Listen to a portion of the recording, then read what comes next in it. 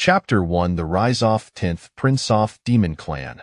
Your Majesty, e have made a significant discovery thesencio fuman flesh and blood service an exception altony, quinken sumid biles or demons, it great lie acceleratus their cultivation. Moreover, bierfinning thessol sophomans and ta spiritual treasures, their power can be significantly enhanced, and this malevolent energy can pierce through the formidable budius offlin. A thismament, Adam and God from fellow Ariel was reporting these crucial findings stone peror junandong huang tai in the heavenly court, situated high above 33 heavens. The court was resplendent, adorned with golden and jade embellishments, exuding generopulence ethereal clouds floated be, and purple mist descended, creating an atmosphere of profound mystery. Currently, the witch and demon clans are embroiled in a cataclysmic conflict, vying for supremacy over the heavens and earth. With relentless assaults against Stony and other the witch clans, physical prowess was daunting, rendering conventional spiritual treasure near lie ineffective against the abust forms, which posed a considerable dilemma for the demon clan. In the heavenly court, Emperor Junandong Wangte, on a wide Jati platform, surrounded by 10 great demon saints, including Bai Zhe, the Shi Huang Fushi, and the demon master, asked the demon god sword Seko in the hall. Both Emperor Junandong Wangte as glimmered with intrigue, and the solemnly inquired, is Swadia satralithicace? During the last Griat battle, that the ancestor which had unleashed the formidable Duwidivine formation, which rendered higher overwhelming physica forms improvisto attack from their side moreover, lacking the 365 great Luo golden immortalities required to establish the great heavenly star array, the demon clan had suffered a bitter defeat. If the sensio fuman flesh and blood couldn't date he demon clan's cultivation, and theme levelent inner guy fromuman souls, could penetrateth witch clan's bodies, that idov battle between Tetwa clan would surely shift dramatically. The demon god respectfully replied, Your Majesty, wadi have state dis indeed true with essentio fuman flesh extraordinarily nourishing and the souls can bear finet into treasures. Asked the demon god sword shung in the air. A profound solen seemed leped thegrandaloft heavenly court. The hesitation stemmed from the fact that humanity was created benewa. Time passed slowly, and all thof no nof the demon spoke. Their heart shadel ready made up their minds. For the grand scheme of demon clan to dominate the primordial world, they would slaughter humans and forge powerful treasure vanquished witch clan. At that moment, among the assembly of 10 great demon saints, Shi Huang, and the demon master Kuanpeng, Ironman dressed in an apricot-colored robe gazed blankly, his is revialan gassens of bewilderment. What? Thesensio fuman fleshes a greatnik? Was serious lie discussing cannibalism? Refinning Sal's fortry? The unmince dazed expression quick litrance formed into no faint trepidation. A supramus in jouth from the imperial capital, you expect Meadow accept the notion of consuming a man's? Wait a moment, where am I? Wom I? Suddenly, a torrent of fromage flooded his mind, intertwining in a chaotic dance. I am the 10th prince? Luya? Luya she art surged with astonishment. Luya had originally been all regarded die out in the imperial capital, adavot driaderif novels, particular light host in the primordialera, and ha prided himself von being skandalatonjuan. On this day, after engaging in philosophical discussions with authors, Haheda woken to find himself transformed into a prince, and note just an prince, but the 10th prince of demon clan. The 10th prince of demon clan, Luya. Wait, isn't it current lie the time of Twitch demon cataclysm? I am the 10th prince? Dost hat me any to initiate the decisive battle between the witch and demon clans? Assassin's own dreader, Luya was well aware that 10 golden crow shad been lured away the goth Taoist master, leading to the cataclysm of where ho ye shot down of the 10 sons. With ninny off 10 golden crow slain, Emperor Junandong Wangtai were consumed beerage, seeking retribution against Hoyai and instigating Thwitch demon war. Ultimately, both sides suffered immense losses, with demon clans near liticimated, forcing them to retreat from the central stage of the primordial world. In their fervor to annihilate humanity, Thetwa clans became irreconcilable foes. The mighty demon clan was left to scut Li Butina diminished tate. Was Lu Yodstein to be cornered into Hoiningth Buddhist sectasamonk? A hypocritical monk, nolus? I am Luya? Now, in the midst of which demon war, my father Emperor Junan Dunkel Te Ire preparing to slaughter the humans?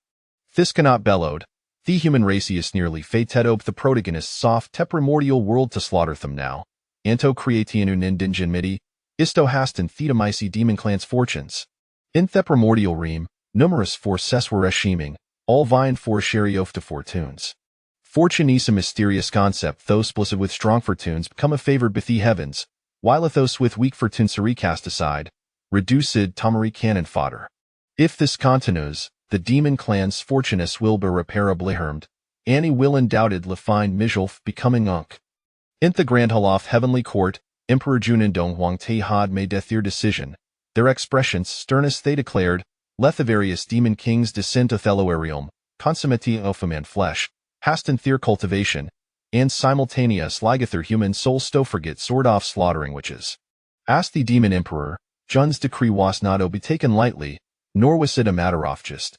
Luya hastilis to ped forward, father, uncle, I believeth this course of factionist and wise.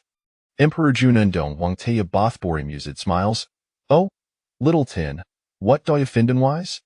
Luya found himself a talash for words, wondering how to respond should acclaim the humanity is destined to the protagonists. That would seem absurd, given the current perception of humanity's weakness, relying solely on the great clan soft te primordial world for survival. Luya stumbled over his words. At that moment, a familiar mechanical voice resonated within his mind. Ding dong, the demon clan's transition system is awakened. Transition task during Thwitch demon cataclysm, the demon clan's of first defeat, the heavenly court collapses, and as the right fool high-roafed demon clan. Lead the exiled demonsto transition toth 10,000 great mountains. Task reward treasure soft demon emperor, the chaos bell, and the sun moon wheel. Construction task establish agathering play C4th demon clan must complete the transition task first. Task reward 100 strin soft fortune, complete a version of great heavenly star array. Construction task rebuild demon clan, ascent the throne as emperor. Task reward recognition from heavenly Tao, Luya the emperor. Fatize an escapable return to heavenly court, reign over the primordial realm. Task reward glory off demon clan status buffer. Note that transition task will activate upon the defet of demon clan and the death of Emperor Junin Dongwada. Chapter 2 Choosing to Transition, the method of for Jinth sword off slaughtering witches. The demon clan's transition system, transitioning to 10,000 great mountains. Transitioning do as note implitifidi signifius recuperation and ac store turn stronger. Luya noteth the system's final annotation, it must wait until the decisive battle with witches. That transition task will lie activati on father Emperor Junin Dunkel Tehe Veperished. It is essential to recognize a thought Emperor Junin Terebethoff 3 corpse quasi-saint level, the leader soft demon clan, embodying the collective strength of their people. Both leaders must perish. How then can't demon clan continue to develop? Furthermore, the witch demon where will undoubtedly devastating. After such a battle, itis lie clithot both clansalites will suffer catastrophic losses. Yet, as Luya pondered, Hekamat understand. Thestring off Thwitchin demon clans was overwhelming formidable Hungjan intended to this decisive battle to thoroughly kin both clans, which is Spartov te grand design. The witch demon wears a grand event, one a thought must transpire the deaths of Emperor June, Tai, and the 12 ancestor witches are a part of this unavoidable trend. This trend cannot betified, at least not be Luyat current of cultivation. Their eyes know around this calamity is beyond my current capacity to thwart. A thismament Luya wasmerlia themid stageft great luo golden immortarium shudi tempt forcefully intervene, hued like libby cumino thin morathin cannon fodderant scataclysm. Rather than that, I twould be wiser to preserveth demon clan, transition to 10,000 great mountains, declare me self demon emperor, rest, and await the opportunity to turn. Luya contemplated carefully. With the assistance of the transition system, Luya was confident the could alter the grand trend. However, the matter of transitioning must be set aside for now. There were more pressing issues at hand. In the Grand Hall of Heavenly Court, that powerful dim and shadal Redia agreed to slaughter humanity. Humanity, the in a team bottom and top Tao, I sundin I oblige the esteemed protagonisto engage in a struggle with them now, Woodruin the demon clan's fortunes, albeit in the future. Throughout he history of the primordial world, every significant event following, Thwitch demon cataclysm aspen in a corby ling keto humanity. If demon and human recess canocoixt, the demon clan will inevitably find itself in a passive position at Tevereturn. After their defeat, the demon clan must not only avoid antagonizing humanity but must also seek to ally with them. Lu understood this well. The power of humanity is immense. The RR is seen endowed with boundless potential and creativity. As Lu Ya grappled with how to persuade his father Emperor Jun and Dunkeltai, the mechanical Sarangutansmari. Ding dong, preparations for the transition have triggered a disk. Choice 1: the sword-off slaughtering witches, appetent weapon against Twitch clan's physical forms, joint hermita slaughter humanity, seize Ethersals, and forget a sword-off slaughtering witch est askerwards, the individual treasure. Choice 2: Thebladov countless living beings, synth the primordial world flows into thunderworld blood, journey to thunderworld, task reward blood refinement array, substitute virtual treasure. Substitute spiritual treasure as you premane a te spiritual treasure, a time usitum that can replace the host during a calamity, except for catastrophic calamities. Blood refinement are capable of separating, extracting, purifying, and refining theme level intessence from the blood sea. Up in hearing this, Luya Coldnothel Butsmal, the bloodoful being, synth the primordial world flows into thunderworld blood, there must be ample human blood within. Surely, within the blood sea, I can extract theme level intessence necessary to forget sword-off slaughtering. Rewards obtained blood refinement array, substitute spiritual treasure.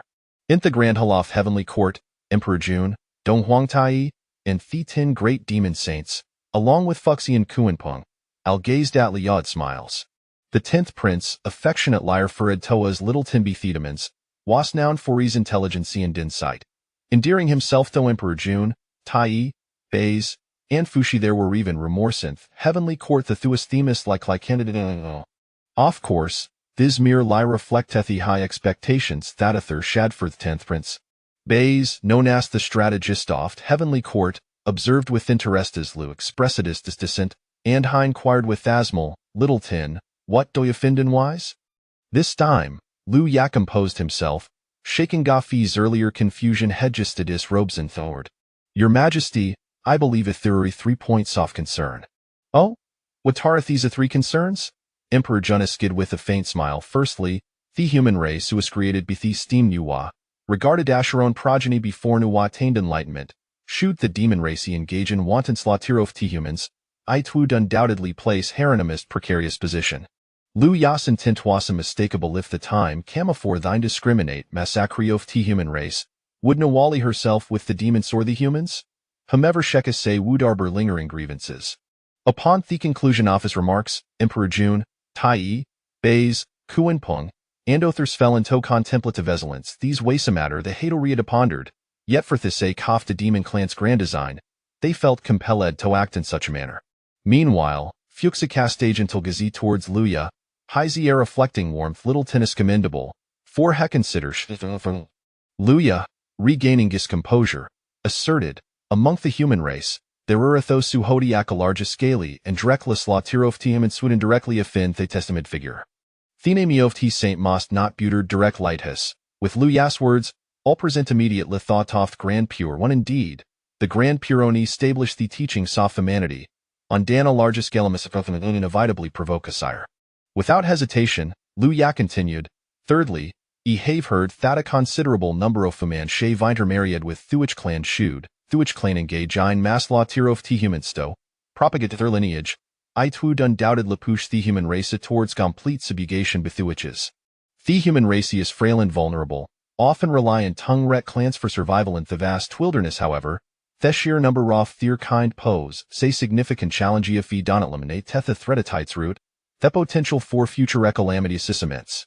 Our celestial court governs the primordial realm, and Thus will must uphold it on a larger scale slaughter of humanity would inevitably instill fear among the myriad clans, adversely affecting the celestial court's authority over the primordial realm. Thoth began at 3 points, Luya had articulated 5, each succinct line profoundly elucidating the folly of slaughtering the human race. I implore you, father, uncle, to deliberate wisely. Luya's voice resonated like a thunderclap, echoing through to Halon Chemery. Ash's words faded, the celestial court's grin always enveloped Emperor Jun and Ta were evidently weighing the percent cons of Luya's points. Fushi, Kuenpeng, Bays, and Theather Tindamon Saint stewed nearby. There is fled with astonishmentas theregardedly anu principinula servistoba favored by Emperor Junanis foresighted beyond. After moment of contemplation, Emperor Jun spoke, what little tin sesholds mirth the demon race locks not for resources, yet they do not require these into man flesh however, without which slaying sword, itis indeed difficult tovenquish thuich clans, will forms. A faint smile graced Lu Yas lips a sheprompt lie responded, in me youthful exuberance, inadvertent lie stumbled into abels adriom, where it can sedge upon a technique known as blood refinement greater. With keen interest, Tay inquired, what is blood refinement greater? It draws from riot blood acid source, refining Gandhi composing jitto extract both spiritual and malevolent energies. I surmise a fatal blood in the primordial realm converges with nth blood, see off netherworld if where to establishes blood refinement greater with nth blood extracting the malevolence from Thebla doth to myriad clans, their sulting which slaying sword would undoubted lie surpassing forged solely from a man malevolence. Emperor Junin tes would in astonishment, little tin, doi outre liposes theek, knowledge of these blood refinement greater? Lu Ya replied with utmost respect, I am willing to swear an oath upon the great way. Chapter 3. Selecting the 4 great semi-saints to journey to the blood sea of the netherworld. Upon hearing this, Di Jun's expression instantly brightened with joy. Very well, in that case. The task of refining the malevolent energy and crafting the slaughter which sword shall be entrusted to Xiao Shi. Lu Ya's countenance also turned serious as he replied, yes, I shall obey your command. Dong Huang Tai observed Xiao Shi's meticulous considerations for the demon clan, a faint smile gracing his lips. Below, Fushi, Bai Zhe, and the other 10 demon saints exchanged knowing smiles.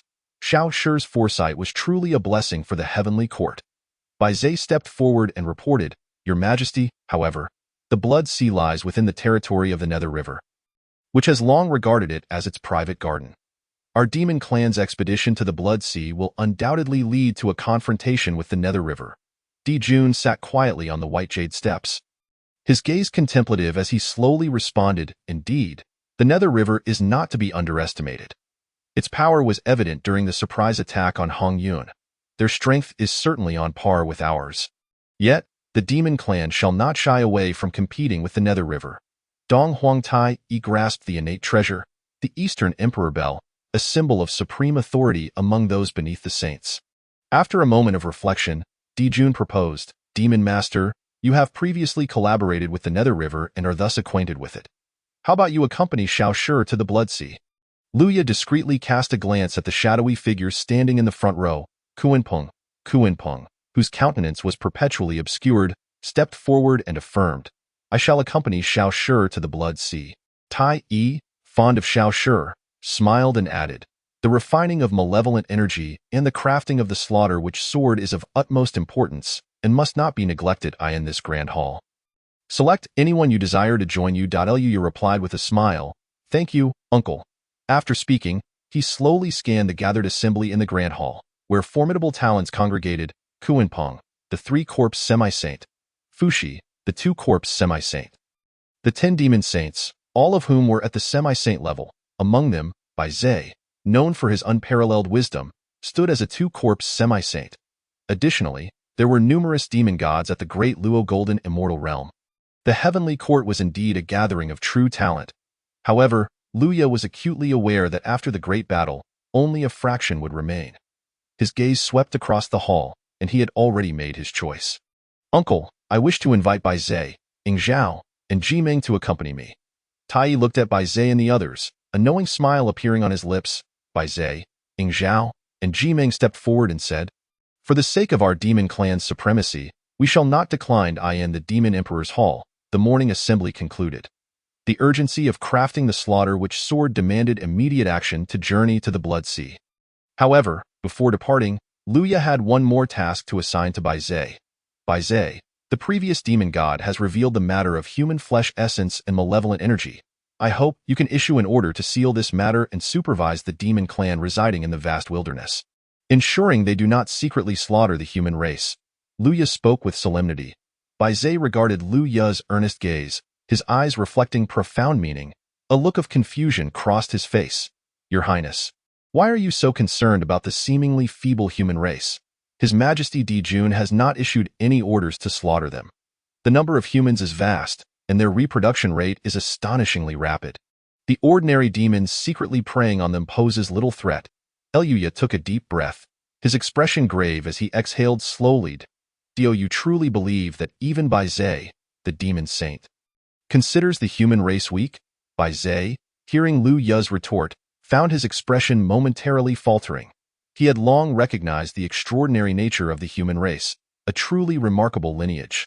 Yet, their current performance in the wilderness was undeniably feeble. Perhaps the future held unpredictability, as Lu Ya suggested. The potential variability of the human existence was vast. Bai Zhe's eyes regained their brilliance, and the more he regarded Lu Ya, the more he perceived his exceptional foresight and strategic acumen. He would undoubtedly become a future monarch of the demon clan. Bai Zhe nodded solemnly. I shall issue the order to seal this matter and ensure that the demons across the vast wilderness do not secretly slaughter the human race. Thank you, Bai Zhe. Bai Zhe, one of the 10 demon saints of the heavenly court and the strategist of the entire demon clan, found issuing this command to be a simple task. After Lu Ya explained this matter, the assembly of individuals immediately employed their powers and soared towards the blood sea of the netherworld. Kuan-Peng spread his wings and soared high, his speed unmatched. Bai Zhe, Jiming, and Ying Zhao, the 3 semi-saints, followed closely behind, employing their powers in pursuit. Though Lu Ya was in the mid-stage of the Great Luo Golden Immortal Realm, with relatively weaker abilities, he also utilized the Golden Crow transformation technique to maximize his speed. Keeping pace closely, simultaneously, the demon kings and leaders scattered across the vast wilderness received the news from the Heavenly Court's central command. No more secret slaughter of the human race. Upon seeing that the order originated from the demon Saint Bai Zhe, the demon kings promptly commanded their subordinates to cease any attacks on the human race.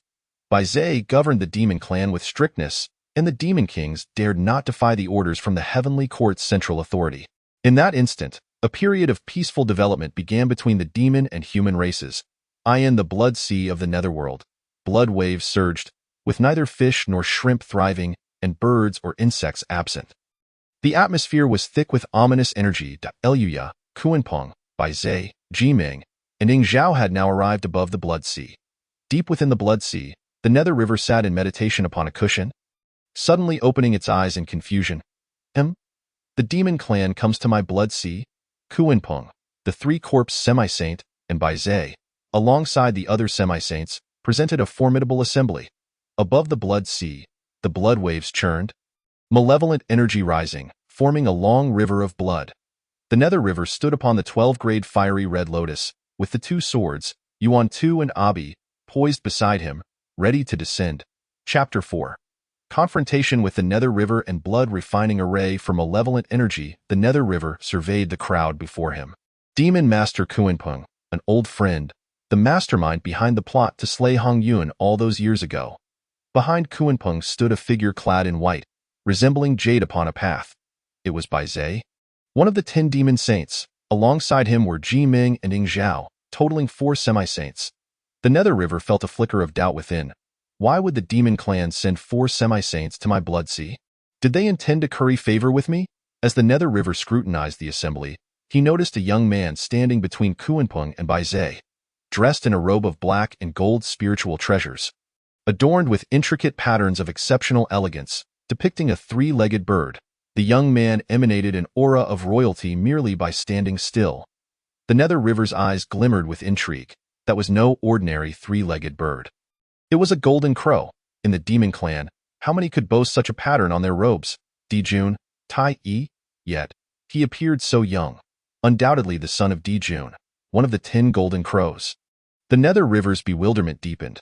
What could they possibly want in the blood sea? With his eyes slightly squinted, he smiled faintly. So it is the son of Dijun who graces my blood sea. Truly deserving of the title son of the emperor, to travel accompanied by 4 great semi-saints. Eluya stepped forward, bowing respectfully. Lu Ya, pay my respects to the esteemed nether river. So it is the 10 golden crows. Lu Ya's courteous demeanor elicited a nod of approval from the nether river. Kuan-Peng wore a shadowy smile, cutting to the chase. Nether river, my friend, the demon clan has grand ambitions. We seek to borrow a corner of the Blood Sea for 100 years to refine treasures. We hope for your understanding." A knowing smile appeared on the Nether River's lips. "Are you unaware that the Blood Sea is my sacred ground?" The Nether River comprehended the situation. The demon clan's grand display was merely to borrow his Blood Sea. No wonder they had dispatched 4 semi-saints. However, sacred grounds are not so easily loaned. The people of the wilderness would think that I, the Nether River, fear the demon clan, having created the Azura race and established the great Azura sect. My cultivation has long reached its limit. Dijun and Dong Huang Tai Yi are not formidable enough to compare. Aside from the Eastern Emperor Bell, Bai Zhe wore a subtle smile. Nether River? My clan seeks supremacy over the wilderness. Temporarily borrowing a corner of the Blood Sea is essential. Rest assured, the demon clan will express our gratitude later. The Nether River shook his head with a light chuckle. What could the demon clan possibly offer that would capture my interest? The Eastern Emperor Bell is indeed intriguing. Ji Ming and Ing Zhao, standing nearby, exchanged glances, their expressions darkening. Brother, stop wasting your breath on him. Let's discuss the matter of borrowing the Blood Sea after we fought. Ilya quickly stepped forward, his brow furrowed, halting the two. The Nether River's cultivation was profound, and with 3 powerful spiritual treasures, their side of 4 might not stand a chance. Ilya approached the Nether River again, speaking respectfully. Esteemed Nether River, I represent my father today in this matter of borrowing the Blood Sea. The demon clan owes you a favor. Lu Ya's smile faded, and if that were insufficient, he would have to let my father and uncle negotiate with the esteemed elder directly, with the battle against the Witch clan imminent. Lu Ya truly wished to avoid creating new enemies for the demon clan. The Nether River's expression darkened. Was Lu Ya threatening him? While he was not afraid of Dijun or Dong Huang Tai, the Eastern Emperor Bell in their possession was indeed troublesome. Suddenly, the 2 swords, Yuan Tu and Abi, surged with immense bloodthirst, locking onto Lu Ya. The Nether River's lips curled into a wicked smile. I kill to prove the path. Kill the heavens. Kill the earth. Kill all living beings. Tio threaten me is a death sentence. The Nether River erupted with fury, catching Kuanping and Bai Zhe off guard. They hastily channeled their powers to protect Lu Ya. But the Nether River was no ordinary foe.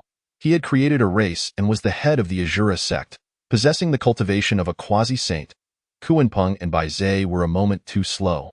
The 2 deadly treasures hovered before Lu Ya. If they were to descend, he would meet his demise instantly. Nether River, how dare you? Lu Ya is the 10th prince of our demon clan.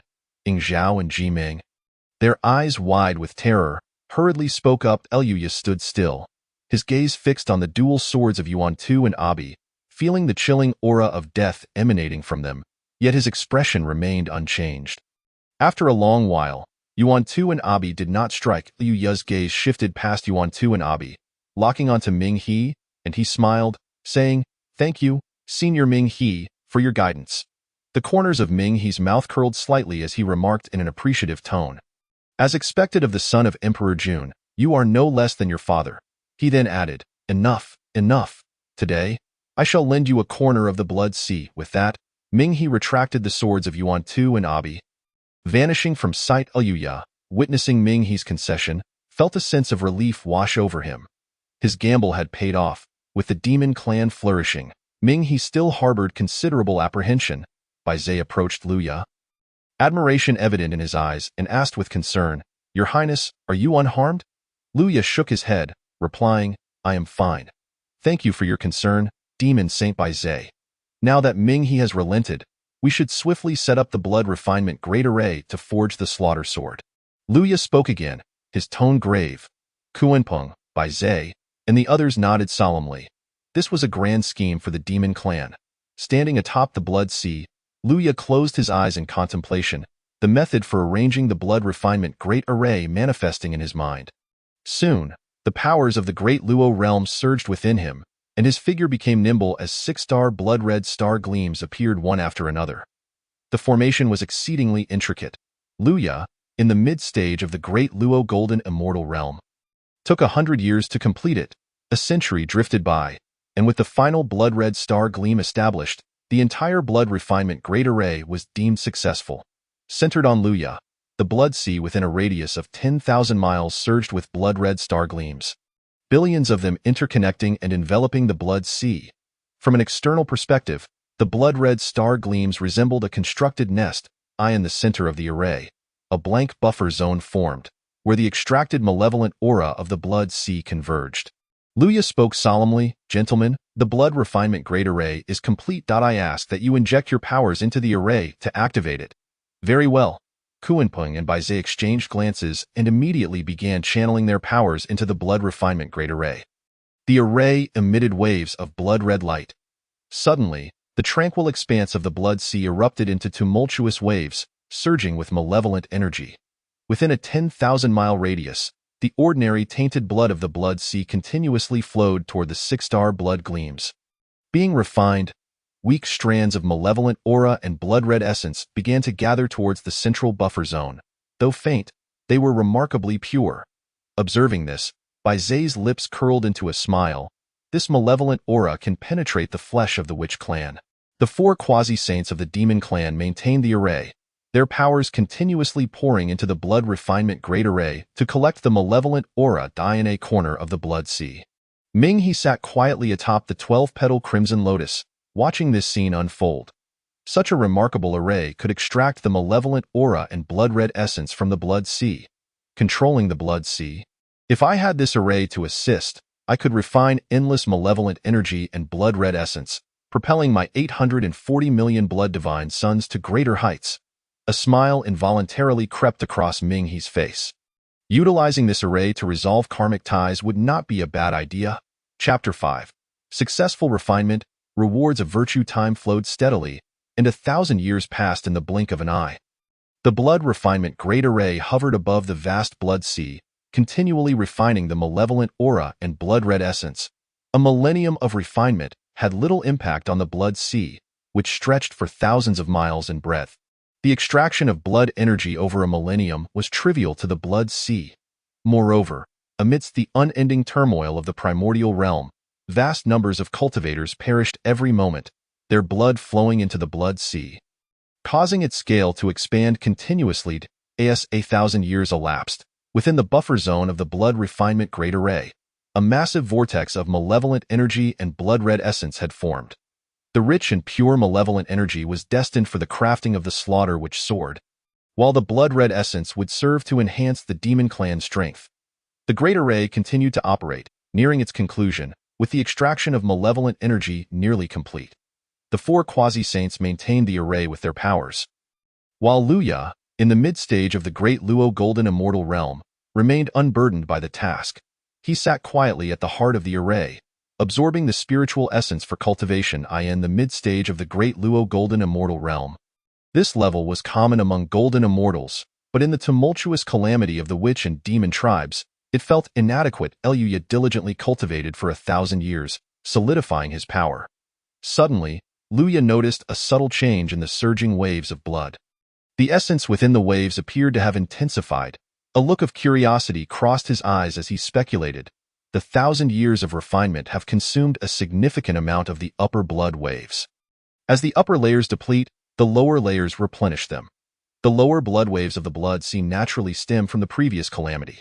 The previous calamity, the Long Han calamity, saw the dragon, phoenix, and Qilin clans vying for supremacy.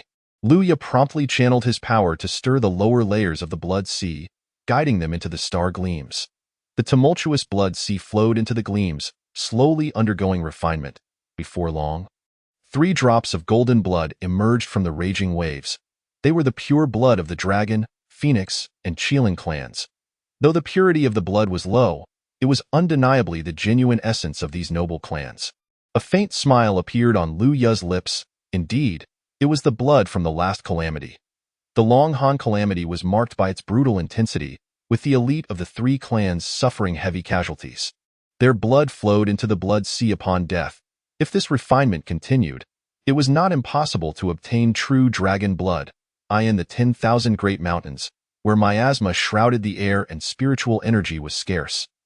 The essence of the 3 clans' blood represented immense spiritual purity, beneficial to the demon clan's cultivation. With this thought, a bolder idea formed in Luya's mind. The blood sea was a manifestation of Pango.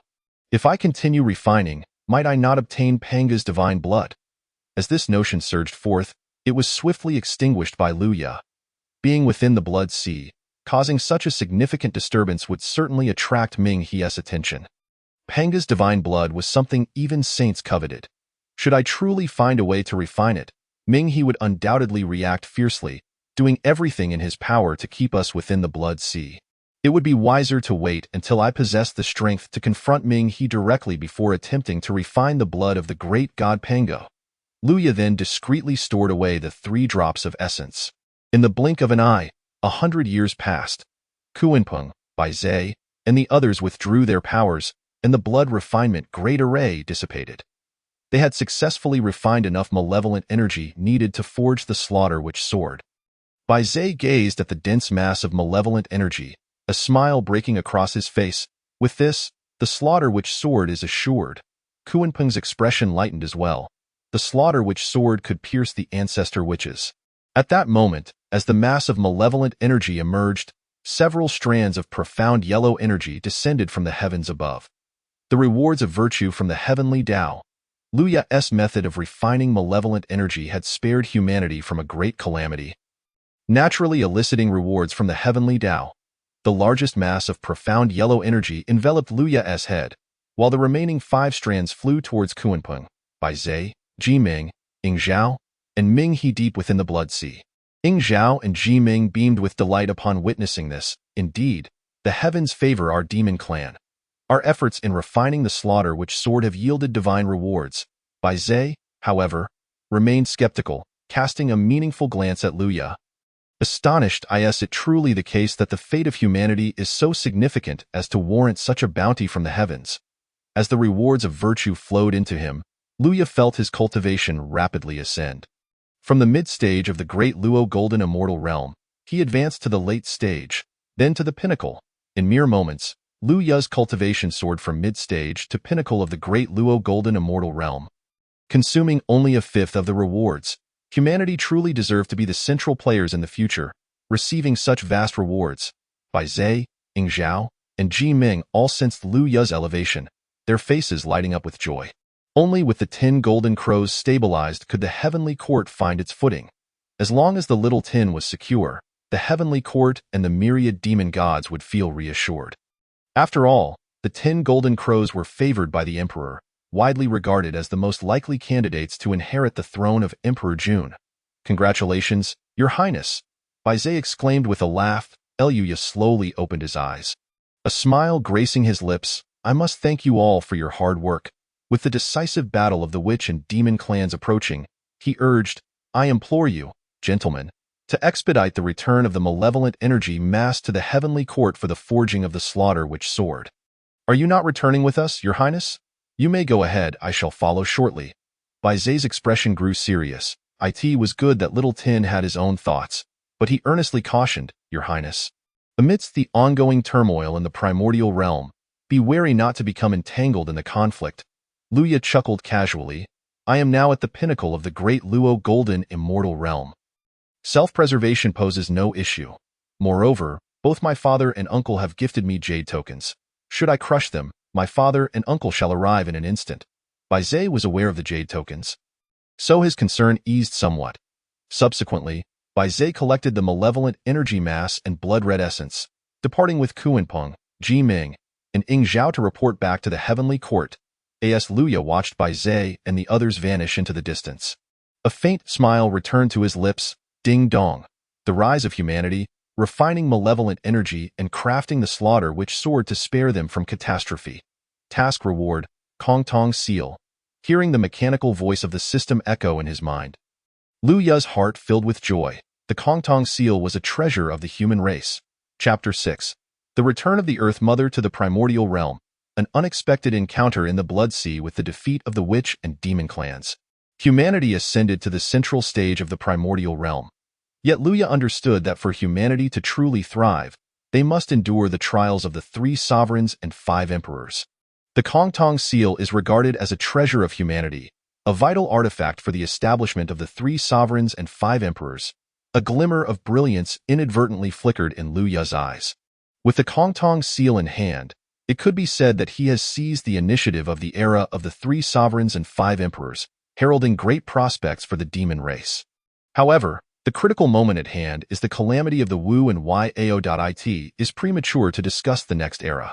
First, one must traverse the vast expanse of the 10,000 Great Mountains before formulating any intricate plans. Luya hovered above the Blood Sea, surveying the boundless expanse of crimson waves, his heart stirred with trepidation. Was this the moment? After a moment of contemplation, Luya transformed into a radiant arc, preparing to traverse the entire Blood Sea.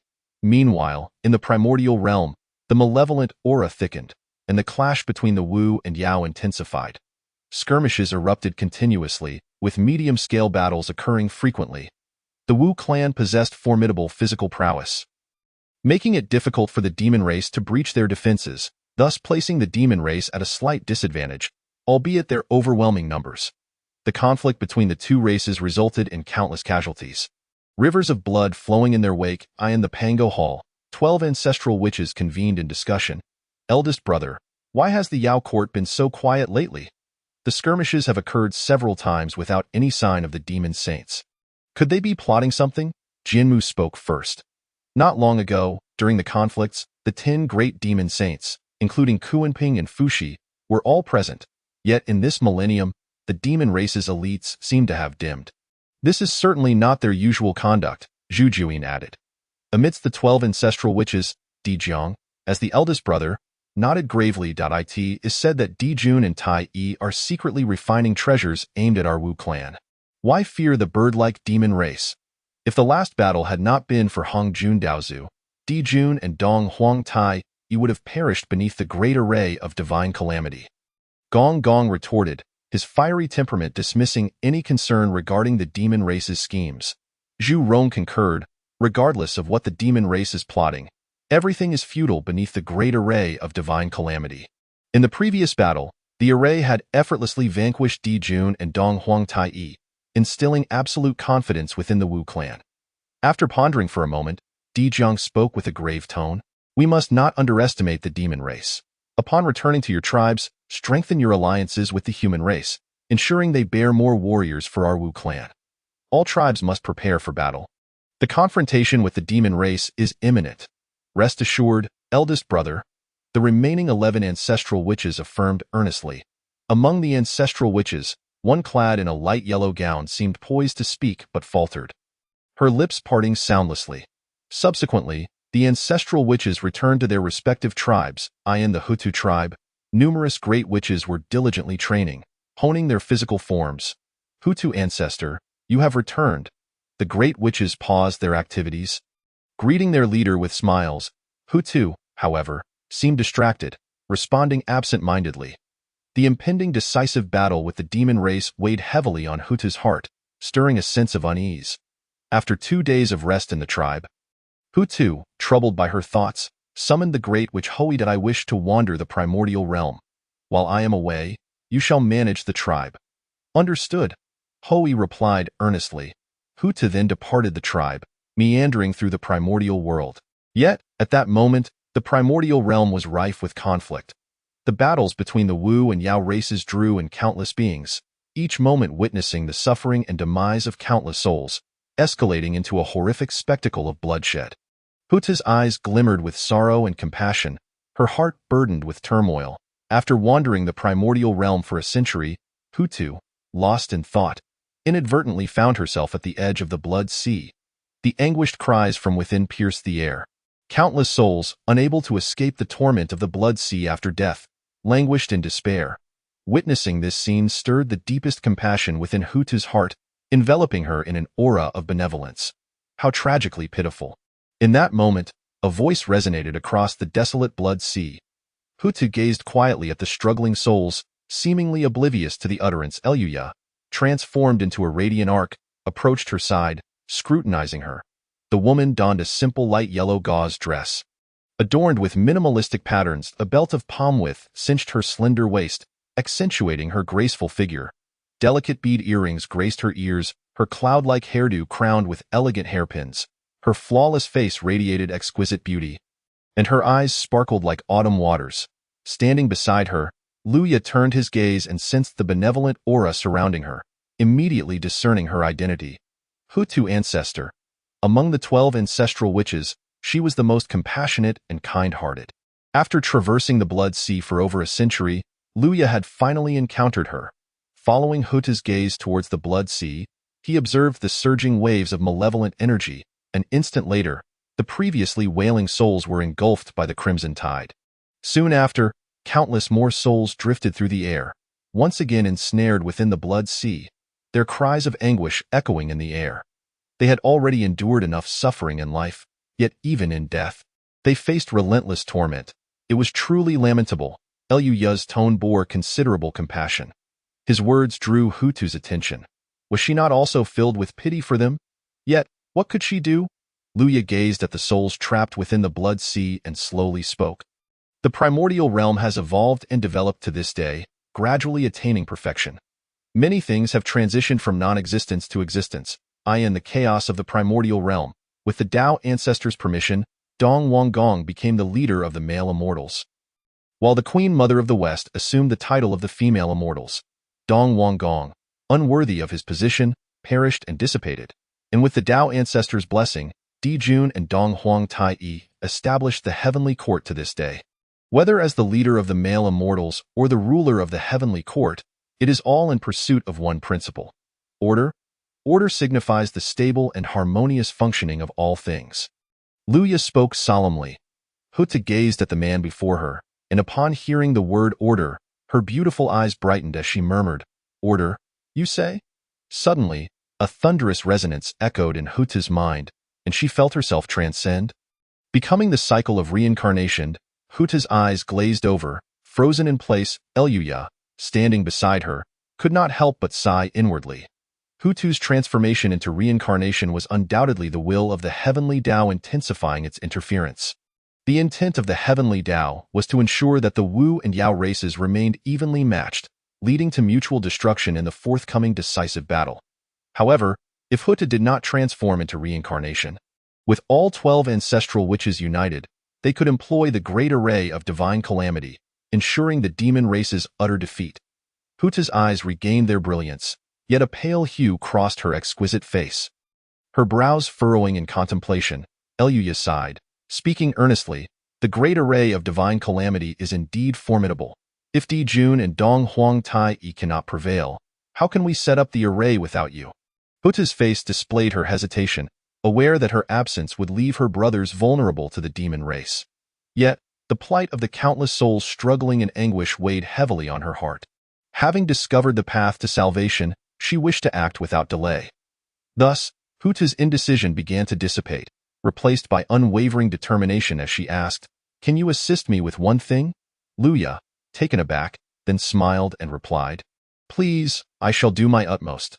Suddenly, an immense aura enveloped Hutu, her magical energy surging forth, and a drop of golden blood emerged from her fingertip. As the golden blood flew forth, Hutu's complexion turned pale and wan, and she spoke softly, "I ask that you deliver this drop of blood to the Pango Hall."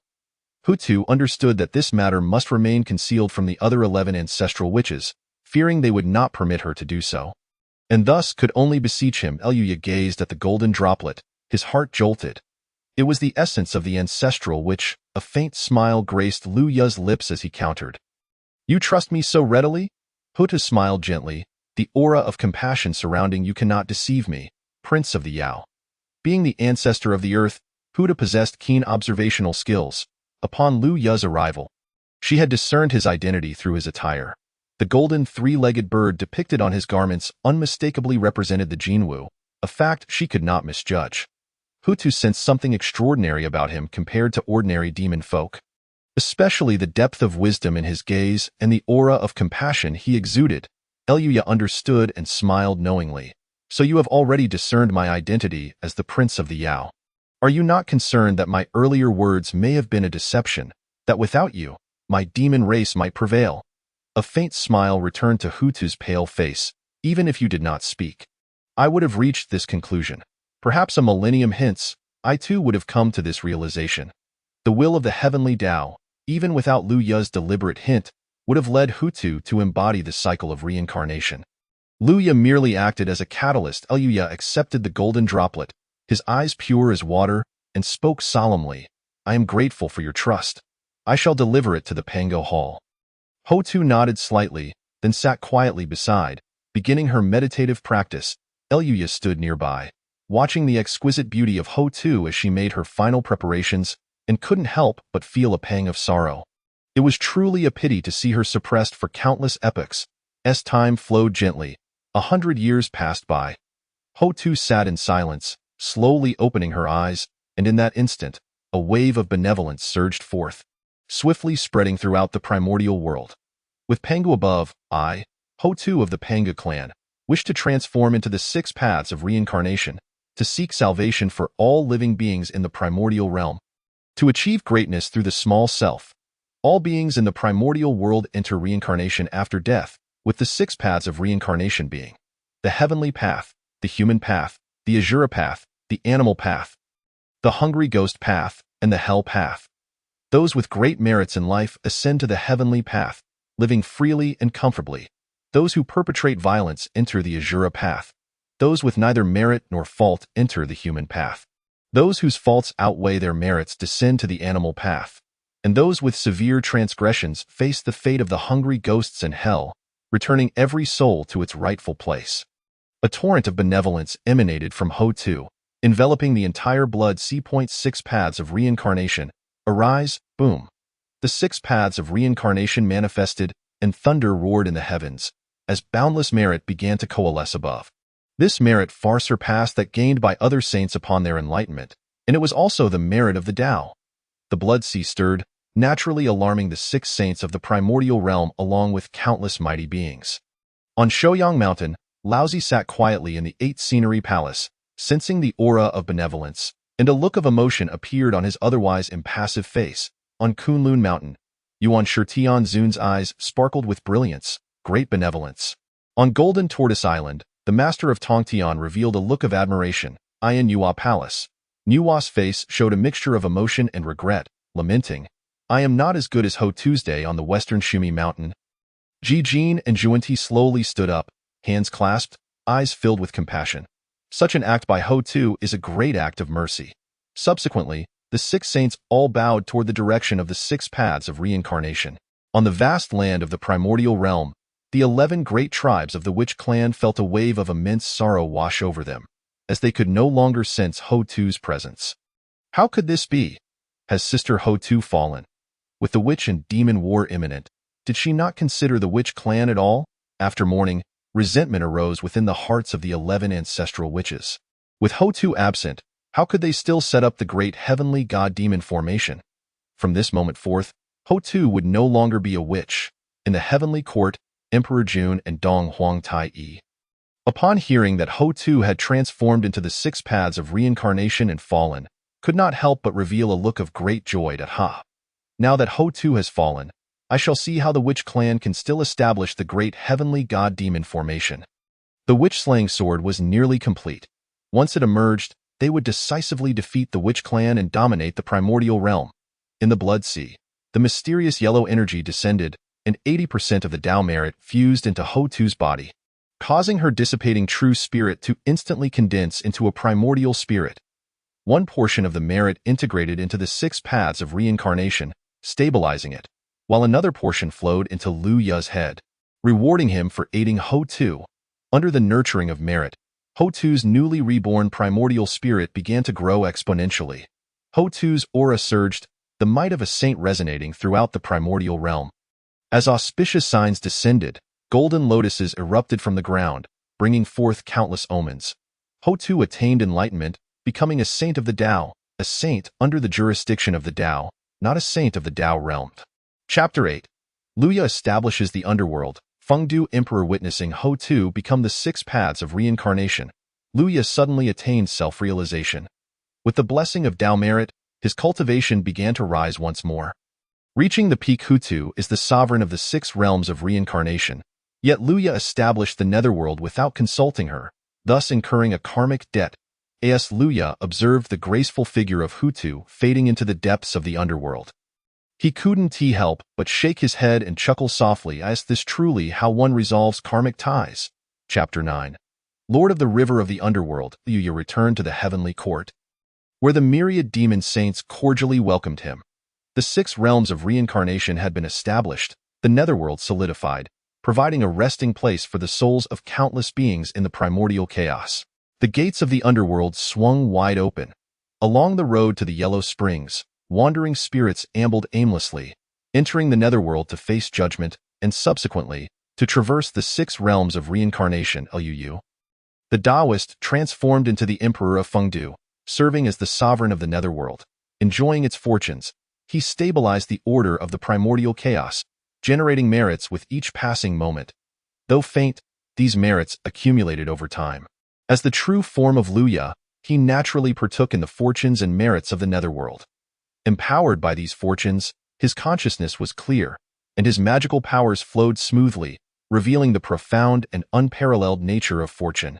Luya secured the blood drop of the ancestral shaman and departed the netherworld, soaring towards the blood sea. Suddenly, a tremendous wave of blood surged forth, encircling Luya within the river of blood. A palpable aura of malevolence and murderous intent locked onto him. The river of the underworld slowly emerged from the blood tide, his expression grave, proclaiming, to establish the 6 realms upon this blood sea and establish the netherworld. What great prestige! With Hutu having established the 6 realms of reincarnation, the pressure of the saints was overwhelming, making it unwise for the river of the underworld to confront her directly. However, Luya found himself with no avenue for escape. The blood sea was the domain of the river of the underworld, and upon witnessing the approach of his murderous intent, Luya realized his intentions. Yet, undeterred by the river of the underworld's hostility, a faint smile graced his lips as he spoke. The netherworld has been newly established, and much awaits to be done. Might the esteemed river of the underworld be interested in becoming the Lord of the Azura Path? The Lord of the Azura Path, one of the 6 Path Lords, held a status second only to that of the Emperor of Fengdu, allowing for the enjoyment of the netherworld's fortunes and merits. The river of the underworld retracted his murderous aura, revealing a knowing smile, as the prince of the demon race has so graciously invited. I shall graciously accept the role of Lord of the Azura Path. Having secured his interests, the river of blood gradually receded. As Luya watched the vast blood tide withdraw, he let out a long sigh of relief. Though he had attained the status of quasi-saint, he felt utterly powerless before the river of the underworld. Utilizing the Golden Crow transformation technique, Luya swiftly departed the blood sea, heading towards the primordial land. He dared not approach the Panga Hall, for the grudges between the shaman and demon races ran deep. As the demon prince, he knew that the shaman race, largely composed of battle-mad warriors, would pose a significant threat. Thus, Luya flew directly to the Hutu tribe. The leader of the Hutu tribe had just perished, and a wave of sorrow hung heavily in the air, casting a pall over the tribe. Upon arriving at the Hutu tribe, Luya presented the blood drop to the acting leader. Ho-E, armed with a great bow and at the pinnacle of shamanic cultivation, Ho-E aimed his bow at Luya. However, Luya had no intention of engaging the shaman race. After leaving the blood drop, he immediately utilized the Golden Crow transformation technique, soaring towards the heavenly court. At this moment, Luya, having achieved the status of quasi-saint and utilizing the Golden Crow transformation, moved with remarkable speed, and Ho-E could not hope to catch him. Observing the blood drop left behind by Luya, Ho-E's expression shifted to one of solemnity. He hastily stowed away his great bow and the blood drop, racing towards the Pango Hall. In the heavenly court, resplendent with golden brilliance and ethereal clouds, Baizé led the 10 great demon saints and over 100 demon gods, all awaiting at the heavenly gates. Upon seeing the silhouette of the Golden Crow approaching, they immediately proclaimed in unison, "We humbly welcome the prince." At that moment, no one dared to call him Little Tin any longer. The extraction of the malevolent energy clusters aided in the forging of the slaughtering shaman sword. Furthermore, the manipulation leading to Hutu's demise, with the 12 ancestral shamans incomplete, reversed the tides of battle between the shaman and demon races. Ultimately, Luya severed his own ties and attained the status of quasi-saint, establishing the netherworld, which now belonged to the heavenly court, bearing significant implications. In summary, Luya's journey bore immense merit. Arriving at the heavenly gates, Luya smiled and greeted. Luya pays his respects to all esteemed demon saints and gods. Though he was a prince, these demon saints and gods held a higher seniority than him. Baizé stepped forward with a gentle smile. "Prince, His Majesty is already awaiting you in the Grand Hall." "Indeed, I shall proceed to pay my respects to father and uncle. Luya approached the demon emperor's hall and reverently stated, "Your son pays his respects to father." Jun's lips curved into a smile. "Little Tin, rise. This journey has been arduous. For the grand scheme of the demon race, your son does not consider it burdensome." Dong Huang Tai scrutinized Luya, a satisfied smile gracing his face. Little Tin has now attained quasi-saint cultivation. With exceptional talent and understanding, it seems our demon race will soon welcome another sovereign. As Dong Huang Tai spoke, he had already made his stance clear. Among the 10 golden crows, only Little Tin was fit to assume significant responsibilities and inherit the throne. Jun nodded in agreement, acknowledging that all 10 golden crows were his sons, yet only Little Tin was sensible, wise, and decisive, traits the other 9 golden crows lacked. At this moment, Jun's heart was already formulating plans. Should Little Tin ascend to the throne, the 9 golden crows would serve as ideal aides. Much like himself and Tai. Hearing Uncle Tai's words, Luya humbly replied, "There is still much for Little Tin to learn." Such measured humility further earned the admiration of Dong Huang Tai. Jun added with a smile, "The slaughtering shaman sword is soon to be forged. With one of the 12 ancestral shamans missing, the Dengtian divine killing formation will falter. The day the slaughtering shaman sword is born shall be the day of decisive battle. Little Tin, you have established the netherworld, yet the 6 saints are displeased. It would be prudent to remain in the Tang Valley for now and cultivate in seclusion until the Great Tribulation passes." Jun had personal motives. Although Luya had already attained quasi-saint status and was among the elite of the demon race, this battle was a decisive one, fraught with danger. Hence, Jun forbade Luya from participating. Dong Huang Tai chimed in with a smile. "Once the Great Tribulation concludes, and the demon race unifies the primordial chaos, the fortunes of the shaman and demon races merge as one. In your capacity as the demon prince, no one shall dare to lay claim to you again. As for this interim period, remain in the Tang Valley, consolidating your realm." Standing below, Lu Ya's eyes glimmered with understanding. He was keenly aware of his father's and uncle's true intentions. This journey to the Tang Valley might well be their final meeting. Chapter 10. Lu Ya arrives at the Tang Valley. The temptation of Kunti. "Yes, your son shall diligently obey Father's decree," Lu Ya replied earnestly. After a moment's hesitation, he transformed into a streak of rainbow light, soaring towards the Tang Valley. The Tang Valley bore the sacred tree of Fusang, bathed by the 10 suns. At this juncture, Lu Ya, merely a quasi-saint, was powerless to halt the impending Great Tribulation. All he could do was prepare for the battle ahead. In the Tang Valley, the 9 golden crows were engaged in idle play. Little Tin has returned. Due to the lack of information, the 9 golden crows were unaware of Lu Ya's endeavors outside, and upon seeing him return, they welcomed another playmate with delight. Meanwhile, in the Panga Hall, all 11 ancestral shamans had gathered. Zhang's gaze fell upon the blood drop presented by Ho Yi, his expression somber, Sister Hutu's golden blood. The other ancestral shamans bore equally displeased expressions. With Hutu gone, the shaman race faced a dire predicament. The great war between the shaman and demon races loomed. Hutu's silent departure raised concerns for the entire shaman race. Zhang's voice resonated with authority. "Hoi, do you know who sent this drop of golden blood?" Hoi stepped forward, responding, "It was a golden crow." Seemingly Lu Ya. Zhang's expression darkened with anger. "Himph. Once again it is Lu Ya." Just as Hutu transformed into the 6 realms of reincarnation, Lu Ya established the netherworld. Such coincidences are too convenient. He must have plotted this all along. Gong Gong's face contorted with rage as he exclaimed. "So, it means Lu Ya tricked Sister Hutu into transforming into the 6 realms. What? This is outrageous. The demon race is courting death." The ancestral shamans were incensed. It became clear that the demon race's machinations had led to Hutu's demise. Zhang's demeanor grew grave as he waved his hand, signaling for silence among the gathered.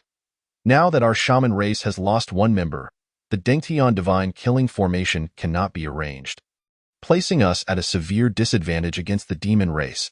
We must devise a strategy. What do we fear from the bird-like demon race? Even without the Dengtian divine killing formation, I can still crush the demon race into dust. Yes, we shall annihilate the demon race and avenge Sister Hutu." Zhang contemplated and shook his head. "We cannot engage in a head-on confrontation. Preparation is essential." With Hutu's golden blood at hand, Dijiang urged his brothers to each produce a drop of golden blood. Let the 12 ancestral shamans' golden blood enter the Pango Hall, and see if we can generate a new ancestral shaman to replace Hutu. Yes, elder brother. Soon after, 12 drops of golden blood soared forth towards the innermost depths of the Pango Hall. Following this, boundless malevolent energy coalesced in the depths, a faint life force emanated, and a weak voice echoed from within the Pango Hall. I am Chiyu. Upon hearing the faint voice from within, the 11 ancestral shamans displayed expressions of great joy, success. Dijiang's eyes gleamed with determination as he spoke slowly, await Chiyu's emergence. Time flowed like fine sand, and a millennium passed in the blink of an EYE.in. The heavenly court, Dijun, Dong Huang Tai, and others were tirelessly forging the slaughtering shaman sword, anticipating its emergence. Meanwhile, in the Pango Hall, the 11 ancestral shamans awaited the birth of the great shaman Chiyo. As a result, conflicts between the heavenly court's demon race and the shaman race diminished, primarily involving minor skirmishes. The reduced hostilities between the shaman and demon races created an illusion among the myriad beings of the primordial chaos. Was it possible that the two races had reached a truce? Was the primordial chaos on the verge of an era of peace? However, the true powers recognized that this was far from reality. Although the conflicts between the shaman and demon races had lessened significantly, the malevolent and calamity energies in the world surged daily, reaching a terrifying level. The atmosphere was thick with impending doom. The final battle was fast approaching. Should the demon race triumph, they would dominate the primordial chaos. Should the shaman race prevail, they too would reign supreme. In the primal chaos, the ominous clouds of war continued to brood. In the west, beneath the Bodhi tree on Mount Sumeru, Zhuan-Ti slowly opened his eyes. A knowing smile gracing his face. The calamity has arrived. It is time for this humble monk to exert his influence and bring an end to this conflict swiftly. Sitting nearby, Jia-in wore his customary frown and spoke softly. Junior brother, you must exercise caution and not disturb others. Zhuan-Ti replied with a faint smile. Rest assured, elder brother. With that, he transformed into a beam of radiant light and vanished from Sumeru in the next moment. Zhuan-Ti appeared in Tang Valley, although he no longer resembled the revered saint, but instead took on the guise of an ascetic monk. The moment the ascetic monk appeared, he immediately captured the attention of the 10 golden crows, who approached to inquire, "Who are you? How did you arrive in Tang Valley?" Luya sat in quiet meditation upon the branches of the Fusang tree, and upon seeing the ascetic monk, he felt a shiver run through him. It has begun. Zhuan-Ti Luya understood that Zhuan-Ti had enticed the 10 golden crows to venture into the primal chaos, leading to the sun's scorching rain and the ensuing devastation. Culminating in a great battle, he remained calm, suppressing his thoughts. The ascetic monk spoke with a smile. I am a wandering ascetic, a solitary cultivator from the primal chaos, who happened to wander into Tang Valley.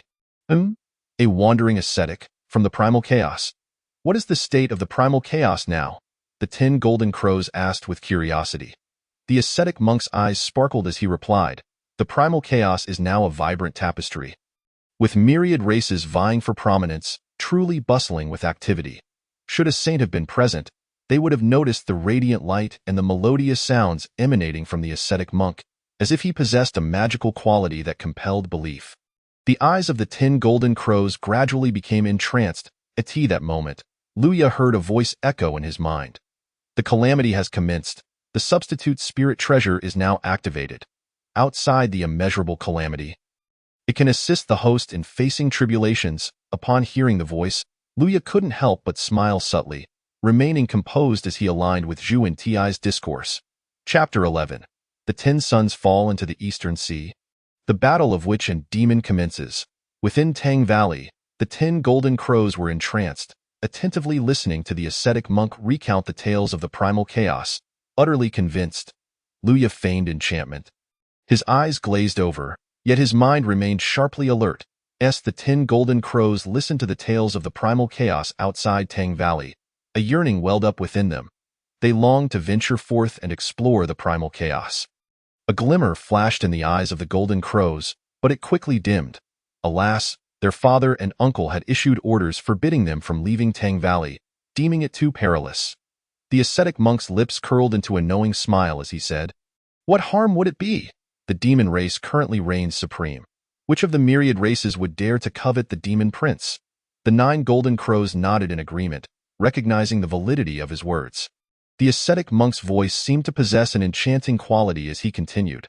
Why not all 10 of you venture out together? Even if your father were to find out, he could hardly punish you all at once. Could he? Joy lit up the faces of the 9 golden crows. Ha ha, you speak wisely. Our father could never punish us all at once. Envisioning the vibrant world outside, their desire to explore became irrepressible. Thank you, Taoist, they chorused in gratitude, though not mention it. I have merely fulfilled my duty, the ascetic monk replied with a glint of brilliance in his eyes.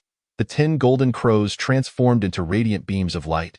Soaring out of Tang Valley, meanwhile, the ascetic monk gradually faded from sight, leaving no trace behind.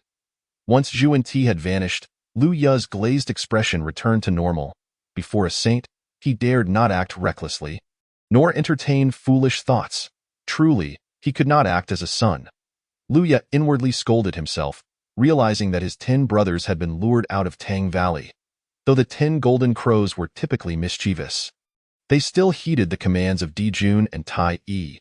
Who could have anticipated that Zhu and Ti would employ the enchanting sounds of the West to beguile them, had it not been for his substitute spirit treasure shielding him from calamity? He too might have faced disaster. As Lu Ya gazed at his flying 9 elder brothers, he could only shake his head and smile bitterly, feeling utterly powerless. This karma would surely demand 100-fold retribution in the future. The 10 golden crows ventured forth to explore the primal chaos. The 10 suns illuminated the sky, radiating intense heat that scorched the land. Small lakes and rivers lay parched and dry. Yet, the 10 golden crows reveled in their merriment, blissfully unaware of the consequences. Within the witch clan, a great witch named Kwa Fu, towering and robust, witnessed the 10 suns blazing in the sky and resolved to teach them a lesson. He set off in pursuit of the 10 golden crows, moving with the swiftness of the wind. However, the 10 golden crows possessed the ability to transform into beams of light, far surpassing Kwa Fu's speed. Kwa Fu chased relentlessly until his lips cracked, ultimately collapsing. The tribe where Kwa Fu fell was none other than the Ho-Tu tribe, led temporarily by Ho-Yi. Upon seeing his brother Kwa Fu perish from the scorching heat, Ho-Yi's heart filled with rage, and he immediately readied his bow and arrows. This bow and arrow were extraordinary, forged from the essence of malevolent energy spanning millennia, while the arrows were crafted from ancient ice iron. Moreover, at this moment, the might of the heavenly Tao empowered the icy arrows. Whoosh! Ho-Yi drew his bow and loosed an icy arrow, infused with the power of heaven and earth, its potency boundless, in the sky. The 10 golden crows, lost in their revelry, suddenly felt an approaching chill and swiftly turned to see. Whoosh! The icy arrow struck true, piercing the brow of the first golden crow in an instant. Its pupils dilated, its power waned, and it transformed into a fiery ball, plummeting towards the eastern sea. The remaining golden crows, startled, cried out, "Elder brother!" Whoosh, whoosh, whoosh. Before they could react, 3 more icy arrows found their mark, striking the second, third, and fourth golden crows, each transforming into fiery orbs as they fell towards the eastern sea. The remaining golden crows, witnessing their 4 brothers perish, were nearly paralyzed with fear and quickly scattered in all directions. Ho-Yi stood firm upon the ground, a knowing smile creeping across his face. They cannot escape. With a flurry of arrows, 6 icy projectiles sliced through the sky, striking the remaining 6 golden crows. Ding! The calamity was successfully met. The substitute spirit treasure, an exceptional innate spirit treasure, entered a state of charging, to be utilized a decade hence. Under the deluge of arrows, the 6 remaining golden crows transformed into fireballs, plummeting toward the eastern sea.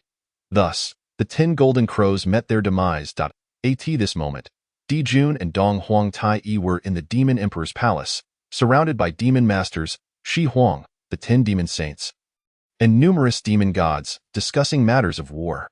Suddenly, both Dijun and Dong Huang Tai Yi felt a sudden pang of anxiety in their hearts. A demon god rushed into the hall, exclaiming, "Your Majesty! It is terrible! The 10 princes ventured into the primal chaos and were ambushed by the witch clan.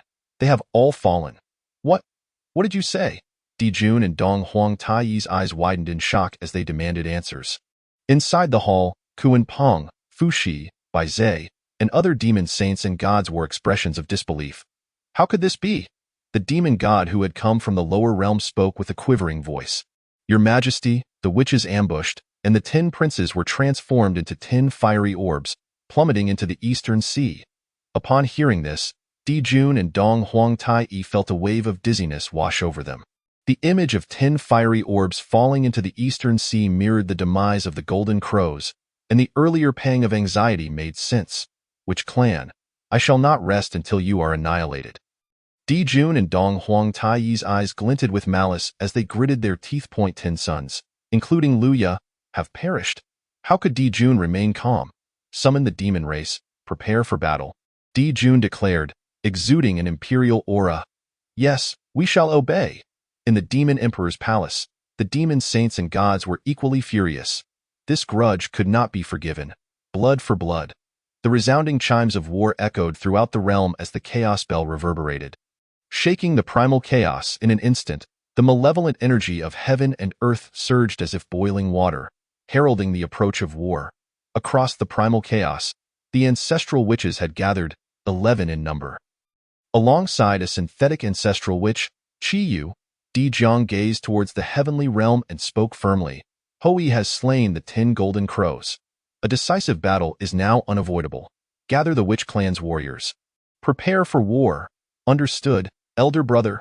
Di Jun stood within the demon emperor's palace, surveying the countless demon soldiers across the 33 heavens, and bellowed. Warriors of the demon race. The conflict between witches and demons has persisted for tens of thousands of years.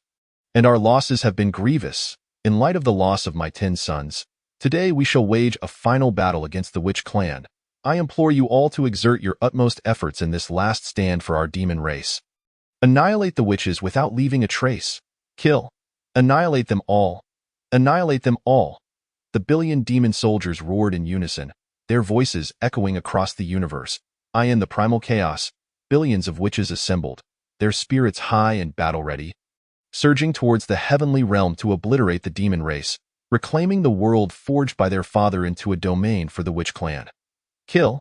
As the battle commenced, the malevolent energy permeated the entire realm, reaching an unparalleled intensity. Meanwhile, on the shores of the eastern sea, a remarkably handsome and striking young man lay unconscious upon the sands, unaware of his fate. Sister, sister, there is someone here. A crisp and melodious voice resounded. Chapter 12.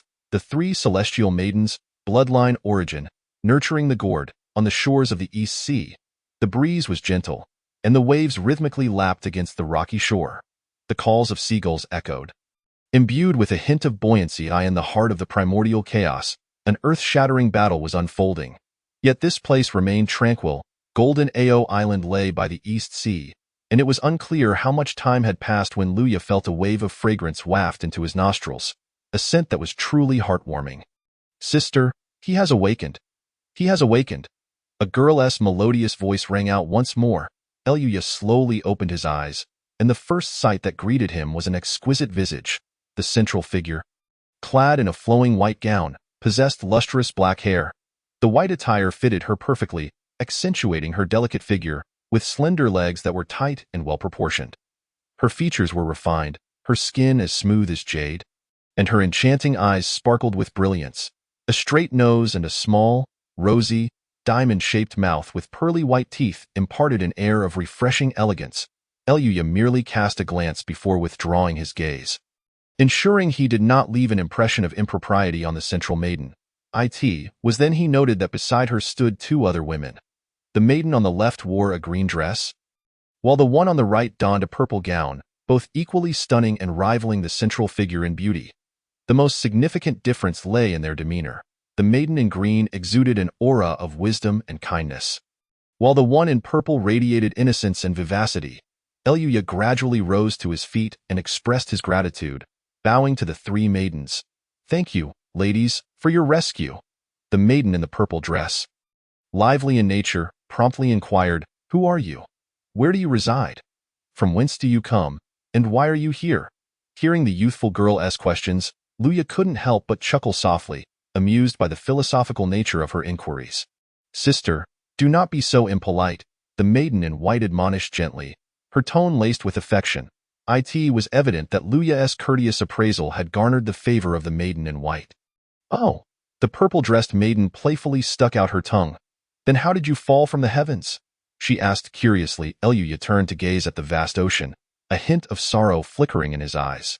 "My name is Luya." The three maidens sensed the profound sadness reflected in Luya's depths, causing them to gasp in surprise. Such deep sorrow. The maiden in white, upon hearing Luya's name, momentarily froze, then recollected something, uncertainly asking, "Are you the 10th prince of the demon clan?" "Ah? The 10th prince of the demon clan?" the purple-dressed maiden exclaimed, recalling the recent event when 10 fireballs fell from the heavens. Realizing that it was indeed the 10th prince who had survived, she quickly clamped her mouth shut, aware she had misspoken. The maiden in green, perceptive in nature, understood. So, the 10th prince of the demon clan lost 9 brothers and is gravely wounded. "Had it not been for my sister's timely rescue, he too might have perished." In a wonder such sorrow resides in his eyes. At that moment, a voice echoed in Luya's mind, "Ding, the 10 golden crows have fallen in the East Sea. Proceed to collect the remains of the golden crows. Task reward. Golden Crow Origin X9, Nurturing Gourd." Luya redirected his gaze towards the exquisite maidens before him, realizing that they were indeed the 3 celestial maidens under the tutelage of the Sage of Heaven. The maiden clad in white was Yun Xiao, the one in green was Qiong Xiao, and the purple-clad maiden was Bai Xiao. With a serious demeanor, Luya proclaimed, "I shall repay your kindness in saving me today. Farewell." With that, he executed the Golden Crow transformation technique and soared toward the East Sea. However, having sustained grave injuries from the icy arrows imbued with the power of the heavenly Tao, Luya's strength was severely depleted, barely allowing him to perform the transformation. As the golden light of transformation enveloped him, the image of a golden crow flickered into existence, though it appeared quite battered, with broken wings and a body marred by wounds. "Heh, why does that look like a common chicken?" Bai Xiao couldn't help but stifle a laugh. "Sister, do not mock him from behind. It is not kind," Qiong Xiao gently reproached, recognizing the 10th prince's misfortunes. "Rest assured, I shall not laugh any longer," Bai Xiao replied, her innocent and kind nature evident as she genuinely meant no malice. Qiong Xiao observed Luya's retreating figure, pondering aloud, "Sister, what do you think he is doing over there in the East Sea?" Yun Xiao gazed at the fading light of the common chicken and, with a glimmer in her beautiful eyes, slowly replied, "If I am not mistaken, he is likely going to recover the bodies." Bai Xiao regarded the common chicken light with a hint of respect, recognizing that despite his current state, he remained loyal and principled. With a sudden idea, Bai Xiao exclaimed, "Sister, look at how difficult it is for him to maintain flight. Should we not lend him a hand?" "Absolutely not. This matter must be handled by him alone." Across the vast expanse of the East Sea, Luya skimmed the surface, searching for the remains of his 9 brothers. At this moment, the battle between the witch and demon tribes raged on. With the morale of the demon forces soaring, the fall of the demon prince into the sea instilled fear in the hearts of all, none daring to act. Effortlessly, Luya located the 9 orbs of fire. Ding! Task reward acquired. Golden Crow Origin X9, Nurturing Gourd. June. The innate being birthed from the sun and golden star, contrasted with Luya, who was a postnatal golden crow. Although both bore the golden crow bloodline, Luya found his lineage lacking in comparison to Dju and as he absorbed a portion of the golden crow bloodline origin. A refreshing sensation surged through him, and the injuries within began to heal at an accelerated pace. The most evident change was in the enhancement of his bloodline. The first portion raised his bloodline by approximately 10 points, a stark contrast to Dju's innate prowess. Luya continued to absorb the remaining 8 portions of the bloodline origin, anticipating that his bloodline would elevate to 90. However, he underestimated the process. The first portion raised it by 10, the second by 9, and the third merely by 7. Ultimately, the 9 origins collectively enhanced his bloodline by 50. Upon completing the absorption, Luya returned to his senses, witnessing the disappearance of the 9 fire orbs, leaving behind 9 flickering flames. Astonishment washed over his face. Could it be that the 9 portions of bloodline origin rewarded by the system were the essence of the 9 golden crows? The system offered no response. Luya then retrieved the Nurturing Gourd awarded by the system. Nurturing Gourd, grade, low level, growth type, innate spiritual treasure. Lacking offensive and defensive capabilities, it possesses a singular function: to nurture souls and remnants. Nurturing gourd, level 1 nurtures remnants, ensuring their immortality. Eluya glanced at the 9 flames once more, then directed the mouth of the gourd towards them, collecting the flames within. Subsequently, the gourd underwent a transformation. Nurturing gourd, level 1 nurturing 9 golden crow remnants. Seeing this, Luya's heart stirred with excitement. The immortality of the remnants could one day offer him the chance to resurrect them. Not only the 9 golden crows, but also his father and uncle. With this thought, Luya summoned all his strength to wield his powers, executing the golden crow transformation technique, searching for a small island amidst the vast sea to recuperate and preserve his life. Chapter 13. The decisive battle of witch and demon, mutual destruction. The East Sea is dotted with numerous islands, and Luya, amidst the vast ocean, randomly selected a small island to recuperate his injuries.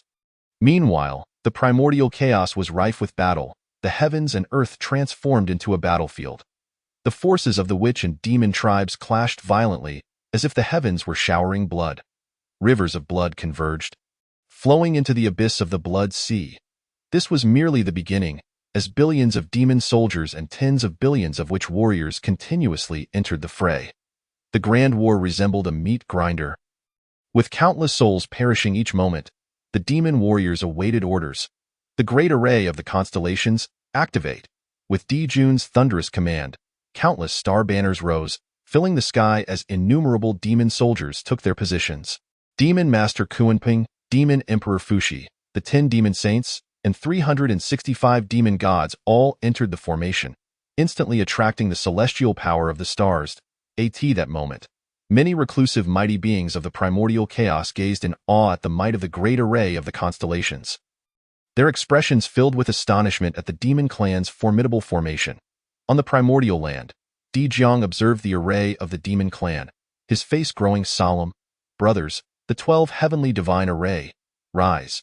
With Di-Jiang's command, the 12 ancestral witches quickly took their positions, each wielding a banner of demonic might. In an instant, boundless malevolent energy surged towards the 12 ancestral witches. The myriad beings of the primordial chaos watched in shock as the 12 heavenly divine array revealed its true power. At this moment, the focus of the 6 saints of the primordial chaos was entirely on the decisive battle between the witches and demons, filled with curiosity about which formation was superior, the great array of the constellations or the 12 heavenly divine array. As the starlight clashed with the malevolent energy, the heavens and earth descended into chaos, with countless witch and demon warriors falling victim to the tumultuous collisions. Witnessing the heavy casualties among their own, the 12 ancestral witches resolved to strike decisively against the demon forces. Panga's true form, manifest, endless malevolent energy surged once more, infusing into the ethereal figure, forming a majestic silhouette. The myriad beings of the primordial chaos were once again astonished. Pangu, the great god, at Shiyang Mountain, within the 8 scenic palaces, Lao Zi's tranquil countenance revealed a flicker of emotion, as his primordial spirit trembled slightly. Father God Pango. Meanwhile, atop the Kunlun Mountains, the master of Tongtian on Golden Ao Island sensed a subtle tremor within his primordial spirit. Suddenly, a thought struck Sanqing. What if the Father God were to resurrect? Surely, he would seek to reclaim his own primordial essence. The towering figure slowly spoke. Axe. An infinite surge of malevolent energy coalesced into a colossal black axe, imbued with supreme might and an aura of destruction. To create the heavens and split the earth, the mighty figure called out, as the black axe descended slowly towards the great array of the celestial stars. Wherever the axe's light passed, ripples cascaded through space, unable to withstand such overwhelming power. In the heart of the great array, Di-Jun and Dong Huang Tai gazed at the descending black axe, their eyes betraying a flicker of trepidation at its unmatched force. The celestial stars, the endless cosmos, could spell annihilation.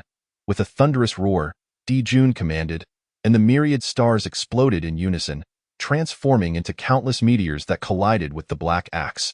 Boom! Buzz! The black axe clashed with the brilliant light of the stars, erupting in a cataclysmic explosion within the primordial world, unleashing a tempest of destructive magical energy that cascaded over everything in its path, turning all to ash. Numerous warriors from the demon and witch clans were likewise reduced to mere dust. Following this clash, The demon tribe lost nearly all of its 100 billion soldiers, while the witch tribe suffered similarly grievous losses. With the remnants burdened by immense karmic debts, the great array of the celestial stars and the 12 heavenly gods array had both been shattered. What followed was a brutal confrontation of flesh and blood. The battlefield between the witches and demons became a quagmire of horror, with severed limbs, organs, and brain matter splattering everywhere, while countless magical techniques erupted like fireworks.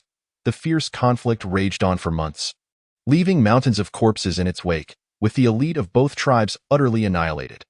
Among the 10 demon saints, 9 fell in battle against 5 ancestral witches, leaving only the severely injured by Zay. Meanwhile, 3 of the ancestral witches also perished. She met her end in a mutual destruction with one of the ancestral witches. The demise of the heavenly queen ignited Dijun's fury. He unleashed his full magical might, wielding the slaughter which soared against the ancestral witch Zhu Jiuyin, seizing the moment to decapitate her. Witnessing his brothers fall one after another, Di Zhang's eyes turned crimson with rage as he launched a punch at the nearest Fu Shi using his spatial manipulation techniques. Fu Shi, caught unprepared, was struck by Di Zhang's bizarre spatial attack and fell grievously wounded. Kuan Pong hastened to rescue Fu Shi. Dijun bellowed. Hearing the command, Kuan Pong transformed into a great bird but did not rush to save Fu Shi.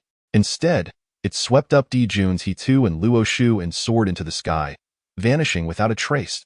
Dijun, enraged, spat out a mouthful of blood, exclaiming, "Kuan Pong, you are truly unworthy of being my son."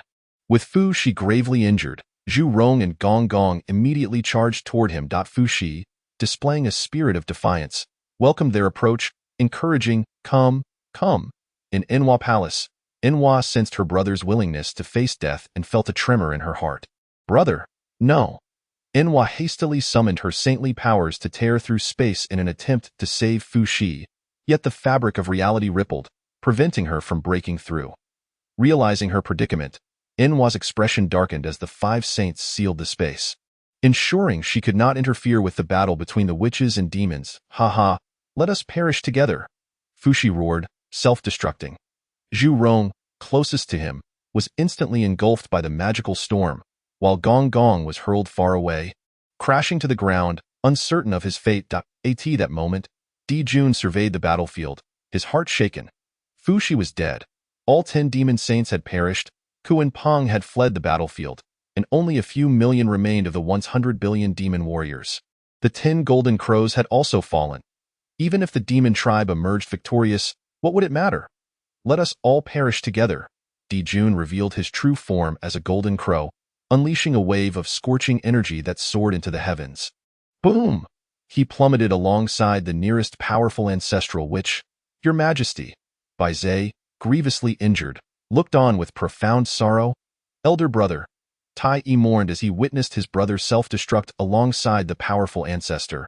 With a heavy heart, Tai Yi addressed Di Jiang and Zhu Meng, who had been locked in battle with him, stating coldly, "If that is the case, then let us all perish together."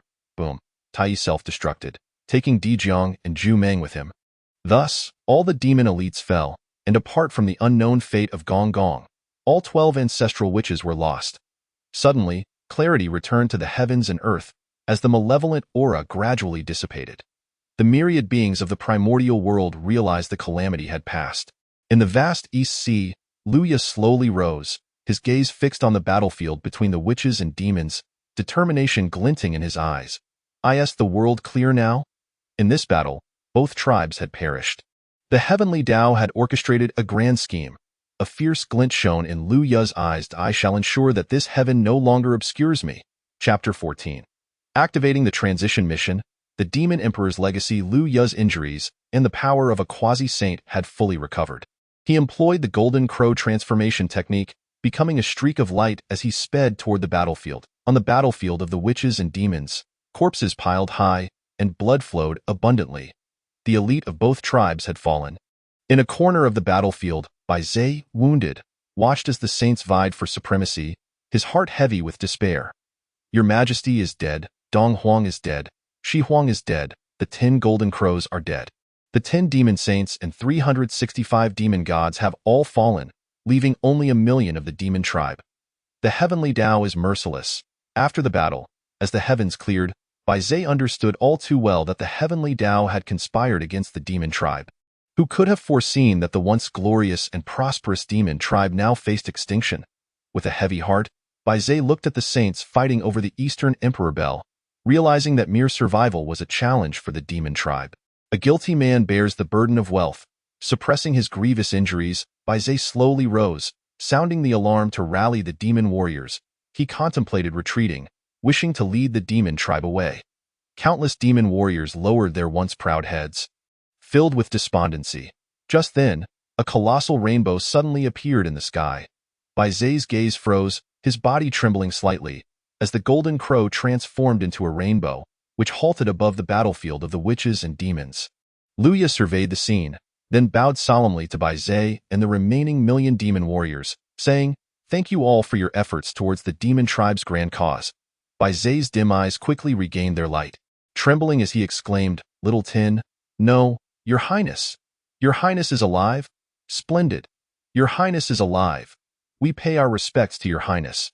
Once a million demon warriors were left leaderless and despondent, but upon seeing Luya, hope surged within them. Their prince had arrived. The demon tribe had not been defeated. Even the 6 saints were surprised. Luya has not perished?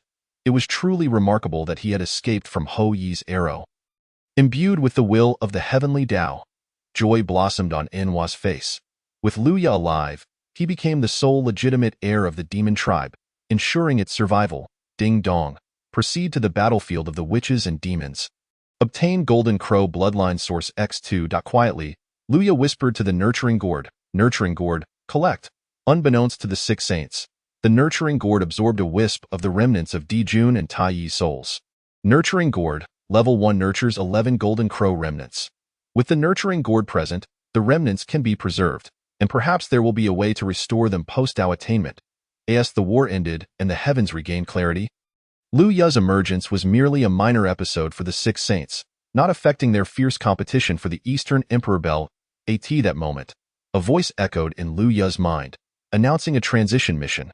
Calamity of the witches and demons. The demon tribe has been defeated, and the heavenly court has crumbled.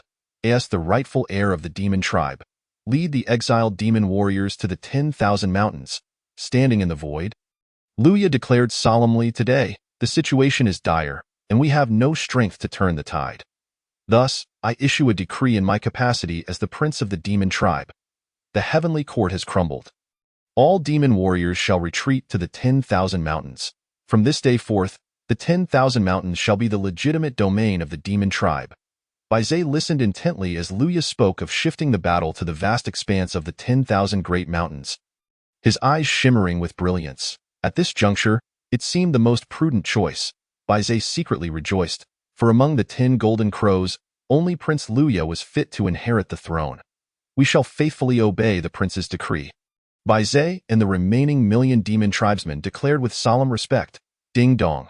The treasure of the demon emperor had granted a reward: the Sun and Moon Essence Wheel and the Chaos Bell. The Sun and Moon Essence Wheel, when separated, constituted superior innate spiritual treasures. However, when used in unison, it transformed into an extraordinary innate spiritual treasure. The Sun Wheel is primarily defensive, while the Moon Wheel excels in offense. The convergence of the Sun and Moon nurtures the interplay of Yin and Yang, wielding boundless power. As the system's voice faded, the Sun and Moon Essence Wheel gradually materialized amidst Luya's auspicious clouds. At that moment, the Chaos Bell, fiercely contended by the 6 saints, Laozi, Yuan Shi Tianzun, Tong Tian Jiao Zhu, Jie Yin, Zhuan Ti, and Yuhua, flashed its brilliant light and vanished into the tumultuous chaos in the next instant. The Chaos Bell also appeared within Luya's auspicious clouds. Unbeknownst to all, a faint smile graced Luya's lips, for this treasure was indeed a double-edged sword, too perilous to wield in the near term. The demon race was gravely weakened, their strength diminished to a mere fraction. Displaying such a treasure would undoubtedly incite the covetous eyes of various powers. The 6 saints, witnessing the Chaos Bell slip into the chaotic currents, could no longer sense its presence, and a sense of regret washed over them. What a pity, indeed. Subsequently, the 6 saints withdrew their powers from the battlefield of the Wu and Yao, redirecting their focus. Meanwhile, nearly 1 million demons began to mobilize. Leading the charge was Luya, followed closely by Baizé, with the multitude of demon tribes soaring forth, a magnificent sight that obscured the heavens as they made their way towards the 10,000 great mountains. Within the mountain of corpses, a subtle tremor began to stir. The ancestral witch Gong Gong, having been knocked unconscious in the previous battle, now awakened. Upon regaining consciousness, Gong Gong was met with the grim reality of the witch clan's heavy casualties. With brothers fallen all around him, clarity dawned upon him. How could he not realize that the witch clan had been ensnared by the machinations of the heavenly Tao? Fury surged within him. The heavenly Tao is heartless. Rationality was eclipsed by wrath as Gong Gong strode forth, crashing towards the unyielding Mount Buzhou. The 6 saints of the primordial wilderness and myriad mighty beings observed this spectacle with indifference. After all, Buzhou Mountain was the divine mountain, the pillar supporting the heavens and earth of the primordial wilderness. If he wished to collide, so be it. With a colossal impact, Gong Gong slammed into Mount Buzhou. Boom! The mountain crumbled, the celestial pillar collapsed, the heavens tilted towards the northwest, and the earth sank into the southeast. A vast celestial pit formed in the 9 heavens of the primordial wilderness, with heavenly waters cascading into the realm below. Chapter 15. The sky has fallen. Luya bewilders the mysterious turtle. How could this be possible? At Shuyang Mountain, within the 8 scenic palace, even Laozi's usually serene visage betrayed a hint of astonishment. Mount Buzhou, the foremost divine mountain of the primordial wilderness, the very pillar of the heavens, had now crumbled from a single impact. Above the celestial pit, not only did heavenly waters surge forth, but the tumult of earth, fire, and wind also wreaked havoc. Boom, rumble.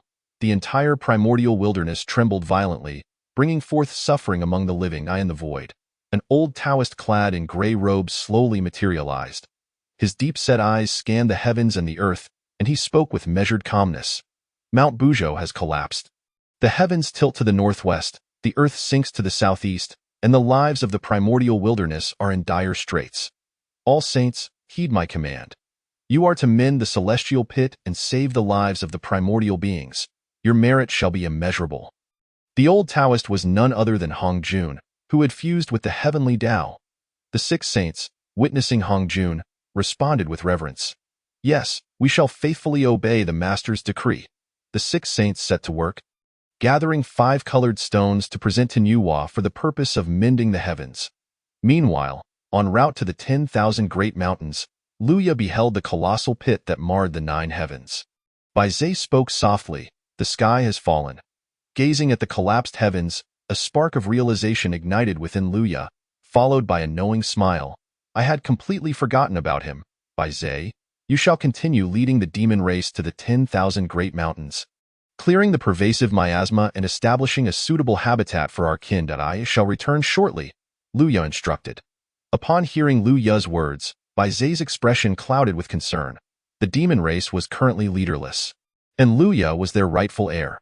Should anything happen to Luya, the demon race would undoubtedly fracture, unable to unite again. Luya, perceiving Baizé's apprehension, chuckled lightly. The calamity has passed, the heavens are clear, and I have already attained the status of a quasi-saint. My safety is assured. Baizé was momentarily taken aback, then a smile graced his lips as he recalled that Luya had indeed achieved the status of a quasi-saint. Indeed, the calamity has passed, and with the heavens cleared, danger is significantly diminished. Very well, I shall lead the demon race to the 10,000 great mountains. Baizé spoke decisively. Baizé guided the 1,000,000 demons onward towards the 10,000 great mountains. Luya turned his gaze towards the direction of Mount Buzhou, a faint smile appearing on his lips before he flew in the opposite direction. Gathering 5 colored stones to mend the heavens was a noble endeavor. Yet Luya had no intention of claiming such merit. Not everyone could partake in the merits of mending the heavens. Luya's destination was the Northern Sea. On the vast expanse of the Northern Sea, a colossal island emerged, lush with vegetation and brimming with spiritual energy. Many amphibious races inhabited this island. As the heavens collapsed, this great island began to shift slowly. A floating island? Suddenly, the sea erupted in tumultuous waves, and a massive head broke the surface, causing the island to rise even higher. This island was none other than the transformed shell of the mysterious turtle.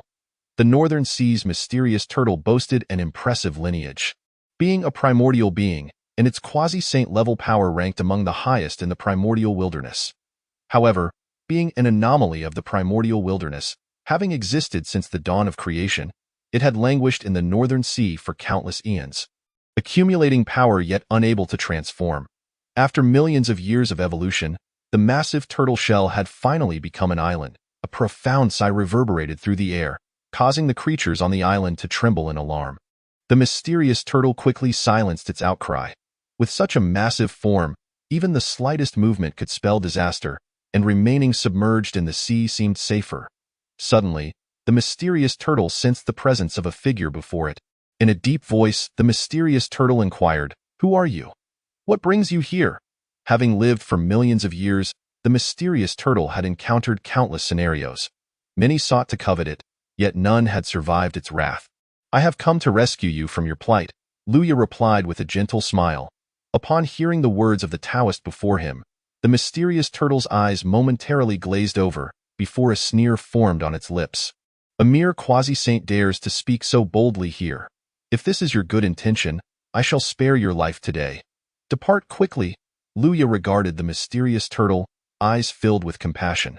To be trapped for millions of years was indeed a tragic fate. After expressing his sentiments, Luya turned to leave. Watching the Taoist turn away, a sense of loss welled up within the mysterious turtle, as if an opportunity had slipped through its grasp. Thump, thump. The heart of the mysterious turtle, which had remained silent for thousands of years, stirred at the mention of escape. "Friend, please wait." The mysterious turtle called out hastily. Sweat beaded on Luya's forehead.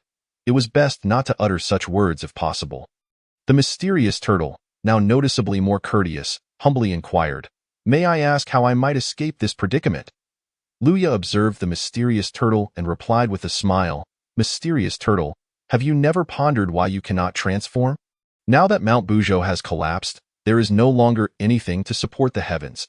If this continues, the primordial wilderness may revert to chaos." Luya paused for emphasis, then asked, "What do you believe is best suited to serve as the support for the heavens?" Initially, Luya had harbored some skepticism about sacrificing the mysterious turtle's limbs to support the heavenly pillars, yet upon witnessing it, he became convinced. The limbs of the mysterious turtle were indeed the most suitable for such a purpose. Born with a formidable physique, it was even stronger than the ancestral witches, its mastery of magic profound, and as an anomaly of the primordial wilderness, its limbs could easily uphold the heavens. Upon hearing Luya's words, the mysterious turtle was left in a state of stupor, as the riddle that had perplexed it for thousands of years was finally unraveled. With a heavy heart, the mysterious turtle lamented, "So it turns out I have this duty. I merely wished for a life of peace, to roam freely across the lands of the primordial wilderness. But now, it seems the heavens wish to condemn me." With a benevolent heart, the mysterious turtle accepted that its death could save the lives of countless beings in the primordial wilderness. Luya, sensing the turtle's despair, continued with a smile, "The Great Way consists of 50, while the heavenly Tao possesses 49. By forsaking one, all things are granted a glimmer of hope. How much more so for one destined for great merit?" The mysterious turtle paused, a glimmer of joy illuminating its face. "I implore you, friend, to guide me. If I survive, I shall honor you as my teacher." Desiring to live, the mysterious turtle was determined to treat the Taoist before it as its mentor should it find a glimmer of hope for survival. Having seen the mysterious turtle finally come around, Luya adopted a serious tone. "Do you know that the underworld has been established, granting all living beings the opportunity for reincarnation?" "I am aware. The demon Prince Luya has established the underworld, becoming the emperor of Fengdu," the mysterious turtle replied.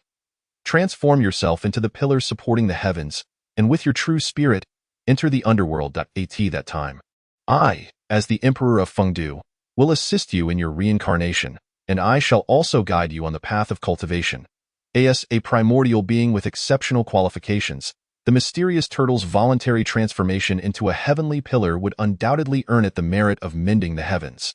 Moreover, as long as the heavenly pillar stood firm, the mysterious turtle would continuously accrue merit.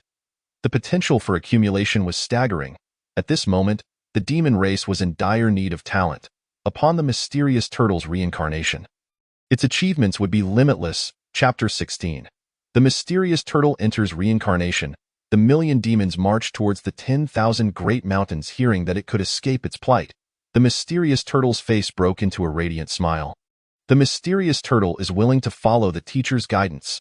The mysterious tortoise has been trapped for countless eons, yearning for a life of freedom and unrestrained existence. Yet, its colossal size renders it incapable of transformation. Thus, immobilizing it today, in pursuit of liberation, it seeks to take the person before it as a master. What of it? Luya smiled and nodded in agreement, subsequently releasing a wisp of true solar fire, which served as my true fire mark, bestowed upon you for future recognition. I shall remember you, my disciple. The moment the solar true fire manifested, the tortoise was entirely convinced of the identity of the figure before it, Golden Crow Luya. The emperor of Fengdu in the underworld was indeed its own corporeal form, thus confirming that its reincarnation was not a deception. At Mount Buzhou, Nuwa forged a multitude of colorful stones to mend the great heavenly chasm. The vast rift has now been completely repaired. Laozi, upon witnessing this, pondered for a moment and solemnly remarked, "Although the chasm has been mended, Mount Buzhou serves as the celestial pillar supporting the heavens.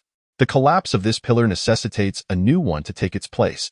As soon as Laozi's words fell, the saints received divine information through their consciousness. There exists a tortoise in the North Sea, whose limbs could support heaven and earth. Nuwa immediately proclaimed, "I shall go forth to slay the tortoise and seize its 4 limbs to uphold the heavens." Just as Nuwa was about to set out, a tremendous sound reverberated through the cosmos, echoing throughout the primordial realm. The heavenly Tao proclaimed, "I am the North Sea tortoise, willing to transform my limbs into celestial pillars to rescue myriad beings from the flood and fire. Let heaven and earth bear witness." In response, the heavenly Tao acted. The tortoise's corporeal form instantaneously disintegrated, its 4 limbs transforming into 4 celestial pillars, supporting the 4 corners of the primordial realm. Its soul bore the mark of solar true fire, soaring towards the underworld. Ultimately, only a colossal tortoise-shell island remained, adrift upon the North Sea. Observing this, Luya revealed a faint smile. This tortoise-shell, immense in size, accumulated the tortoise's cultivation over millions of years. In terms of defensive prowess, it could rival even the innate treasures. The shell shall remain here, awaiting the tortoise's return in its next life to reclaim it. After his amusement, Luya invoked the Golden Crow's transformation technique and soared towards the 10,000 great mountains. The 6 saints, upon hearing the tortoise's supplication, could not help but grow solemn. Who had intercepted the tortoise before them? Upon careful deduction, it was none other than Luya. Realizing this, Nuwa's expression softened, her heart seemingly filled with a hint of joy.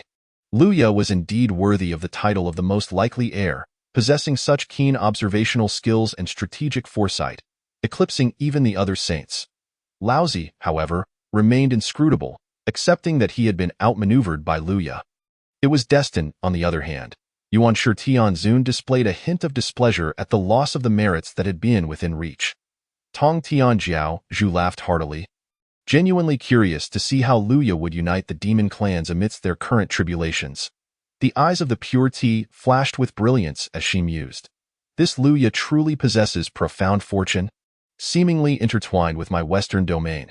With the completion of the heavenly repairs, Gong Gong's wrathful collision with Mount Buzhou brought upon the Wu clan an overwhelming karma, leaving him trapped within the mountain. Above the 9 heavens, several strands of mysterious yellow energy descended, bestowing recognition upon the heavenly repairs. 3.5 portions of merit flowed into Nuwa's crown, for her efforts in forging the colorful stones to mend the sky were monumental.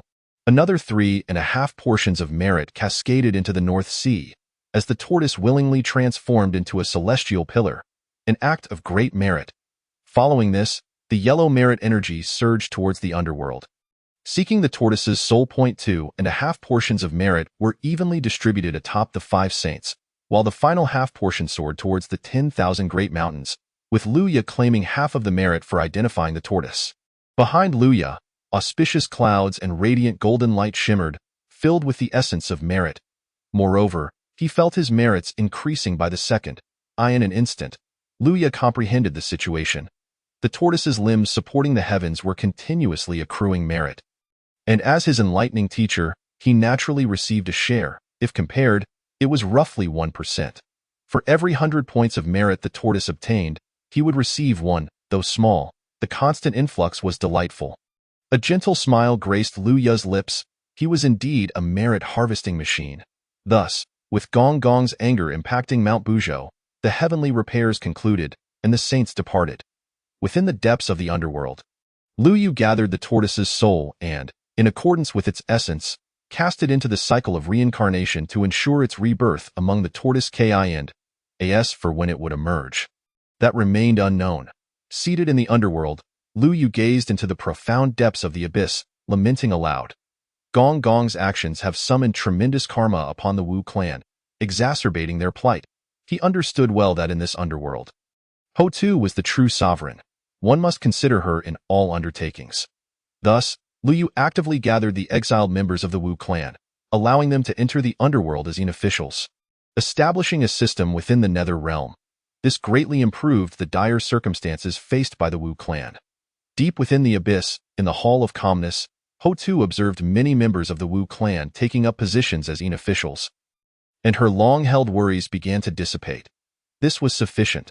The bloodline of the Wu clan would endure, and they could accumulate merit.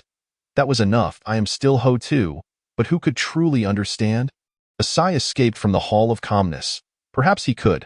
Ho Tu recalled Lu Ya during the era of the Blood Sea, his eyes bright as water, understanding her plight. Feng Du Lu Yu was his own corporeal form, gathering the Wu clan into the underworld for service. Perhaps that was his intention as well. While she labored for the Wu clan, was he not also striving for the demon race? A hint of sorrow flickered in Ho Tu's beautiful eyes. She felt an overwhelming solitude, yet found solace in his understanding. In the depths of the 10,000 great mountains, dense forests entwined with miasma lay thick, teeming with venomous creatures and exhibiting a scarcity of spiritual energy. All this spoke to the desolation and barrenness of the land. Bai Zhe, leading the remaining million demon clans, embarked on a long journey, finally arriving in the southern expanse of the primordial realm. The most impoverished region, 10,000 great mountains. The 10,000 great mountains sprawled extensively, a treacherous land stretching for hundreds of thousands of miles. The million demon clans delved into these mountains, barely raising a ripple in the water. This place was far removed from the heart of the primordial realm, distanced from all conflict, and the harsh living conditions rendered spiritual energy exceedingly sparse, leaving life forms exceedingly rare. Bai Zhe surveyed the 10,000 great mountains and slowly spoke. This place, removed from strife, is indeed a good spot for recuperation, yet its sole flaw is the extreme scarcity of spiritual energy. Gong Bao, relay the order. Begin clearing the mountains and exterminating the venomous creatures. Today, let my million demon clans take refuge here, Bai Zhe commanded solemnly. Shun Gong Bao, one of the 365 demon gods, had miraculously survived the war of Wu and Yao, buried beneath corpses, and was the sole surviving demon god. Yes, I shall comply with the command of the demon Saint Bai Zhe, Shun Gong Bao affirmed, promptly leading thousands of demon clans to commence the clearing of the mountains and the extermination of the venomous creatures. 3 days swiftly passed, and the million demon clans scattered across the 10,000 great mountains, free from the harassment of venomous creatures, yet still needing to guard against the miasma. The spiritual energy was so scarce that they could scarcely absorb it for cultivation. Compared to their time in the heavenly court, this was 1,000-fold worse. It was hardly a place where demons could survive. The million demon clans appeared listless, utterly defeated. At that moment, a commotion suddenly erupted. The Crown Prince has returned. It is the Crown Prince. The Crown Prince has come back. We pay our respects to the Crown Prince. The once listless million demon clans, upon witnessing the return of their prince, instantly lit up with hope.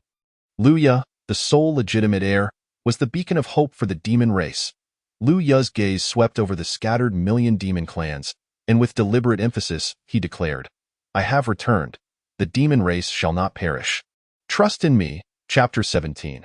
Reviving morale, a rebirth for the demon race. Lu Ya's return to the 10,000 great mountains immediately instilled unparalleled hope in the demon clans, who were on the brink of despair. With the deaths of Emperor Jun and Dong Huang Tai, only Lu Ya could bear the banner of the demon race and rescue them from their dire straits. Bai Zhe, upon witnessing Lu Ya's return, wore a look of joy, exclaiming, Your Highness! Indeed. Lu Ya flew to Bai Zhe's side, nodding slowly. By Zay, the demon saint, how fares the situation of our kin? Luya inquired thoughtfully. By Zay, hearing Luya's question, revealed a trace of sorrow in his eyes, which quickly vanished as he responded. Among the billions of demon sons, only 1,000,000 remain. The demon elite have all perished, leaving me as the sole demon saint. Only the leopard god survives among the demon gods. Among the 1,000,000 demons, there are over a dozen at the Tai Golden Immortal level, more than 100 at the Golden Immortal level, with the rest being at the Profound Immortal level or lower. The losses sustained by the demon race this time were indeed catastrophic, their vitality severely wounded. By Zay lamented. Listening to Bai Zay's report, Luya sighed inwardly. Though he had anticipated such losses, he could not help but feel disheartened. Before the calamity, the demon race was abundant with golden immortals, and great Luo immortals were plentiful. After the calamity, the demon race faced grievous losses. One quasi-saint, one great Luo golden immortal, over a dozen Tai golden immortals, and more than 100 golden immortals. This strength was insufficient in the current primordial realm, which boasted at least 100 great clans possessing similar might. After a moment of contemplation, Bai Zay hesitated and remarked, Your Highness, while the 10,000 great mountains are distant from the conflicts of the primordial realm and serve as a good place for recuperation, the spiritual energy here is exceedingly sparse, so sparse that the demon sons cannot even absorb spiritual energy. While they might manage for a short time, prolonged exposure will undoubtedly lead to complications.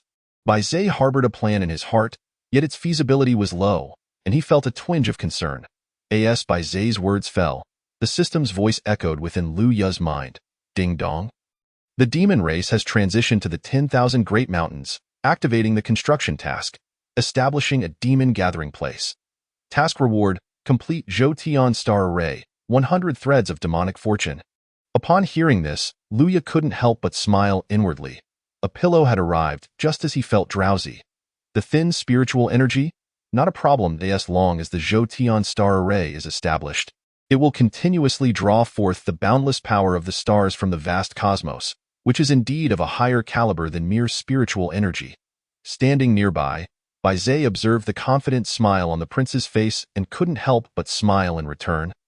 Sensing that the prince had a plan, with morale at a low ebb, we can clear a space and gather 1,000,000 demons. I have something to announce, Luya said with a grin. Bai Zay's eyes sparkled at the words. If anyone could awaken them now, it could only be the prince. Bai Zay issued orders, and soon a square clearing was made. 1,000,000 demon warriors slowly gathered towards the square clearing, densely packed, yet there was a certain dullness in their eyes. After all, even among the powerful billion demons, the 365 demon gods, the 10 demon saints, and the 3 demon emperors had all fallen. Did the demon race still have a chance? In the center of the square, Luya stood, scanning the surroundings, observing the countless pairs of dull eyes among the demon warriors. Had the demon race truly been defeated? Luya slowly began to speak. As his voice fell, the restless 1,000,000 demons fell silent. The entire 10,000 great mountains seemed to fall into a hush, countless demon warriors bowing their heads, gritting their teeth, wanting to speak yet unsure of what to say. Defeated, utterly defeated. From 1,000,000,000 demons, only 1,000,000 remained, and even the celestial court had no choice but to retreat, euphemistically claiming they had moved to this desolate 10,000 great mountains. In essence, escaping to this place, Luya continued, countless demons lowered their heads in shame, wishing they had been braver back then. Dying in battle would have spared them this ignoble fate. Observing the multitude of demons, their heads bowed in shame, Luya exhaled deeply. The will of the heavens is such. Defeat is defeat.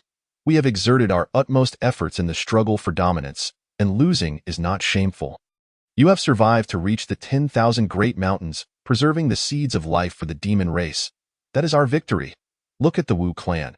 In their heyday, they dominated the wilderness, with myriad races bowing before them. But what of now? Can one still find a member of the Wu clan in this vast wilderness? Compared to them, we are fortunate. At least the demon race still has 1,000,000 soldiers. Below, countless demons gazed in disbelief. Could the Wu clan's plight truly be so dire? Luya paused, contemplating that the phrase knowing shame and striving to rise aptly described the current state of the demon race. Acknowledging their shame, they must press forward with renewed vigor. What is merely a 10,000 great mountains? What are a few miasmas and poisonous insects in the grand scheme? Our journey as demons is not confined to this foggy wasteland. It is a vast expanse of stars and seas. Below, countless demons felt their faces flush with excitement, trembling with anticipation, asking, "Your Highness, does our demon race still have a chance?" Luya replied with utmost seriousness. Yes, that single word, heavy as a mountain, encapsulated Luya's sense of responsibility and promise to the demon race. Though we have been forced to retreat to the 10,000 Great Mountains, what of it? Trust me, one day, the 10,000 Great Mountains will become the rightful land of the demon race, and those who cultivate to become demons in the wilderness will take pride in calling the 10,000 Great Mountains their home. The 10,000 Great Mountains will be the birthplace of our demon resurgence. Countless demons, flushed faces transformed into fervent enthusiasm. We shall follow Prince to the ends of the earth without hesitation. Long live Prince! As long as Prince is here, our demon race shall not perish. The resurgence of the demon race.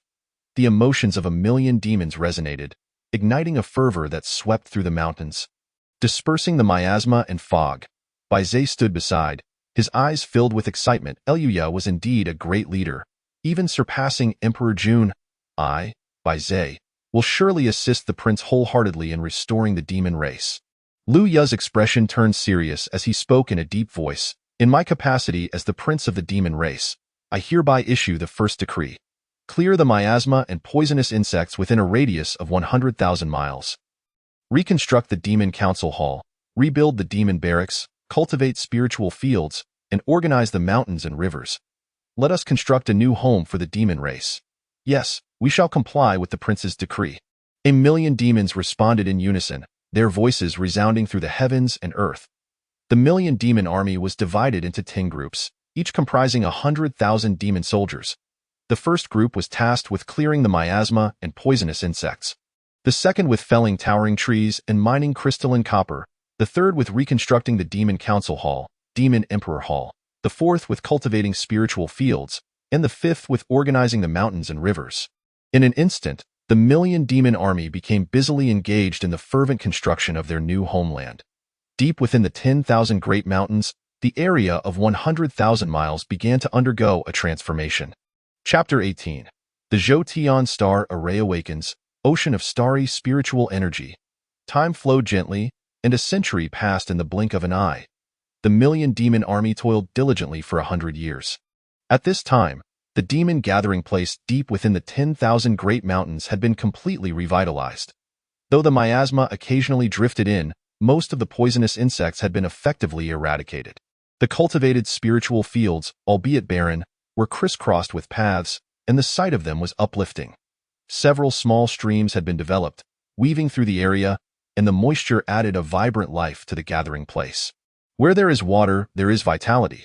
Although the stream water appeared somewhat dark and contained a hint of poison, did this pose a significant issue for the demon race? Clearly, it was not a major concern. The Demon Council Hall, constructed from towering trees and crystalline copper, though 1,000 times inferior to the Celestial Court's Demon Emperor Hall, at least provided a grand hall. The demon barracks had also been completed. With 10 interconnected barracks exuding a formidable presence in times of war, 1,000,000 demons would be armed and ready. Ding dong. The initial construction of the demon gathering place was complete, and the task reward was complete Zhoutian Star Array, along with the necessary star banners for the formation. In the demon hall, Baizé and Luya were in discussion. Your Highness, the century-long construction is complete, and the demon homeland has been largely rebuilt, Baizé spoke, though a hint of worry shadowed his face. The 10,000 Great Mountains are exceedingly barren, and the spiritual energy is exceptionally thin. While there have been no disturbances over the past century, what of 1,000 or 10,000 years? With such thin spiritual energy, the demon race will be unable to cultivate. One must understand that cultivation is akin to rowing upstream. One either advances or retreats. Continuing in this manner is perilous. Luya, observing Baizé's concerns, had already surmised the gist of the matter and chuckled lightly. Indeed, the thin spiritual energy is a significant issue. Baizé, do you have a solution? Luya inquired with a smile. Baizé pondered for a moment and replied, the Zhoutian Star Array. The Zhoutian Star Array can draw the power of the stars from the cosmos, and this stellar power surpasses spiritual energy and can even be transformed into spiritual energy. Bai Zai's eyes shone with excitement. If they could establish the Zhou star array, it would undoubtedly resolve the issue of spiritual energy. However, Bai Zai's expression dimmed again. During their time in the Celestial Court, the Zhou star array had always been managed by Emperor Fuxi. Bai Zai had only a superficial understanding. Yet, if they could acquire the He-Tu and Luo Shu to deduce the trajectory of the stars, the feasibility of the formation would be significantly increased. After speaking, Bai Zai's gaze turned towards the northern underworld, recalling how Kuanpeng had fled during the Great Battle, taking the He-Tu and Luo Shu with him. Bai Zai considered visiting Kuanpeng to borrow the He-Tu and Luo Shu for insight, uncertain if that would be possible. After all, Kuanpeng was a 3-corpse true saint, while Bai Zai was merely a 2-corpse true saint.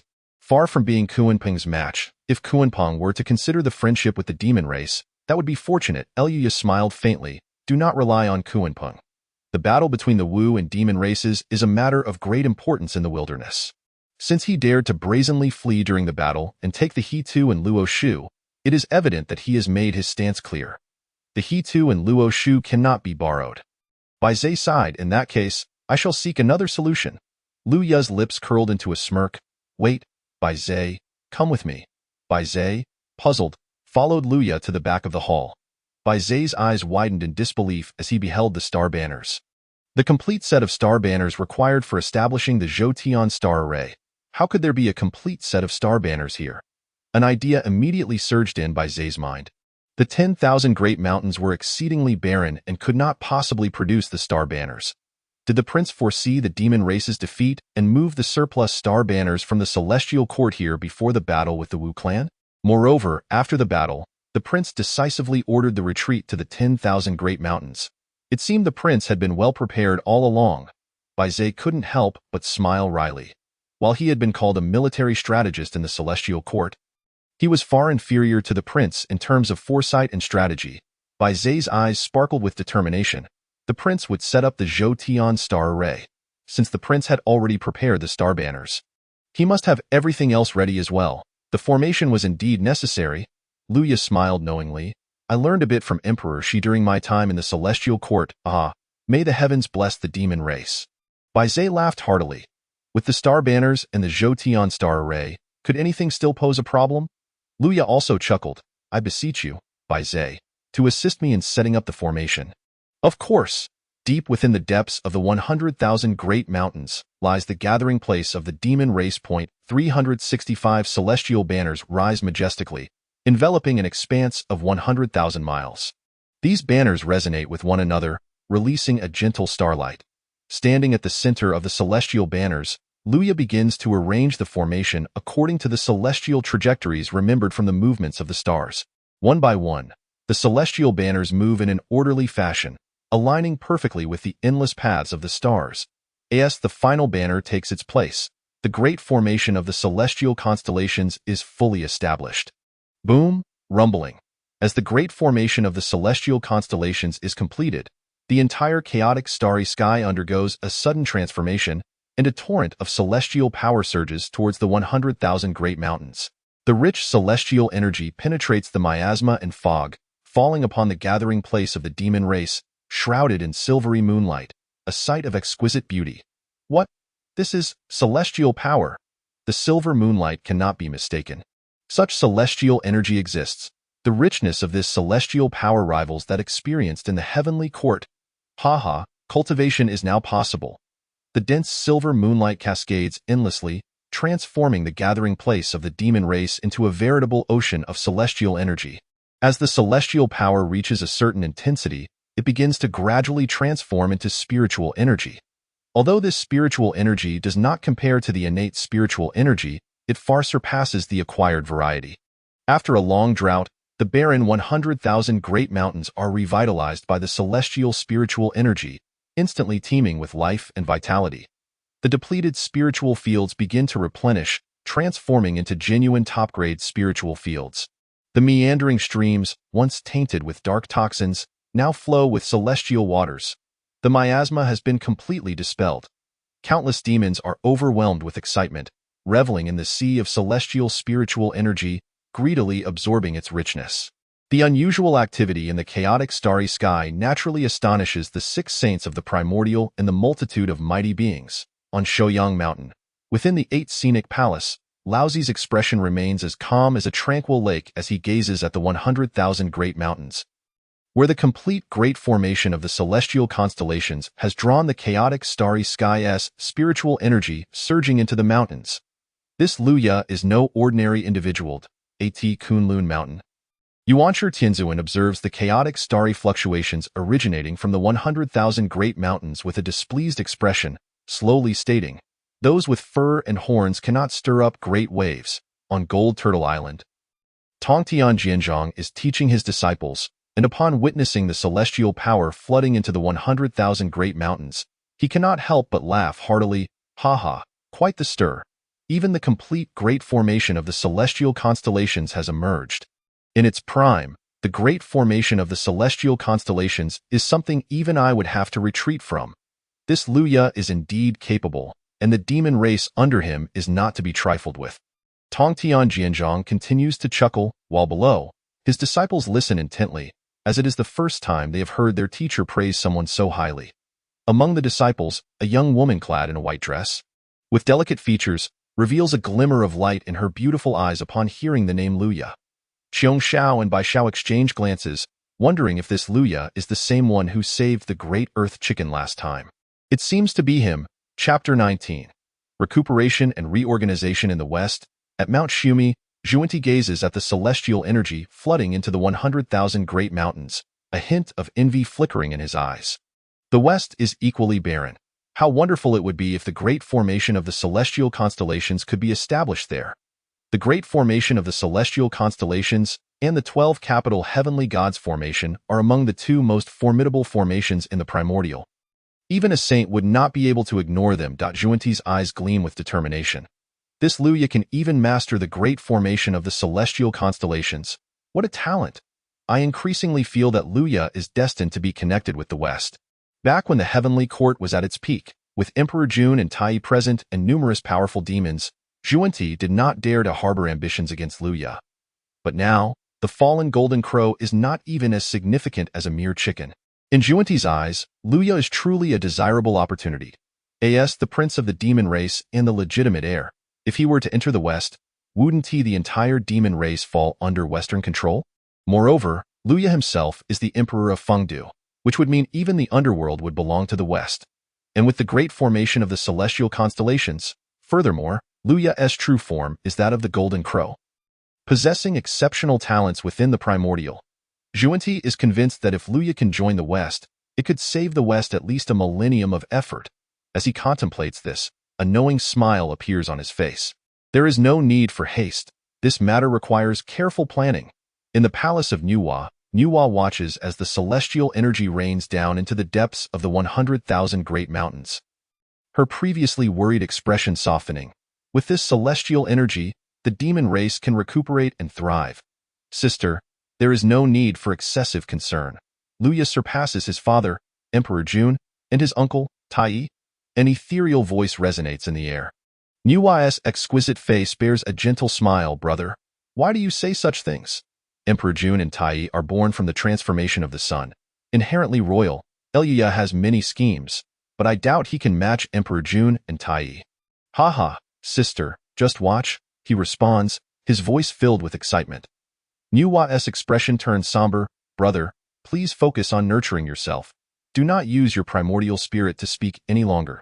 On that day, Fushi self-destructed, leaving behind a remnant soul that Nuwa saved to the palace of Nuwa. Yet despite her best efforts, she could not restore Fushi's primordial spirit. Alas, brother, when will you be able to break free from this calamity? The disturbances in the chaotic starry sky not only alarmed the saints, but also caught the attention of countless mighty beings in the primordial. At the 5, Zhen Yuanzi remarks, the great formation of the celestial constellations? Luya has indeed inherited his father's ambitions. The eyes of the Blood Sea and the Nether River gleam as they recall the young man who remained unfazed under their sword. Luya is indeed a talent, but merely possessing that is not enough. In the North Sea, at the palace of the demon masters, Kuanpeng watches the great formation of the celestial constellations with his customary shadowy gaze. Letting out a couple of strange laughs, Let them stir things up. It has nothing to do with the ancestor. Kuanping then closes his eyes, immersing himself in the river diagram and the Luo book, deducing the mysteries of the operation of the stars, the disturbances in the chaotic starry sky, with the celestial energy flooding into the 100,000 great mountains, ultimately remain a minor episode. After the great battle, the demon race faced extreme decline. Not daring to remain in the heart of the primordial it is entirely normal for a million-strong army to enter the 100,000 great mountains to extract some spiritual energy. The primordial has entered a period of peace and stability, marking an era of competing brilliance among the myriad races. The human race, free from the constraints of the witch and demon races, experiences explosive population growth at an astonishing rate, reaching hundreds of millions in just 500 years. As the population burgeons, the ancestral land of the human race, with limited resources and deteriorating living conditions, can no longer sustain such a vast number of people. Consequently, hundreds of millions of humans venture out from their ancestral land, dispersing across the primordial. The East Sea, with its fertile land and pleasant climate, sees a massive influx of migrants. The human race enters a phase of rapid development. Meanwhile, within the 100,000 great mountains, the spiritual energy is exceptionally abundant. After 500 years of recuperation, the million demons have fully recovered from the wounds inflicted by the battle between the witches and demons. In this span of 500 years, 3 demons have broken through to the great Luo Golden Immortal Realm, 10 to the Tai Golden Immortal Realm, and a remarkable 15 have ascended to the Golden Immortal Realm. At this moment, among the million demons are the 2 corpses of Bai Zhe, both at the quasi-saint level, and Luya, also at the quasi-saint level. 4 demon gods exist. They are the Leopard God, the Lion Troop God, the Kanjian God, and the Howling Sky God. There are 25 demon kings at the Tai Golden Immortal level and over 100 great demons at the Golden Immortal level. Following the establishment of the great formation of the celestial constellations, the system's reward of 100 strands of fortune has played a significant role. Otherwise, it would not have been possible to cultivate so many experts in such a short time. In the council hall, Luya sits upon the imperial throne, with Bai Zhe beside him, followed by the 4 demon gods and the demon kings, all arranged in an orderly fashion. The Howling Sky Demon God speaks first. Your Highness, we have now firmly rooted ourselves in the 100,000 great mountains, and our brethren have fully restored their vitality. Shouldn't Your Highness ascend to take the throne of the Demon Emperor? Emperor June? The Lion Troop God quickly nods in agreement. Brother Howling Sky is right. Your Highness should declare yourself Emperor. Then, with a wave of your arm, we can rally the demon army and return to reclaim the heavenly court. Wouldn't that be splendid? The Leopard God, the Kanjian God, and the other Tai Golden Immortal Demon Kings all nod in approval. Indeed, Howling Sky's idea is excellent. Bai Zhe, witnessing this, merely shakes his head with a smile. Having just recuperated for 500 years, isn't this a classic case of forgetting the pain once the wounds have healed? However, Bai Zhe does not voice his thoughts, for Luya, as the prince, is now the most authoritative figure among the demon race.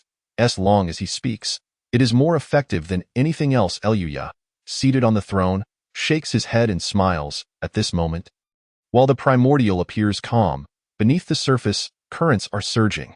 The matter of ascending the throne must be approached with caution. Yes, Your Highness speaks wisely. While the primordial seems peaceful, in reality, it is fraught with undercurrents. Caution is indeed prudent. As soon as Luya finishes speaking, the Howling Sky Demon God hastily agrees. As long as Your Highness says so, it is always right. The other 3 demon gods, witnessing this, secretly marvel. Could this be what the prince referred to as the sycophantic demon god the other day? Howling Sky is a commendable example. His radiance as a sycophant must not be allowed to shine alone. Indeed, Your Highness is absolutely right. The 3 demon gods quickly concur, not wishing to be overshadowed by Howling Sky. Luya smiles slightly. These 4 individuals still need to practice more. Slowly, Luya rises and gazes towards the direction of the heavenly court. With the fall of the demon court, Hongjun Laozu's little disciple, Hao Yin, should soon make his grand entrance. The heavenly court is about to be rebuilt, and it is time for our demon race to reorganize and restructure. In the primordial chaos, the cultivation hierarchy is broadly categorized from low to high as follows: Earth Immortal, Heavenly Immortal, True Immortal, Mysterious Immortal, Golden Immortal, Tai Golden Immortal, Great Luo Golden Immortal, Pre-Saint, and Saint. Each realm is further divided into stages: early, mid, late, and peak. The Pre-Saint realm also has its distinctions, which include 1 Corpse Pre-Saint, 2 Corpse Pre-Saint, 3 Corpse Pre-Saint, and Pre-Saint Great Perfection. After pondering for a moment, Luya solemnly declared, "Today, our demon clan shall officially establish a hierarchy based on cultivation levels. Pre-Saint shall correspond to Demon Saint, Great Luo Golden Immortal to Demon God, Tai Golden Immortal to Demon King, and Golden Immortal to Demon General. Below the Golden Immortal, all will be deemed minor demons." As for the title of Great Demon, Luya hesitated for a long time before deciding to abolish it, as it was too embarrassing for a mysterious immortal to be called a Great Demon. When the journey to the west occurs, the mighty may remain hidden, and calling a mysterious immortal a Great Demon might still be acceptable. Swish! The demon gods, demon kings, and demon generals below all stood up together, their expressions grave and respectful, proclaiming loudly, "Yes, we shall diligently obey the prince's decree." Chapter 20. Demon God Scripture. Haoyan re-establishes the heavenly court. Ding dong. The establishment of the demon clan rewards a universal cultivation method. Demon God Scripture. The Demon God Scripture. A demon saint-level technique capable of cultivating both the primordial spirit and body to pre-saint great perfection.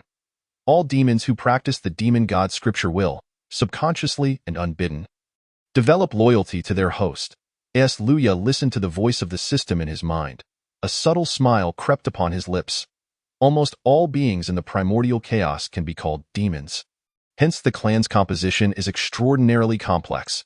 The Demon God Scripture serves to better unify the demon race. With the blade pointing forward, it shall sweep all before it. Following the successful establishment, Luya immediately summoned 1,000,000 demons to disseminate the Demon God Scripture.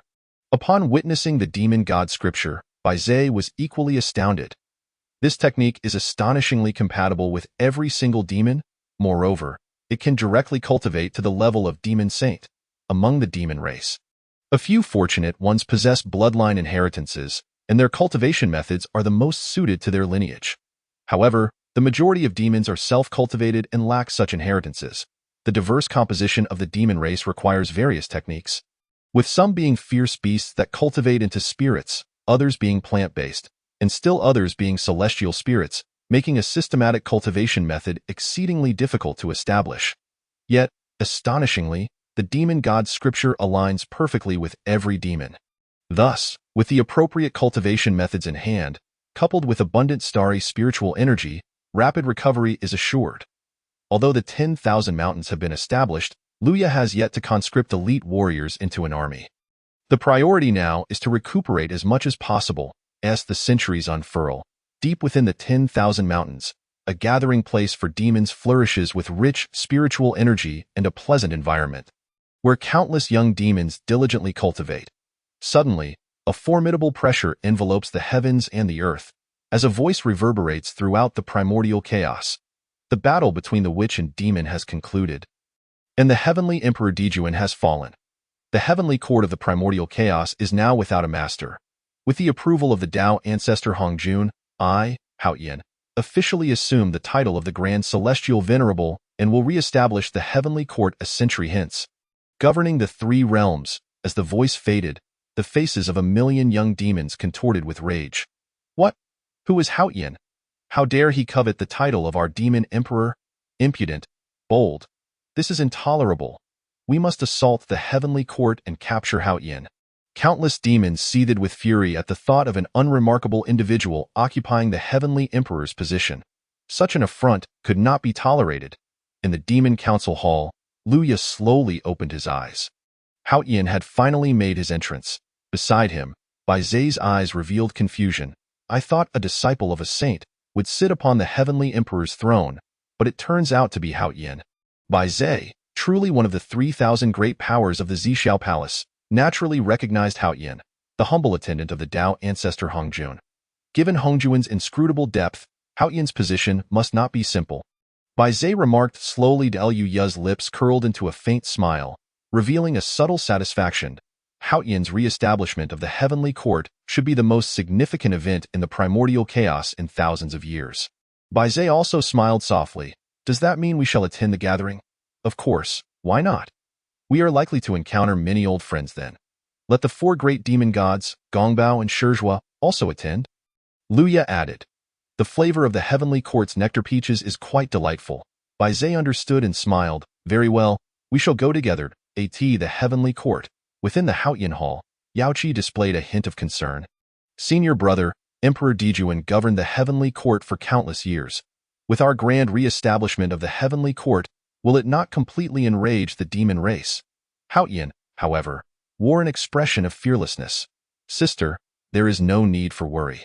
In the battle between the witch and demon, the demon race's powerhouses have all perished, and the remaining demons have merely fled to the 10,000 mountains.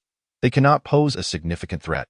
Moreover, Haotian added, releasing his two-corpse pre-saint aura, we, chosen by our master and endowed with great treasures, are the legitimate heavenly emperor and empress.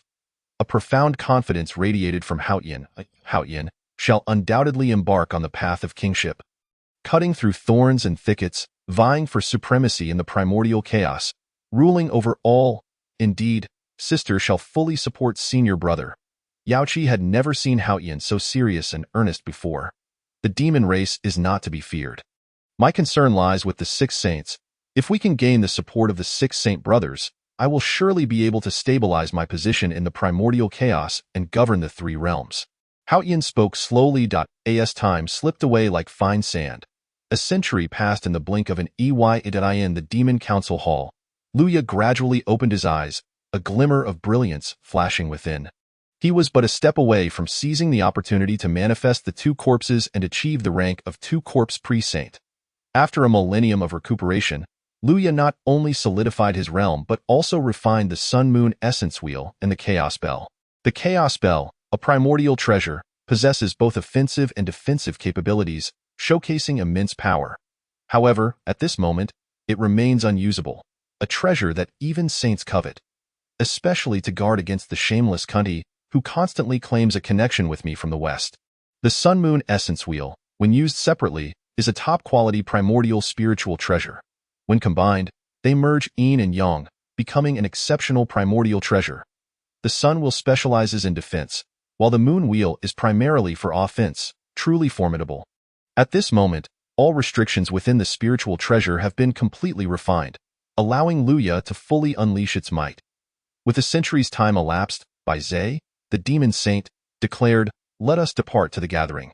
Ha ha, splendid.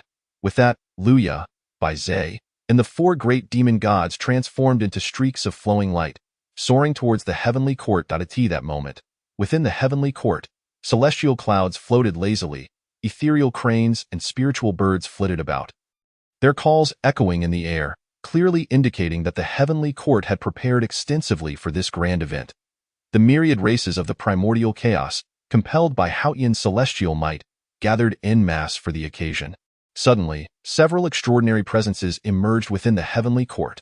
The five Zhuang Temple, led by Zhen Yuanzi, arrived to partake in the festivities. From the northern abyss, a fish named Kuan, known as the Kuanpong, graced the gathering. As a surge of blood and chaos swept through, the Blood Sea and the Nether River attended the ceremony for the re-establishment of the heavenly court. The young leader of the Giant Spirit clan, the Giant Spirit, also came to the celebration.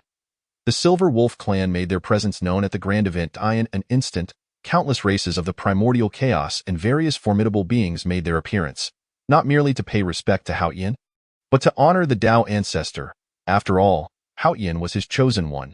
Seated upon the white jade steps, Haotian gazed at the scene before him, his face glowing with immense joy. Excellent, excellent. After this grand ceremony, I, Haotian, shall firmly establish my position within the primordial chaos. At this moment, the celestial officials of the heavenly court began to sing. From the human sect, the master of Xuandu has arrived. From the Chan sect, the 12 golden immortals of Kunlun have come. From the Jie sect, the Taoist Duobao, the four great holy mothers, Zhao Gongming, and the three Shaos have arrived. All disciples of the Western sect are here. Indeed, all the mighty beings of the heavenly court turned their gazes to the west, where a dense throng gathered, entirely composed of disciples from the Western sect. Even the divine beasts guarding the mountain gate had been summoned. Ordinary races pretended not to notice, exchanging pleasantries among themselves. Yet, the old powers such as Zhan Yuanzi, Kuanpong, and the Nether River wore faint smiles, while internally, they could not help but ridicule. It seems the Western sect has realized the heavenly court possesses nectar peaches. And now they have all come. While the direct disciples of the Western sect were few, the outer disciples were numerous. Hao Yin maintained a calm demeanor, though his heart bled. He knew the nectar peaches would be in short supply.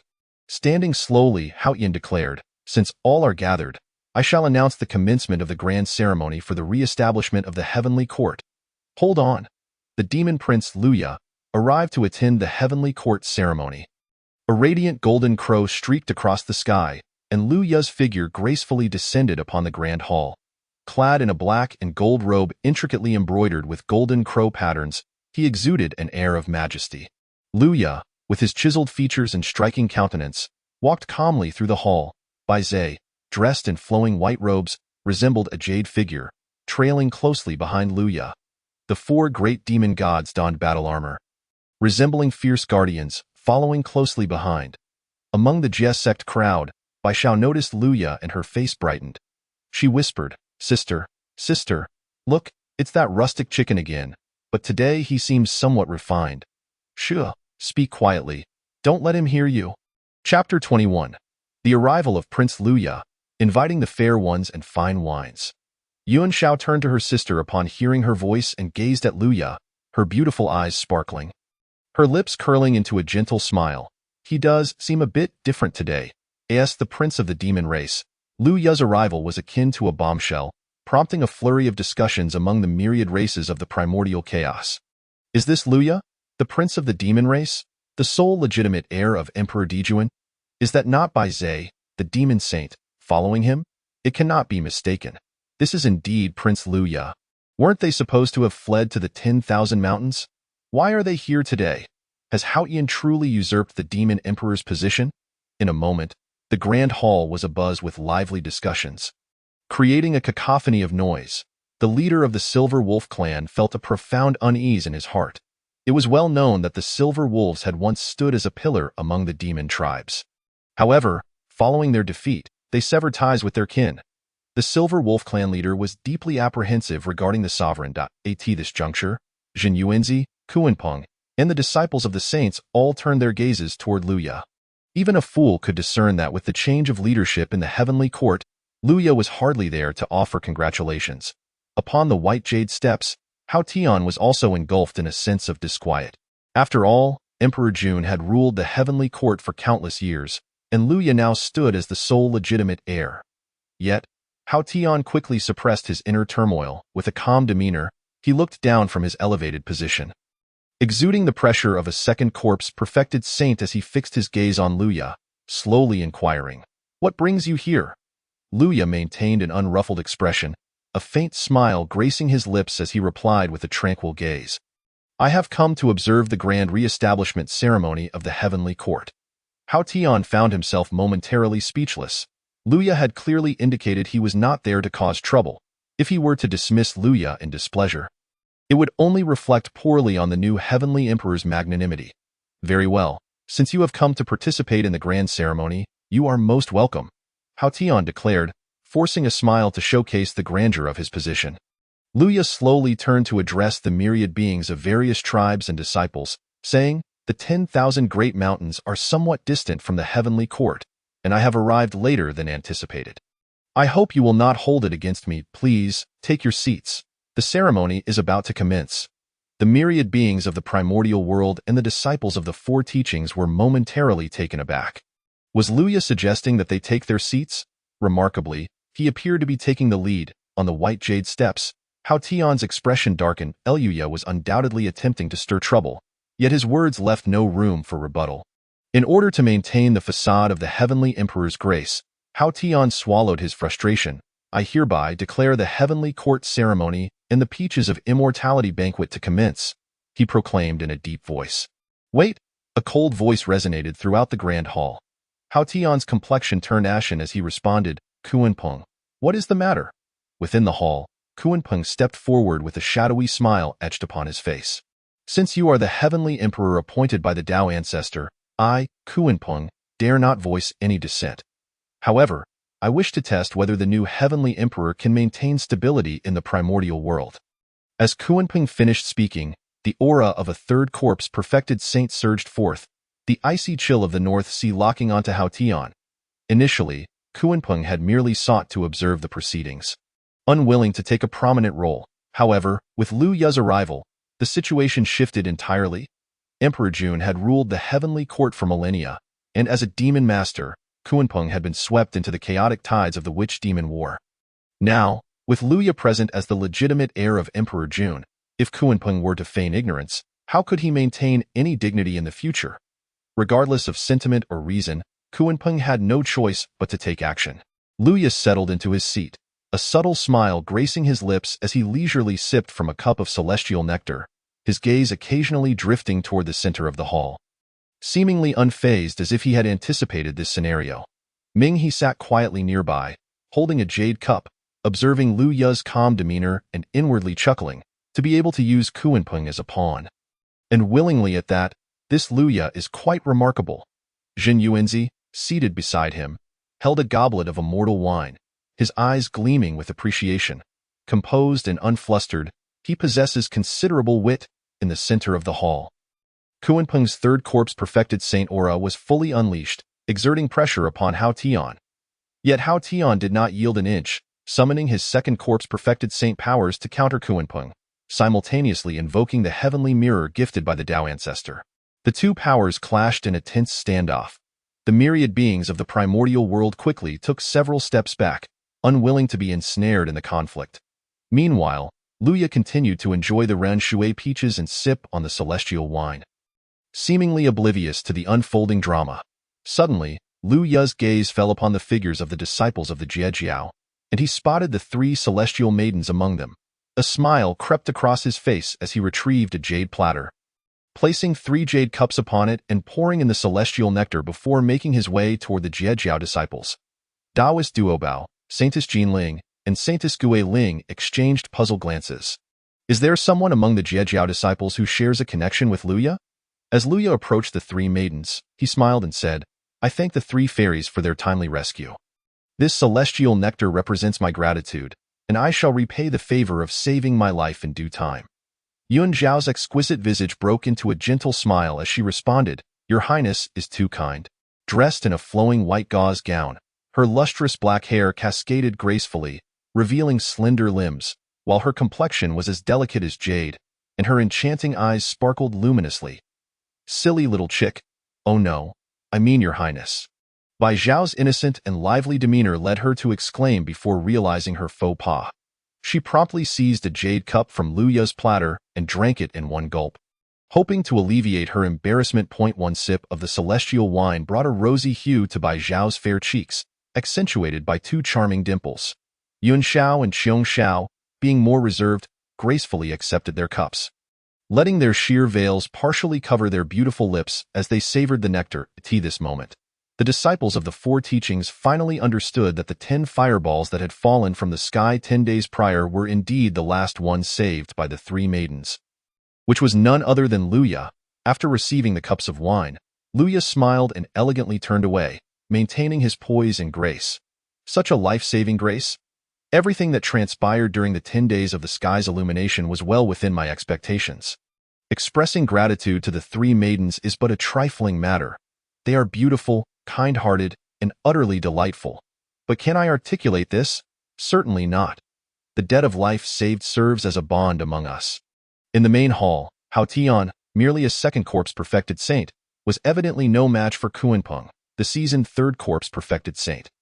After several exchanges, he found himself losing face repeatedly, noticing that his objective had been achieved. Kuanping could not help but display a shadowy smile. The new heavenly emperor is merely so. Since that is the case, I shall take my leave. With a resounding cry, Kuanping soared into the sky, his wings resembling clouds descending from the heavens, and in an instant, he vanished from the heavenly court. Hao Tian appeared somewhat disheveled, his complexion turning a deep shade of green as he realized he had been thoroughly humiliated by Kuanping. He wished to retaliate, yet found himself unable to detain him. The disciples of the 4 teachings could hardly contain their amusement, feeling that this served as a lesson for Hao Tian.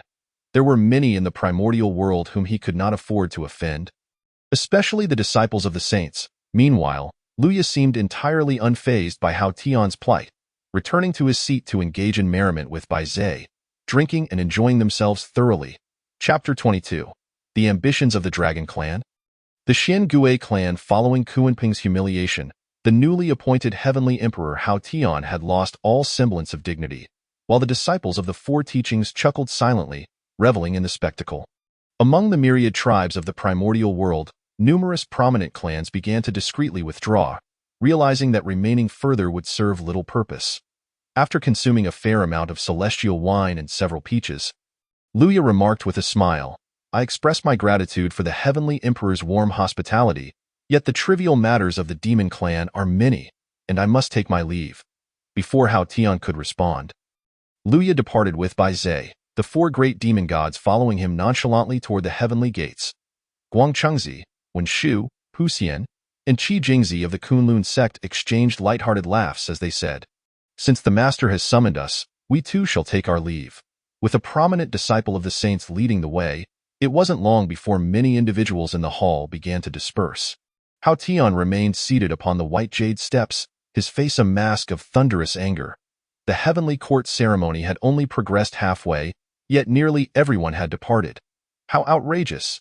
Yao Qi, witnessing this, sighed, "Brother, do not be anxious." Hao Tian's expression gradually softened as he clenched his fists, muttering, "Luya, the disciples of the saints." As Luya and his companions exited the heavenly court, they soared through the clouds toward the 10,000 great mountains. Both wearing faint smiles, the outcome of the day had been quite satisfactory, having embarrassed the young Hao Tian. The two demon gods, Lion Troop and Song Ying, expressed their frustrations. "Your Highness, instead of merely letting Kuanping's antics unfold, why not have directly toppled the heavenly court? It would serve to teach the young Hao Tian a lesson about the weight of the heavenly emperor's position." Luya shook his head, chiding them playfully, "Two fools.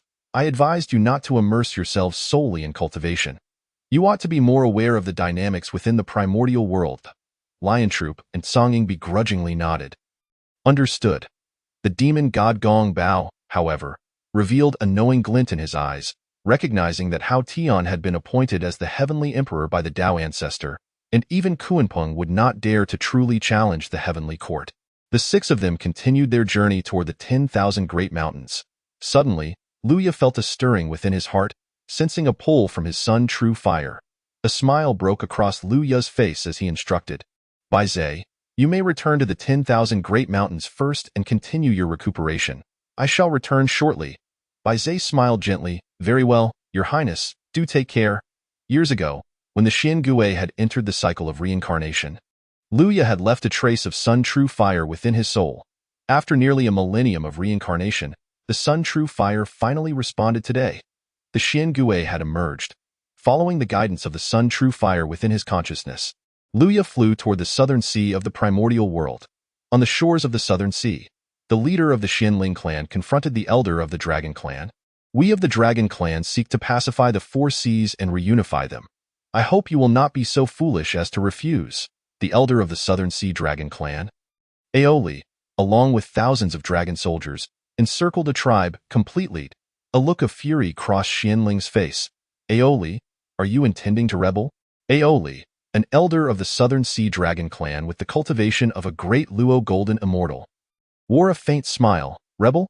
What rebellion?" Xianling's anger surged.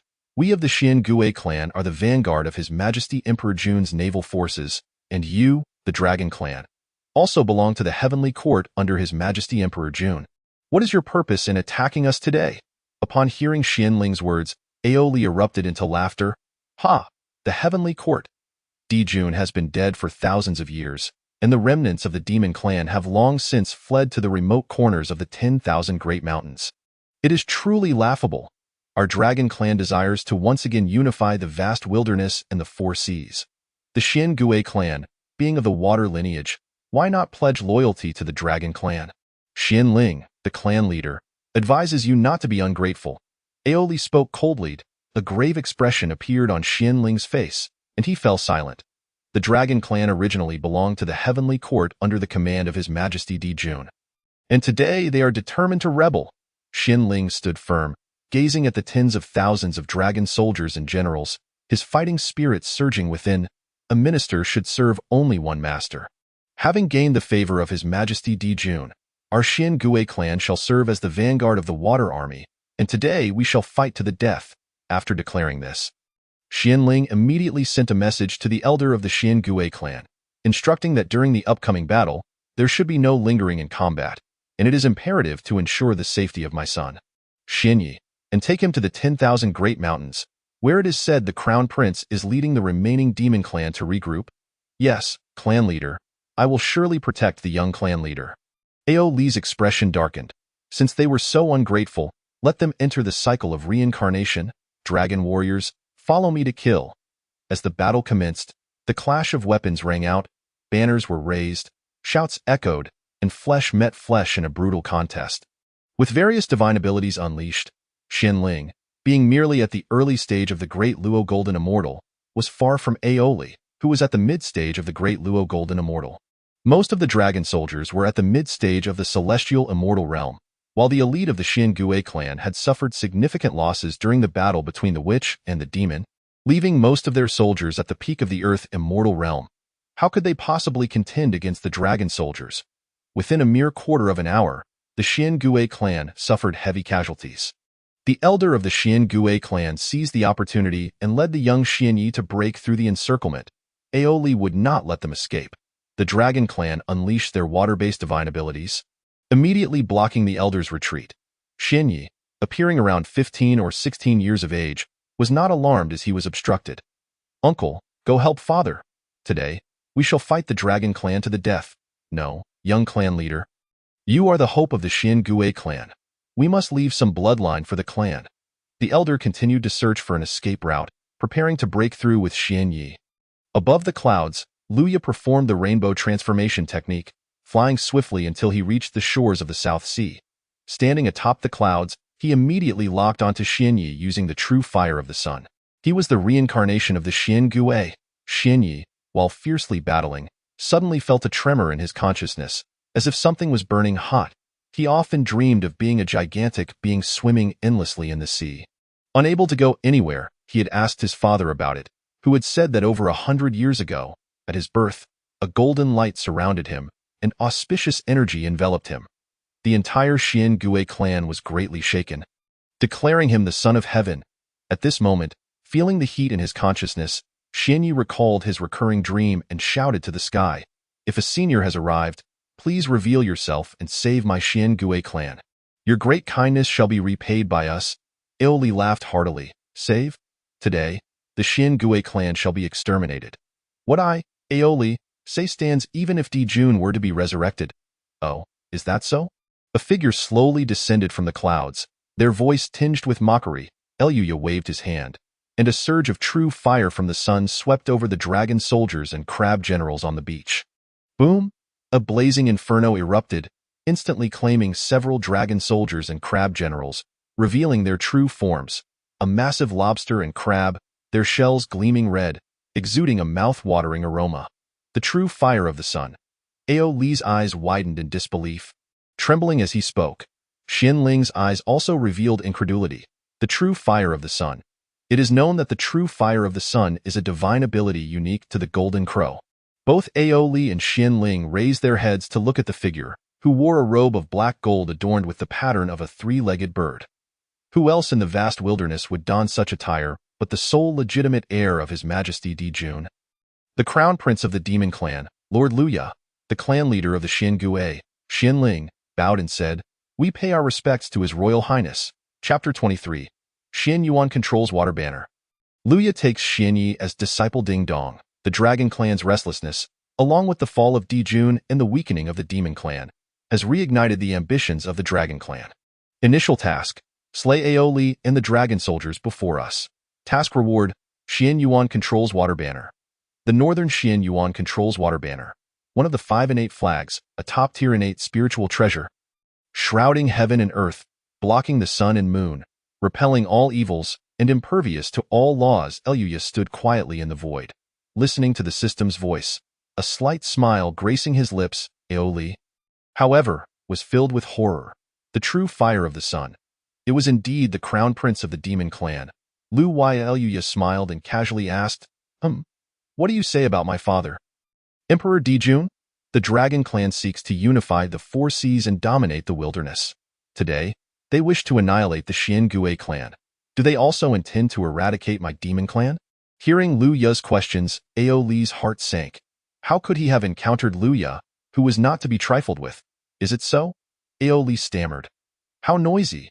Lu Ya unleashed his quasi-saint magical power, transforming into a massive fireball, with countless fiery dragons of the true fire swirling around, consuming tens of thousands of dragon soldiers and generals. Seeing the boundless true fire, Ao Li was filled with terror. He was merely a great Luo golden immortal. How could he withstand such fierce flames? He would surely be reduced to ashes by the fire dragons. Ao Li immediately transformed into a mixed dragon form, flying towards the South Sea, shouting as he fled, "Elder, save me!" On the beach, the Xiangui clan was initially in a state of confusion, but soon joy illuminated their faces. Ha ha, as expected of Crown Prince Lu Ya. With a mere wave of his hand, he possesses boundless power to annihilate tens of thousands of dragon soldiers. Xinyi gazed at the rampaging fire dragons, his eyes sparkling with admiration. How formidable! The prison formed by the fire dragons swiftly closed in, trapping Ao Li within. Roar! Every time Ao Li's dragon form came into contact with the flaming prison, he let out a pained cry. Suffering immensely, Ao Li, a great Luo golden immortal, was utterly powerless before the quasi-saint Lu Ya, akin to an ant. Just then, the surface of the South Sea began to surge, forming a vast dark whirlpool. Boom! The dark whirlpool surged into the sky, creating several thick water columns. At the forefront was the elder of the South Sea Dragon Clan, Ao Yuan, a quasi-saint powerhouse, the most formidable being of the South Sea Dragon Clan. Leading hundreds of thousands of soldiers, Ao Yuan marched upon the waves. Luya, release Ao Li. Ao Yuan's voice was deep and commanding. Ao Li, a great Luo golden immortal, is one of the experts of the Dragon Clan and must not fall easily. Seeing the sea of dragon soldiers, Lu Ya could not help but smile faintly. You want me to release him, and I shall? As Lu Ya's words fell, the intensity of the fiery prison formed from the true fire of the sun increased several-fold, scorching Ao Li's dragon form until it glowed red. Elder, save me! Before Ao Li could finish his plea, he was completely engulfed by a ball of flames. Under the true fire of the sun, not a trace remained at Ao Yuan. Witnessing Ao Li's sudden demise, turned ashen. Lu Ya, do you still believe this is the era of your demon clan under Dijun? The current demon clan is but a mere shadow, barely surviving in the corners of the world. To recklessly slay my dragon clan's experts is unforgivable. Lu Ya replied indifferently, and what of it? The aura of Lu Ya, a quasi-saint, surged forth, the sun and moon circling around him, the brilliance of his treasures radiating immense power. Ao Yuan, seeing Lu Ya's soaring might, displayed a wary look. Although he was also a quasi-saint, he was far from being Lu Ya's match due to the immense karma the Dragon Clan bore, which limited his magical cultivation. At this moment, a resounding sound of bells and drums echoed from the south-east. Ao Yuan recognized it as the Dragon King's command and decisively waved his hand, ordering, retreat. Instantly, the massive water columns dissipated, and hundreds of thousands of dragon soldiers vanished without a trace. With the dragon soldiers retreating, Lu Ya retracted his magical power and treasures, descending onto the beach. Xinling immediately rushed forward. Respectfully bowing, I am Xinling, the commander of the Heavenly Court's Xian Yuan Water Army, and I pay my respects to His Royal Highness. Thank you for saving us. No need for excessive courtesy. You all have fought valiantly for the Demon Clan. It is I who arrived late. Lu Ya replied earnestly. It is no trouble at all. The fact that His Royal Highness has come has brought tears of gratitude to the entire Xiangui clan. Xianling exclaimed with excitement. Lu Ya's gaze slowly swept over Xinyi, noticing his golden aura of merit, so abundant that even sages would turn green with envy. The Xiangui had willingly transformed into a pillar to mend the heavens, already accruing a vast amount of merit, and as long as the pillar stood, merit would continuously flow. Each day, merit was generated, resulting in an enormous accumulation. Had Ao Yuan forcefully slain the Xiangui earlier, he would have been inundated with overwhelming karma, and immediate self-destruction would not have been out of the question. Such a vast amount of merit belonged to Xianyi, whose cultivation was still at the Xian immortal realm, too low to perceive it. Seeing Lu Ya's gaze resting on his son, Xianling immediately boasted, "Your Highness, this is my son, Xian Yi. At his birth, he was surrounded by golden light, blessed with countless auspicious signs. Possessing unparalleled talent, his future is limitless." Xianyi, feeling embarrassed, coughed and said, "Father, enough. There's no need to say this every day. I've heard it no less than 1,000 times since childhood. It's so embarrassing. Who praises their own son like this?" Hearing Xianling's words, Luya nodded in agreement, recognizing Xianyi as the reincarnation of the Xian Gue, who in his past life was already a primordial being with a formidable bloodline. And in this life, he had accumulated such a vast amount of merit. The sermon of the 3 corpses to the true saint was achieved with remarkable ease.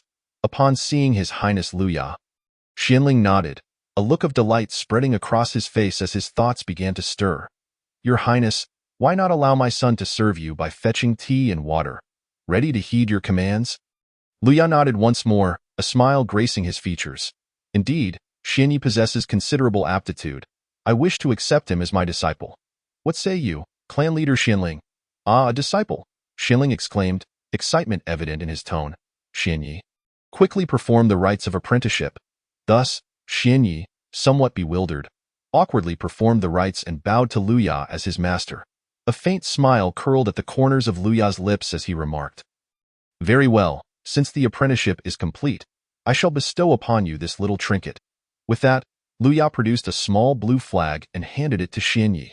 The flag shimmered with radiant light, exuding an aura of mystery that suggested its extraordinary nature. Xianling, witnessing this, could not help but tremble with astonishment. A man of great experience, he stammered. Could this be the innate 5 directions banner, the supreme innate spiritual treasure? The Xian Yuan water control banner? The entire Xian turtle clan was left in shock. Their own clan's protective spiritual treasure was merely a low-grade innate spiritual treasure, yet it possessed immense power.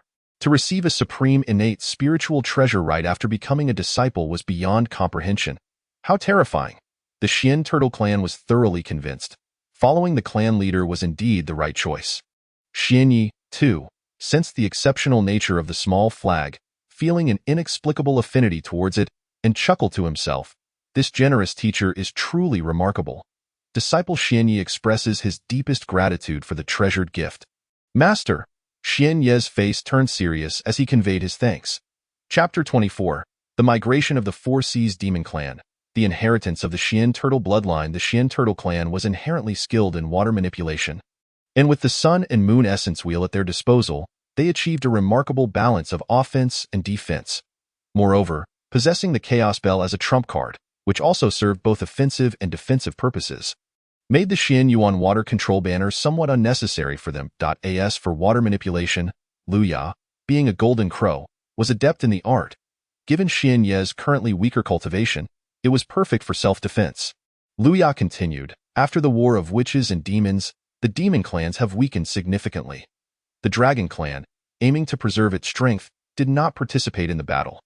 Consequently, they now harbor ambitions. The dragon clan of the Four Seas is mobilizing, seeking to unify the seas. The demon clans residing along the shores that refuse to submit to the dragon clan's authority have already been targeted for extermination." Upon hearing Luya's words, Xuanling's face turned furious. "The damned dragon clan! How despicable of them to kick us while we're down!" Luya chuckled lightly. The dragon clan remains lost in the grand dreams of the past Dragon Han era. They are hardly a concern. However, at present, the elite of the demon clans are recuperating in the 10,000 Great Mountains, refraining from engaging the dragon clan in battle. The regions of the Four Seas are no longer suitable for the scattered demon clans to thrive. They should all migrate to the 10,000 Great Mountains. Xianling nodded earnestly. "Yes, I shall faithfully obey your highness's command."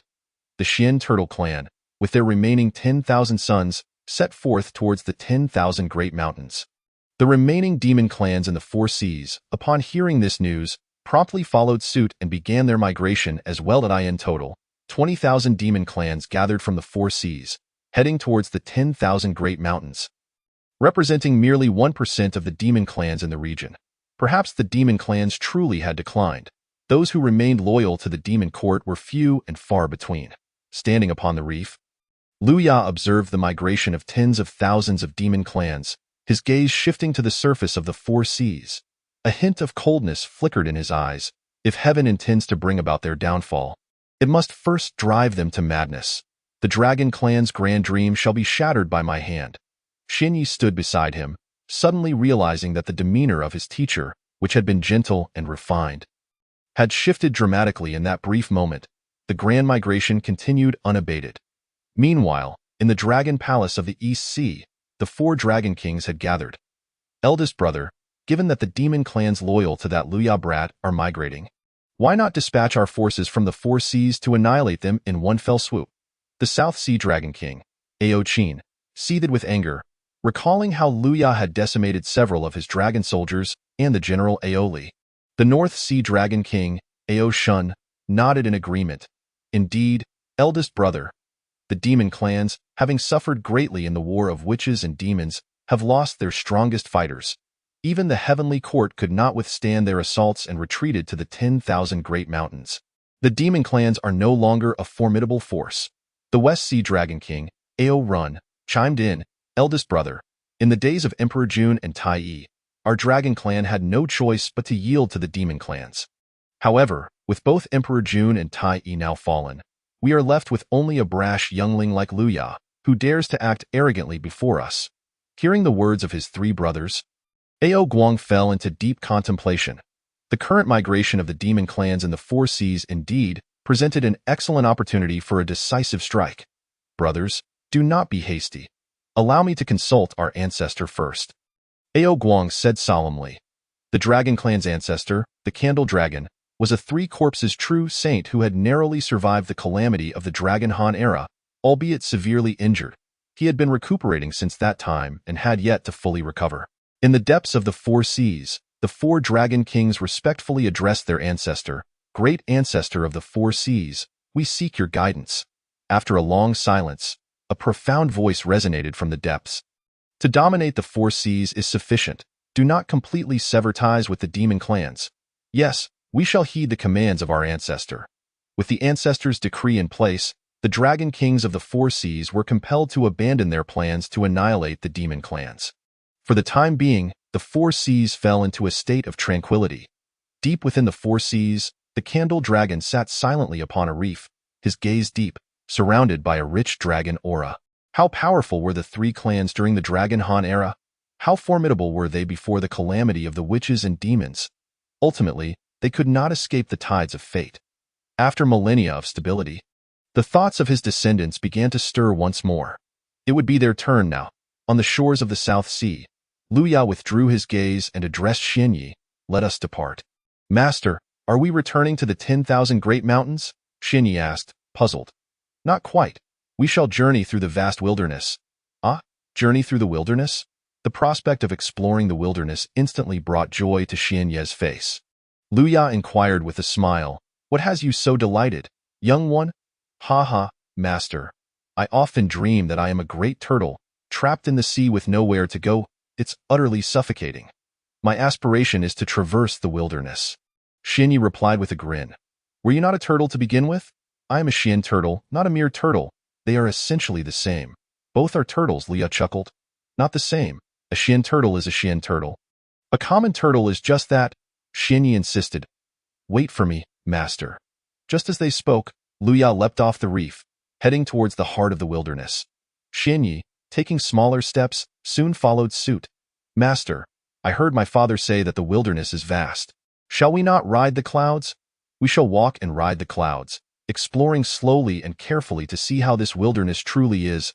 Luya had been reborn in the wilderness for quite some time, yet had not taken the opportunity to appreciate its wonders until now. Oh, disciple, aside from exploring the wilderness, do you have any other aspirations? Other aspirations? Does freely sleeping count? You truly are a Xian turtle. Nearly all turtles love to sleep. Luya laughed lightly. Curiosity sparked in Xinyi. Then what about your aspirations, master? A smile graced Luya's lips. To inherit my father's legacy, in days of yore. Emperor Jun was the sovereign of the heavenly court, ruling over countless demon clans, dominating the world, and presiding over the wilderness, and so, master and disciple ambled along, walking and flying, traversing the wilderness. Over the course of 200 years, they traversed mountains, rivers, snowy peaks, and grassy plains. During this time, Lu Ya began to formally teach Xian turtle cultivation. With exceptional innate talent, Xian turtle possessed boundless merit, and his bloodline heritage carried the teachings of powerful techniques. Lu Ya's simple guidance enabled Xianyi to awaken his bloodline, acquiring the most suitable techniques for himself. The Xian Yuan true scripture, the highest level inheritance of the bloodline, allowed for the dual cultivation of both the primordial spirit and the physical body. According to the bloodline, this was a technique capable of progressing to the level of Hun Yuan. Within it lay countless great and minor divine abilities. The great divine ability, Xian Turtle True Body, resembled the ability to alter the heavens and the earth, allowing not only the body to transform freely but also to become incredibly resilient, boasting formidable defenses.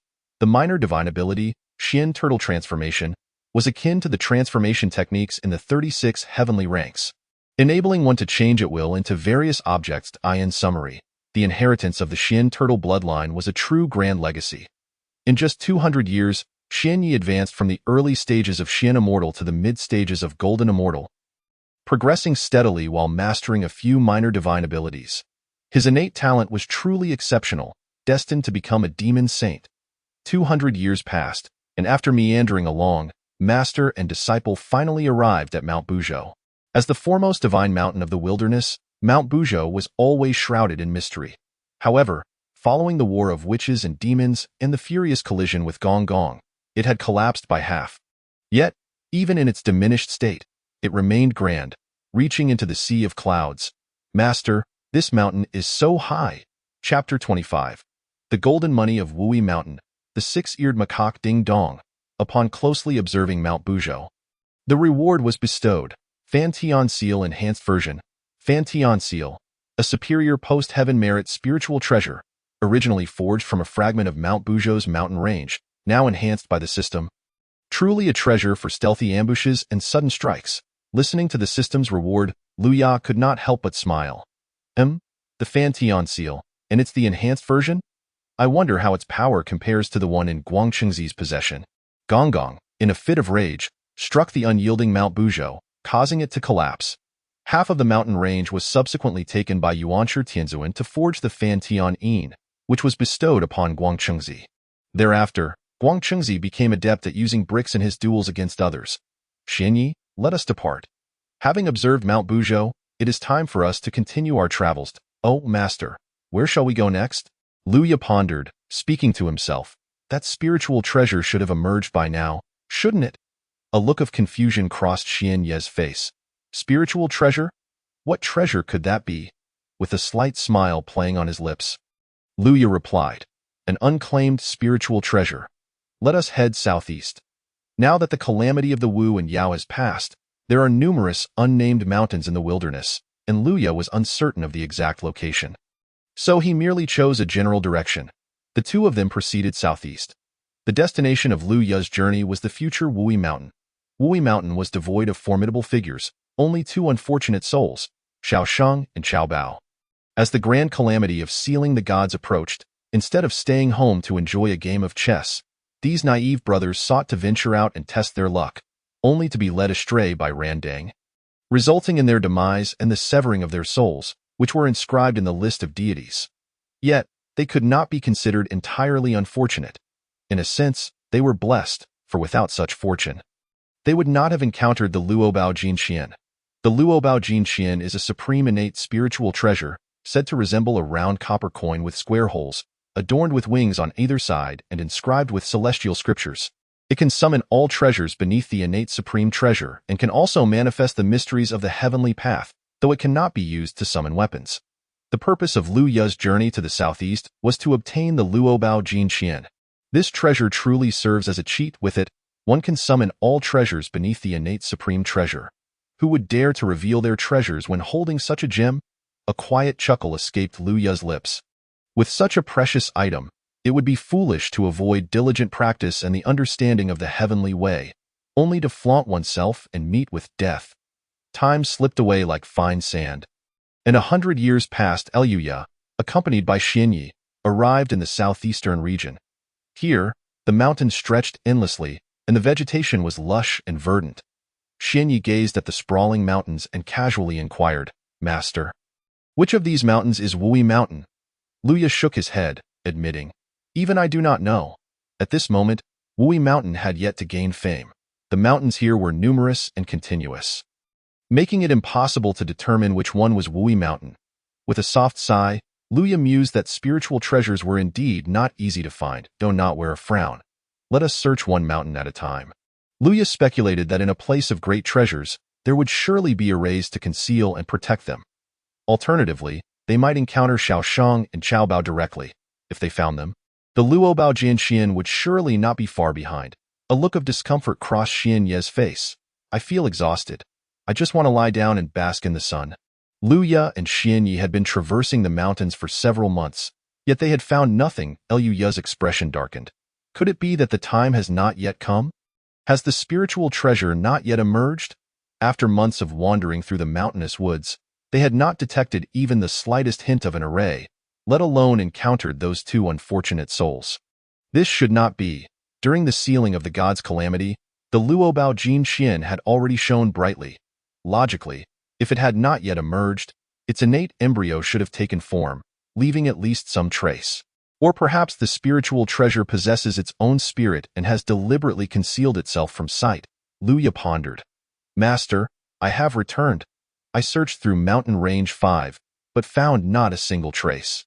Xianyi hurried back after scouring the designated mountains. "Master, could it be that you misremembered the location? Wui Mountain is not to be found within this sprawling range." Seeing his master deep in thought, Xianyi continued to analyze the situation. At that moment, a rustling sound emerged from the thicket. Upon hearing this, Xian Ye's previously languid demeanor shifted to one of alertness. "Who goes there? Come out." The thicket trembled, and a small, muddy monkey emerged. Upon seeing Luya, the little monkey immediately knelt, holding up a plump, glistening peach in its hands, exclaiming, Your Highness, I know where Wui Mountain is. I know where Wui Mountain is." Luya regarded the little monkey, narrowing his eyes. It recognizes my identity at a glance."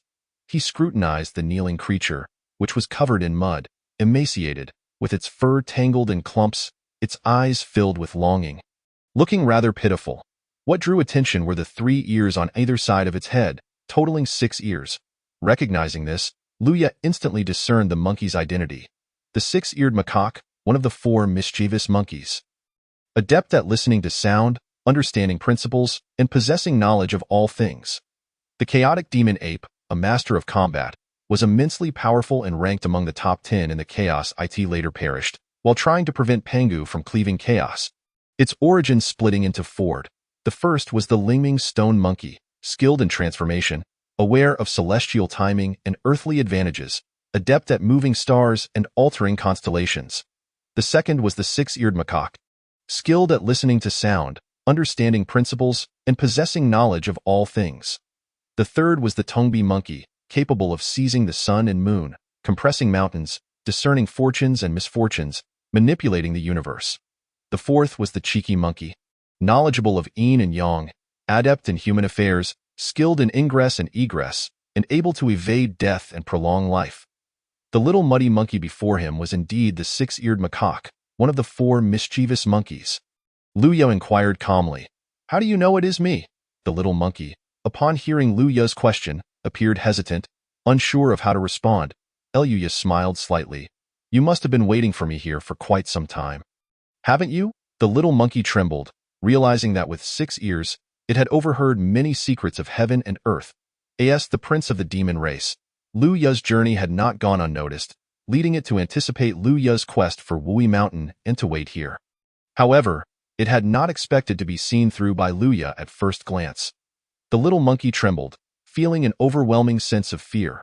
It dared not speak falsely and promptly confessed to Luya that it had inadvertently overheard the prince's plans and had come here to wait. With no malice in its heart, simply wishing to learn from the prince and acquire skills, Luya could not help but click his tongue in admiration. Truly, the 6-eared macaque had eavesdropped on Hongjuan's teachings and his own. All without Luya realizing it. Yet, the little creature's cultivation was merely at the peak of the Xinxian stage. Why do you wish to be my disciple? Luya asked with a smile. The little monkey respectfully replied, Your Highness is the prince of the demon race, the sole legitimate heir of Emperor June, the leader of the myriad tribes of the wilderness. I, too, am a demon and hope for your Highness to take me in. After speaking, the little monkey felt an intense nervousness. Over the years, it had hidden away from place to place, with no one willing to teach it. Though the wilderness was vast, it had no place to belong. If even the demon race would not accept it, then it truly had nowhere to go. Luya looked at the little muddy monkey before him, a faint smile gracing his lips. Do you know that the law is not to be passed to the 6 ears? Upon hearing this, the 6-eared macaque trembled, its eyes briefly lighting up with hope before quickly dimming again. It slowly lowered its head, despair filling its heart. Once, the Tao ancestor proclaimed that the law is not to be passed to the 6 ears. Who would dare to impart their techniques in the wilderness? Xianyi, standing nearby, observed the despondent little monkey and felt a pang of sympathy. Master, perhaps Luya, seeing the 6-eared macaque in such a state, smiled lightly and took the glistening peach from its hands. He took a bite, the fragrance of the peach wafting through the air, sweet juice flowing forth, clearly a fine spirit peach. The 6-eared macaque momentarily lost its wits, unsure of how to respond. Being knowledgeable about all things, it understood Luya's intention. It quickly exclaimed, Your Highness, the pursuit of the Tao is arduous for all living beings, yet your resolve is firm. Your diligence unwavering. As we are both demons, I shall accept you today as my second direct disciple of our demon lineage, and you shall be named 6-Ear, Luya stated calmly. The 6-eared macaque, being one of the 4 mischievous monkeys, possessed a noble lineage and was gifted at listening, understanding principles, and knowing all things, indeed, a rare seed. How could Luya dismiss it if he did not take it in? It would only benefit the duo from the west. With proper cultivation, the demon race would gain another great demon sage. Upon hearing that Luya was willing to accept him as a disciple, the 6-eared macaque's eyes sparkled with excitement. It immediately prostrated itself, expressing gratitude. I bow to my teacher. Thank you for your kindness, Master. Luya nodded gently. Today marks your entry into the fold. Do you have any questions? I shall answer them all. After the initial joy, a look of hesitation crossed the 6-eared macaque's face, and it stammered, Master, what about the law not being passed to the 6 ears? The ancient words of the Tao ancestor had caused it much suffering, and the 6-eared macaque was deeply puzzled. Is it truly the case that the law is not passed to the 6 ears? Upon hearing the first question posed by the 6-eared macaque, Luya could not help but smile with satisfaction. It is teachable. Do you believe that the law not being passed to the 6 ears means that the Tao and magical techniques are not to be imparted to you? The 6-eared macaque appeared somewhat taken aback. I feel it is not so. The law not being passed to the 6 ears is a custom between master and disciple. The transmission of teachings between them should not be overheard by too many or unnecessary individuals, lest misunderstandings arise and lead one astray. The timing of one's entry into the path varies, and mastery of learning also differs. Therefore, a teacher cannot impart the same principle before many disciples, especially when those who have not yet reached that level are present, as it often leads to erroneous interpretations and misdirection.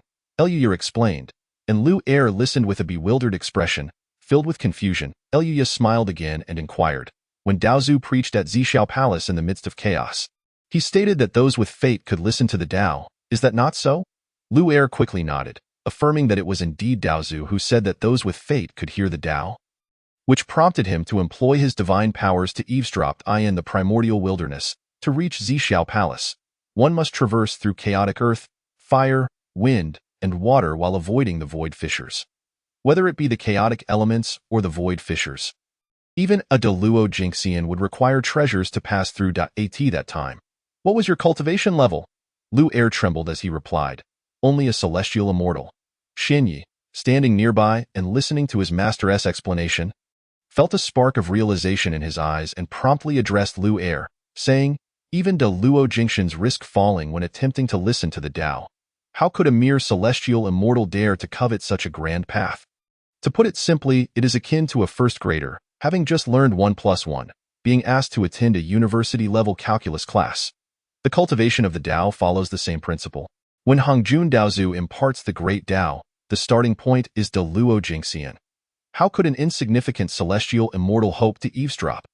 Lu Er's pupils constricted suddenly, his heart racing, and his monkey-like face flushed with excitement. So that was the reason. It wasn't that Dao Zu refused to pass on the Tao to him. Rather, the Tao was far too profound for him to comprehend. Eluya smiled faintly and said, Dao Zu's teachings are open to all who are fated. Would he make things difficult for a little monkey like you? Yet, amidst the multitude of powerful beings in the primordial wilderness, the reason why no one has imparted the Tao to you is not hard to discern. However, why has no one chosen to teach you the Tao? Luya continued to question. Lu Er sat on the ground, still looking perplexed, seeking clarity from his master. Have you ever used your divine powers to eavesdrop on the great beings of the primordial wilderness teaching the Tao? Lu Er's face turned crimson as he lowered his head in guilt. After Dao Zu proclaimed that the Tao would not be passed to Lu Er, no one in the primordial wilderness was willing to teach him their teachings. I have indeed used my divine powers to eavesdrop on several great beings, he confessed. However, I was discovered after only hearing a few sentences and could not continue. To take without permission is akin to theft. Would any powerful being appreciate a thief? Moreover, to listen in on teachings will inevitably create karmic ties, and once those ties are formed, they are not easily resolved, Luya stated calmly. The look of confusion in Lu Er's eyes began to fade. Now he understood the reason. He had been disliked by the great beings of the primordial wilderness. Today, since you have entered under my tutelage, I shall take upon myself the karma of your past. From now on, focus on your cultivation and remember not to flaunt your divine powers again. Yes, thank you, Master.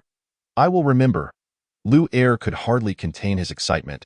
Today, he felt that his hardships had finally come to an end. To take the prince of the demon race as his master, he could now consider himself a descendant of the demon emperor. Indeed, a child worthy of teaching. Rise, Luya said. Yes, Master. Lu Er felt as though the shackles binding him had been completely undone, joyfully leaping around and bouncing off the trees. Just then, the system's voice chimed again. Ding dong, disciple Lu Er accepted. Reward obtained. 9 turns of mysterious origin technique. The 9 turns of mysterious origin technique is the supreme method practiced by the Pangu great deity, allowing for the dual cultivation of both the primordial spirit and physical body. When cultivated to perfection, it can validate the Tao through strength, celestial immortal first turn, true immortal second turn, mysterious immortal third turn, golden immortal fourth turn, Tai golden immortal fifth turn, Deluo golden immortal sixth turn, quasi-saint, cutting 1 corpse, 7th turn, from early to mid-peak, quasi-saint, cutting 2 corpses, 7th turn, from late to peak. Mixed Yuan Deluo golden immortal saint 8th turn. Mixed Yuan Wuji golden immortal heaven, Tao realm 9th turn. Mixed Yuan Wuji Deluo golden immortal Tao realm 9th turn upon completion, the realm at the time of Panga's demise. While the 9 turns of mysterious origin technique is formidable, its cultivation is exceedingly arduous. Each turn requires an immense amount of spiritual energy, and the further one progresses, the more difficult it becomes.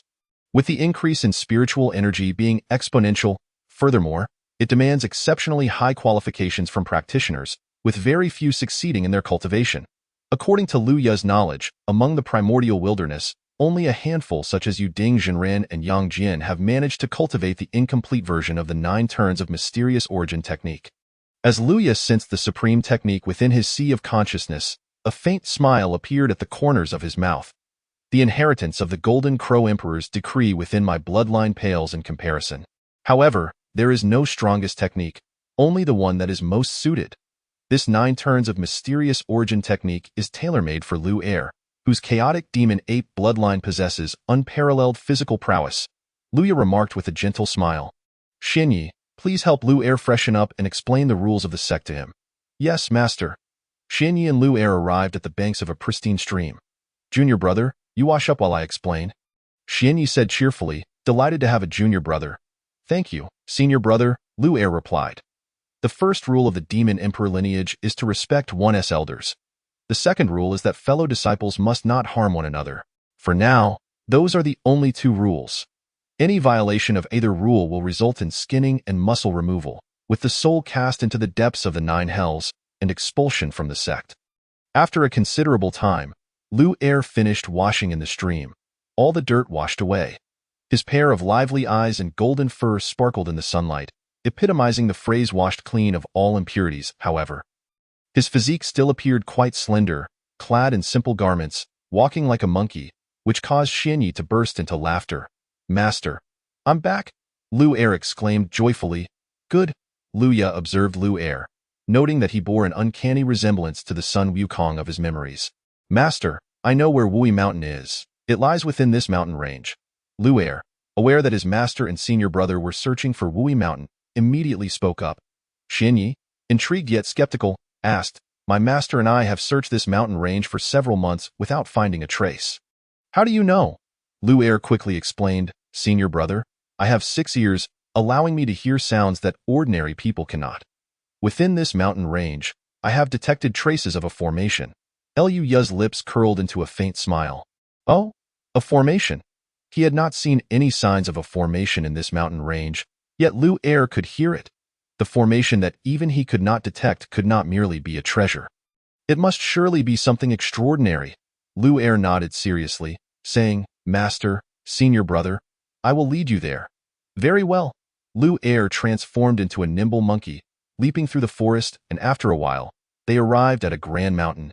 "Master, I detected the formation from here," Lu Er said earnestly. Hopping amidst the trees, Eluya surveyed the mountain. He had visited this mountain range before and had found nothing unusual at that time. Could it be that there is a concealed great formation? Luya speculated. He slowly closed his eyes, extending his soul power to explore the forest. Eluya's soul power seemed to brush against a barrier.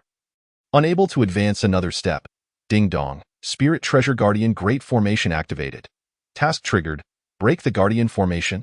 Task reward, Mixed Yuan Concealment Formation. Once set, it can obscure all calculations by saints and below within the primordial wilderness. Upon hearing the system's voice, Lu Ya's eyes gleamed with excitement. It truly was the Spirit Treasure Guardian Great Formation. At that moment, Lu Ya was only familiar with one great formation, the Zhou Star Do Formation. How profound is the Zhou Star Do Formation? It is one of the 2 mightiest formations in the primordial wilderness. Now that Lu Ya had mastered the Zhou Star Do Formation, he could naturally draw parallels. With just a slight collision of his soul, he discovered the method to break the formation. Eluya withdrew his consciousness and said to Xianyi, "You two find a place to cultivate. I will break the formation." After saying this, he casually pointed and imparted the first 3 turns of the 9 turns of mysterious origin technique to Lu Er, stating, "The first 3 turns are not difficult to cultivate. Practice them on your own for now." Lu Er felt the profoundness of the technique within his sea of consciousness, his face flushing with excitement as he danced and expressed his gratitude.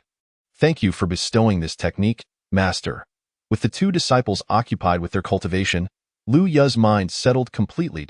A massive wave of primordial spirit power began to radiate outward, crashing against the Spirit Treasure Guardian Great Formation. Time flowed like fine sand, and in the blink of an eye, 200 years had passed. Xianyi, cultivating the true water scripture, accumulated countless merits for protection, effortlessly breaking through to the golden immortal realm and acquiring numerous great powers. Lu Er, possessing exceptional talent, transformed the chaotic magical energy within him into the power of the 9 turns of mysterious origin technique in just 100 years, completing the first 3 turns of cultivation. With the remaining 100 years, he focused on breaking through his physical limitations, cultivating the 36 heavenly gang techniques. Boom! A resounding thunder echoed through the soul as Lu Ya's primordial spirit power cascaded like waves. Layer upon layer, the Spirit Treasure Guardian Great Formation was broken. As the formation shattered, the surrounding scenery transformed immediately. No longer were they in a mountainous forest but standing before the entrance of a cave. Ding dong, task reward obtained. Mixed Yuan Concealment Formation. Lu Ya felt countless mysterious runes flash through his sea of consciousness, instantly mastering the arrangement method of the Mixed Yuan Concealment Formation. Once set, the Mixed Yuan Concealment Formation can shield all calculations of saints and below. A slight smile tugged at Lu Ya's lips. The reason saints are deemed saints is that their primordial spirits are entrusted to the heavenly Tao. As long as the heavenly Tao endures, so too do the saints. Furthermore, the saints reside high above, privy to all matters within the primordial wilderness, allowing them to manipulate the game of existence, with all beings as mere pieces upon the board. If the mixed Yuan concealment formation were to be set down in the 10,000 Great Mountains, saints would no longer be able to deduce matters concerning the demon race, and subsequent plans could be executed without fear of attracting the saints' attention. This would grant a significant advantage. Teacher, have you broken the formation? Xian Yi and Lu Er, hearing the commotion, hurried over. After 200 years, I have finally broken it, Lu Ye remarked, gazing at his two disciples with a satisfied smile. Xian Yi, the reincarnation of Xian Gui, possessed extraordinary talent and cultivated at an exceptional pace. Now having reached the mid-stage of Golden Immortal, Lu Er, one of the four monkeys of the Chaos World, also displayed commendable aptitude and made significant progress, having completed the first 3 transformations of the 9-turn Xian Yuan technique, reaching the peak of Xian Immortal. His previously chaotic and ethereal energy had now become considerably more stable. Lu Ye shifted his gaze towards the cave entrance and said with a smile, "Let's enter the cave." "Wait, Master. Let me lead the way." Lu Er, ever lively and energetic, bounded ahead, assuming the role of a great protector. Xian Yi lazily followed Lu Ye, choosing not to compete with Lu Er. With the formation dismantled, the cave posed no danger, and the adventurous spirit of the monkey prevailed. Lu Ye chuckled and allowed Lu Er to take the lead. The cave, a natural formation, was spacious within and rich in innate spiritual energy, imbued with the essence of time. The brightest spot inside the cave lay a mat, upon which rested a copper coin. Lu Ye approached and picked up the coin, which was circular with a square hole in the center, adorned with 2 wings on either side that shimmered with a divine light, engraved with profound mystical patterns. "This is the falling treasure coin." Lu Ye's lips curled into a smile. Although Xian Yi and Lu Er were unfamiliar with this object, they could distinctly sense the presence of a primordial spiritual treasure emanating from it, and both exclaimed joyfully, "Congratulations, Master, on acquiring a spiritual treasure." Lu Ye continued with a grin, "This cave is bright and rich in innate spiritual energy. We must not waste it. You too should take this opportunity to cultivate diligently." "Yes, we will obey, Master," they replied in unison. The two sought out the area within the cave that was most abundant in spiritual energy and began their cultivation. Lu Ye, examining the spiritual treasure in his hand, smiled again. This treasure was immensely mysterious. In the future, the treasures of the demon clan would rely upon it for their acquisition. Lu Ye began refining the falling treasure coin, which was classified as a top-tier primordial spiritual treasure. Containing 48 restrictions, time passed without counting the years, and a century later, Lu Ye slowly opened his eyes. Of the 48 restrictions, he had already refined 45. The restrictions grew increasingly difficult towards the end. The remaining 3 would require at least a millennium to refine completely. Having refined 45 restrictions allowed him to harness 9/10 of the treasure's power without rushing to eliminate all restrictions. Meanwhile, in Kunlun Mountain, within the Yusu Palace, Randang slowly awakened from his meditation, feeling a disquieting sensation in his chest. "Strange, why do I feel as if I have lost something significant?" During the Fengshan War, Qiao Bao and Xiao Shang had taken the falling treasure coin from the mountains and used it to drop Zhao Goming's sea calming pearl, which they later gifted to Randang. Subsequently, Randang betrayed the Xinmen and allied himself with Buddhism, utilizing 24 sea calming pearls to manifest the 24 heavens, becoming the ancient Buddha Randang. Now, however, Lu Ye had intercepted the falling treasure coin, ensuring that Qiao Bao and Xiao Shang would not drop Zhao Goming's sea calming pearl in the future. Randang sensed, as if by fate, that he had lost a tremendous opportunity. Although he had refined the falling treasure coin, Lu Ye frowned slightly, realizing that this spiritual treasure could not be casually employed as he had presumed. To use the falling treasure coin to acquire another's treasures required a sacrifice of one's own fortune. Coin, by its very nature, serves as a medium of exchange. Only by expending his own fortune could he claim another's possessions. Akin to a purchase, Lu Ye understood that before Qiao Bao and Xiao Sheng ventured from the mountains, they had indeed possessed substantial fortune. However, after their departure, their frequent use of the falling treasure coin to seize others' treasures depleted their own fortune entirely. Fortune is a profound and elusive concept. When one is fortunate, the path is unobstructed, but when one is not, peril awaits at every turn. Having exhausted their fortunes and finding themselves amidst a celestial calamity, it was no wonder that Qiao Bao and Xiao Sheng met their demise. Later, when Randang acquired the falling treasure coin, he had not used it even once, likely having perceived the true nature of the treasure. Luya, observing the falling treasure coin in his hand, could not help but smile. Fortune, once lost, could be regained, but a missed spiritual treasure was a genuine loss. Luya could utilize not only his own fortune but also that of the entire demon clan. When the demon clan grew strong, he would surely use the falling treasure coin without fear. Luya stored the falling treasure coin within his Naiwan palace for further nurturing. Before long, Xian Yi and Lu Er awakened from their cultivation. By this time, the innate spiritual energy within the cave had been nearly depleted. The two, one practicing the Xian Shui True Classic and the other mastering the 9-turn Xian Yuan technique, were indeed formidable consumers of spiritual energy, and the abundant innate energy could hardly withstand their fervent cultivation. However, their progress had been remarkably swift. Xian Yi had firmly stabilized his realm at the mid-stage of Golden Immortal, his physical body reaching the strength of a mid-grade postnatal spiritual treasure, rendering him invincible against opponents of one rank higher and evenly matched against those 2 ranks higher. Lu Er, having accumulated knowledge over countless millennia without a systematic cultivation method, had previously cultivated chaotic and scattered energy. After a century of guidance, the energy he had amassed began to find an outlet, allowing Lu Er to ascend from the peak of Xian Immortal to achieve the realm of Golden Immortal. His physical body was also remarkably strong, only slightly weaker than Xian Yi. Having attained the Tao fruit of Golden Immortal, the two now possessed a modicum of self-preservation power within the vast wilderness. Master, Xian Yi and Lu Er approached with smiles. Luya nodded in satisfaction. Having traversed the wilderness for so long and acquired a spiritual treasure, it is time to return to the 10,000 Great Mountains. Upon hearing this, Xian Yi and Lu Er's eyes sparkled with anticipation. After the great battle, the elite of the demon clan had all migrated to the 10,000 Great Mountains, which was the true stronghold of the demon clan. Both Xian Yi and Lu Er had long been curious about the 10,000 Great Mountains, and the prospect of returning filled them with excitement. Just as the three prepared to leave the cave, Luya caught a glimpse of movement in a corner of the cave. Xian Yi and Lu Er, understanding their master's gaze, nodded in agreement and rushed over to encircle the corner. Master, there are 2 clusters of celestial energy. They called out. Eliminate them, Luya replied calmly. Without hesitation, the two unleashed a burst of energy upon the celestial energy clusters. The clusters immediately dissipated, extinguished before they could fully manifest their intelligence. Poor Qiao Bao and Xiao Shang, having just gained a semblance of consciousness, were extinguished, narrowly avoiding the fate of mere cannon fodder. With the celestial energy clusters eliminated, the karmic ties were severed. The three then exited the cave together. To the 10,000 Great Mountains, yes, Master. The trio soared through the skies towards the 10,000 Great Mountains.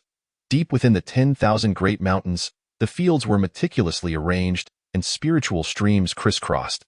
With a pleasant and comfortable climate, the air shimmered with faint starlight, and the spiritual energy of the stars was exceptionally rich. Millions of demons inhabited the area, freely absorbing the starry spiritual energy and bliss. At that moment, the 10,000 Great Mountains bore no resemblance to the impoverished, toxic wasteland it once was. It surpassed even the finest paradises. The Crown Prince has returned. The Crown Prince has returned. The demon soldiers stationed at the periphery of the 10,000 Great Mountains, upon seeing Luya atop a cloud, immediately erupted with excitement. Instantly, the once quiet 10,000 Great Mountains became a hub of activity. Ha! It's wonderful that the Crown Prince has returned. When he was away, Old Nyo, couldn't eat or sleep well. A true immortal realm Old Bull lamented, choking on a mouthful of grass as he wept. Luya represented the very core of cohesion for the entire demon clan. It was precisely due to his status as the sole prince of the demon clan that he could unite the scattered factions. As long as Luya remained, the 10,000 Great Mountains would forever be the rightful domain of the primal demon clan. Thus, upon Luya's return, millions of demon kin rejoiced and rushed out to welcome him. Among the mountains, countless demons gathered. Xian Yi and Lu Er followed closely behind Luya, gazing at the millions of demons below with astonishment. Wow! Master is truly the prince of the demons, the sole heir of Emperor Jun. A born ruler. Standing atop the clouds, Luya declared, "My sons, go forth and cultivate. I have returned." With that, Luya led Xian Yi and Lu Er towards the demon clan's assembly hall. Seeing their prince make his way to the assembly hall, The millions of demons settled down, dispersing to resume their cultivation with an unparalleled focus. Each demon firmly believed that as long as the prince was present, the demon clan would survive and rise again. In the demon clan assembly hall, Luya sat high upon the demon emperor's throne, with Xian Yi and Lu Er standing respectfully by his side. The seats of honor were occupied by Bai Zhe, the demon saint, and the four great demon gods, while the numerous demon kings stood in the center of the hall. Luya began with a warm smile. I have traversed the wilderness for nearly 1,000 years. Bai Zhe, the demon saint, and all the demon gods and kings have toiled tirelessly to establish the 10,000 great mountains. Bai Zhe stood up with a smile, replying, Your Highness, you flatter us. Bai Zhe then proceeded to report the developments of the past millennium. The demon clan had expanded from the original 10,000 li to an additional 40,000 li, with the 10,000 great mountains stretching over millions of li, the core territory of the demon clan encompassing 500,000 li, clearing away the miasma and venomous insects, cultivating countless spiritual fields and streams. The environment has greatly improved, rendering it exceptionally suitable for the survival of the demon race. Your Highness, in your endeavors across the seas, the demon clans from various regions have flocked to the 10,000 great mountains, along with scattered demons from the primordial wilderness. Currently, the 10,000 great mountains are home to over 1 million demons. Among them are 4 great demon gods, great Luo golden immortals, 50 demon kings, Tai golden immortals, 100 demon generals, golden immortals, 5,000 minor demons of the profound immortal realm, 500,000 minor demons of the true immortal realm, and the remaining million minor demons are all celestial immortals. Chapter 29. Rebuilding the demon army. As Luya listened to Bai Zhe's report, he could not help but close his eyes in contemplation. Bai Zhe, the sage strategist, observed Luya's thoughtful demeanor and recalled how the prince had previously annihilated tens of thousands of dragon soldiers at the southern CS edge. Understanding dawned upon Bai Zhe, and he quietly inquired, Does your Highness intend to completely subjugate the seas? Upon hearing the mention of military action across the seas, the 4 great demon gods and numerous demon kings' eyes sparkled with eagerness. Excellent! Those slippery eels of the seas truly deserve their fate for daring to rebel. Luya gradually opened his eyes, confirming, Indeed, that is my intention. Yet the opportunity has yet to present itself. The aquatic races of the seas were once the overlords of the Dragon Han era. Although they have suffered great losses during the calamity, after tens of thousands of years of recuperation, even a dead camel is larger than a horse. Our demon race has also endured severe setbacks. Our vitality has yet to fully recover, making it unwise to confront them head-on. Bai Zhe nodded in agreement. Should we proceed with an attack at this juncture, even if victorious, it would likely result in the demise of countless demons. A case of killing 1,000 enemies while losing 999 ourselves. Luya slowly rose, his eyes gleaming with determination. The demon race has been entrenched in the 10,000 great mountains for several millennia, recuperating and regaining strength. It is time to rebuild our army. Convey my decree. Today, the demon race shall officially establish its military. The army shall be named the Demon Emperor Legion, with 1 commander to oversee all troops, and a military strategist to assist the commander in leading the army. Beneath them, 5 main generals shall be appointed, each commanding 100,000 demon soldiers, totaling 500,000 troops in the Demon Emperor Legion. Under each main general, 10 deputy generals shall be appointed, each responsible for 10,000 demon soldiers, aiding the main general in managing their 10,000 troops. Furthermore, each deputy general shall have 10 assistant generals beneath them. Those of the great Luo Golden Immortal rank may serve as main generals. Tai Golden Immortals can become deputy generals, and Golden Immortals may serve as assistant generals, while the soldiers will be of the true immortal realm. Thus, a structure is formed: Demon Emperor Legion Commander, Luya Demon Emperor Legion Strategist, Bai Zhe Demon Emperor Legion 5 main generals, Great Luo Golden Immortals Demon Emperor Legion 50 deputy generals, Tai Golden Immortals Demon Emperor Legion 500 assistant generals, Golden Immortals Demon Emperor Legion 500,000 soldiers, true immortals. As Luya's voice echoed, the countenances of the 4 great demon gods and numerous demon kings flushed with excitement, their emotions beyond words. Today, the demon race shall finally rebuild its army. Ding! The reconstruction of the demon army has earned the reward. Military training ceremony. As the sound faded, an abundance of military knowledge surged into Luya's mind. A triad of land, sea, and air, joint operations, deep defense strategies, interspersed tactics, and mobile warfare. In an instant, Luya had transformed into a war god. Eventually, the methods for forging the spirit of the army emerged in Luya's consciousness. The spirit of the army is the soul bestowed upon it from its inception, a guiding essence that remains unchanged through the passage of time and personnel changes. Only an army possessing a spirit can be deemed a formidable force. Luya surveyed the assembly of 4 great demon gods and numerous demon kings, declaring solemnly, "Today, our demon race finds itself ensnared in dire straits, requiring a force of iron will, obedient to the call of the demon race, poised to strike against the primordial wilderness. This legion is the sword of the demon race's resurgence, tasked with defending the celestial court, pacifying the universe, and restoring the unparalleled glory of the demon race. You all carry this heavy responsibility, a pillar of the demon race's revival." Below, the 4 great demon gods and numerous demon kings felt their spirits surge with fervor, blood coursing through their veins, eager to lay down their lives for the demon race.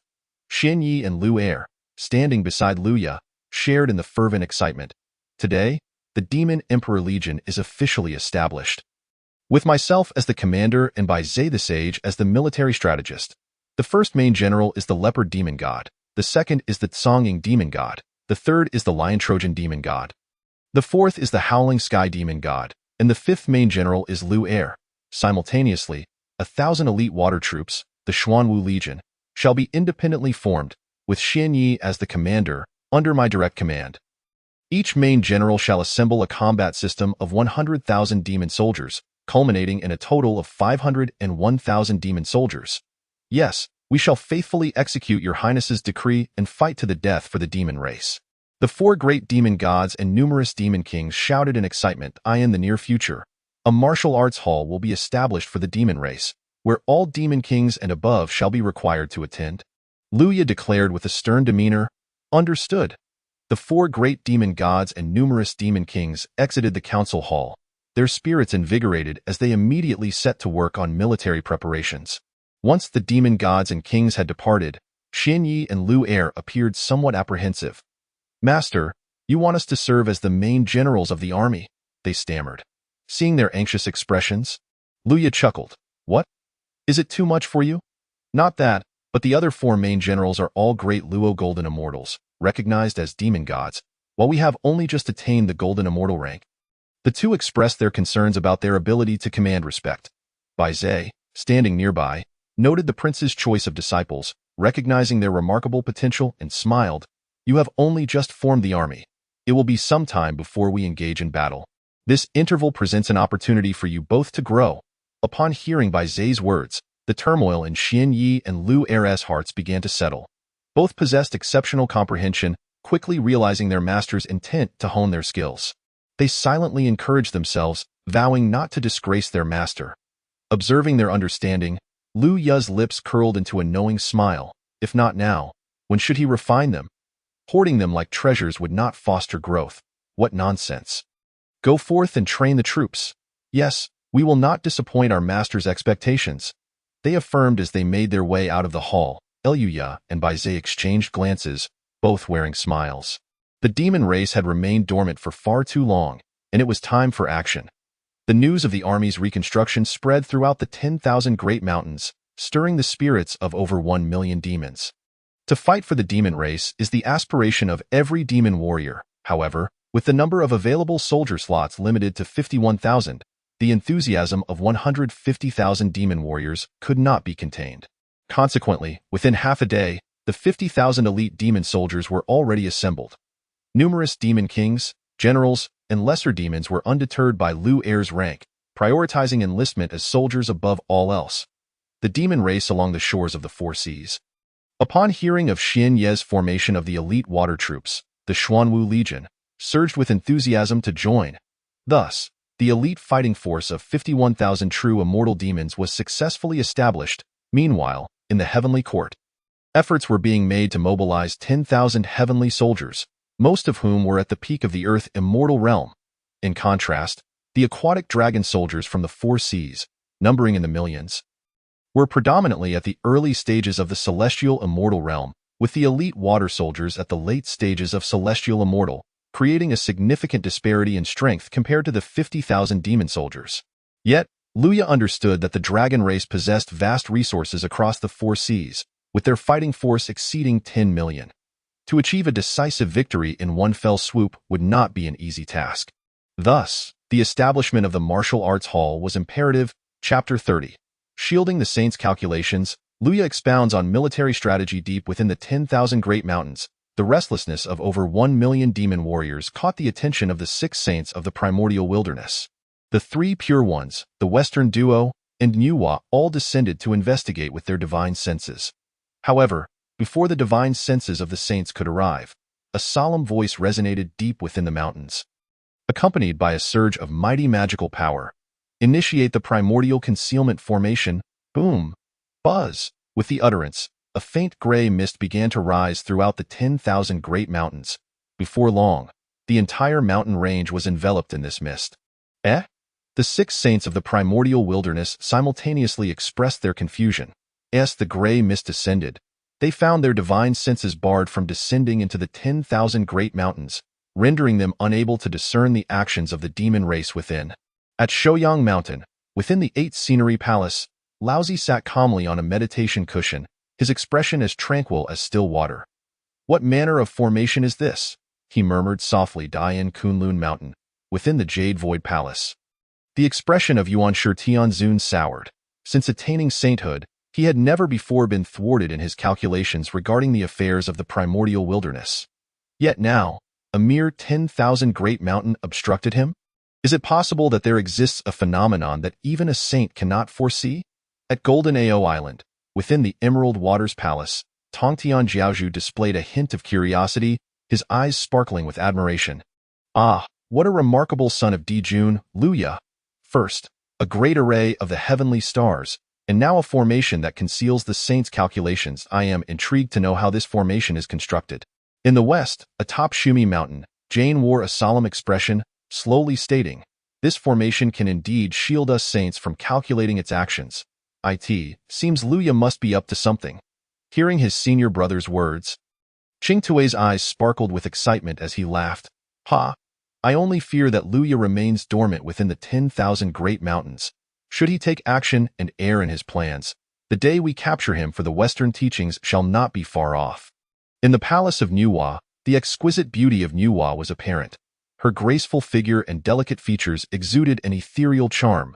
At this moment, a hint of perplexity flickered in her enchanting eyes. What manner of formation is this?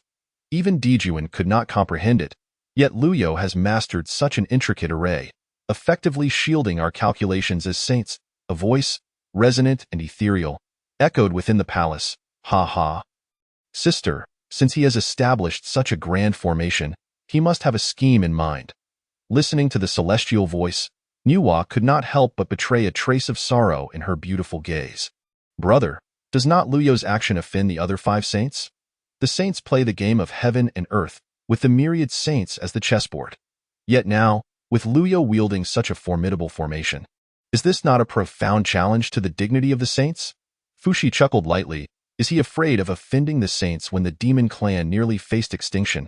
Even if he does not offend them, will the saints allow the demon clan to rise again? I suspect the other 5 saints will not only refrain from permitting it, but will also obstruct it. With Dijuan and Tai deceased, the 10 great demon saints perished, and with the fall of Su Huang, the entire burden of the demon clan rests upon Luyo. He is strategizing for the survival of the demon clan, which is no small feat, but fortunately, he has Baze to assist him. Fushi's tone grew somber, yet there was a glimmer of hope in his voice. Nuwa nodded in agreement. Over the past several millennia, Luyo's performance has indeed been commendable, as the demon clan has transcended the brink of despair. With the 100,000 mountains as the legitimate domain of the demon clan, absorbing the newly born demons of Honghuang and developing steadily, the demon clan has the potential to recover.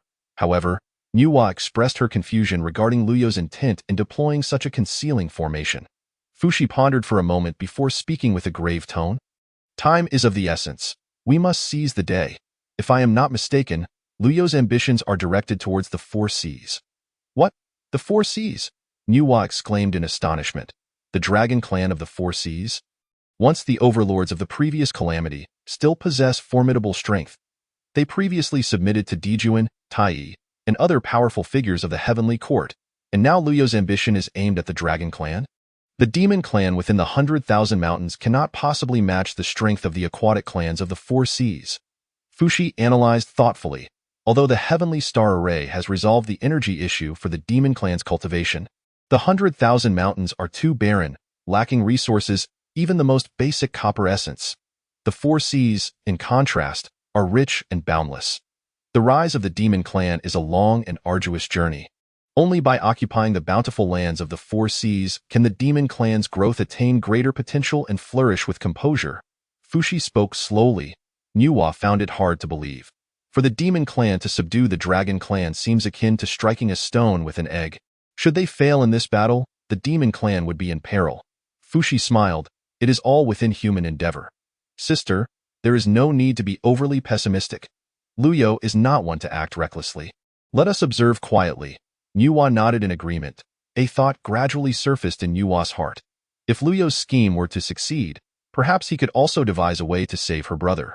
Just as this thought emerged, she immediately cast it aside. As a saint, she had no means to revive her brother's residual soul. How could Luyo possibly find a solution? In the midst of a tranquil and harmonious development in Honghuang, the martial arts hall within the depths of the 100,000 mountains had been established. Luyo was the principal speaker, and over 150,000 demon kings and above had gathered, attentively listening to the prince's teachings. You have all completed your respective formations. Today we commenced the first lecture, titled The Form. What is the form? It is the orderly arrangement of troops, maintaining formation. This is what constitutes form. How can one attain formation? First and foremost, it is to enforce commands and prohibitions. With strict laws, disciplined conduct, and earnest execution, only an army capable of enforcing commands and prohibitions has the potential to become a formidable force. Luyo expounded upon the principles of warfare without any extraordinary phenomena. Only a gentle breeze and drifting clouds accompanied his discourse. The assembled demon gods and kings listened with rapt attention, realizing that the art of war could be approached in such a manner. They understood that in battles led by the heavenly court, the commanders, possessing profound cultivation, would lead their troops into battle, resulting in chaotic engagements where the soldiers did not heed their commanders, leading to severe casualties. However, today, as they absorbed the prince's teachings on the form, it felt as though a new door had been opened.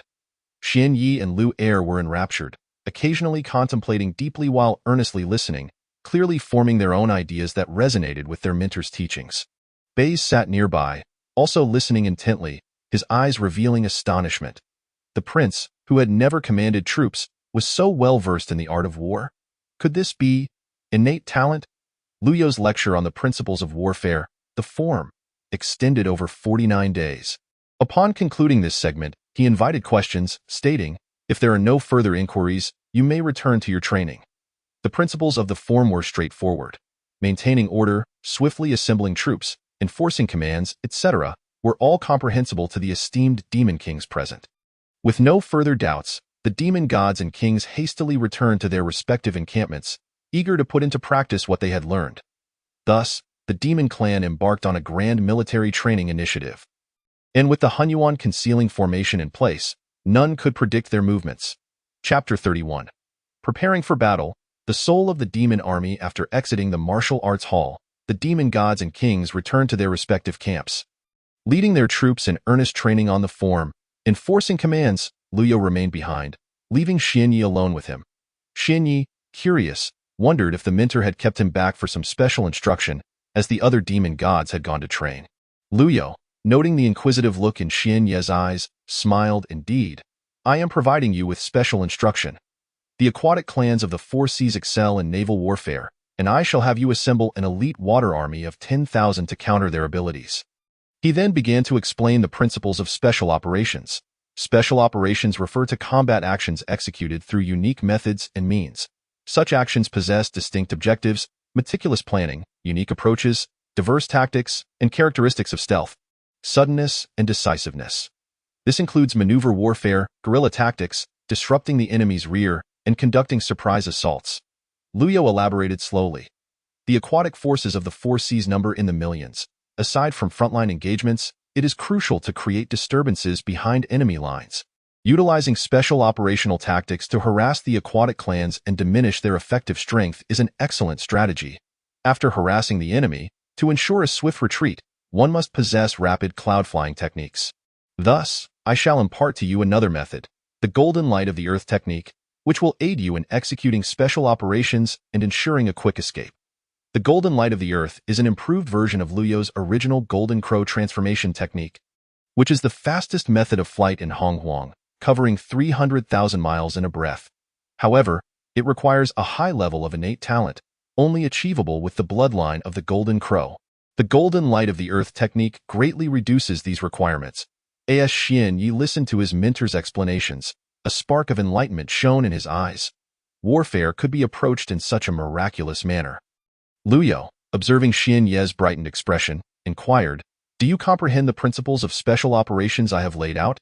After a moment of contemplation, Xian Yi replied, "If I summarize, it essentially boils down to retreat as the enemy advances, disrupt as they settle, strike when they tire, and pursue as they retreat." Hearing Xian Ye's succinct summary, Luyo was astonished. Could this be the pinnacle of innate talent? To encapsulate the essence in 16 words? Truly, he is a marvel. Excellent, you may return now. Yes, I shall exert my utmost effort. Baze, who had been listening to Luyo's strategies, could not help but smile. I have a premonition.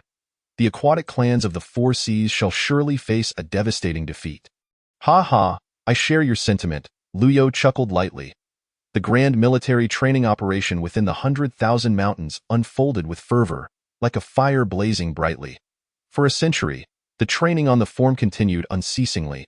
Over this century, the various divisions repeatedly practiced, and the 51,000 demon soldiers underwent a profound transformation. The previously lax and free-spirited atmosphere had completely dissipated, replaced by a strict discipline. Orders were followed, actions swift as the wind, and no extraneous movements remained. Initially, many demon soldiers complained that daily training on the form was of little use, preferring to cultivate their combat skills instead. However, those who voiced such grievances were promptly expelled from the demon army, with over 100,000 eager recruits waiting to take their place. The expelled soldiers soon regretted their complaints, realizing they would not have the opportunity to rejoin the military. Following this incident, the 51,000 demon soldiers ceased their complaints, dedicating themselves wholeheartedly to the training of the form. After a century of relentless training, the aura of the 51,000 demon clan members had been completely revitalized. The demon gods and kings marveled at the prince's training methods, which proved extraordinarily effective. Lu Er, serving as the commander of the Fifth Army, had only mid-level golden immortal cultivation, yet through a century of training, he had fully mastered the 10,000 soldiers of the Fifth Army. The martial arts hall prepared for the second lecture, set to commence in 1 month. Once again, a voice of great authority resonated through the 100,000 mountains. The 4 great demon gods and numerous demon kings, upon hearing the prince's voice, could not contain their excitement. Excellent! We shall learn more combat strategies. Over a month had passed, and the 4 great demon gods, along with numerous demon kings, including Xian Yi and Lu Er, had arrived early at the martial hall, respectfully awaiting the gathering of all the great demons. Once everyone was assembled, Luya commenced his first lecture, focusing on the military formations, followed by a second lecture on strategies and formations. An incompetent commander exhausts the troops, he remarked, indicating the complexity of the latter topic, which spanned an arduous 49 years. If there is anything you do not comprehend, do not hesitate to ask me. As the demon kings listened to the explanations on strategies and formations, their faces displayed immense excitement. They were determined to pay full attention, for mastering the prince's military tactics could one day allow them to become commanding generals. Yes, we shall listen attentively. Luya nodded and began his discourse. Thus, a skilled warrior seeks advantage in the situation, not in blaming others, allowing them to choose the right individuals to harness that advantage. What does this mean? Luya inquired calmly. The 4 great demon gods lowered their heads in contemplation, despite being great Luo golden immortals. Their innate qualities and comprehension were somewhat lacking. Lu Er, possessing superior aptitude and a quick mind, swiftly grasped the concept and spoke up. In warfare, commanders must perceive the prevailing circumstances, promptly organize their forces, and seize opportunities, rather than passively respond to the situation and excessively blame their subordinates. The four great demons, Gongbao, Zongying, Shituo, and Xiaotian, along with the numerous demon kings, immediately understood Lu Er's words.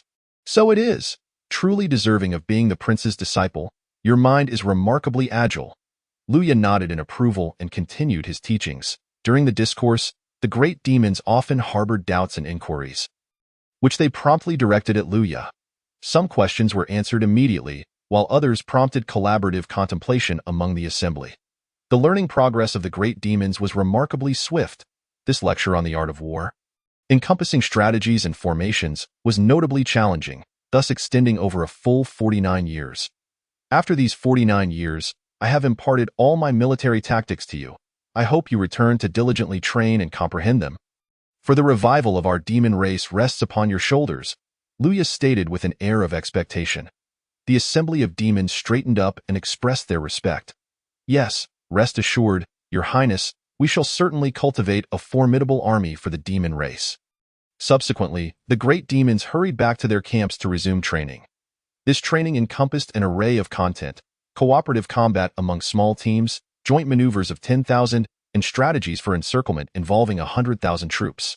Countless tactics and formations were thoroughly demonstrated among the 510,000 demons. Meanwhile, Lu Ye's mind resonated once more with the system's voice. Ding! Shared honor and disgrace. The two transmissions of military doctrine have ignited the honor of 510,000 demons. Reward obtained: Demon Emperor's entire army, military spirit comprehension speed 1000. Military spirit. Only an army that possesses an honor-filled heart and a strong will can comprehend the military spirit, which possesses unparalleled power. Chapter 32. The Weak Human Race. Lu Ye slays the two corpses. With the military spirit comprehension speed increased by a factor of 1000, the 510,000 training demons found themselves momentarily taken aback. A wave of refreshing clarity surged through their minds, and actions that had previously eluded them now fell into place with newfound understanding. The deep-seated sense of honor, to protect the demon race and fight valiantly for the prince, quietly surged within them. The 510,000 demon soldiers became invigorated, dedicating themselves to their training with even greater fervor. All of this was laying a solid foundation for the formation of the military spirit. The day the military spirit takes shape will mark the day the demon race emerges with its might. As time flowed on, 5,000 years swiftly passed. At this moment, a millennium had elapsed since the War of the Witch and the Demon. Following the brutal calamity, the primal world was gradually rejuvenating. With no major conflicts, the heavens and earth were clear, and peace reigned. The myriad races of the primal world began to regain their vitality and embarked on paths of development. Among the myriad races, the human race experienced the most rapid growth. Over 8,000 years, the population of the primal humans surged at a geometric rate, expanding from 100 billion to nearly 1 trillion. With the witch and demon races retreating, the greatest beneficiary was none other than the humans. The human race, known for its adaptability and survival skills, consistently unleashed boundless strength even in adversity. Most crucially, when united, the human race was invincible. The human race multiplied with remarkable speed. Across mountains, lakes, forests, and marshes, traces of humanity could be found almost everywhere. Particularly along the fertile shores, where the climate was favorable, the vast coastal plains became the most suitable habitat for humans, housing hundreds of billions of them. At the moment when humans were engaged in hunting and gathering, an ominous roar echoed from the skies, followed by the resounding sound of a dragon's cry. Roar! After a single dragon's roar, a colossal dragon swooped down, its massive jaws agape, eye in the blink of an eye. An entire medium-sized human tribe, numbering 35,000, was swallowed whole. The dragon ascended back into the clouds, incessantly chewing, with remnants of severed limbs and entrails falling from its mouth. Sated, the dragon let out a contented burp, remarking, "This human blood is truly exquisite. The meat is tender and succulent, enough to sustain me for 100 years of cultivation." The most enticing aspect was the sheer number of coastal humans, making it impossible to consume them all. A true delicacy. The dragon mused. A lascivious glint sparkled in its eyes, despite the feeble nature of the humans. Some possessed remarkable beauty. Their delicate forms were irresistible, rivaling even the finest delicacies. It was a shame, however, that they had to be replaced every half an hour. The humans were too weak, yet fortunately, there were plenty of human girls to capture and indulge in. With this thought, the dragon's gaze grew increasingly lustful as it headed toward a large human tribe. The humans, residing by the shores, were numerous and exceedingly weak, thus becoming prime targets for the dragon's appetites. Driven by their base instincts, the dragon race, known for their indulgent nature, did not spare the beautiful human girls. Under the tacit approval of the sea dragon kings, many dragons treated humans as mere livestock, indulging in the hunting of human maidens. Each day, countless humans perished in the bellies of dragons. With the coastal human population at 100 billion, the loss of 1 million daily was but a minor detail. Yet behind those numbers lay countless families, siblings, and loved ones. The three ancestors of humanity, Sui Rin, Yu Chao, and Zi, ventured to the East Sea to seek an explanation from the dragon race, but they could not even meet Aoguang. The Dragon King, the human race, feeble and powerless against the colossal dragon race, found themselves utterly helpless. Although countless humans were filled with rage, they faced the dragons with resignation. With a coastal population of 100 billion, the daily loss of 1 million did not significantly diminish their vitality. Many humans could still survive, could they not? The dragons, displaying shrewdness, regarded the coastal humans as a blood farm, consuming them gradually rather than in one fell swoop. The allure of human flesh was simply too delectable, further accelerating their cultivation. Near the recently devoured medium-sized tribe, several smaller tribes remained scattered. These humans, witnessing their once thriving brother tribe consumed and sent to the dragon's belly, were overwhelmed with grief and sorrow. They wept openly, mourning the loss of countless brothers and sisters in a single night. After their tears of sorrow, dread filled their hearts. Would they also meet the same fate? Countless humans gazed skyward, crying out, "Heaven, save the human race." Millions of humans united in their lamentations, their anguish rising to the heavens. In the celestial realm, situated above 33 heavens, the heavenly palace was adorned with intricate railings and mysterious carvings. In the Haotian Hall, the bright star hurried into the grand chamber and reverently addressed the Emperor Haotian seated upon the jade steps. "Your Majesty, hundreds of millions of humans along the eastern sea are crying out to the heavens, their accumulated grievances surging toward the heavenly palace." Emperor Haotian, perched on the jade steps, inquired, "Oh, are humans the race created by the Saint Enwa? Can their grievances truly affect the heavenly palace?" The bright star respectfully replied, "The dragon race has taken humans as livestock, indulging in the abduction and hunting of human maidens, which has caused their grievances to reach unprecedented heights. The humans beseech the heavenly palace to intervene and halt the dragon race's predation upon them," reported the bright star. Emperor Haotian, seated upon his jade throne, slowly closed his eyes in contemplation. The heavenly palace currently boasted only 200,000 celestial soldiers, while the dragon race possessed millions of armored warriors. It would be trivial to consume a few humans. Now was not the time to engage in conflict with the dragon race. The heavenly palace had only just begun to regain its footing. After another millennium, it would surely subdue the 4 seas. With this thought, Emperor Haotian remained silent, his eyes still shut. The bright star, wise and seasoned, understood the emperor's intent and slowly exited the grand hall. Refraining from mentioning human affairs, he could only pray for the humans to seek their own fortune. Countless humans cried out to the heavens, yet their pleas did not elicit a response from the divine. Instead, they attracted a swarm of colossal dragons. The great sea dragons wove through the clouds, opening their gaping maws, poised to descend and devour hundreds of thousands of humans. The assembled humans scattered in panic, crying to the heavens for aid, but their calls went unanswered.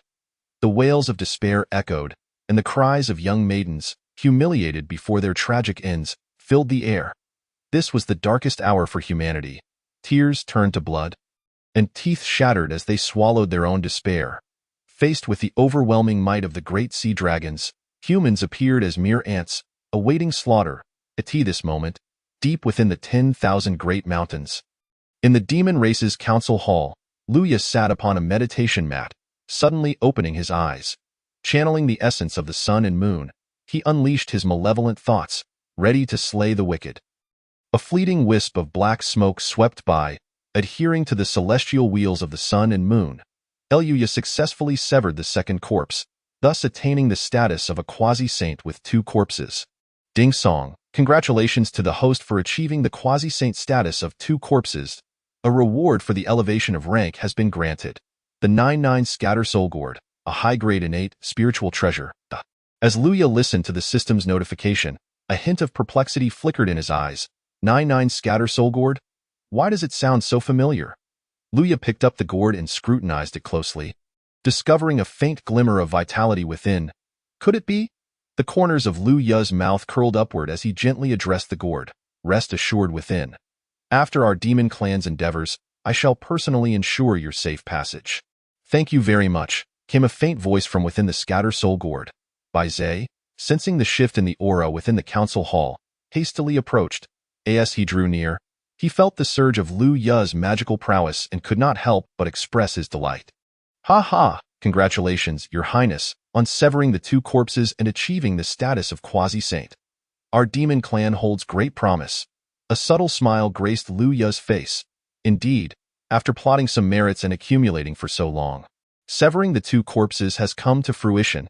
Having secluded himself for thousands of years, Luya emerged from his retreat, while Bai Zhe began to elucidate the changes occurring beyond the primordial realm. Upon hearing of the human race's tragic slaughter, Luya could not help but sigh. In the primordial continent, the survival of the fittest prevails.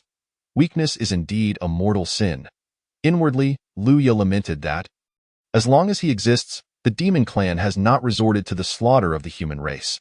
Yet now, the human race finds itself mercilessly slaughtered and violated by the dragon clans of the four seas. Everything is a matter of power, Bai Zhe continued in a somber tone. For the past few thousand years, the demon clan has concealed itself within the vast mountains, refraining from clashing with the aquatic tribes of the four seas. Consequently, the ambitions of the aquatic tribes have rapidly swelled, culminating in their unification 1,000 years ago. Presently, they have set their sights on the primordial realm, scheming for its fortune. A light chuckle escaped Luya's lips. If heaven intends to bring about their demise, it must first drive them to madness. The era of the four seas has passed. How dare they remain so arrogant and unrestrained? Bai Zhe nodded in agreement. The human race had once sought assistance from the celestial court, yet it seems they have been disregarded. Another smile appeared on Luya's face. Hao Yin, this fellow, cherishes his own reputation. As the newly appointed celestial emperor, he dares not confront the formidable aquatic tribes of the four seas, thus providing an opportunity for our demon clan. If we act before Hao Yin does, and eliminate the aquatic tribes, our demon clan can finally breathe freely from the scars of the witch demon calamity.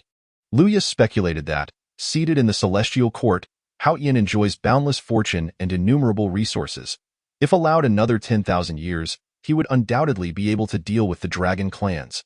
Though the dragon clans boast millions of armored warriors, they are merely a fade of strength. They bear immense karmic burdens, and in recent years, their experts have perished in droves, making them a negligible threat. Now, with 51,000 demon soldiers, led by the seasoned demon deities Gong Bao, Cang Ying, Shi Tuo, and Shao Tian, as well as the newly risen demon deities Xian Yi and Lu Er, along with over 150 Tai golden immortal demon kings, and several hundred golden immortal demon generals. All 51,000 soldiers have reached the mid-stage of true immortality. After refining their formations and battle strategies over thousands of years, they are seasoned veterans, ready for a new battle to test the fruits of their training. Bai Zhe, aware that Luya had successfully attained the quasi-saint status of two corpses, smiled and inquired, "What shall be our justification? Should we seek a reason?" Luya's lips curled into a slight smile as he replied, "For the sake of the human race, we shall deploy our forces. In truth, another reason for the demon clan's mobilization lay in rebellion, to subdue the aquatic dragon clans. However, Luya deemed the rationale of aiding the human race to be far superior. As a sentient species, the human race values gratitude immensely. By rallying under the banner of the human race, they are sure to earn their friendship. Luya understood that, post-calamity, everything that transpires in the primordial realm is inextricably linked to the human race. At this moment, the human race is neglected by the celestial court and ignored by the six saints. If the demon clan were to come to their aid now, it would be akin to providing timely assistance. rekindling a steadfast bond with the human race, thus allowing them to seize the initiative in their future plans. Upon hearing the mention of the human race, Bai Zai's expression faltered momentarily. Since the time before the Witch-Demon War, the prince has always held a keen interest in the human race, and that sentiment remains unchanged. The question arose in Bai Zai's heart. Amidst the myriad powerful races in the primordial realm, could the feeble human race truly claim the leading role? Bai Zai chuckled softly, dismissing his speculation. Very well, I shall relay this command. The 51,000 demon warriors are already poised for action. A decade after the Witch-Demon War, the primordial realm is now clear and serene, with all races continuing to recover and thrive. Who would concern themselves with a feeble human race? With a populace so vast, what does it matter if a few million are devoured in a single day? It's not as if any race hasn't feasted on humans before. At worst, it's merely the dragon clans who do so openly, while the myriad races of the primordial realm indulge in secret. Boom, boom, boom. 3 resounding and vigorous tolls of the bell erupted from the vast mountains, reverberating throughout the primordial realm. The sound of the bell was melodious and infinite, exuding an unparalleled majesty.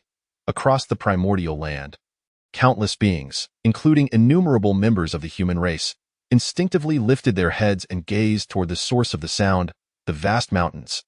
The myriad beings of the primordial realm were intimately familiar with this bell toll, even to the point of fearing it profoundly. A millennium ago, this very bell had once resonated during the witch-demon calamity. It heralded the call to arms of the demon clan. Change is upon us.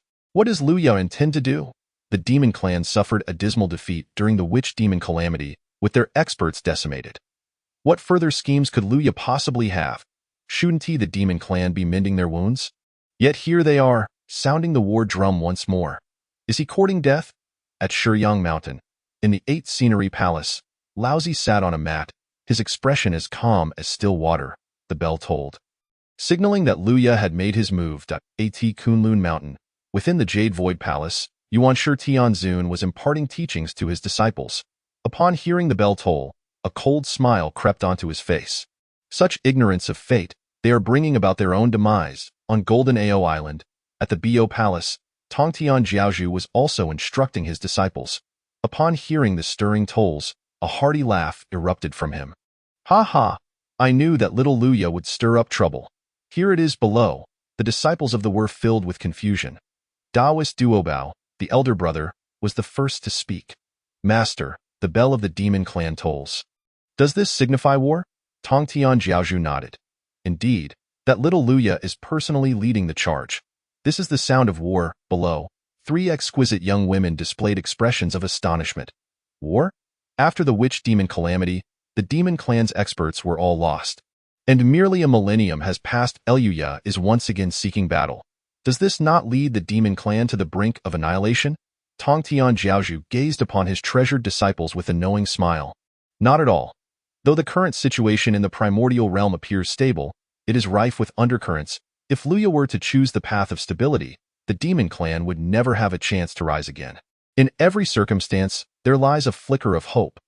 The name of R embodies the notion of seizing a glimmer of opportunity. Is Luya not striving to seize a chance for the demon clan? Ha ha! With the bell tolling, there will undoubtedly be war in the primordial realm. You may all proceed to observe the battle. Among the second-generation disciples of the Xianmen, none surpass Luya. Your attendance will surely broaden your horizons. As a disciple of Hongjun, he naturally belongs to the first generation of Xianmen, while his disciples belong to the second generation. Given that Dijuan is also among the 3,000 guests of the Zhixiao Palace, he too is a member of the Xianmen, and thus Luya can be considered a peer among his disciples. Yes, we shall diligently heed the master's decree. Duobao promptly led the disciples off the island. Heading to the primordial realm to witness the battle, Biqiao bounced with glee, her face adorned with 2 charming dimples. It's been nearly a millennium since I last saw that big earth chicken. He.s. stirring up trouble right out of the gate. I like this boldness. Yunxiao and Qiongxiao chuckled lightly, shaking their heads. War is no trivial matter. It will undoubtedly result in countless casualties. Speaking of casualties, both Yunxiao and Qiongxiao felt a shiver run through them. Perhaps due to their fleeting acquaintance with Luya, or perhaps because of the immortal wine he had offered them during the establishment of the celestial court. They found themselves secretly hoping for Luya's triumph in battle. In Yuhua Palace. Yuhua listened to the resounding toll of the bell, her expression betraying her concern. Brother, Luya has truly taken to the battlefield. A celestial voice echoed. After a millennium of recuperation, the demon clan's vitality has surely been restored to some extent. There is no need for you to worry, dear sister. In this battle against the four seas, the demon clan shall surely emerge victorious. Yuhua nodded gently, resigned to wait patiently in the west, amidst the Shumi mountain. The joy on Juanti's face was uncontainable. Ha ha! Finally, that little Luya is making his move. My opportunity to grasp him by the handle has arrived. Jane wore a solemn expression, advising earnestly, you must remain in Shumi for the time being, brother. Do not act rashly. The attention of the three purities is undoubtedly focused on Luya at this moment. Juanti chuckled. Fear not, brother. I only wish to seize a handle on Luya, not necessarily to strike at him at this time. Jane nodded in understanding. At this moment, the three resounding tolls of the bell echoed, plunging the entire primordial realm into a state of unrest. All beings of the primordial realm, along with the five saints, were left pondering the destination of Luya's military might. The most probable objective was to reclaim the celestial court. Thus, Haoyan, seated upon the jade steps, sensed this and donned a grim expression, forcing himself to maintain composure. If Luya were to lead the demon army to invade, how should he respond? Could the celestial soldiers withstand the demon army? Would he, the sovereign of the three realms, have to personally confront the demon kings of the Tai Golden Immortal Realm? What face will I have in the future? In an instant, Haoyan's thoughts became as tangled as a mass of hemp. Chapter 34. The Call to Arms, Sword Pointing to the East Sea. The resounding bell of the primordial world shattered the tranquility and harmony. Luyo, clad in a black gold battle robe adorned with the sun, stood atop a high platform, his immense power surging forth to declare to the primordial heavens, I am Luyo, the prince of the demon clan. After the calamity of the witch and demon, I voluntarily relinquished the throne of heaven, leading the demon clan to traverse the desolate expanse of the 10,000 great mountains, diligently cultivating and refraining from participating in the primordial conflicts.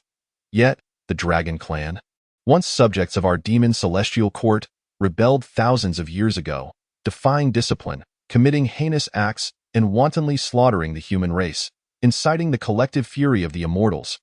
Our demon clan harbors benevolence. We cannot bear to witness the human race suffer at the hands of the aquatic tribes. Today, we mobilize our demon army to sweep across the seas, to restore peace and stability to the primordial land. In the heavenly court, Haoyan, upon hearing Luyo's proclamation targeting the aquatic tribes, felt a surge of panic that quickly settled into silence. However, his face darkened with immense gloom. How could Luyo be so insidious? Was it truly voluntary to relinquish the throne? The demon clan suffered defeat, their masters fell, and only then did they flee to the 10,000 great mountains.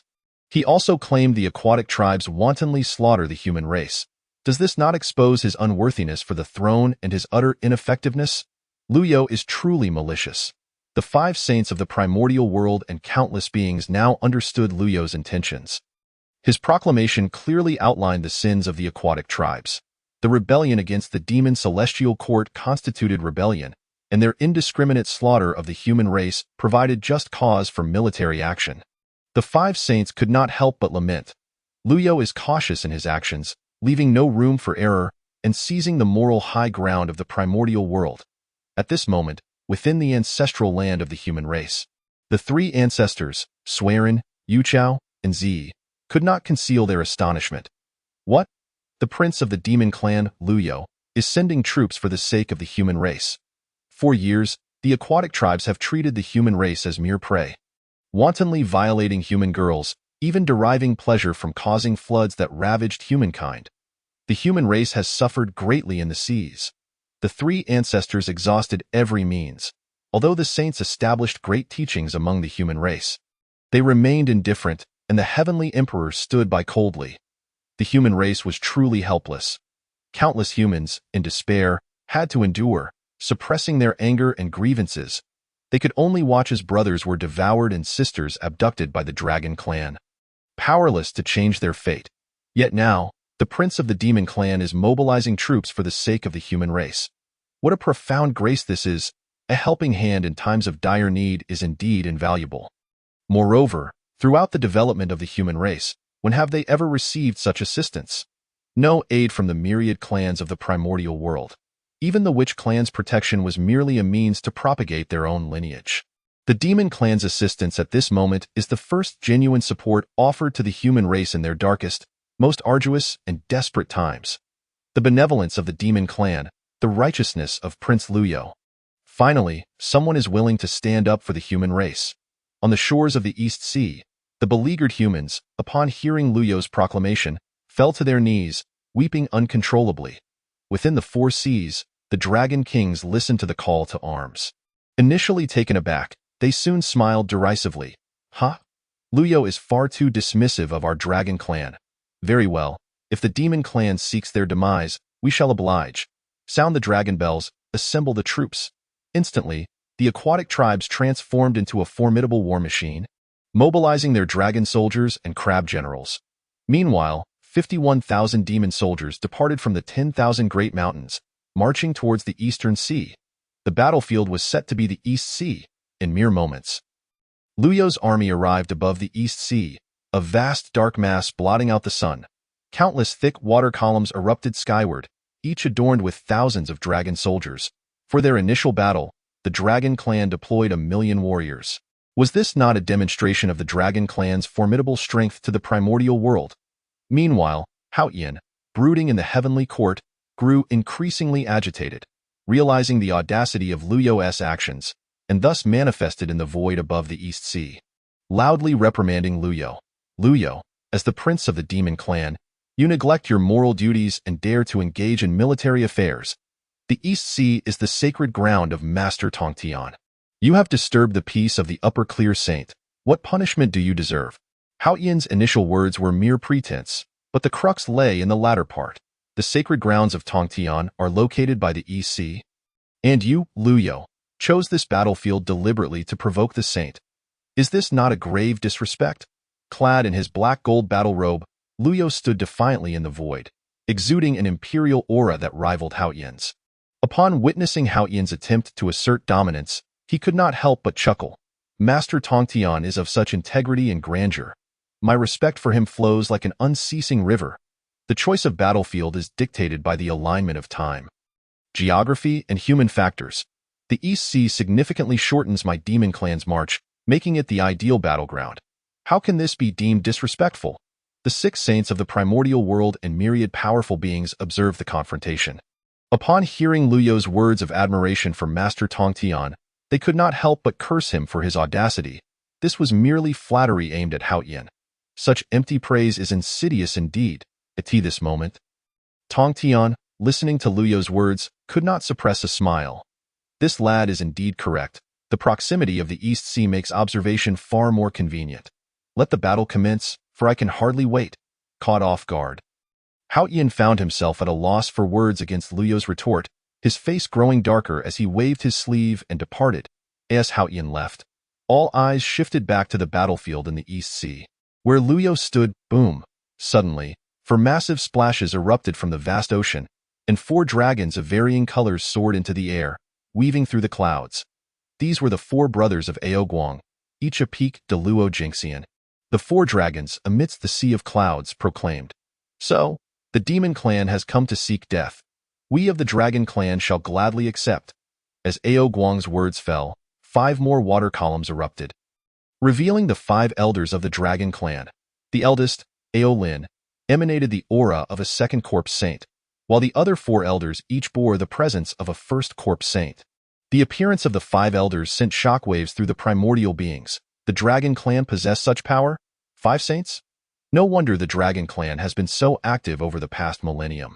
Indeed, even a dead camel is larger than a horse. With the emergence of the 5 saints, the dragon clan must surely be the most powerful clan at this moment. Not quite. Huh. What do you mean not quite? Within the dragon clan, there is still the ancient ancestor, Zhu Long, from the previous calamity. Yes, and the ancient ancestor has yet to reveal himself. Hiss. How terrifying. The demon clan possesses only Bai Zhe and Luyo, 2 saints. Is this battle not destined for defeat? It is indeed a foregone conclusion, yet do not forget, The demon clan also has the Kuanping sorcerer. Oh, the Kuanping, a traitor, hardly worth mentioning. At this moment, Bei Ming Kuanping, overhearing the discussions of the primordial beings about him, wore a dark expression. How dare you discuss the ancient ancestor? On the shores of the East Sea, as the great battle loomed, Kuanping's dark demeanor dissipated, revealing a look of hesitation. Chapter 35. Confrontation at the East Sea. Amidst the laughter, 1,000,000 dragon soldiers turned to ash. Now that Luyo has taken up arms in the name of the demon clan, should I, as an ancient ancestor, lend my assistance? Kuanping knew that after the calamity of the witches and demons, with the fall of Dijuan and Tai, and the demise of Fushi, only Bai Zhe remained among the 10 demon saints. The demon clan's power had greatly diminished. If he were to aid Luyo now, he would inevitably be drawn back into the fray of the primordial conflicts. Furthermore, if Luyo, in his capacity as the prince of the demon clan, were to demand the Hichu and Luo Shu from him, how should he respond? With this thought, the hesitation on Kuanping's face faded as he settled onto his cushion, observing the unfolding struggle on the shores of the East Sea. The Dragon Kings and the 5 elders of the Dragon Clan made their presence known, demonstrating their might to the myriad beings of the primordial world. Ao Guang, amidst the clouds, sneered, "So, what say you? Did you not expect the strength of my Dragon Clan to be so formidable? Do you, Demon Clan, truly believe yourselves worthy to challenge us?" Luyo, clad in his black gold battle robe, gazed upon the 5 saints of the Dragon Clan. A faint smile gracing his lips. The Dragon Clan, indeed, is unmatched, their deep-rooted heritage far beyond that of the myriad clans of the primordial world. Yet, compared to my Demon Clan, they still fall short, as Luyo's words hung in the air. Golden light gradually emanated from his being, coalescing into a massive, blazing sun-like sphere around him. The true fire of the sun danced around Luyo, subtly radiating an aura of supreme imperial authority. What? A second corpse saint? When did Luyo attain the status of a second corpse saint? I saw him only recently in the heavenly court, where he was merely a first corpse saint. The myriad powerful beings of the primordial world, observing the spectacle, were taken aback by the overwhelming presence radiating from Luyo. On a small island amidst the vast East Sea, disciples of the Jie sect gathered to witness the unfolding drama. Duobao, the Golden Spirit Saint Mother, and the Turtle Spirit Saint Mother, gazing at the golden sphere above the East Sea, could not help but exclaim, as the Master has said, among the second-generation disciples of the Xianmen, "None can surpass Luyo." Bixiao gazed at the golden fireball hovering over the East Sea, where Luya was enveloped in the true fire of the sun, exuding the might of an emperor. She could not help but exclaim in astonishment, "Is this truly the same earthbound chicken?" When he had rescued him back then, he had looked utterly wretched, with even his wings broken. Yunxiao and Qiongxiao stood still, their beautiful eyes fixed on the void. Slowly speaking, perhaps this is indeed his true elegance, a born sovereign, the demon emperor Luya. On the shores of the East Sea, Ao Guang looked at Luya, his eyes revealing shock. Has Luya also attained the level of a quasi-saint with 2 corpses? With Luya as a quasi-saint of 2 corpses, alongside Bai's, the demon race now possess 2 quasi-saints of this caliber. Although our Dragon Clan boasts 5 quasi-saints, 4 of them are merely quasi-saints of 1 corpse. Yet we still have the formidable Zhulong ancestor. Ao Guang pondered deeply. Bai's soared through the air, donned in white garments, resembling a jade figure amidst the blossoms, the aura of a quasi-saint of 2 corpses emanating around him as he gazed at Ao Guang with a faint smile. Luya ignited golden flames, his gaze sweeping over the aquatic tribes of the 4 seas, and he slowly commanded, "Demon race, form ranks, yes." The 5 great demon gods, Gongbao, Kanjing, Shirtua, Shoutian, and Luer, responded loudly, "Sons, assemble." The 5 main commanders of the demon gods issued their orders. Boom, boom, boom. The 50,000 demon soldiers moved with practiced precision, their military discipline unwavering. In mere moments, a formation comprising vanguard, central, and rear lines took shape. Kill. 50,000 demons stood ready, glaring fiercely at the aquatic tribes of the 4 seas, their war cry echoing through the skies. Hiss! The training of the 50,000 demon soldiers was astonishingly proficient. They had formed a tightly knit formation in just 2 breaths. The demon race had long been preparing for this. The prowess of these demon soldiers even surpassed that of the era of Dijuan. The myriad mighty beings of the primordial world could not help but turn their heads. Could Luya truly train soldiers? Above the East Sea, the dragon kings of the four seas glided through the clouds, unperturbed by the threat posed by Luya and the demon race. Sons of the aquatic tribes, form ranks, they commanded. Ha! Nearly 1,000,000 dragon warriors from the East Sea responded in unison, swiftly forming their ranks, yet their speed paled in comparison to that of the demon race. Observing the sluggish assembly of the aquatic tribes, Luya extended a hand and calmly declared, "Sound the war drums, form the long snake formation, and charge forward, dong dong dong." The resounding beats of the war drums echoed loudly. The 50,000 demon soldiers, filled with exuberance, clad in formidable armor, surged forward under the leadership of the 5 great demon gods, transforming into a colossal spear formation that charged toward the 1,000,000 dragon soldiers of the four seas. At this moment, the dragon soldiers were still sluggishly assembling, thrown into disarray by the sudden onslaught of the demon race. The dragon king of the four seas, weaving through the clouds, could not help but curse. "Luya, you scoundrel! You dare to employ underhanded tactics." As the dragon race was still forming ranks, Luya commanded the entire demon army to charge, an act tantamount to a sneak attack. "Quickly, assemble! Quickly, assemble! Counterattack!" The dragon king of the four seas issued commands. Yet how could 1,000,000 dragon soldiers, thrown into chaos, respond to his orders? In an instant, the spear formation formed by 50,000 demon soldiers had surged to the very front of the 1,000,000 dragon warriors. The spear formation, with its sharp tips, plunged mercilessly into the ranks of the dragon army, akin to a spear piercing flesh. The spear formation was unparalleled in sharpness. Wherever it passed, it was unstoppable. The long spear pierced through the 1,000,000 dragon soldiers, relentlessly penetrating and tearing apart their formation, isolating them from one another. In less than a quarter of an hour, the 1,000,000 dragon soldiers had been utterly divided into several scattered groups, each containing at least several thousand warriors. At this moment, 3 chilling beats of the war drums reverberated across the skies of the East Sea. The spear formation, having breached the heart of the 1,000,000 dragon soldiers, shifted its formation upon hearing the 3 drumbeats. Transforming from a spear formation into 2 dragons emerging from the water formation. If the spear formation resembled a colossal, sharp spear, the 2 dragons emerging from the water formation resembled a gigantic pair of scissors. The scissors, with their dual blades, descended upon the dragon soldiers encircled in the East Sea, mercilessly cleaving through all life in their path. The 2 dragons emerging from the water formation manifested as an immense harvesting machine, reaping the dragon warriors trapped within their respective zones. In this battle, the spear formation served as a sharp weapon, forcefully tearing through the dragon race's defensive formation, and then encircling within, systematically dividing the dragon soldiers. The 2 dragons emerging from the water formation were tasked with annihilating the divided dragon warriors. Under these 2 formations, the demon soldiers clashed against the aquatic army of the dragon race as if it were a slaughter. In the span of mere moments, the dragon warriors of the East Sea fell one after another. Quickly gather the troops. The dragon king of the four seas continued to direct from above. However, all was in vain. The 50,000 demon warriors had trained for thousands of years and were already well versed in their formations, having rehearsed for various battlefield scenarios.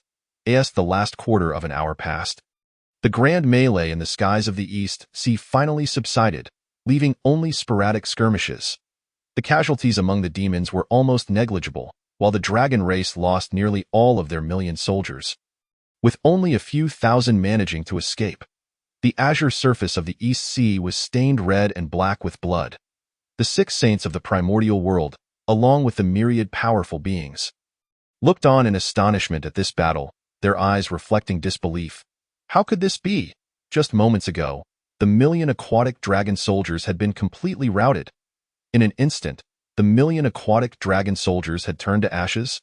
Luya and Baze stood quietly in the void above the East Sea, their expressions calm as they observed the 5 quasi-saints of the dragon race and the 4 brothers of Aoguang. As if they had anticipated this outcome, the slaughter of the 1,000,000 dragon soldiers was merely the beginning. The armored forces of the four seas numbered no less than 10 million. Chapter 36. The Foundation of the Dragon Race. The 8-gate golden lock formation. Ding dong. The annihilation of the million dragon soldiers had extinguished their fighting spirit. The reward was, the Demon Emperor's entire army regained full magical energy, morale surged, and the power of their military spirit doubled. As the system's voice faded, the 50,000 demon army, fresh from battle, found their depleted magical energy rapidly replenished. In just 2 breaths, the magical energy consumed during the previous fight was entirely restored. In other words, at this moment, the morale of the 50,000 demon soldiers reached its zenith, and their condition was at its peak. Countless demon warriors felt the surge of magical energy within them, their expressions revealing even greater excitement. Indeed, the will of the heavens favored our demon race. The battle spirit of the demon warriors soared even higher, and in just half a quarter of an hour, they had completely exterminated the remaining dragon soldiers on the surface of the sea. The fighting gradually came to a halt. The Dragon King of the 4 seas emerged from the clouds to the surface, revealing his human form, his dragon whiskers trembling, his lips quivering, eyes filled with disbelief. This is the million dragon soldiers of the 4 seas. How could this happen? The Shoutian demon god, drenched in blood and exuding an aura of overwhelming ferocity, stepped forward with a hearty laugh. What of a mere million dragon soldiers from the 4 seas? With our prince present, they will be reduced to ashes with a mere laugh. Haha, Shoutian demon god speaks true. Luer, wielding a beautifully engraved iron rod, replied with a smile. Clad in golden armor, Luer had undergone thousands of years of military training and was no longer the small, mischievous monkey of yore. Gongbao, Kanjing, and Shirtua exchanged knowing smiles. A million dragon soldiers were as insignificant as ants. Listening to the words of the 5 great demon gods, the Dragon King of the 4 seas trembled in fury. You have slain my million dragon kin. The dragon race will never coexist with your demon race, brothers. Gather the troops. Ao Guang gritted his teeth. Yes, elder brother. Roaring. The 4 of them leaped into the air, transforming into 4 colossal dragons of varying colors. Plunging into the depths of the sea, boom, boom, boom. As the 4 dived into the ocean, the entire East Sea erupted with the resounding sound of bells. The sound of the bells layered upon one another. At this moment, the East Sea was not its usual tranquil self. The waters had turned a dark shade, no longer the azure blue they once were. At the bottom of the East Sea, countless dragon soldiers and crab generals mobilized, and the pathways connecting the East Sea to the other 3 seas had been opened, allowing a massive influx of elite aquatic soldiers to converge upon the East Sea. Boom, plop. Suddenly, countless bubbles surged to the surface of the vast sea, followed by a colossal wave that swept across the waters. Upon that wave were the elite armored dragon soldiers of the 4 seas. Gazing across the boundless sea, one could see dense formations, with at least 10 million elite warriors of the aquatic tribes. The Dragon King of the 4 seas burst forth from the depths, soaring through the clouds above the East Sea, bellowing, "You have slaughtered my 4 seas aquatic tribe. Today, I shall not rest until we exact our revenge on your demon race. Kill, kill, kill."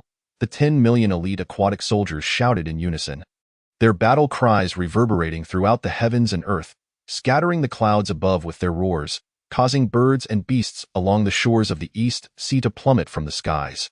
Lifeless, the emergence of the 10 million dragon soldiers left the myriad beings of the primordial world in utter shock. It was indeed true. The rumors from the outside claimed that the aquatic tribes of the 4 seas could muster no less than 10 million warriors. With 5 quasi-saints and 1 million elite aquatic soldiers, the dragon race truly lived up to its reputation. After this day, the demon race would undoubtedly be erased from the annals of history, while the dragon race would reclaim its status as the sovereign of the primordial world. In the heavenly court, Haoyan sat high upon the white jade steps, his expression dark and filled with trepidation. The hidden depths of the dragon race were far greater than he had anticipated. It was fortunate that he had not acted first. In the blood sea of the Nether River, the sight of countless dragon warriors pouring forth from the dragon clan elicited a hearty laugh. It seems that Luya has truly stirred up a troublesome hornet's nest. After all, the dragon clan is the dragon clan, the sovereign of the previous era, with an unparalleled heritage. Shouyang Mountain.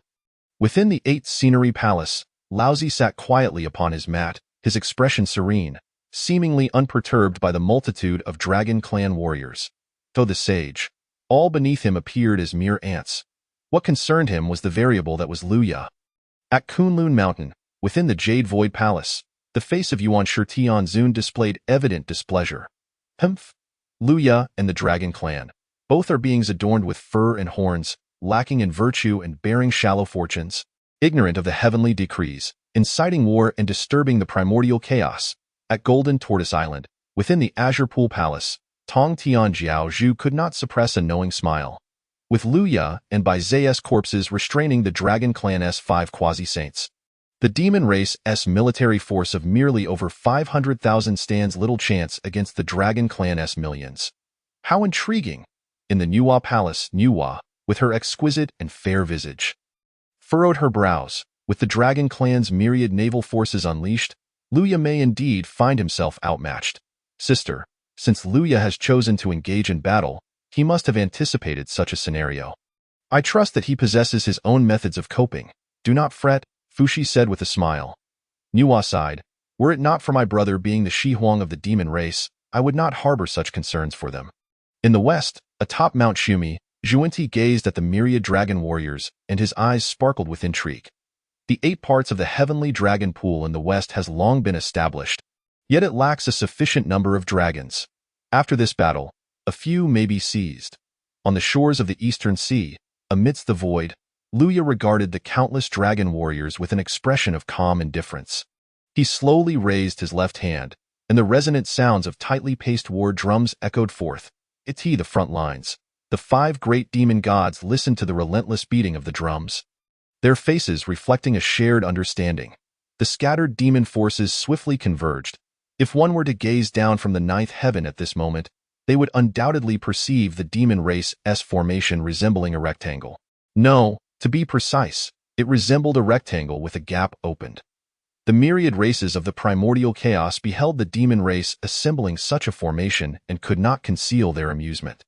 Is the demon race truly at the end of their wits? What purpose is there in clustering together? Are they merely gathering to meet their demise? On an unnamed small island in the eastern sea, disciples of the gathered to observe the battle earnestly. Saint Mother Jinling observed the demon army's change in formation and could not help but express her confusion, inquiring of Duo Bao before her. Brother Duo Bao, what kind of formation is this that the demon race has adopted? I fail to comprehend it. Duo Bao chuckled lightly, shaking his head. Even I cannot discern the sudden transformation of the demon formation. Sister San Shao, who is well versed in formations, can you discern anything?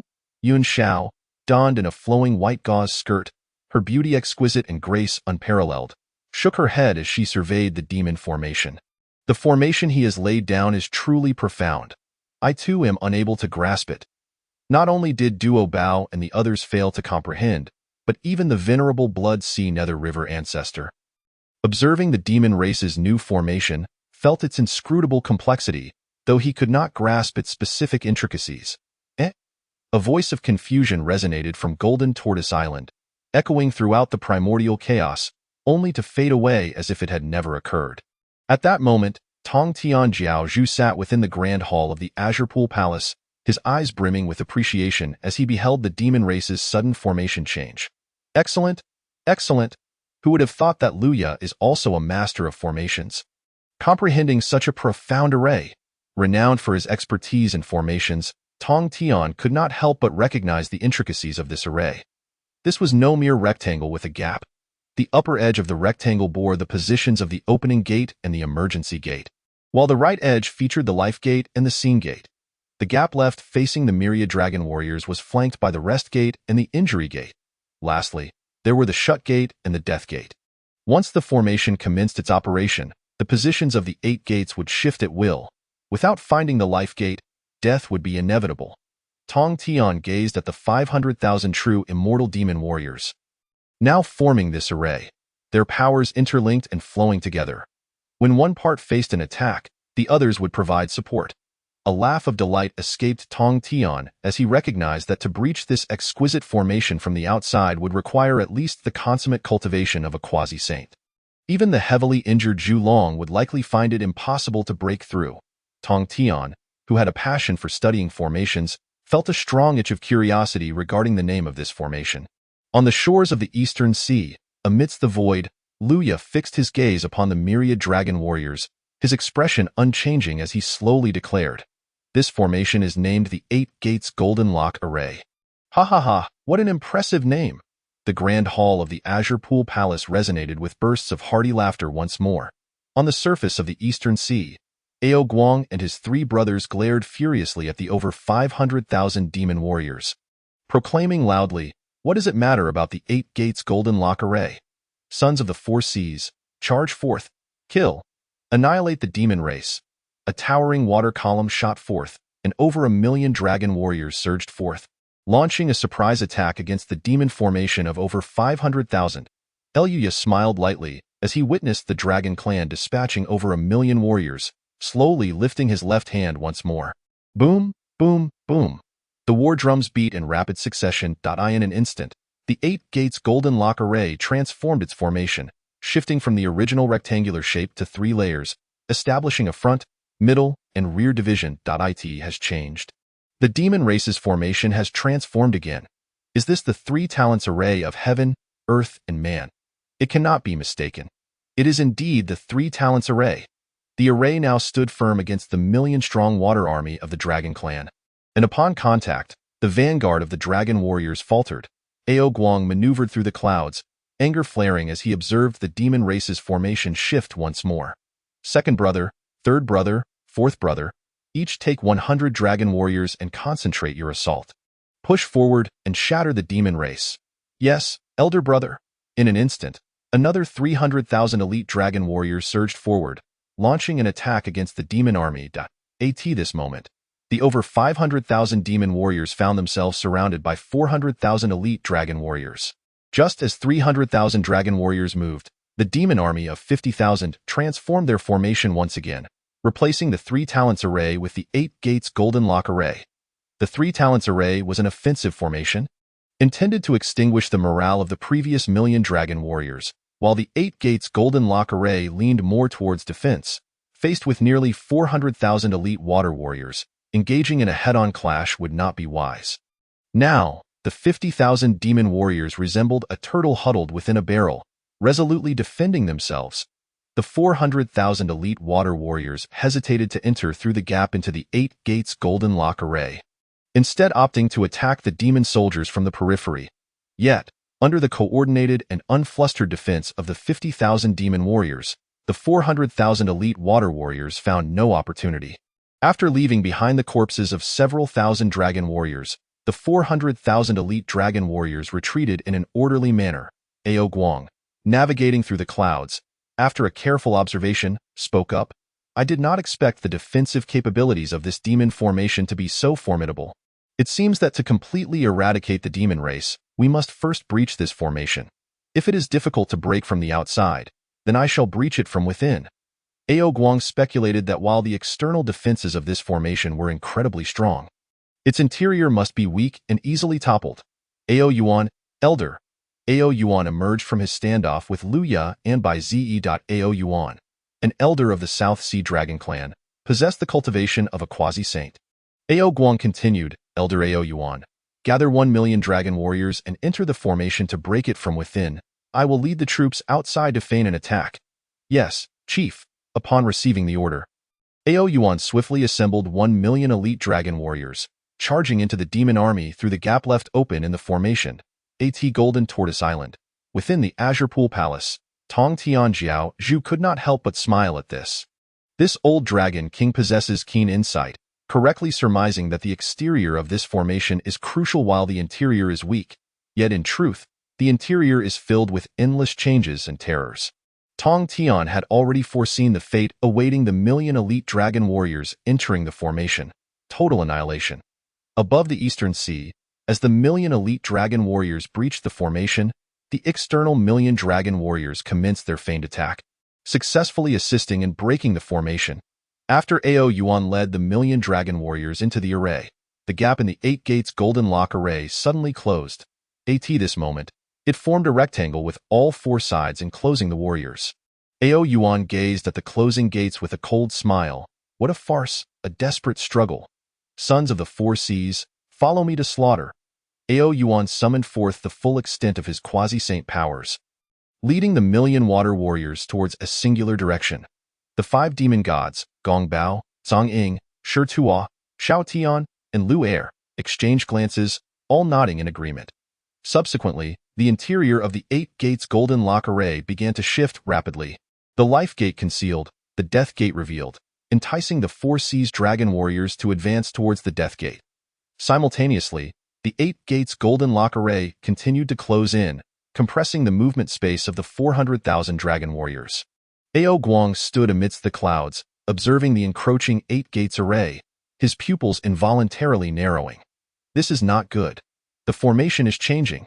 Second brother, third brother, led 2 million water warriors in a full-scale assault. Yes, elder brother. 2 million aquatic beings charged toward the Eight Gates Great Formation as if their lives depended on it, each moment witnessing the demise of countless dragon warriors, their forms vanishing into the vast ocean, only to be devoured by the eager fish that had long awaited their arrival. The efforts of the perfected sage-level cultivator overseeing the array rendered all actions of the dragon race utterly futile. The space within the Eight Gates Golden Lock Formation continued to shrink, compressing the movement space of the 100,000 elite dragon warriors to an infinitesimal degree. Don't push, fall back, quickly. The spears of the demon race are upon us. We can't retreat any further, brothers, run. If we don't flee now, we'll perish here. Quickly, our lives are at stake. Let us scatter. Some of us will surely escape. These few words shattered the last vestige of hope among the 100,000 elite dragon warriors. Previously huddled together, they erupted into chaos, fleeing in every direction. The scene of 1,000,000 dragons in turmoil was nothing short of spectacular. Self-preservation took precedence over camaraderie. Countless elite dragon warriors were trampled underfoot. As the Eight Gates Formation continued its relentless contraction, further diminishing the dragon space to maneuver. With their survival space ever narrowing, the fear within the elite dragons reached a boiling point. Flee, run. It matters not who you are. Countless elite dragon warriors, who had not perished beneath the spears of the demon army, instead fell victim to their own kind. Outside the Eight Gates Great Formation, Ao Guang and his 3 brothers were oblivious to the situation within. All they could see were countless aquatic warriors plummeting from the void into the East Sea. Waves upon waves of East Sea warriors fell, consumed by the depths. The other 3 sea dragon kings, witnessing the fall of their kin, looked to Ao Guang in alarm. Eldest brother. Ao Guang's eyes reddened. My elite dragon warriors. After another quarter of an hour, no more dragon warriors fell from the Eight Gates Golden Lock Formation. The 100,000 elite dragons had perished, leaving no dragon left to descend into the sea. The dragon race's navel might have been utterly annihilated. Shortly thereafter, the gates of the Eight Gates Golden Lock Formation swung open. The 5 demon gods, Gong Bao, Zhang Ying, Shi Tuo, Xiao Tian, and Lu Er, clad in formidable armor, stepped forth. Last to emerge was the ancient dragon elder Ao Yuan, shackled by divine chains. At this moment, Ao Yuan's ribs were pierced by the chains. His magical essence completely restrained, rendered as powerless as a mere mortal, stripped of his former sanctified might. Upon witnessing Ao Yuan's capture by the demon race, Ao Guang's countenance darkened, and he coldly addressed the 5 demon gods. Release my dragon elder. The Shi Tuo demon god, observing Ao Guang's proud and grim visage, felt his ire ignite and raised his mighty blade to strike Ao Yuan's neck. With a sickening thud, Ao Yuan's head was severed, transforming swiftly into that of a dragon, his defiant eyes staring into the void as he plunged into the East Sea. What are you, to command me? You think your words hold weight? In the vast expanse of the wilderness, aside from the Crown Prince and the White Zay Demon Saint, who dares to issue commands to me? I've grown tired of you. I shall slay you. And what will you do about it? Chapter 38. The Four Seas Dragon Clan temporarily retreats. Lu Er slays the general. Ding dong. Another 100,000 elite dragons extinguished. Reward. The Demon Emperor's entire army has fully restored their magical essence. Morale boosted and military spirit enhanced. 500,000 demons, having endured relentless battles, showed no signs of exhaustion. Rather, they grew increasingly fierce. Above the East Sea, Ao Guang watched Ao Yuan's severed dragon head fall, and darkness clouded his vision. His heart aflame with rage. That was a dragon elder. The dragon race possessed only 5 elders of the perfected sage level. Each elder was crucial to the clan, yet today, Elder Ao Yuan fell to the hands of this insignificant demon. How could this be tolerated? How could it be endured? The Shur Tuwa demon god's blade, forged from 1,000-year-old ice iron, was a weapon of slaughter, bloodless and merciless. At this moment, the Shur Tuwa demon god, brandishing the icy blade, laughed heartily as he met Ao Guang's furious glare. Why do you stare so wide-eyed? If you don't like it, come and confront me, old mudfish. Ao Guang's wrath surged. He yearned to unleash 100,000 dragon soldiers to tear him apart. However, as the leader of his clan, Ao Guang forced himself to remain composed. Ao Yuan, a perfected sage, had led 100,000 elite dragon soldiers into the formation, and their total annihilation attested to its power. Meanwhile, the 2 million demon race besieging the array had shown no signs of faltering, leaving Ao Guang further vexed. How could the demon race possess such a formidable formation, even during Dijun's time? He had never encountered such a thing. Ao Guang's gaze darted to the void, where Luya stood opposing the dragon elder. Clad in a dark golden battle robe, Luya hovered in the air, a serene smile gracing his face, as if he held the entire battle in the palm of his hand. Could it be that these formations were of Lu Ya's own design? A thought surged within Ao Guang. No. Today, the dragon race and the demon race were locked in an unending conflict. Lu Ya could not be allowed to return. With him at large, he could surely rally the demon race, leading to endless troubles. Ao Guang resolved firmly. At that moment, the other 3 sea dragon kings approached Ao Guang, their expressions tinged with anger. Eldest brother, what shall we do? That 8 gates golden lock formation is too powerful. We cannot breach it. Ao Guang surveyed the formation, his eyes betraying a hint of trepidation. The 8 gates golden lock formation was ever-changing and difficult to dismantle. Since the onset of this battle, our dragon race has been on the offensive, allowing them to seize the opportunity, resulting in our grievous losses. Ao Guang analyzed solemnly. What is your intent, eldest brother? Let us fortify our defenses. From this moment forth, the dragon race shall hold the formation, allowing the demon race to come forth and attack. Ao Guang continued. The 3 sea dragon kings nodded in agreement. This was indeed a sound strategy. If the enemy were to launch an assault, they would surely reveal vulnerabilities, at which point our elite aquatic warriors could surge forth and annihilate them. But what if they do not attack? Inquired Ao Shun, the South Sea Dragon King. Ao Guang sneered. This war was instigated by the demon race. Should they remain passive, it would be a sign of cowardice. Moreover, this is our East Sea, the primary battleground of the aquatic race. Can the demon race truly outlast us? A splendid plan. Let us proceed as you say. Above the East Sea, the sound of conch shells echoed through the air. Countless aquatic beings of the 4 seas stirred at the sound, beginning their retreat. The remaining 800,000 elite dragon warriors withdrew to the surface of the East Sea. On the shores of the East Sea, over 50,000 demons faced off against 800,000 elite dragon warriors. The 2 armies locked in a standoff. Lu extinguished the golden sunfire and descended slowly onto the sandy beach. Bai Zhe smiled faintly, following closely behind. As the 2 withdrew, the remaining 4 dragon elders retreated back to their ranks. On the shores of the East Sea, a faint, cool breeze carried a lingering scent of bloodshed. Luya and Bai Zhe stood atop a large reef, listening to the waves crash against the rocks as they gazed out over the endless ocean. Bai Zhe wore a knowing smile. Your Highness, the first phase of the plan has succeeded. We have already annihilated 200,000 elite dragon warriors in this initial skirmish. Luya withdrew his gaze, responding with a faint smile. 200,000 is but a fraction. The dragon race still possesses 800,000 warriors. They can afford to lose another 200,000 or even 300,000. But we demons cannot sustain such losses. Losing even 10,000 would spell disaster. Bai Zhe nodded, glancing at the 800,000 elite aquatic warriors, chuckling softly.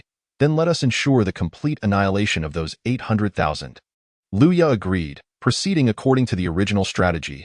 Bai Zhe stood beside the reef, watching Luya with a momentary stillness, as if he beheld the ethereal visage of Dijun. A glimmer of realization sparked in Bai Zhe's eyes. No. This is Prince Luya. A thought emerged in his mind. Had Luya led the army in those bygone days, perhaps the demon race would not have faced defeat. He immediately shook his head with a smile.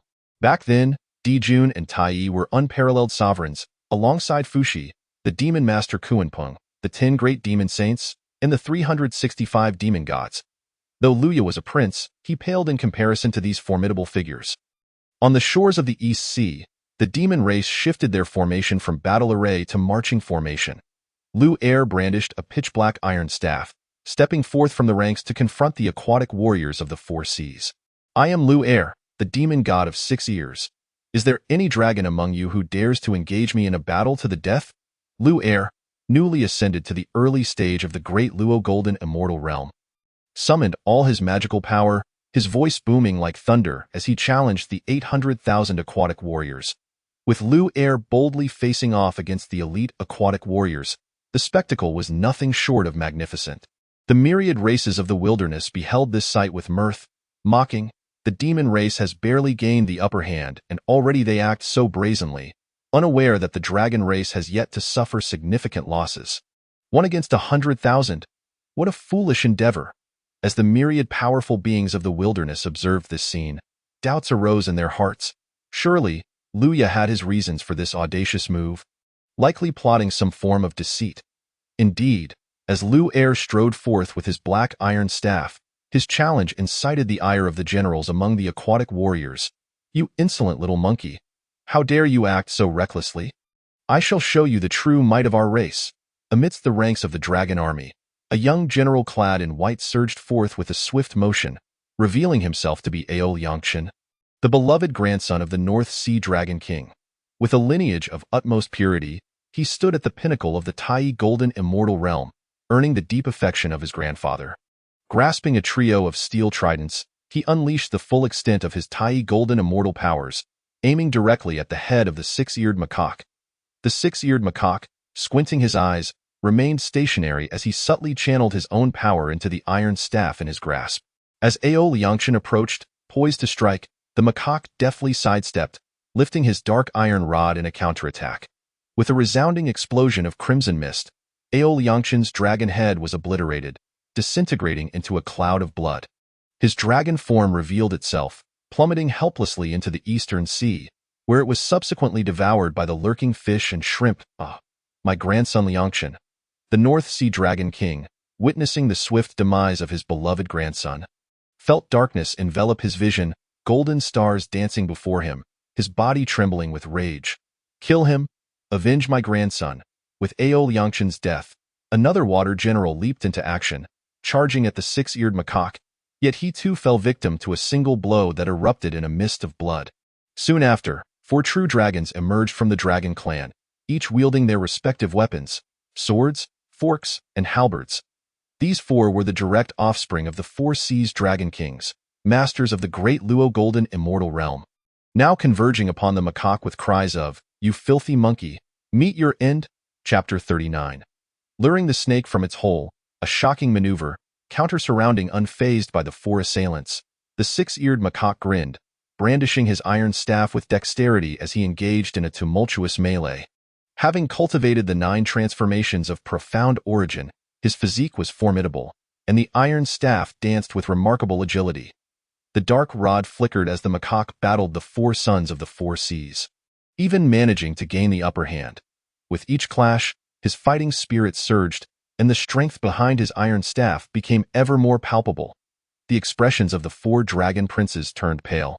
This seemingly frail monkey was unleashing an unexpectedly potent force. Observing the tide of battle shifting unfavorably, Ao Guang, witnessing the plight of his sons, bellowed, "For night demons, hasten to their aid."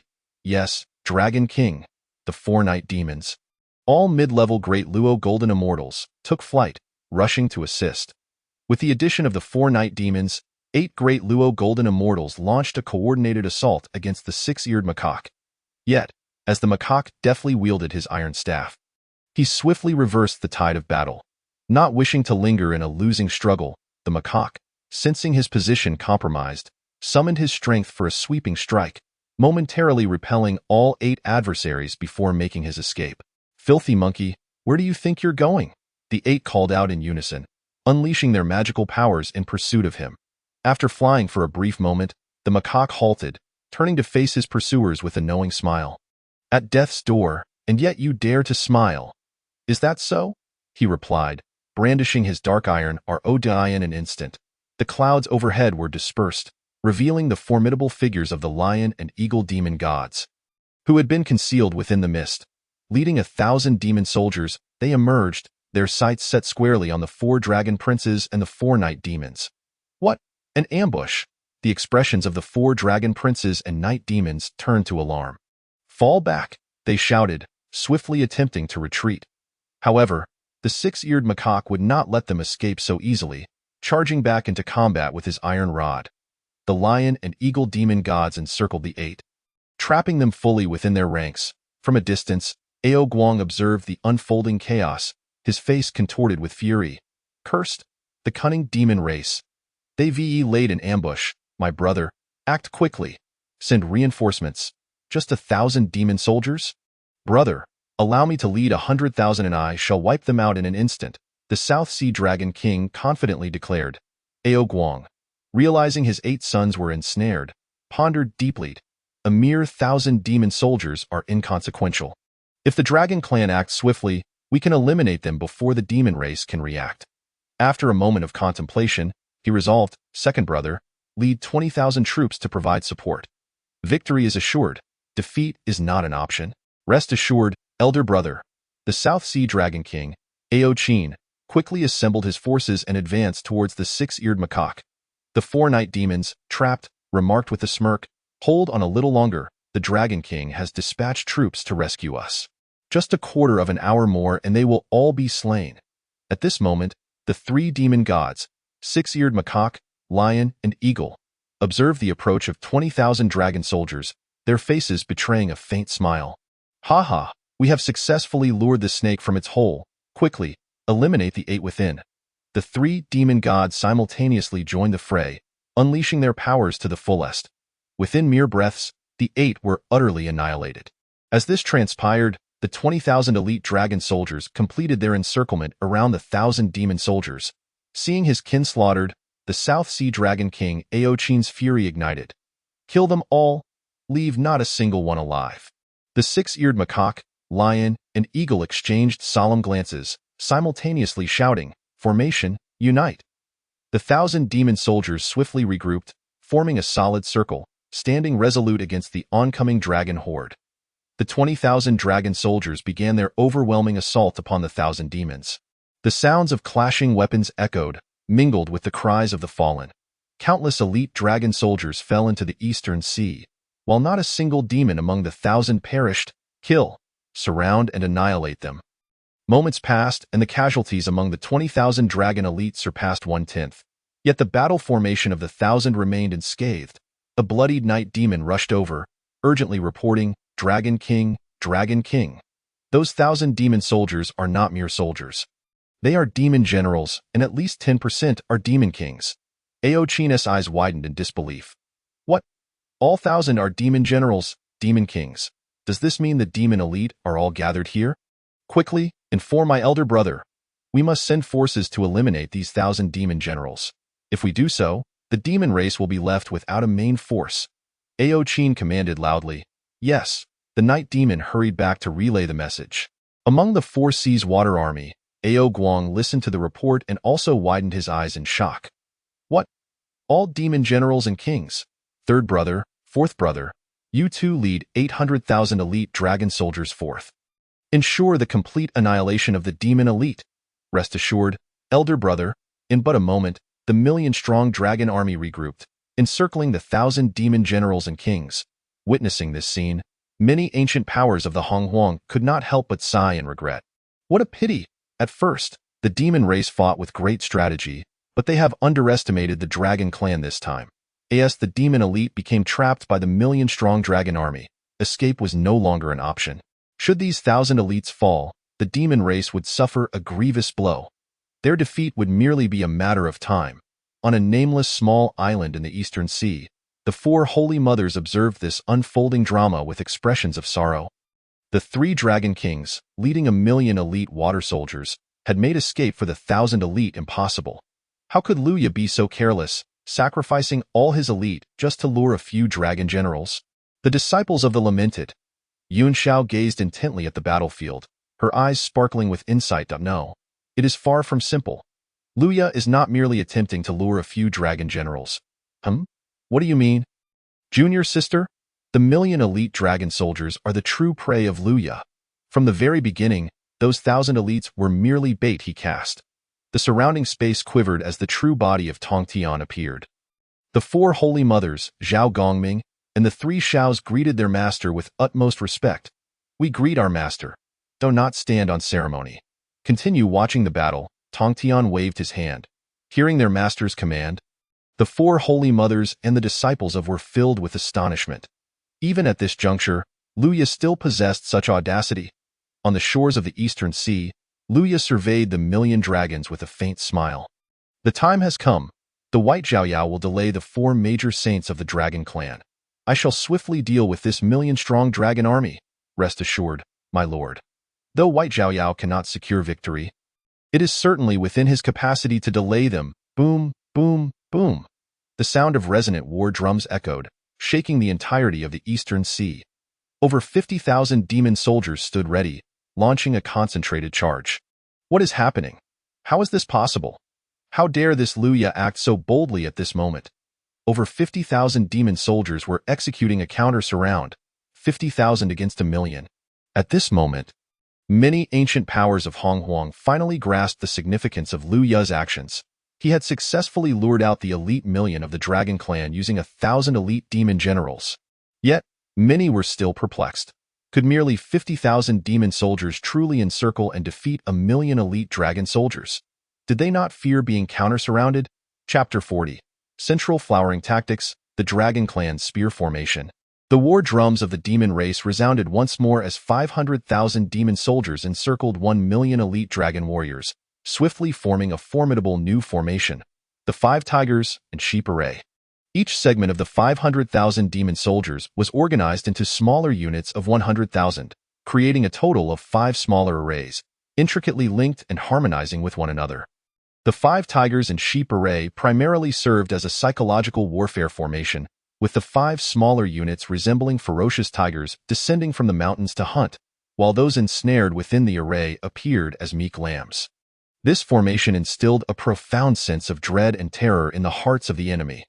Recalling the previous 2 devastating defeats of 2 million elite dragon warriors at the hands of the demon army, the appearance of the 5 Tigers and Sheep Array sent the encircled million elite dragon warriors into a state of panic, causing disarray among their ranks.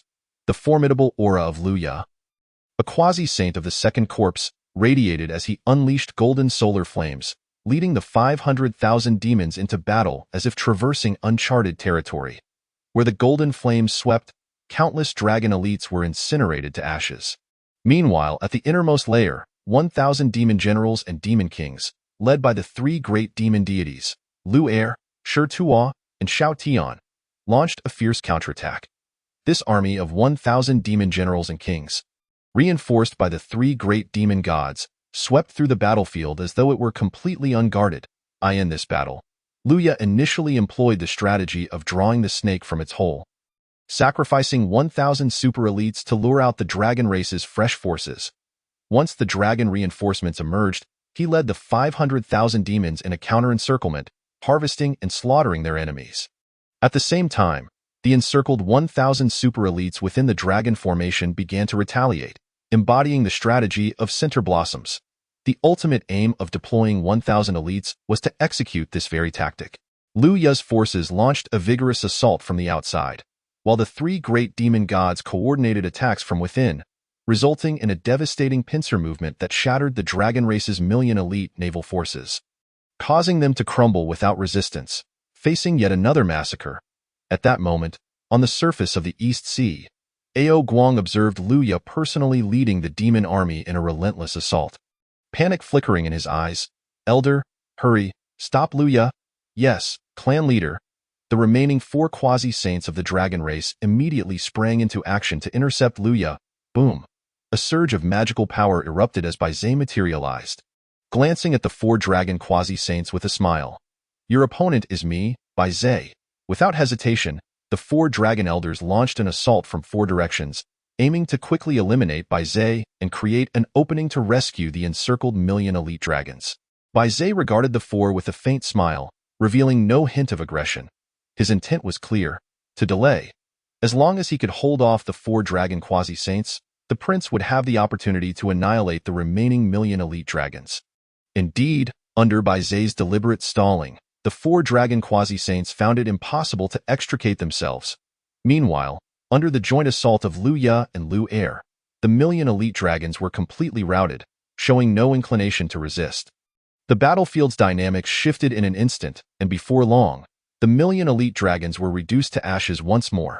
Lu Ya's army of 500,000 and the 1,000 demon generals and kings successfully converged, with only the 3 sea dragon kings managing to escape. On the surface of the East Sea, Ao Guang's expression darkened, his eyes burning with fury. Seeing the two armies converge, he realized the opportunity to annihilate the enemy was slipping away. How infuriating! In just a few short months of combat, my dragon race has already lost over 300,000 elite warriors. Ding dong! Eliminate 1,000,000 elite dragons. Reward: the Demon Emperor's entire army has fully restored their magical power. Morale has surged, and the power of their military spirit has doubled. After these 3 battles, the fighting spirit of the 500,000 demons soared to unprecedented heights. Clad in a dark gold battle robe, Lu Ya gazed at the remaining 700,000 dragons huddled together in the distance, a subtle smile gracing his lips. Withdraw and set up camp. Yes, withdraw and set up camp. The 500,000 demons promptly descended from the skies to the sandy shores of the East Sea. The sandy beach of the East Sea stretched for thousands of miles, where countless demon soldiers began to establish their camps in the East Sea. Ao Guang watched the demons retreat to set up camp. Seething with anger and perplexed by Lu Ya's intentions, he waved his hand and ordered, "Set up camp in the water." Thus, the demon army established their encampment on the sandy beach while 7 million aquatic beings camped in the waters of the East Sea. The two armies faced off against each other. Before long, a month passed without hostilities, yet the beach, stretching thousands of kilometers, became a bustling scene. The human race, known for their principle of repaying even the smallest kindness with great gratitude, mobilized en masse upon learning of the demon army's encampment on the beach. The demon army was waging war against the dragon race for the sake of the humans. How could the human race remain indifferent? Tens of billions of humans from the coastal plains rallied together, carrying the beasts they had hunted and the fruits and grains they had gathered, marching toward the beach to present their provisions to the demons. The sheer volume of food, accumulated by billions of people, towered like mountains. Upon witnessing the multitude of humans rushing to their aid, the 500,000 demons felt as though they were truly comprehending the human race for the first time. This seemingly weak yet united race was remarkably earnest. Seeing this, Lu Ya instructed the demon army to retain only 20% of the provisions, allowing the remaining food to be taken back by the humans. At that moment, the human race's productivity remained quite low, relying solely on gathering and hunting. Thus, the food they brought likely constituted their entire stock. If the demons were to seize all of it, the humans would undoubtedly face hardship. However, understanding the nature of the humans, Lu Ya took only a fraction, allowing the billions of humans to reluctantly return with the rest of their provisions. In the demon camp, a sense of camaraderie blossomed as the humans and demons found common ground. Meanwhile, beneath the East Sea, 200,000 elite dragons were quietly rehearsing their formation, the long spear array, its sharp spearheads advancing like a tidal wave against the defensive array. Once the long spear array breached the defenses, it sliced through as if it were a dagger, cleaving through the opposition. It mirrored the demon army's relentless tearing apart of the defensive formation. After the dragon race's long spear array executed its divide-and-conquer strategy, a colossal pair of scissors swiftly formed, mirroring the demon's tactics to harvest those ensnared within the divided encirclement. Indeed, the elite dragon warriors of the 4 seas were emulating the demon army's array from yesteryear. The long spear array and the 2 dragons rising from water array were effortlessly learnable.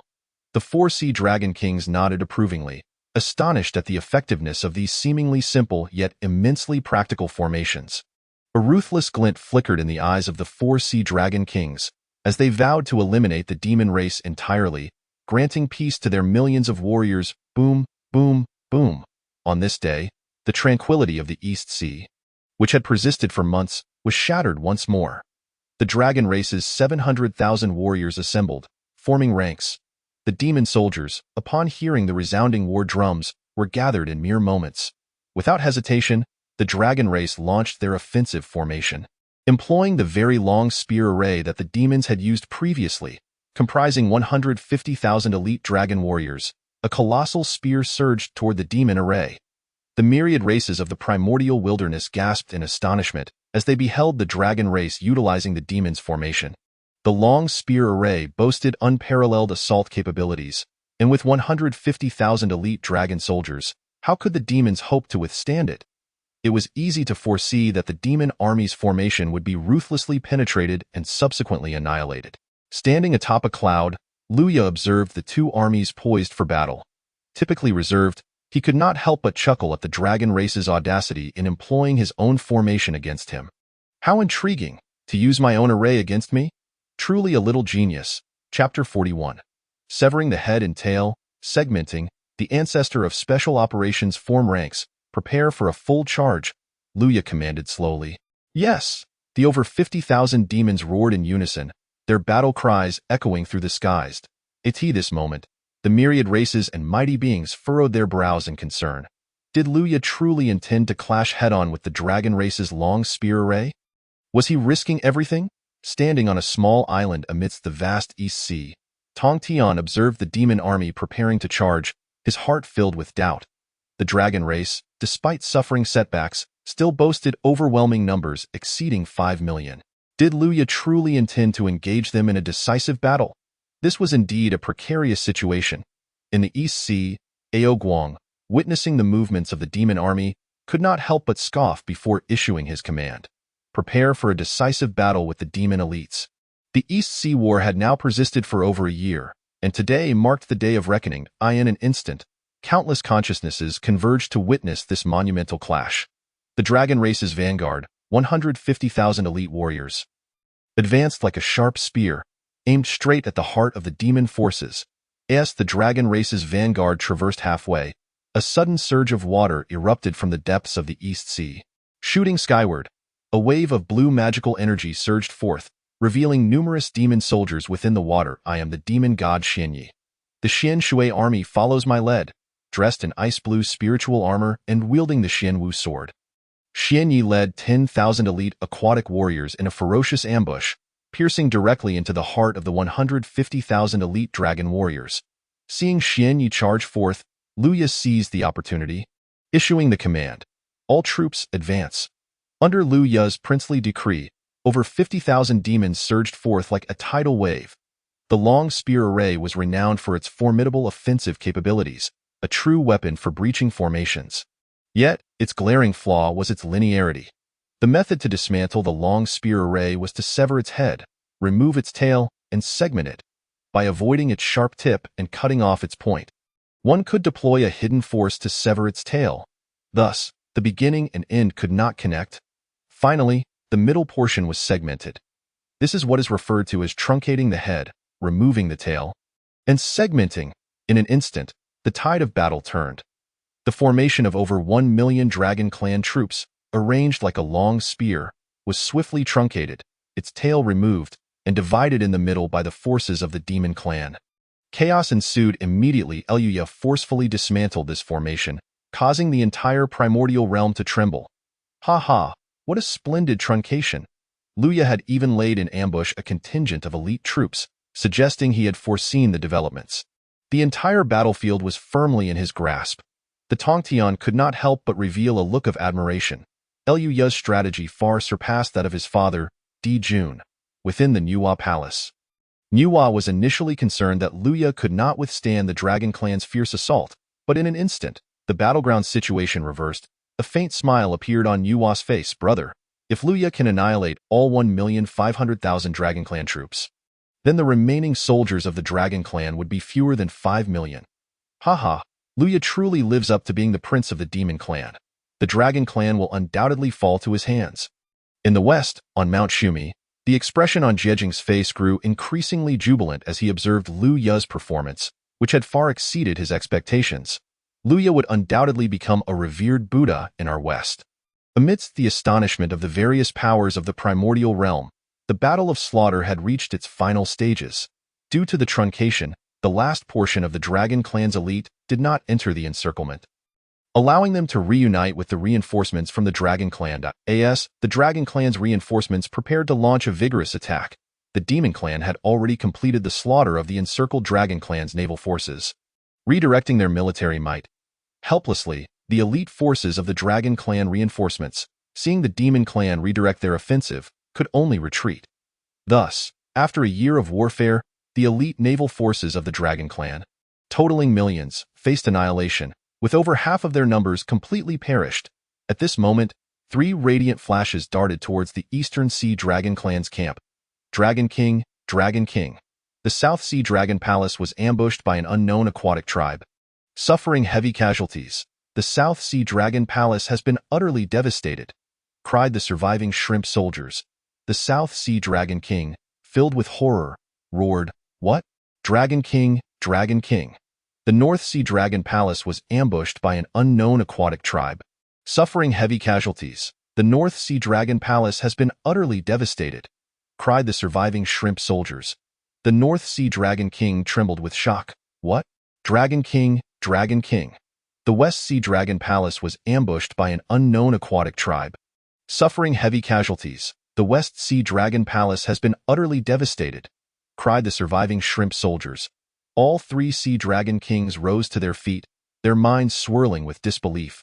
Had the accumulation of countless years in the 3 Sea Dragon Palaces truly come to an end? How could an unknown aquatic tribe launch such an ambush in the 4 seas? Which aquatic tribe possesses such power? The Dragon Clan's millennia of accumulation. This is undoubtedly premeditated. That elite troop, the one that had just lain in ambush beneath the sea. Ao Guang immediately thought of Xian Ye's elite troop, which was none other than the naval forces. I shall not rest until I have my vengeance against that Luya. The faces of the 3 Sea Dragon Kings burned with unquenchable fury as they realized that their millennia of accumulation had been obliterated by that Luya. Meanwhile, in front of the Demon Clan's formation, Xian Yi, clad in ice-blue spiritual battle armor and wielding the Xuanwu sword, reported, "All elite naval forces from the 3 Sea Dragon Palace have been redirected to the Eastern Sea. According to our established plan, we successfully ambushed the 3 Sea Dragon Palace, annihilating its defending forces, sealing off the information, and transporting all of the treasures from their Dragon Palace treasury to the 10,000 Great Mountains."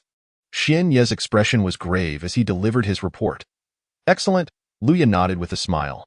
The Xian Water Army had been established with the nature of executing special operations from its inception.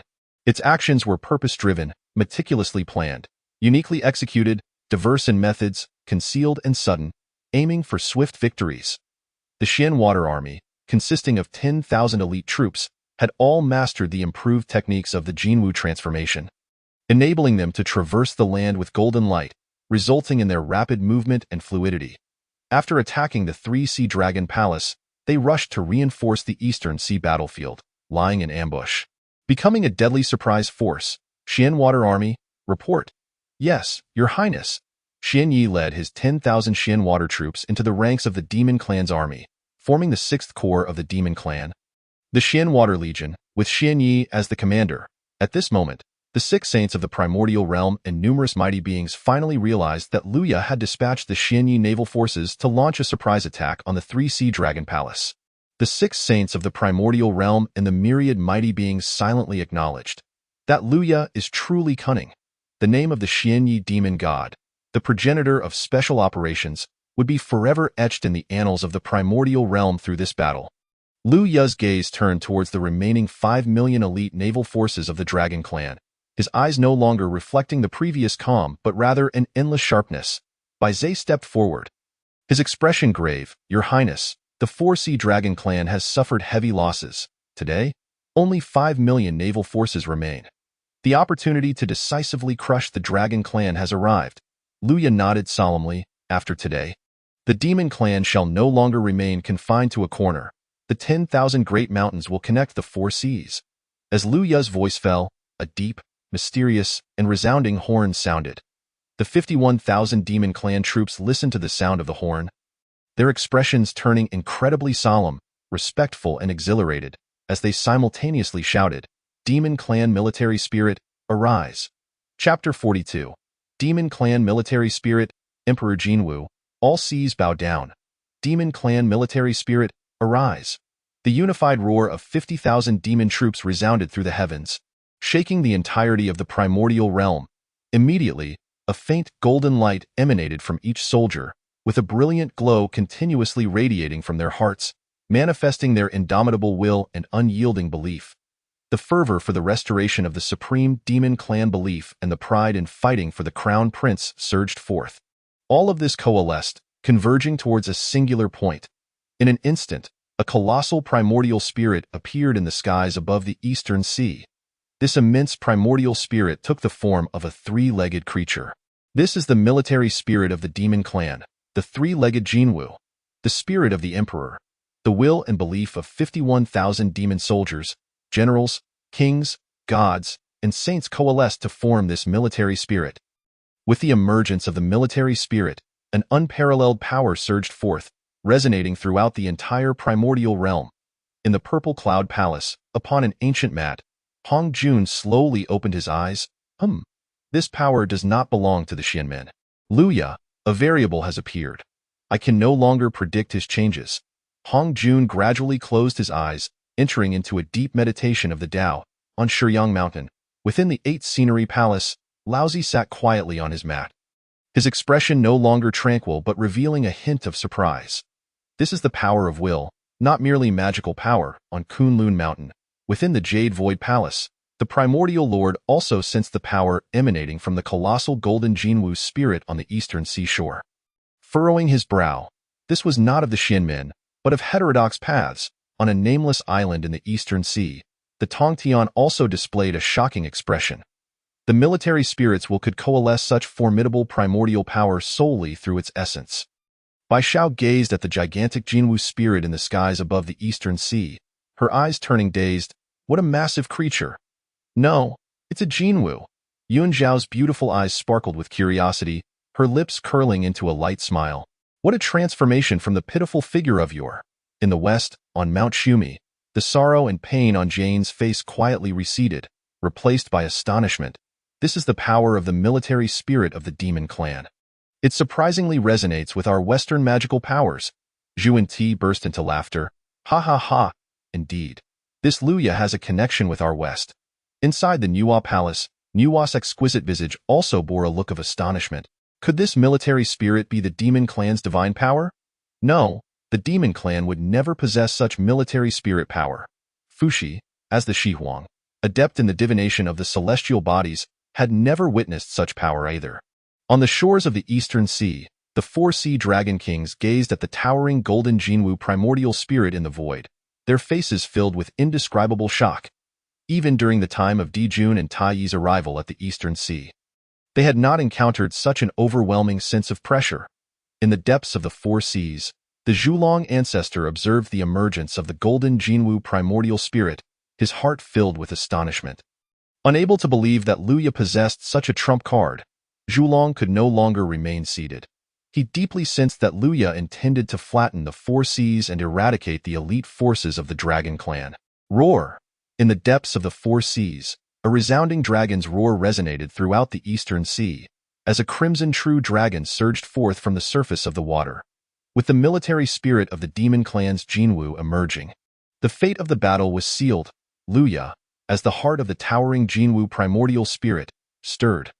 With the emergence of the emperor's spirit, the Jinwu moved, drawing down the power of the sun from the celestial sphere. As the golden solar flames descended like a torrential wave upon the eastern sea, heading straight for the 5 million naval forces of the dragon clan, the 4 sea dragon kings and over 500,000 elite dragon clan troops stood frozen, their faces reflecting sheer terror as they gazed at the overwhelming inferno of solar flames. Roar! A powerful dragon's roar echoed through the sky as Zhulong arrived, the true dragon's form coiled and, with the full force of the 3 corpse primordials, unleashed a torrent of icy water from its gaping maw, thrusting it against the solar flames.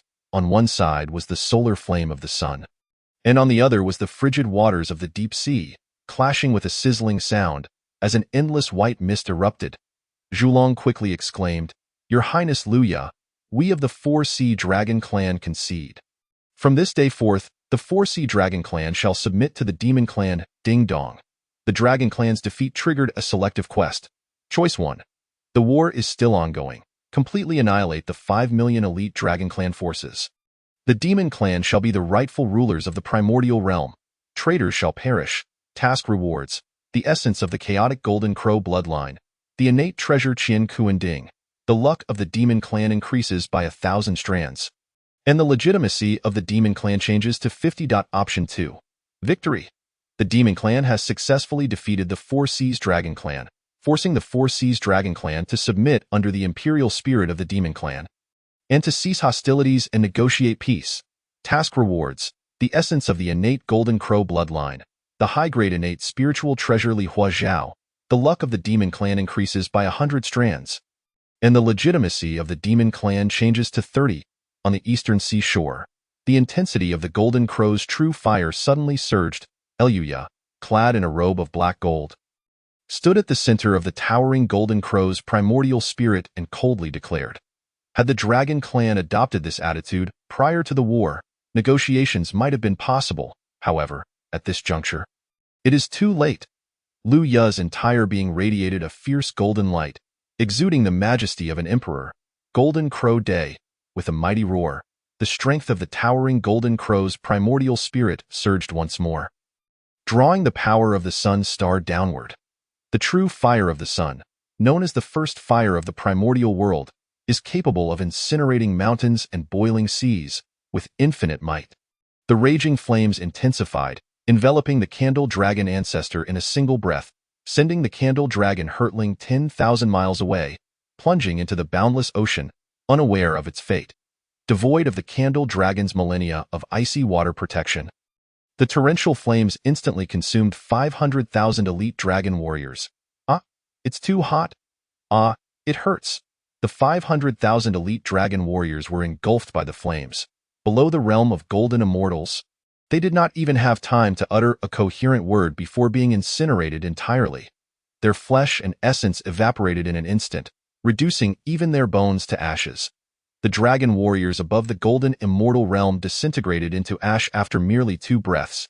Under the true fire of the sun, burning mountains and boiling seas, nothing remained. A few breaths later, the 500,000 elite dragon warriors had completely turned to nothingness, with only a handful of personal guards of the 4-Seas Dragon King surviving.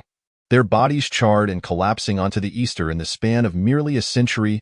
Millions of demonkind have journeyed to the 10,000 Great Mountains, fervently seeking to pay homage to the crown prince of the demon race. Aspiring to pledge their allegiance at His Highness's side and collaboratively realize the grand ambition of the demon realm, Lu Ya, within the council hall, proclaimed the prince's edict. All demonkind are to be welcomed with open arms.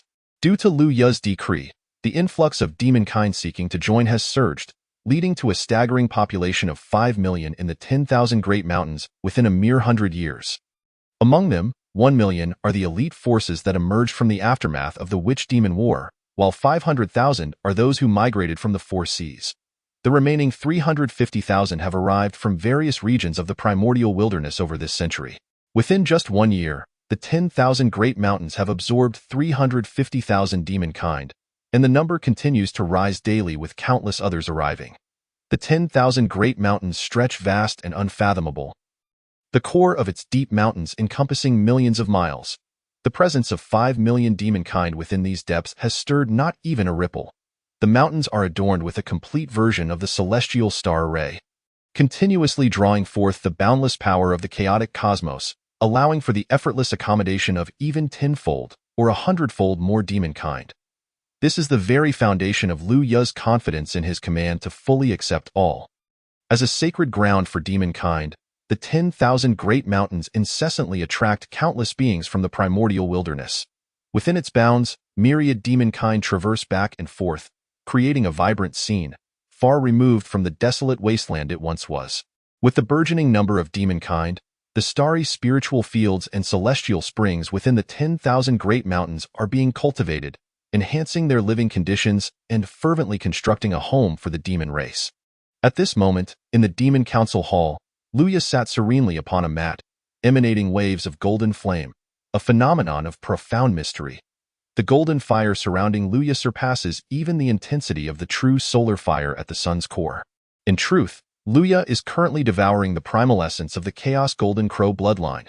Previously, after 10 days of cosmic brilliance, Luya had consumed 9 portions of the postnatal Golden Crow bloodline essence, elevating his own bloodline essence to 50.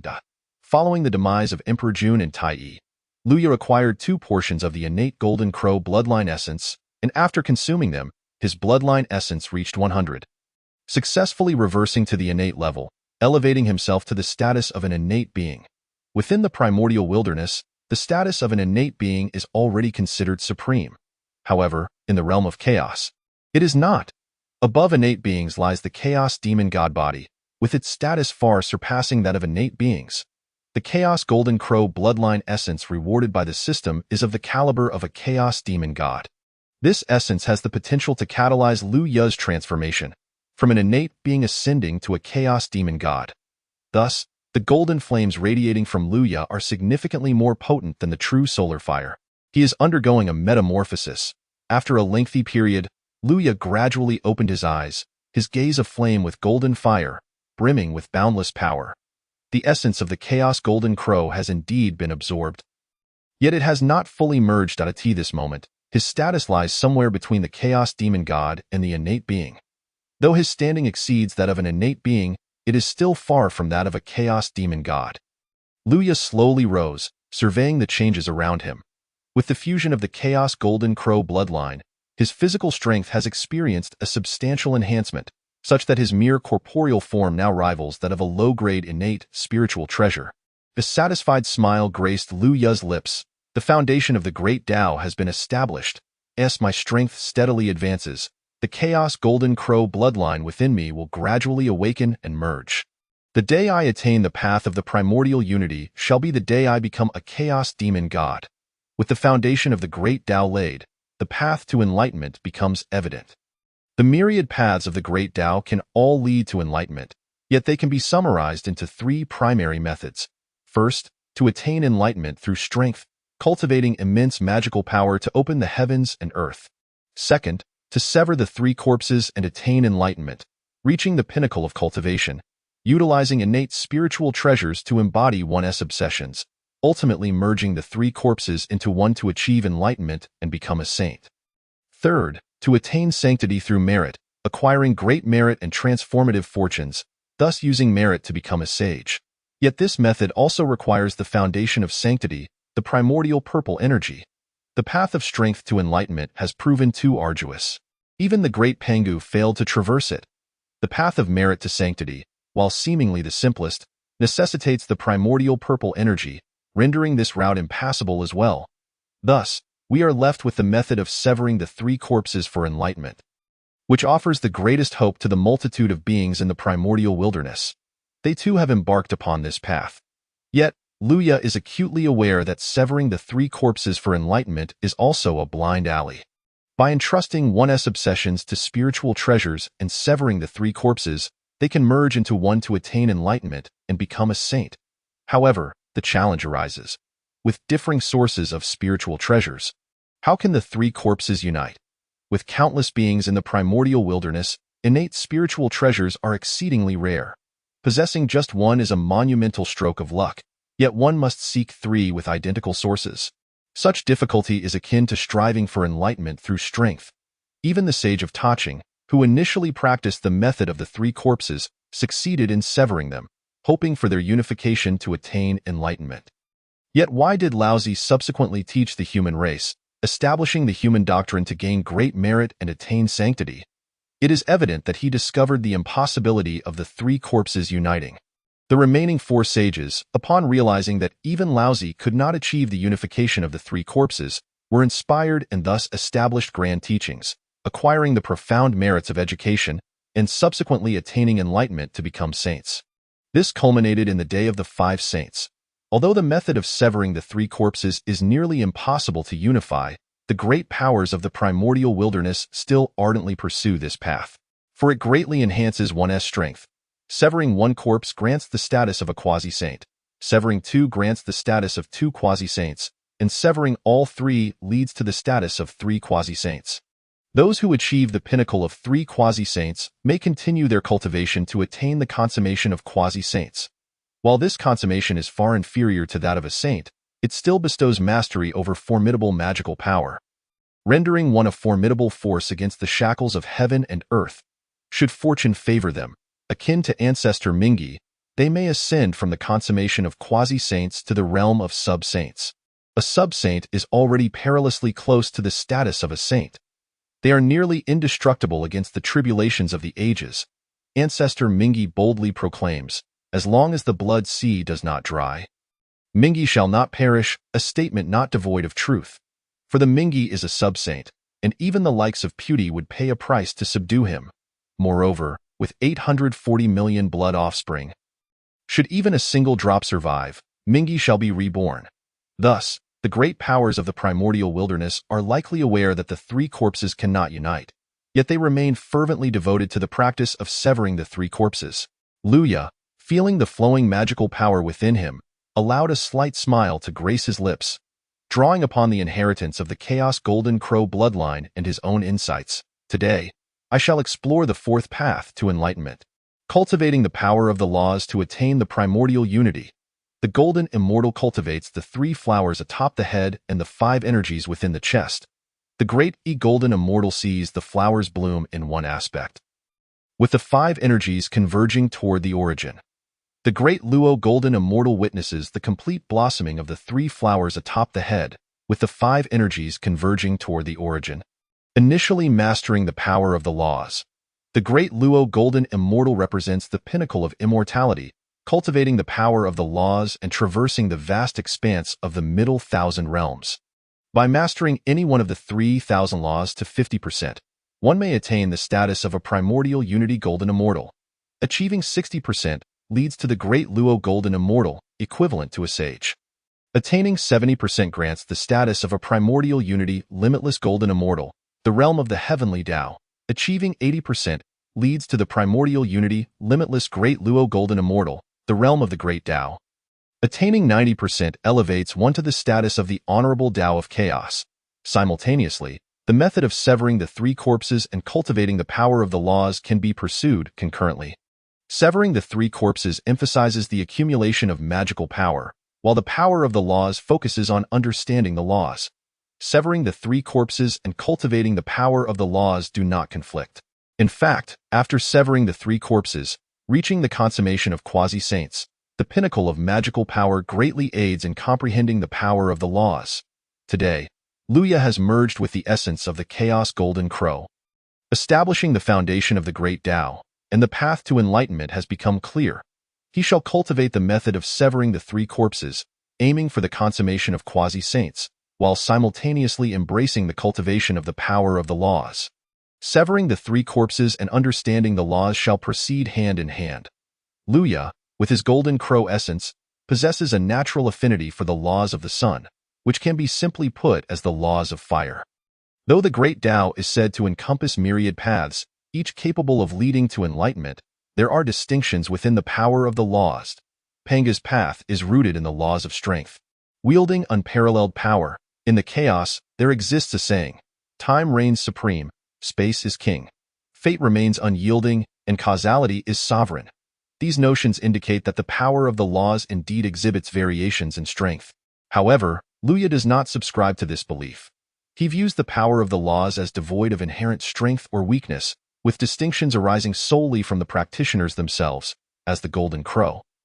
Luya possesses an innate affinity for the laws of fire, having cultivated them to 30%. Yet, he also realizes that his Golden Crow transformation technique incorporates the laws of space. The Golden Crow transformation technique is renowned as the fastest flight technique in the primordial wilderness, which also utilizes the power of the laws of space. Techniques such as shrinking the Earth to an inch demonstrate the application of the laws of space, with the potency of these techniques reflecting one's understanding of the power of the laws of space. At this moment, Luya is at the quasi-saint level for the second corpse, with a 30% comprehension of the laws of fire and a 10% comprehension of the laws of space. Suddenly, an idea sparked within Luya. Could he cultivate two distinct laws? One as the primary focus and the other as a supplementary study. The laws of space, enigmatic and peculiar if successfully cultivated, could provide immense enhancement to his being. Deep within Liu Ye's heart, he pondered meticulously for a long while. Eventually, he resolutely decided to cultivate two laws simultaneously, primarily focusing on the law of fire while also studying the law of space. With his path clearly defined, Liu Ye's state of mind and consciousness became remarkably enlightened. Subsequently, he produced a quaint azure tripod, inscribed with intricate mystical patterns, emanating a radiant glow. At the center of the tripod's base lay a Taiji diagram, encircled by two yin-yang fish, while the outer surface was divided into 8 equal facets, adorned with symbols and characters representing 8 natural phenomena. The tripod bore 2 ears, symbolizing dualities, embodying an extraordinary profundity. The Qianquan tripod, a preeminent treasure of the innate realm, possessed the ability to revert to its original essence, enhance the quality of treasures and weapons, and convert acquired properties into innate effects, all while exhibiting formidable defensive capabilities. Impervious to myriad methods, Liu Ye scrutinized the ancient azure tripod. A knowing smile crept upon his lips as he slowly extended his right hand, revealing a dark yellow bell suspended in the air. The bell's exterior was adorned with the sun, moon, stars, and the elements of earth, water, fire, and wind, while its interior harbored mountains and rivers, with myriad beings of antiquity subtly visible within. It was one of the 3 treasures of creation, the Chaos Bell. The Chaos Bell was renowned for its dual offensive and defensive capabilities, hailed as the finest spiritual treasure of the primordial era. Such innate spiritual treasures are elusive and cannot be sought after. For an ordinary cultivator, possessing even a low-grade innate spiritual treasure is a momentous event for their entire clan. Even the Western saints, Jain and Zhuanti, lack a single innate supreme treasure. Who would have expected that Liu Ye, a quasi-saint of the second corpse, would possess 2 innate treasures? He couldn't help but shake his head with a wry smile. Despite the allure of spiritual treasures, they were not something he could utilize at this moment. Liu Ye understood the principle of a common man is innocent, yet bears the burden of possessing treasures. Before attaining enlightenment, the only spiritual treasure Liu Ye could utilize was the Sun and Moon Essence Wheel. Fortunately, when combined, the Sun and Moon Essence Wheels formed an exquisite innate spiritual treasure, with the Sun Wheel primarily for defense and the Moon Wheel for offense, providing a remarkable balance of attack and defense. Liu Ye chuckled softly again. The magical powers of the quasi-saint of the second corpse surged into the Qianquan tripod, refining its restrictions. The reason why innate spiritual treasures are deemed as such is due to their inherent restrictions. Among them, 1 to 21 restrictions denote low-grade innate treasures, 22-41 denote medium-grade, 42-47 denote high-grade, 48 denotes exquisite innate treasures, and 49 signifies innate supreme treasures. The Chaos Bell bore 49 restrictions, of which Liu Ye had already refined 48, enabling him to unleash most of its formidable power. To refine the final restriction would likely require the strength of the primordial essence. At that moment, Liu Ye began to refine the restrictions within the Qianquan tripod. Only by refining these restrictions could he harness the power of the spiritual treasure. Time flowed gently, and 400 years swiftly passed. With his quasi-saint power, Liu Ye took a full 400 years to refine 46 restrictions, while the remaining ones would demand even more time to polish. Having refined 46 restrictions, Liu Ye could now utilize the vast majority of the Qianquan tripod's power. The first task after refining the tripod was to summon Liu Er. Hearing the call from his master, Liu Er immediately approached the assembly hall of the demon clan. Clad in a suit of golden chainmail, adorned with a phoenix-winged purple-gold crown, and stepping into cloud-like lotus silk shoes, he held a flexible iron staff. He had just rushed over from the demon camp, looking incredibly impressive.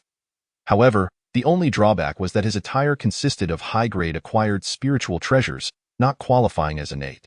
Observing Liu Er approaching the hall, Liu Ye nodded in satisfaction at his steady cultivation, now firmly in the mid-stage of the great Luo golden immortal realm. Without your garments, I shall refine you once more, Liu Ye stated solemnly.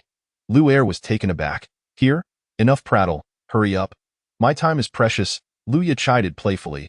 Are you afraid a mere monkey will see you? Liu Er hurriedly removed his spiritual armor and handed it to Liu Ye. Liu Ye took the armor and casually tossed it into the Qianquan tripod. Subsequently, he released a sphere of true solar fire, applying it to the tripod. The Qianquan tripod began to rotate slowly. emanating enigmatic energy as it reversed the innate properties, re-refining the spiritual treasure. Witnessing this, Luya revealed the golden wheel of merit behind him and infused his merit into the flexible iron staff.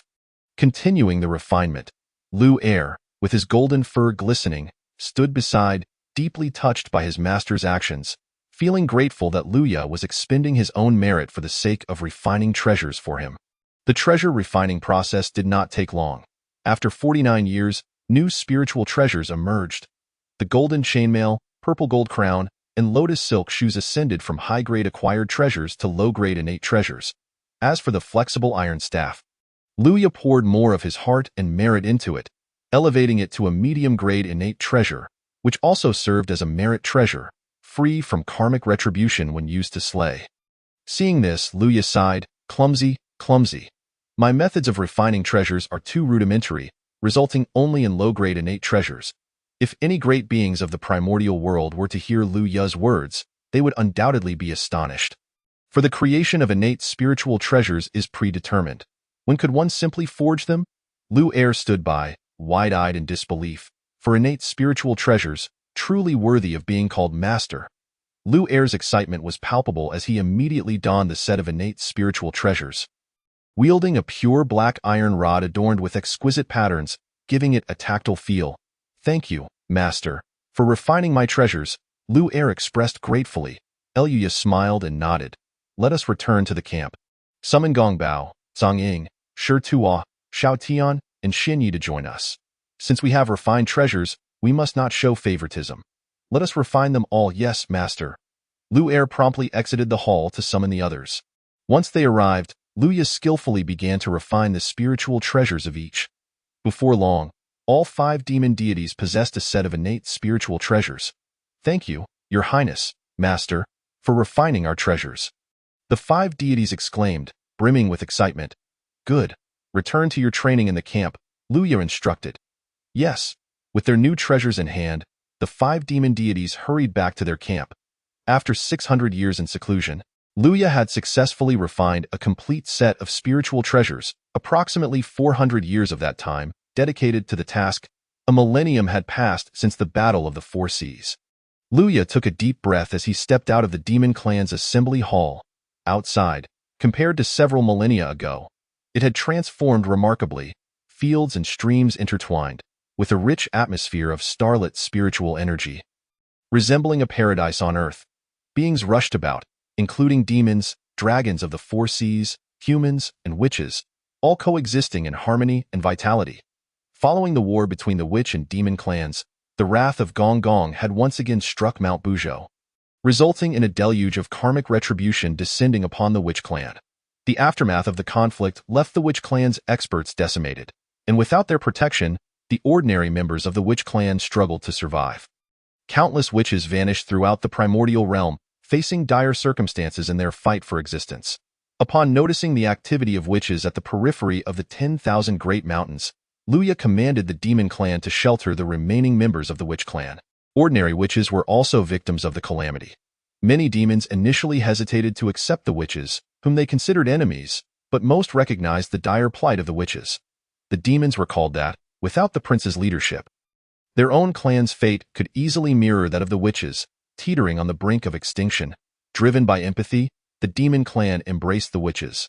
After coexisting for thousands of years, the demons and witches within the 10,000 Great Mountains had set aside their past grievances and now lived in harmony. As the witches faced their darkest hour, they received aid from the demons, fostering gratitude among many witches. Over the course of 1,000 years, the population of demons in the 10,000 Great Mountains swelled to over 30 million. With the human clan also numbering 30 million, while the witch clan reached several hundred thousand, all coexisting harmoniously. Observing this, Luya couldn't help but smile faintly, saying, "We are all victims of great calamities. How can there be so much animosity in this world? To contend with heaven and earth, I most relish battling the saints." At that moment, Baizé approached with a smile. "Prince, your state of mind is admirable."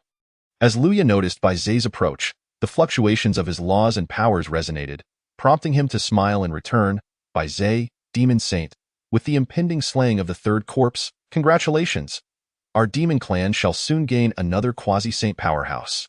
Bai Zhe nodded with a grin. For the grand scheme of the demon clan, I shall not dare to slacken my efforts. The demon clan had been engaged in strategic construction and development in the 10,000 Great Mountains for nearly a decade.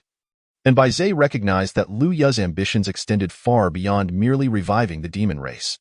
The efforts to integrate with the human and witch clans were a testament to this intent. Thus, understanding the weight of responsibility for the grand designs of the demon clan and the prince, Bai Zhe remained vigilant and dedicated. He continued, Your Highness, a millennium ago, the three ancestors of the human clan sent emissaries bearing substantial supplies to express their gratitude. Lu Ye was not surprised. The human race was known for its principle of repaying even the smallest kindness with great gratitude, embodying a spirit of sincerity and benevolence. Ding dong. The closeness of the three ancestors of the human clan marked a significant moment. As the leader of the demon clan, he would visit the human ancestors. Task reward. Alliance between the demon and human clans. Primordial measuring rod. Listening to the sounds of the system, Lu Ye could not help but smile. Just as he had this thought, Bai Zhe remarked, as the demon Saint Bai Zhe, since the human race has sent their envoy, I too should pay a visit. Hearing the prince's words, Bai Zhe was momentarily taken aback. But soon his eyes sparkled with clarity.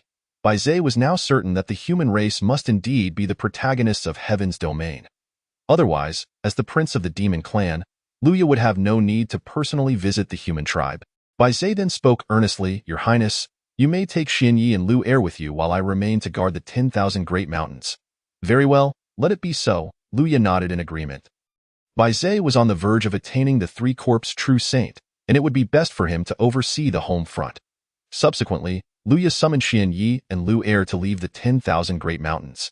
Xian Yi, who had dreamt of being a motionless giant tortoise in his past life, was eager to fulfill his aspirations and swim through the vast wilderness once more, while Lu Er, being a monkey at heart, also relished movement. The two were naturally delighted to accompany their master.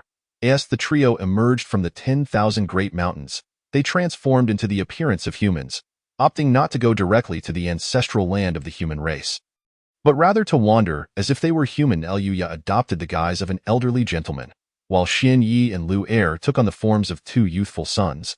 Attending to the elders' needs in human culture, it is said that one day as a teacher is a lifetime as a father, and both Xian Yi and Lu Er wholeheartedly agreed with this sentiment.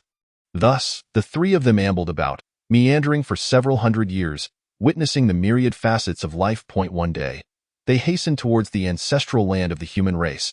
Lu Ye turned to Xian Yi and Lu Er and inquired, What are your thoughts on the human race? Xian Yi, possessing exceptional talent and insight, had observed many humans along the journey.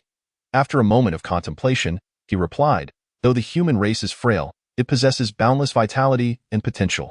Lu Er nodded in agreement, adding, I find the human race to be remarkably spirited, agile, and clever. In a word, they are lively. Upon hearing their remarks, Lu Ye smiled, Very well. Let us proceed to meet the three ancestors of the human race. At the ancestral land of the human race, the three ancestors were overjoyed to hear of Prince Lu Ye's personal visit and came forth to welcome him. At this moment, Lu Ye and his companions had already reverted to their true forms.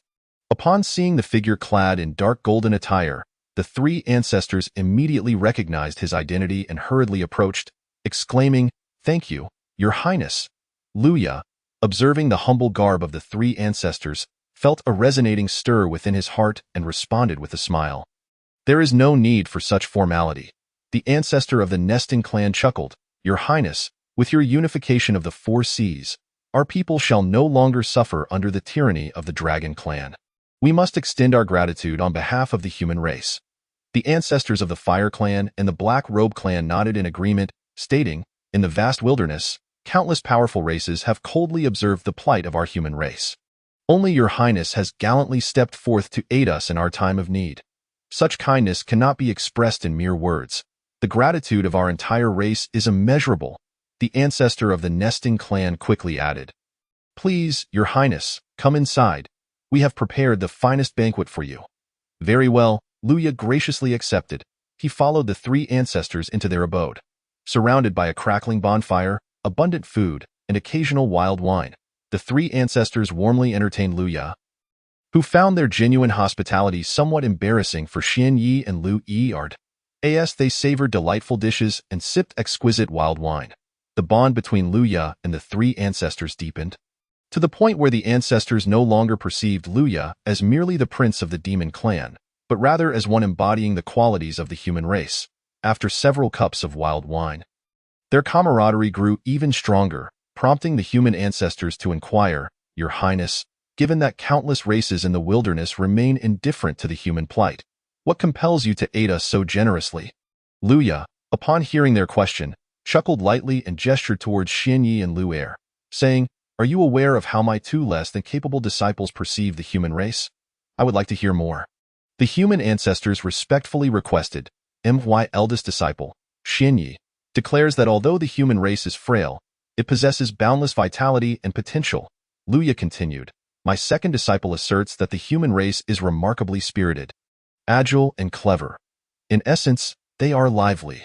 And I believe that the human race harbors the potential to encompass the vast wilderness and dominate the universe." At Lu Ya's words, silence enveloped the gathering around the bonfire. The human ancestors stood up abruptly, their faces flushed with excitement. Xian Yi and Lu Er, standing aside, were equally astonished by their master's declaration, realizing it implied that the human race would inevitably ascend to the position of protagonists in heaven's domain. With fervor, the human ancestors asked, "Does your highness also believe that our human race can rise to prominence and become the leading force in the wilderness?" Lu Ya took a sip of wild wine, gazing steadily at the three ancestors, and replied with a calm smile, "It is the trend of destiny. Our demon clan once held dominion over the wilderness, but after the war between the witches and demons, we lost everything. Under my leadership, the demon clan shall undoubtedly become the mightiest race, yet we can no longer claim the role of protagonists. Instead, it is the spirited human race, endowed with infinite creativity, that can assume the role of the leading force. Not only that, but my demon clan shall also assist the human race in achieving this status," Lu Ya stated plainly. Since the defeat in the war against the witches, Lu Ya had never envisioned restoring the demon clan to the role of protagonists. While the demon clan might become the most powerful race in the wilderness, they would no longer serve as the leading force. The goal of the demon clan was to return to the heavenly court, to rebuild it, and to dominate the myriad races of the wilderness. Quoting a phrase from his past life, it was akin to belonging to a higher dimension. The human ancestors, upon hearing Lu Ya's words, felt an overwhelming surge of excitement. Although the demon clan had bestowed great favors upon the human race, the demon clan had once been the overlords of a previous calamity, and the ancestors could not help but worry that Lu Ya might vie with the human race for the role of protagonists.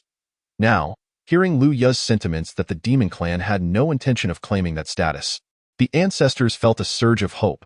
If the demon clan had no designs on it, could the human race not also seize the role of leading force? With a mix of excitement and gravity, the ancestors declared, "We, the human race, wish to establish a bond of friendship with the demon clan for generations to come." Lu Ya's lips curled into a smile. "Today, we shall bond in blood, forging an everlasting friendship between demons and humans." Lu Ya was well aware that the human race cherished blood oaths of alliance. By cultivating a favorable relationship with them, Lu Ya was confident of gaining an advantage in the next era, the 3 sovereigns and 5 emperors. Good. Today we shall forge a blood oath, ensuring eternal goodwill between our races," the human ancestors proclaimed with excitement. Chapter 47. The Awakening of the Remnant Soul, the Ancestor of Red Cloud Ding Dong. Task Reward Acquired. The Primordial Measuring Ruler. The Primordial Measuring Ruler, akin to the Xinyuan Linglong Tower, is a postnatal treasure of merit, possessing supreme killing power. As Lu Ya led his 2 disciples out of the human tribe, the familiar sound of the system resonated within his sea of consciousness. Lu Ya was well aware of the primordial measuring ruler's formidable abilities. It wielded unparalleled killing power without any defensive capabilities, rendering it incapable of suppressing fortune. However, its lethality was even superior to Pangu's supreme sword energy. A faint smile crept upon Lu Ya's lips, for the Kongtong seal, the falling treasure coins, and the primordial measuring ruler were all significant treasures related to the next era. Particularly the Kongtong seal. This Kongtong seal, though not widely recognized in the wilderness, pales in comparison to the 4 lotus flowers of the 12th grade, and is indeed less illustrious than the primordial 5-element flags. To outsiders, it is merely an ordinary innate spiritual treasure, lacking supreme killing power and defensive capabilities. Yet, in Liu Ye's eyes, the Kongtong seal surpassed even an innate supreme treasure. The Kongtong seal is a key. The key to unlocking the era of the 3 sovereigns and 5 emperors. The Kongtong seal is a treasure of fortune and to usher in the era of the 3 sovereigns and 5 emperors for the human race. The Kongtong seal is essential. With the Kongtong seal in hand, the next era belongs to the human race, and it is also the era of the demon race. Once affairs with the human race were concluded, Liu Ye returned to the 10,000 Great Mountains with the enlightened Xian Yi and Liu Er. More than 10,000 years had passed since the war between the witches and demons, and over 1,000 years had elapsed since the Four Seas War. The wilderness was now free from significant conflict, basking in an atmosphere of peace and prosperity, with all races experiencing tremendous growth. Meanwhile, the Heavenly Court and the newly appointed Heavenly Emperor, appointed by the Tao ancestor, were also restless. A century later, the Heavenly Court convened the Peach Blossom Banquet, allowing all races of the wilderness to participate in the grand event. The voice of the Supreme Heavenly Lord reverberated throughout the wilderness. Naturally, the Demon Clan, situated in the 10,000 Great Mountains, also heard the call of the Supreme Heavenly Lord. Upon hearing of the Peach Blossom Banquet, Liu Er could not help but salivate, exclaiming, "This Supreme Heavenly Lord holds the Peach Blossom Banquet every century. I wonder how much stock he has accumulated. Let us go together and eat him out of house and home." Xian Yi nodded earnestly. "The Ren water peach is a wonderful delicacy. We should go. We should go." White Zhe, hearing the indignation of the 6 great demon deities eager to visit the heavenly court, chuckled and let them be, thinking that a stroll to enjoy a few peaches wouldn't be amiss.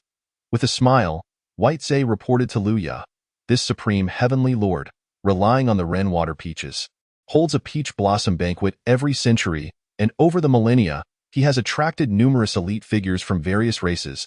Liu Ye, intrigued, inquired, "Which elites are present?" "There is the young clan leader of the giant spirit clan, the 9 heavens Xian Nu of the western Kunlun, the star lord Li Chongging, the disciple of the human teaching, Zhu Tianpeng, and the disciple of the Chan teaching, the general of the curtain." Liu Ye's gaze turned towards the 33 heavens above.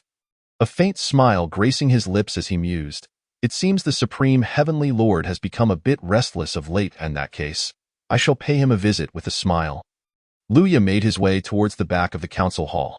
Seeing the smile creeping upon the prince's lips, White Zhe understood that the prince was concocting another scheme and chuckled heartily. After the grand hall of discussions, in a secluded corner, there lay a meditation cushion. Here, Liu Ye meticulously arranged a gathering spirit formation designed to attract golden sunlight, silvery moonlight, and purple starlight simultaneously within a single day. The convergence of these 3 hues illuminated the cushion, nurturing the red-skinned gourd atop it, ensuring that the lingering soul within would not dissipate. This red-skinned gourd is none other than the legendary Juzhou Sanpa gourd. Approaching the corner, Liu Ye retrieved the gourd, and at that moment, its crimson sheen was fully restored, with its internal remnants of the soul well nurtured, ensuring their stability for a millennium. As Liu Ye took out the gourd, it quivered, and the lingering soul within audibly expressed gratitude, saying, "Thank you, Liu Ye, my friend." Liu Ye's eyes narrowed slightly, a smile gracing his lips. "Hong Yun, you are being too modest. I merely acted out of convenience." As his words resonated, a thunderous shockwave echoed. It was well known that on that fateful day, Hong Yun had been ambushed and beaten to death by Kuanping in the River of Oblivion, leading to the self-detonation of his primordial spirit. Today, however, Liu Ye audaciously referred to the soul within the gourd as Hong Yun. The great Tao comprises 50, and the heavenly Tao, 49. To evade one, all things possess a glimmer of hope. It is true that Hong Yun's primordial spirit had self-destructed and perished, yet a fragment of his lingering soul clung to the Juzhou Sanpa gourd, which was subsequently swept into a rift in the void due to the explosion, wandering for many years. Had this gourd not fallen into Liu Ye's possession, a few more years would have seen the complete dissolution of Hong Yun's soul from the world. Liu Ye spoke again. "Your primordial spirit has reached its utmost limit in recovery, and I possess no further means. I shall escort you to Zhenyuanzi. I trust that your old friend will have a solution. However, before we proceed, you must agree to one condition." Upon hearing Zhenyuanzi's name, The red-skinned gourd trembled noticeably, for Jin Yuanzi was Hong Yun's closest confidant. Now that I am but a remnant soul, feel free to state your condition. I have an inkling of what it may be. Hong Yun replied with a wry smile. In truth, he felt there was no need for conditions. If Luya was willing, his soul could extinguish in an instant. Luya chuckled softly. I shall ensure that you sever ties with Kuanpeng and the River of Oblivion, and I will provide you with a grand opportunity for rebirth and enlightenment. At the mention of rebirth and enlightenment, the red-skinned gourd quivered again, and Hong Yun's voice trembled as he asked, Do I truly have a chance for rebirth and enlightenment? Very well. As long as you escort me to the Wuzhuang Temple, I shall sever my ties with Kuanpeng and the River of Oblivion.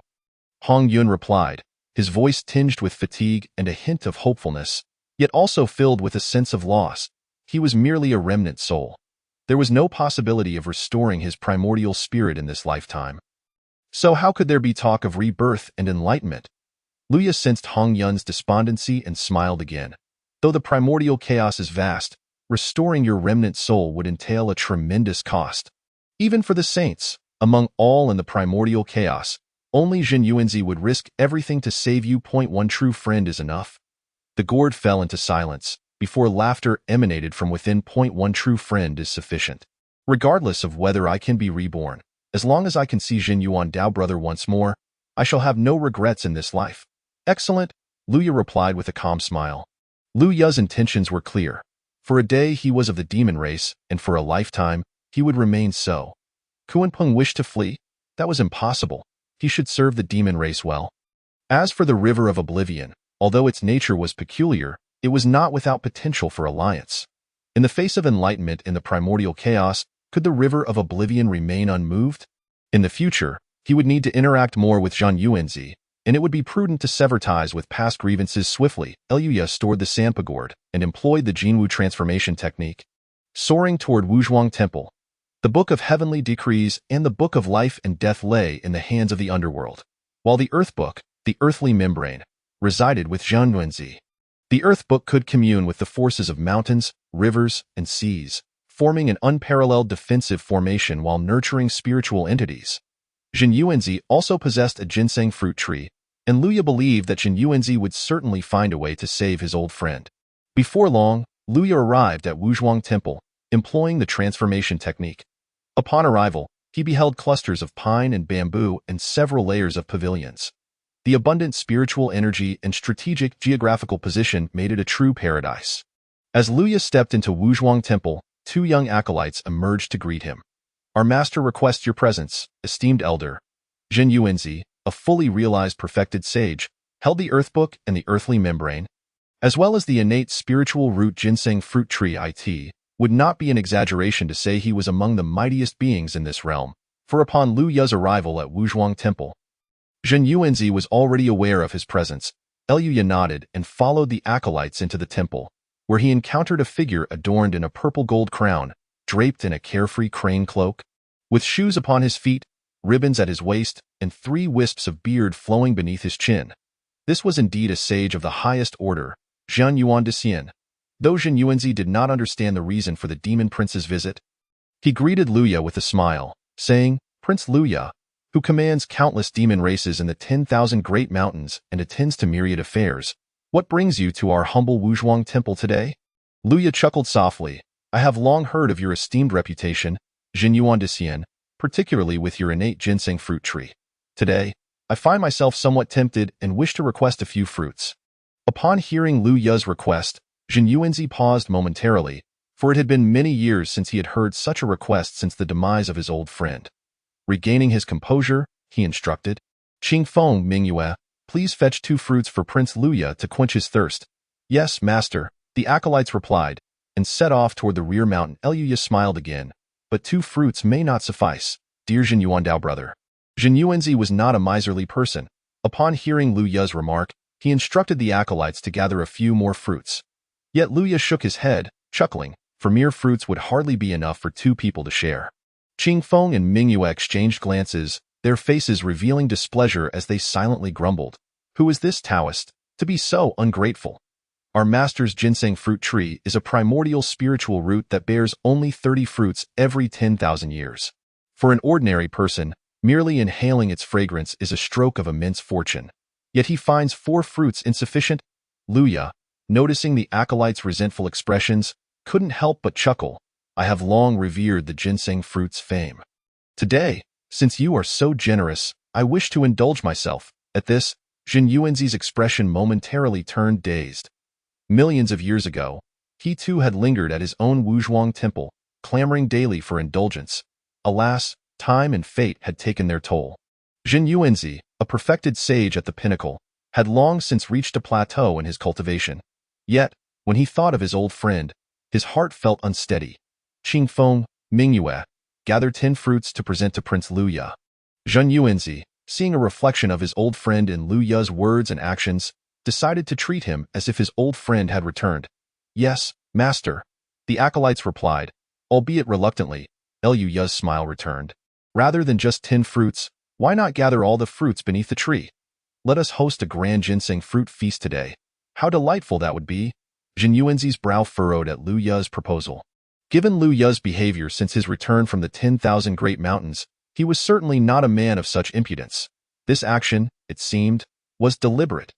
The purpose of his visit to Wuzhuang Temple was certainly not merely to indulge in ginseng fruits.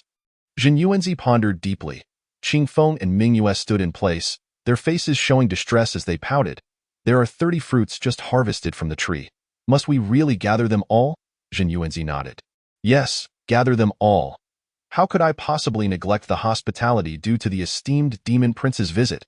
Yes, master, the acolytes replied, their expressions filled with reluctance as they took the golden mallet and headed toward the back garden. Once Qingfeng and Mingyue departed, a heavy earthy aura suddenly enveloped Jin Yuanzi. The earthly membrane slowly levitated, releasing a soil-colored radiance, connecting with the mountains, rivers, and seas. Activate the Earth Book's defensive formation. Jin Yuanzi, a perfected sage at the pinnacle, channeled all his mana into the Earth Book, thereby activating its defensive array. The entire Wuzhuang Temple was enveloped by the Earth Book's protective barrier.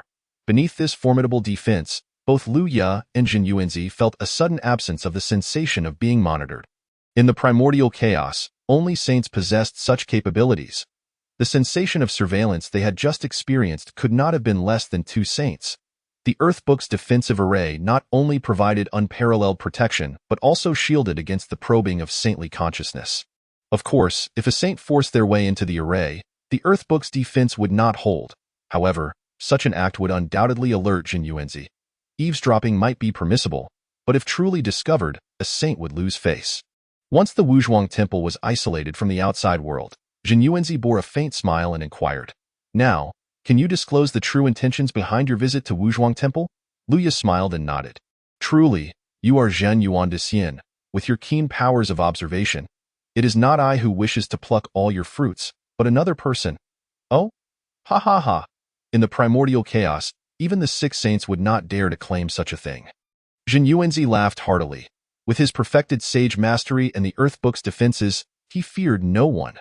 The Earth Book's defensive formation connected with the mountains, rivers, and seas. If one were to force their way through, it would cause significant destruction, resulting in karmic retribution that would make even a saint's scalp tingle. "Oh? Is that so?" Lu Ya's lips curled slightly as he slowly produced a red-skinned gourd. "It's the first glance of the gourd." Jin Yuanzi shuddered involuntarily, his gaze turning vacant, before it sharpened as he pressed, "How does his spiritual treasure come to be in your possession?" As if it had heard a familiar voice, the red-skinned gourd trembled. Its mouth opened, and a surge of residual soul energy flowed forth, revealing a faint specter of a soul. The soul appeared weak, merely a thin shadow. A gentle breeze could easily cause it to dissipate into nothingness. The voice of Brother Jin Yuanzi's residual soul trembled slightly as he called out, heavy with gravity, solemnity, sorrow, and longing, imbued with countless emotions. Jin Yuanzi felt as though struck by celestial thunder, his excitement palpable as his eyes transitioned from vacancy to astonishment. His voice hoarse with emotion, You old thing, how are you still alive? Brother Jin Yuanzi, I have returned." The ethereal specter of Hong Yun quivered, somewhat unstable. Seeing the instability of Hong Yun's soul, Jin Yuanzi immediately channeled his profound magical power. Drawing upon the essence of wood from the entire Wuzhuang Temple, merging it into the residual soul of Hong Yun. The essence of wood is the finest remedy for healing and nurturing the spirit. With the aid of the wood essence, Hong Yun's residual soul stabilized, even becoming more substantial. Jin Yuanzi and Hong Yun gazed at each other across the distance, their eyes glimmering with understanding that transcended words. Both wore smiles upon their faces. Luya stood by, sensing the palpable camaraderie radiating between the two. He chuckled. Zhen Yuan Daxian, I wonder if the companion I brought today holds enough weight to harvest all the fruits from the ginseng fruit tree? Jin Yuanzi laughed heartily. Do not mention 30 fruits. Even if it were 300 or 3,000, I would gladly gift the entire ginseng fruit tree to you, my friend. At that moment, Qing Feng and Ming Yue, who had just finished picking the fruits, stumbled upon hearing their teacher's boisterous laughter, panic washing over their faces. Oh no, the teacher has been bewitched by that wild Taoist. Speaking of gifting the ginseng fruit tree, this cannot be allowed. Chapter 49. The ultimate source of innate wood, restoring the residual soul. Ding dong, sending Hong Yun to Wuzhuang Temple, earning the friendship of Jin Yuanzi. Task reward, a wisp of literary qi. Luya realized that the system's reward this time resonated with his own intentions, seemingly tailored for him, each step a precautionary measure. Within the grand hall of Wuzhuang Temple, a continuous influx of wood essence gathered, nourishing Hong Yun's residual soul. Yet, despite the countless wood essences pouring into the gourd, they merely sustained Hong Yun's residual soul but could not restore the damages to his spiritual essence. While Hong Yun's residual soul had become more concentrated, it was still limited. Observing his brother's tireless efforts to gather the wood essence within Wuzhuang Temple, Hong Yun sighed, Brother, do not waste your efforts. To merely keep the residual soul from scattering is already a tremendous fortune. My soul cannot be restored. Having you as an old friend through the vast wilderness is enough. Speak no more. Today, with your brother here, no one shall harm you again. I will exhaust every means to mend your residual soul. Jin Yuanzi declared loudly, not allowing Hong Yun to argue further. It was his greatest regret that Hong Yun had not heeded his warnings and had ventured out, leading to his untimely demise. Today, he would do all he could to protect Hong Yun. Jin Yuanzi believed that with his perfected quasi-saint cultivation and the connection to the earth's essence, he could unleash an unparalleled defensive formation from the wilderness, ensuring no one could harm Hong Yun. However, the greatest and most challenging dilemma before him was how to restore Hong Yun's residual soul. After attempting numerous methods, he still found himself at a loss. Luya, do you possess any means to save our friend Hong Yun? Jin Yuanzi's eyes gleamed with hope. It was Luya who had brought Hong Yun back, and he must have a solution. Luya chuckled softly, saying, Brother Jin Yuanzi, you are lost in a fog and have lost your bearings. Jin Yuanzi's heart trembled. Could it be that Luya truly had a way? Luya nodded. Brother Jin Yuanzi, possessing such a top-tier innate wood spiritual root as the ginseng fruit tree, how could we fear not being able to heal Hong Yun? Upon hearing Luya's words, Jin Yuanzi's expression froze momentarily, then broke into a hearty laugh. You are right, my friend. I was indeed lost in the fog and had lost my bearings.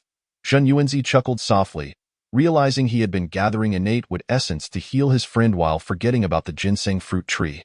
The wood's spiritual root had remarkable healing and soul-repairing properties, and his ginseng fruit tree was the pinnacle of innate spiritual roots.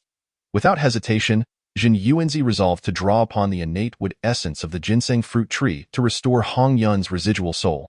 Jin Yuanzi shared his plan with Luya, who nodded in agreement.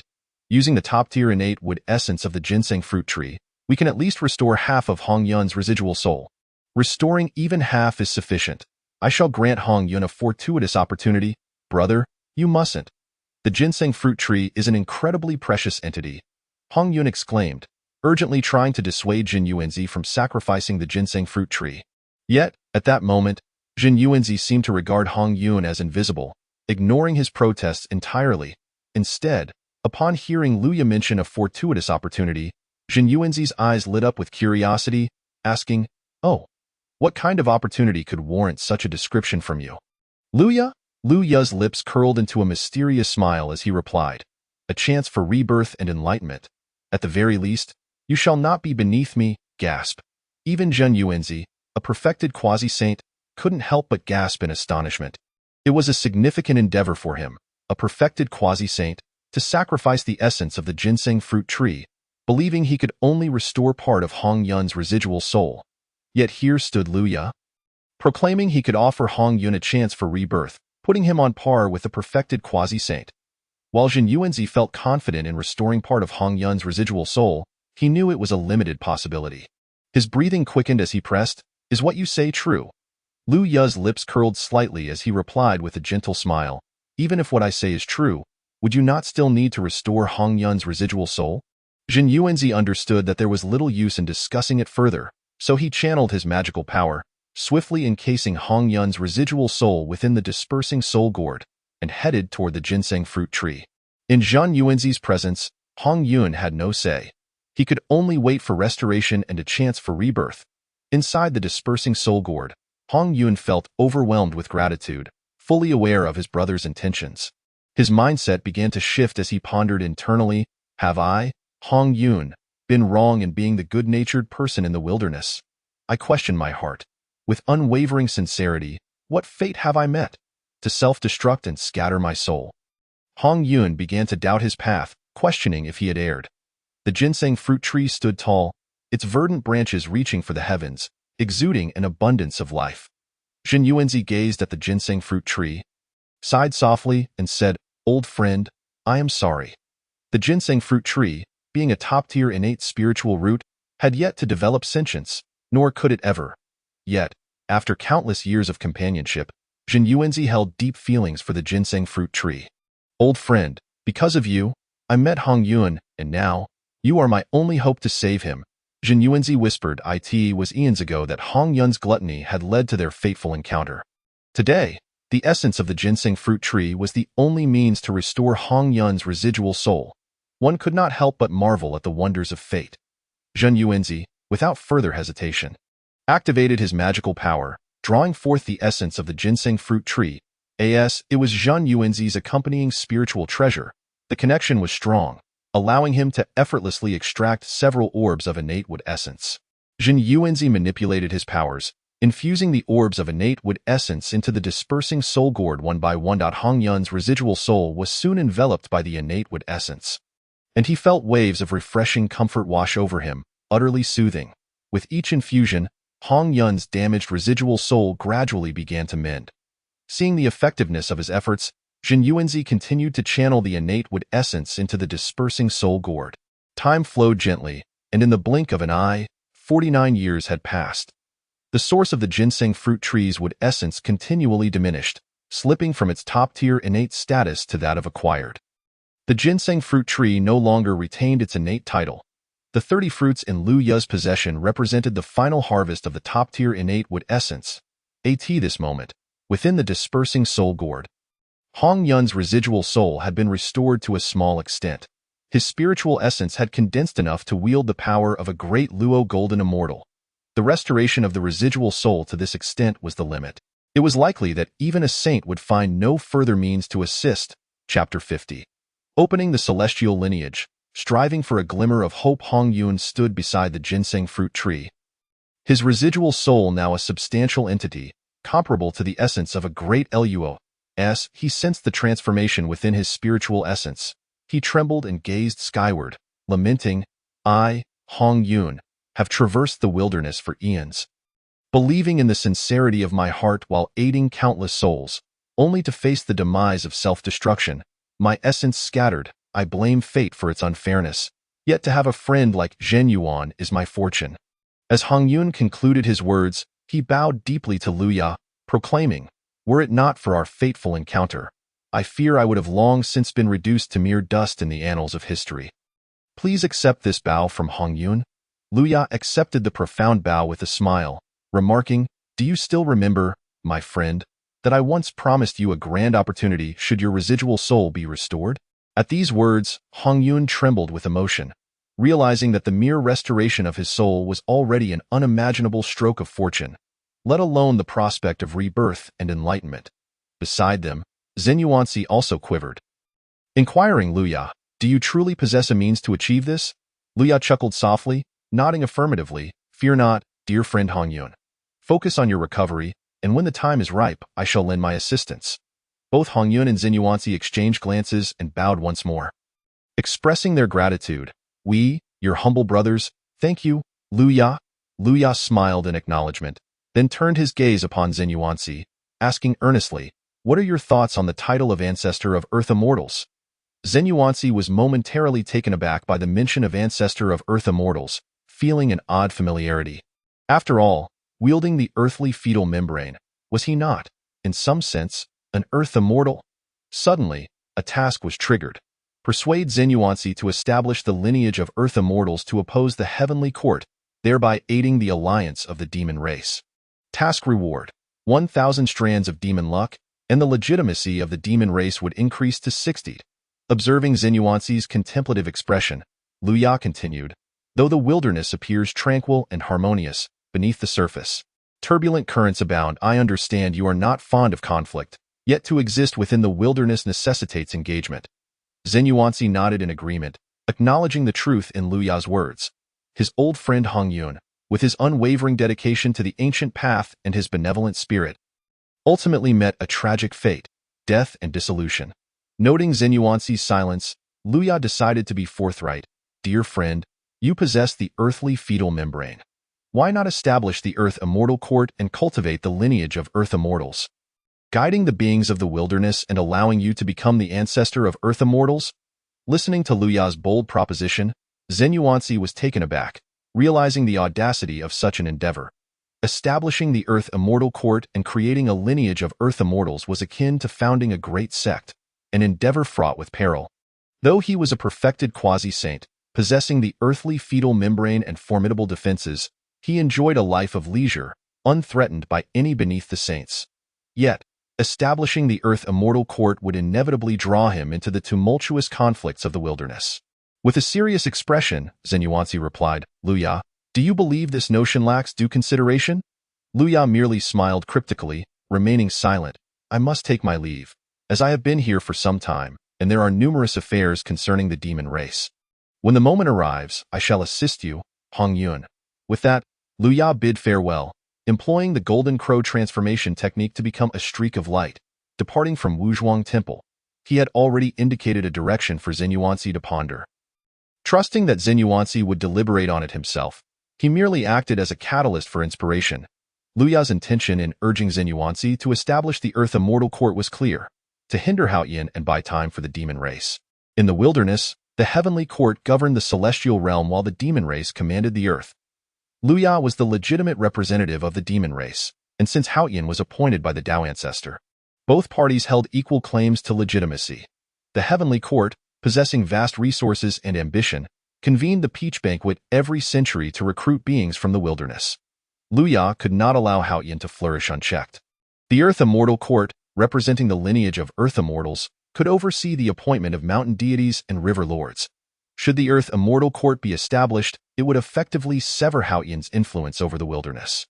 Moreover, in a certain sense, the Earth Immortal Court could be viewed as an ally of the demon race, providing them with greater opportunities for survival and recovery.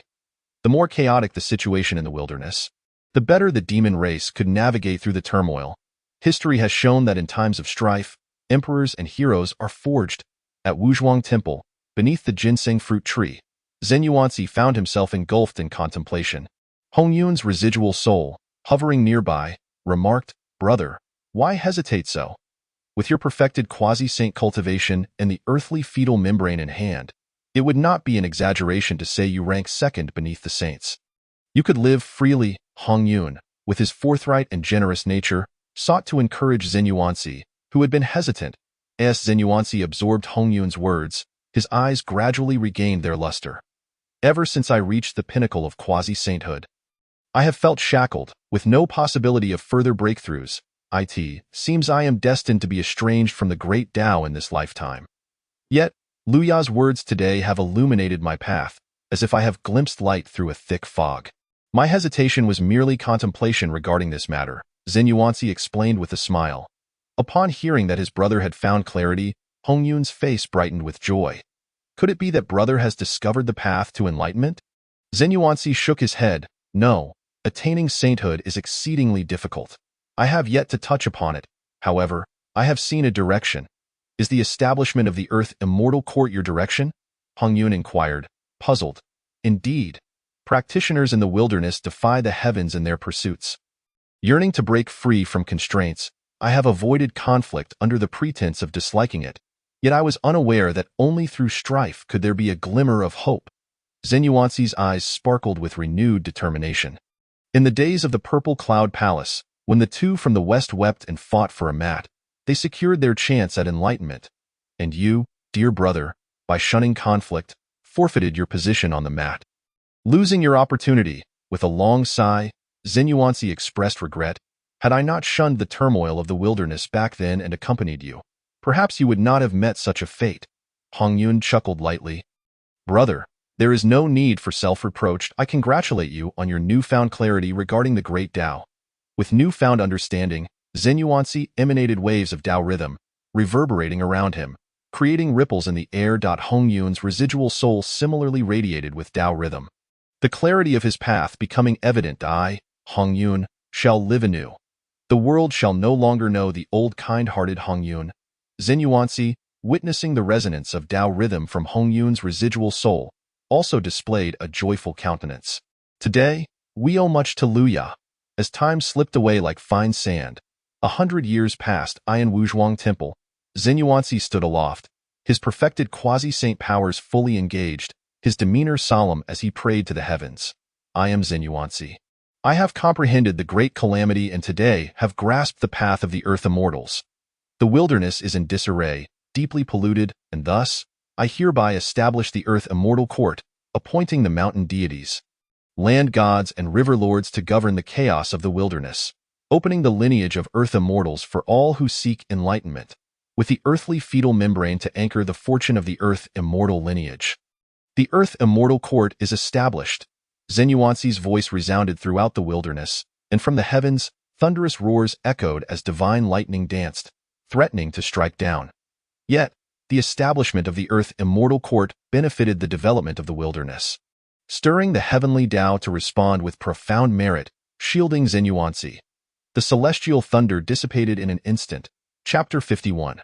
The establishment of the earth immortal court and the emergence of Fushi from the heavens. A substantial portion of profound merit descended, dividing into 3 segments. The first, the most substantial, approximately 7/10, flew into Zenuance's celebratory cloud. The second, around 2/10, entered the earthly fetal membrane, essential for establishing the earth immortal court and the future appointments of the earth immortal lineage. The third, about 1/10 of the merit, soared toward the 10,000 great mountains, merging with Luya's crown. Ding dong. Zenuance's establishment of the earth immortal court created a counterforce against the heavenly court, rewarding him with 1,000 strands of demon luck while the legitimacy of the demon race increased to 60. Listening to the system's announcement and feeling the immense merit above him, Luya's lips curled into a faint smile. Everything was under his control. The fortune of the entire demon race surged by 100 strands. And the demon youths cultivating in the 10,000 great mountains suddenly felt a refreshing clarity in their minds. What had previously eluded them now became clear. Their cultivation speed increased significantly. Such is the nature of fortune, profound and mysterious. At that moment, the entire wilderness was abuzz. Zenuance, who had always shunned conflict, had suddenly established the earth immortal court. Was he not openly entangled in the strife of the wilderness? The news of Zenuance's establishment of the earth immortal court sent shockwaves through the realm. At the heavenly court, Haoyan sat upon a jade platform, his expression dark and stormy. What nonsense is this? He wishes to govern the appointments of the mountain deities, land gods, and river lords? This is preposterous. Such arrogance. As the appointed heavenly emperor by the Tao ancestor, he commanded the heavenly court, ruling over eternity, with none daring to defy him. How could Zenuance dare interfere in the affairs of the wilderness? The more Haoyan contemplated, the more furious he became. First, the demon race had forcefully subdued the 4 seas. And due to Luya's princely status, he had to temporarily reach an agreement with them. Now, another faction, the Earth Immortal Court, had emerged. This was a blatant slap in the face to the heavenly emperor. As the heavenly empress, Yaoqi approached Haoyan, noticing his sullen demeanor, she gently advised, "Brother, do not be hasty. Since Zenuance has established the Earth Immortal Court and received the recognition of the heavenly Tao, it would be unwise to provoke him further. Perhaps we can persuade him to align the Earth Immortal Court under the banner of the Heavenly Court. After all, You are the rightful ruler appointed by the Tao ancestor. Yaoqi spoke softly, and Hao Yan's expression eased slightly as he nodded. Rest assured, junior sister, I was merely momentarily displeased. Soon, I shall personally pay a visit to Xinyuanzi. On the summit of Shiyang Mountain, within the 8 scenic palaces, Laozi sat quietly on a mat, listening to Xinyuanzi's prayers.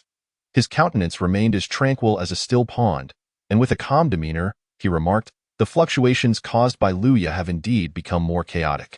At Kunlun Mountain, in the Yushu Palace, Yuanshi Tianzuan sat majestically upon a rainbow-hued cloud, elucidating the jade purity immortal arts to his disciples below. Upon hearing of Xinyuanzi's establishment of a terrestrial immortal estate, a look of puzzlement crossed his face. Xinyuanzi, my fellow Taoist, has never favored the strife of the wilds, yet today he has established a terrestrial immortal estate. Xinyuanzi, a primordial deity with a noble lineage and profound blessings, was known for his courteous demeanor, making him a rare pure stream in the wilds, and one of the few companions whom Yuanshi Tianzuan could regard favorably. On Gold Turtle Island, in the Bio Palace, Tongtian Jiao Master was expounding on the intricacies of the 8 gates golden lock array in the Grand Hall when he suddenly heard of Xinyuanzi's establishment of a terrestrial immortal estate. He couldn't help but chuckle softly. How strange, even Xinyuanzi has established a terrestrial immortal estate. Could it be that Luya is stirring up trouble again? Not dwelling further on the matter, he resumed his explanation of the array's mysteries, growing ever more intrigued by Luya's prowess, which was undoubtedly formidable. Meanwhile, in the west, within Mount Shumi, Zhuanti's face fell into contemplation. The moment Luya arrived at Wuzhuang Temple, Xinyuanzi established the terrestrial formation.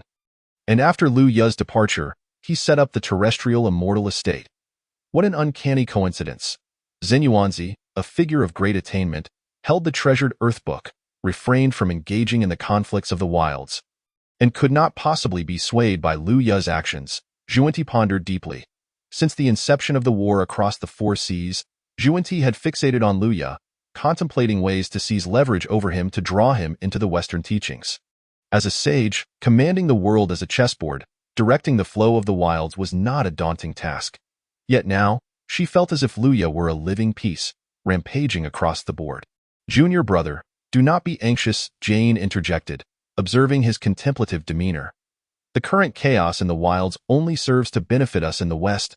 Zhuanti, returning to the present, acknowledged, what you say holds truth. Perhaps it is I who have become too attached. The more chaotic the wilds become, the more opportunities we shall find in the West. Jane, with a furrowed brow, urged, do not fret, junior brother. Simply wait patiently. In every morsel and sip, the outcome will reveal itself in due course. In the Nuwa Palace, Nuwa's exquisite visage bore a hint of hesitation as she furrowed her fair brows. Sister, what troubles you? Fushi inquired, having sensed her uncertainty.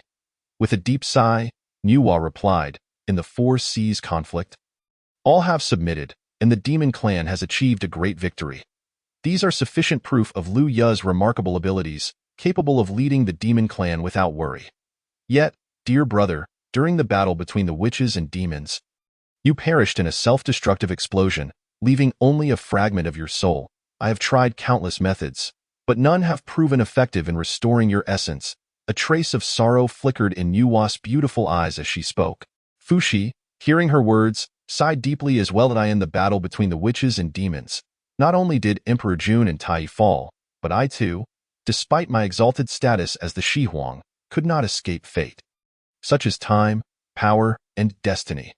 After a moment of contemplation, Nuwa spoke. To be honest, dear brother, prior to the 4 seas battle, a thought had crossed my mind.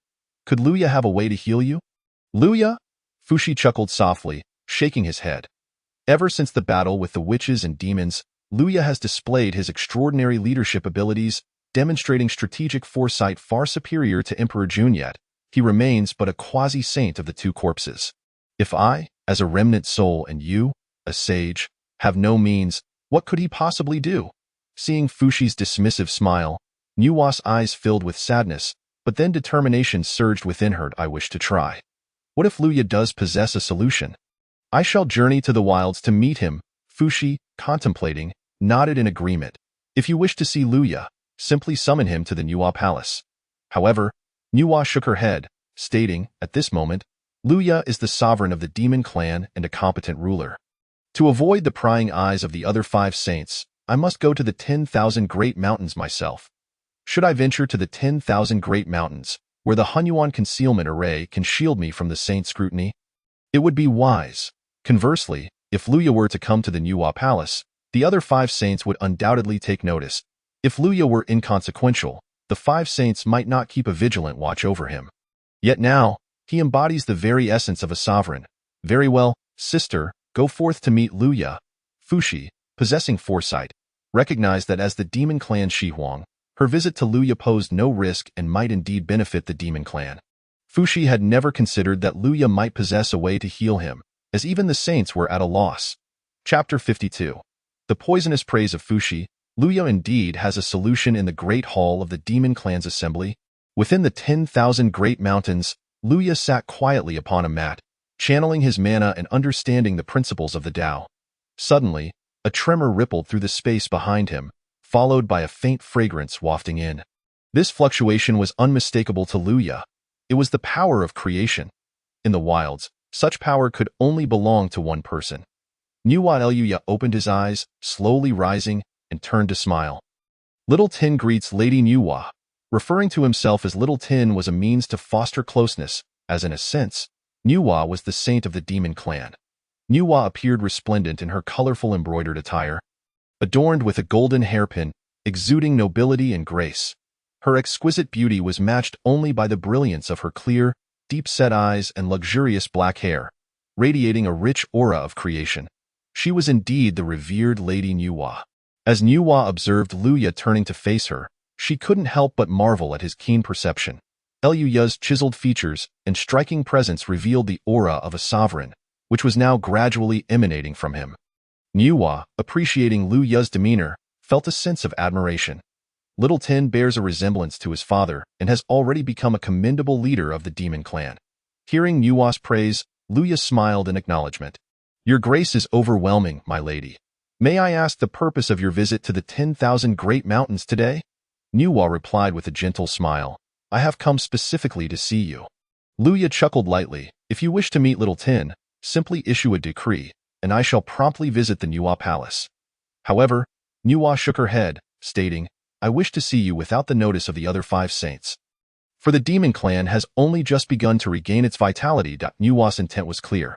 If she publicly summoned Luya, it would attract the attention of the other 5 saints, leading to complications for both herself and Luya. Upon hearing that Nuwa wished to avoid the scrutiny of the other saints, Luya could not help but form a conjecture. After Fushi's self-destruction, a remnant of his soul had been rescued by Nuwa. It seemed she had come seeking Luya for Fushi's sake. Nuwa, noticing Luya's speculation, did not conceal her purpose any longer. She produced a yellow gourd, which quivered as the remnant of Fushi's soul gradually materialized. Seeing Fushi, Luya immediately bowed. Little Tin pays respects to the Shihuang. Fushi, as the Shihuang of the demon clan, held a status on par with Emperor Jun and Tai, making it imperative for Luya to observe the proper courtesies. Fushi's remnant soul, upon seeing Luya, could not help but chuckle heartily. Ha ha, Little Tin. I have witnessed your performance. You have traversed the 10,000 Great Mountains, unified the 4 seas, and restored the vitality of the demon clan, far surpassing your father. Emperor Jun. Luya smiled and nodded respectfully, yet internally he could not help but grumble. What an insidious flattery, one wave after another. If the demon clan fails to rise, it will all be blamed on this poisonous praise. Nuwa gazed intently at Luya, earnestly asking, the Shihuang Fushi perished during the battle with the witches and demons, and his remnant soul was saved by me. I have tried countless methods, but have been unable to restore his essence. Do you have any means, Little Tin? Upon hearing his sister's inquiry, Fushi's silent heart trembled, igniting a flicker of hope. What if Luya does possess a solution? Luya smiled and shook his head. My lady, even you, as a saint, have no means. How could I, a mere quasi-saint of the 2 corpses, possibly help? Though Luya did not finish his sentence, the meaning was abundantly clear. If even a saint like Nuwa could not succeed, how could he, a quasi-saint of the 2 corpses, possibly find a way? Was it conceivable that he could outperform a saint? As Nuwa absorbed Luya's response, the last vestige of hope within her dissipated. She gazed sorrowfully at her brother's remnant soul, her eyes filled with despair. Fuxi, hearing Lu Ye's words, felt his own remnant soul tremble, and that flicker of hope within him extinguished entirely. Fuxi could not help but bitterly smile to himself, pondering what fantasies he had entertained. Had he truly imagined that Lu Ye might have a solution?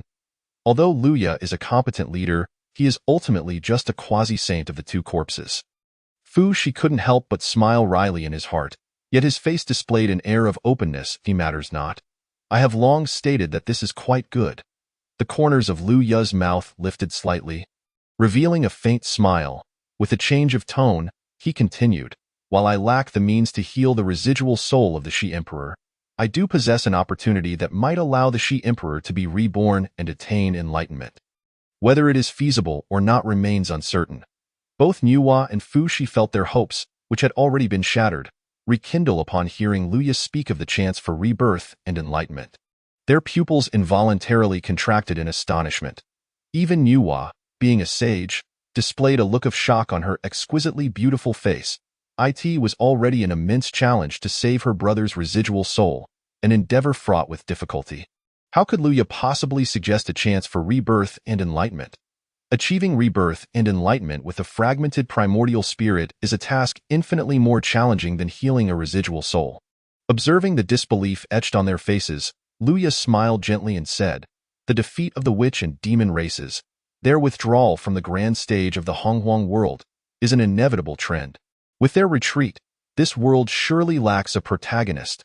The human race, created by the Holy Mother, while fragile, brims with boundless vitality and potential, rich in spiritual essence, and is thus worthy of being the protagonist of this realm.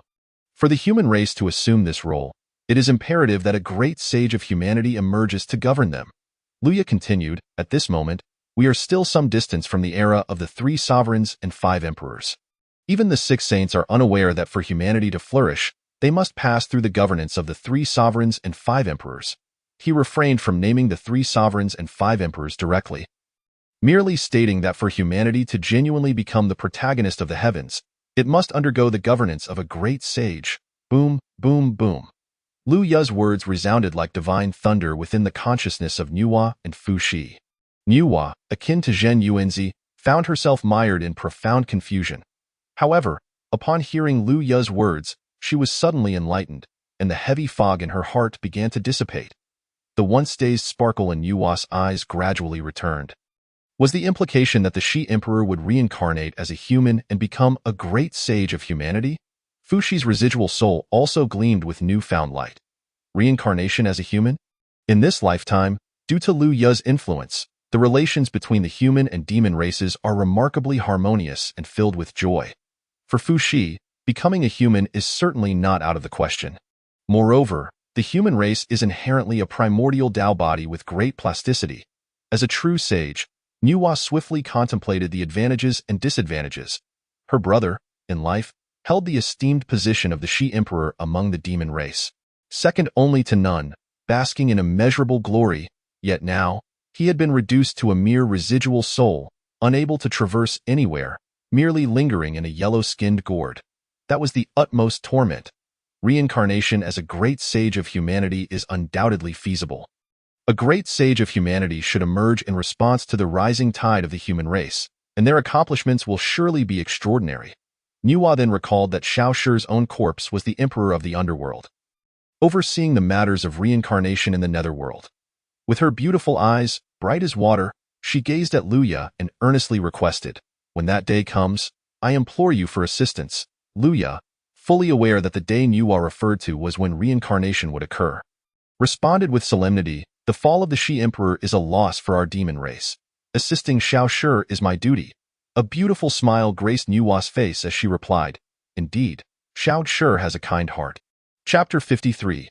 Qing Ping Dao Rin, Mountain Salutation. Nuwa arrived quietly and departed silently, as if she were a fleeting cloud, a gentle breeze passing by, leaving no trace behind.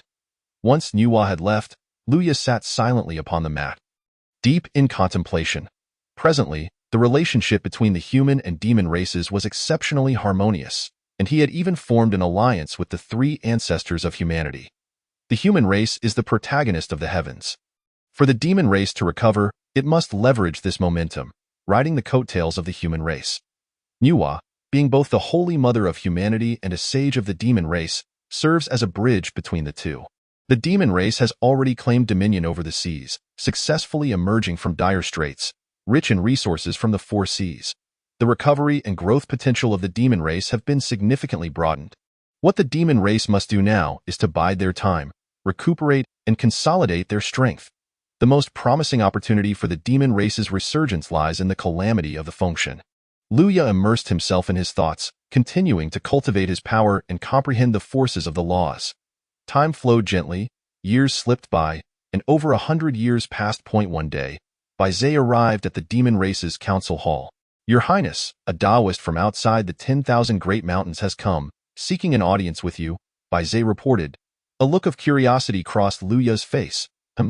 A Taoist wishes to see me? Baizé's expression turned serious as he replied, "That Taoist's aura is profound. Although I have already severed my 3 corpses, I still cannot see through him." "Really? Even you cannot discern him?" Luya knew that Baizé had successfully severed his 3 corpses a century ago and was now a quasi-saint of the demon race. The fact that even Baizé could not see through this Taoist led to only one speculation: one of the 5 saints of Hongwang. Since this Taoist has come to salute the mountain, has he introduced himself? Luya felt an ominous premonition. Why does this style of conduct resemble that of Zhuan Ti? It is well known that my original self had true ties to the west, deceived by Zhuan Ti to construct a nest in the Wuxi region, located between Gao Laozhuang and Huang Fengling, which he grandly named the Nest of the Wu Master. Thus, Luya felt a sense of unease. I am not yet fully developed, and Zhuan Ti is already here to guide me. Baizé immediately spoke. That Taoist is called Qingping Daorun, residing on an island. Upon hearing Baizé mention Qingping Daorun, a smile involuntarily spread across Luya's face. In the vast expanse of Hongwang. Who dares to call themselves Qingping? An island? It must be the immortal island by the East Sea. Let Qingping Daoran be Qingping Daorun. I shall personally invite him. Luya said to Baizé with a smile. As Baizé had already suspected upon hearing the name Qingping Daorun. He now confirmed it upon seeing the prince's reaction. Qingping is indeed Qingping. When Luya and Baizé arrived outside the 10,000 Great Mountains, they beheld a young Taoist accompanied by 3 maidens, presumably his disciples. San Shao. Today, Yun Shao donned the same white silk robe. Her long, lustrous black hair cascading elegantly, the gown fitting her perfectly, exuding grace and charm, her legs toned and symmetrical. Her features were exquisite, her skin as smooth as cream, her enchanting eyes sparkling with brilliance. Her nose straight, and her small, rosy lips revealing pearly white teeth. Xiong Shao wore a green dress, while Bai Shao donned a purple one, standing beside Yun Shao, their beauty rivaling her own. Luya could not help but silently scoff. Goodness, not only does he take the name Qingping Daoran, but he even brings along Sancha. Is he afraid that others won't know he is Tong Tian Jiaozhu? And here he is, Qingping Daoran. He might as well be Tong Tian Jiaozhu.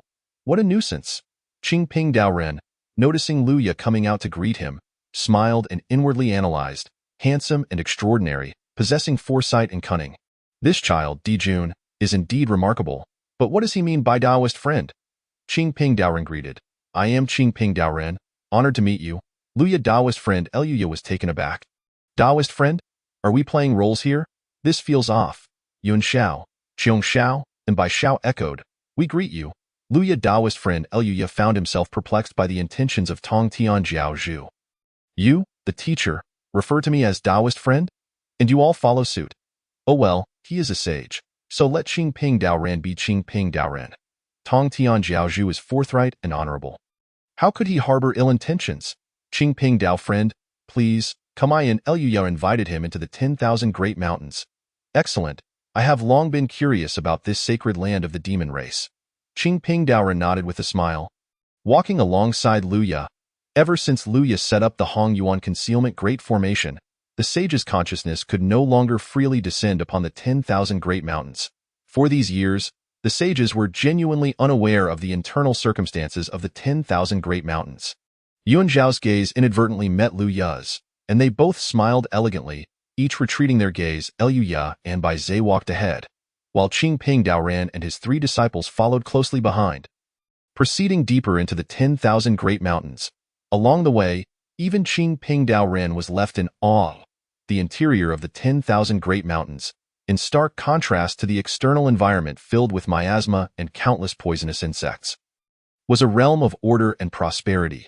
Within, spiritual fields crisscrossed, orderly and well-maintained, with spiritual springs and streams intertwining, enveloped in a mist of spiritual essence, resembling a paradise, a veritable land of bliss. Among them, the demon race's youths, the witch race's youths, and the human race's youths collaborated harmoniously, embodying a scene brimming with vitality.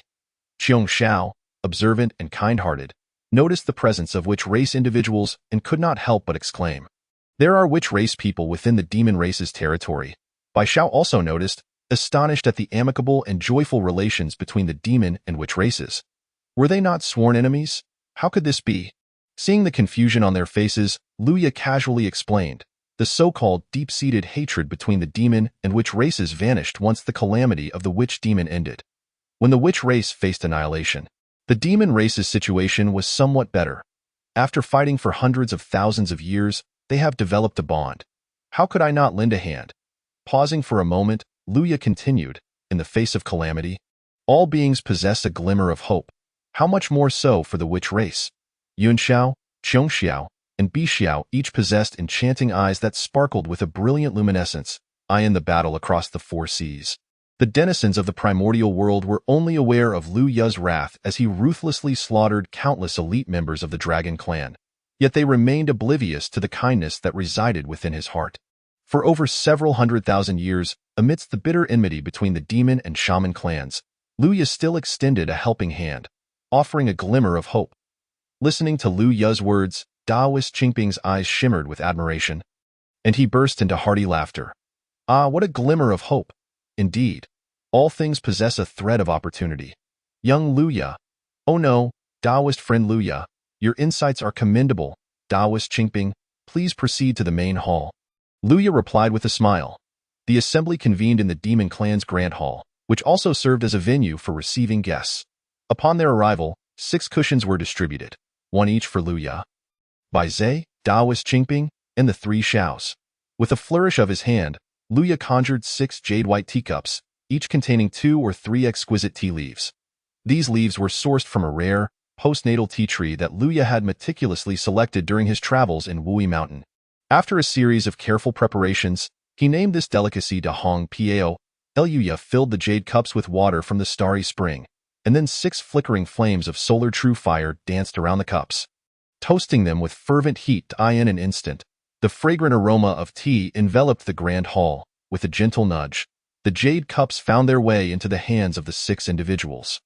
At that moment, the cups, having been heated, were not at all scalding. They felt as smooth and warm as jade, and combined with the refreshing fragrance of the tea, it was enough to stir one's very soul. Daoist friends, please enjoy the tea, Lu Ya said with a light-hearted smile. This was the first time Daoist Qingping had tasted tea in such a manner.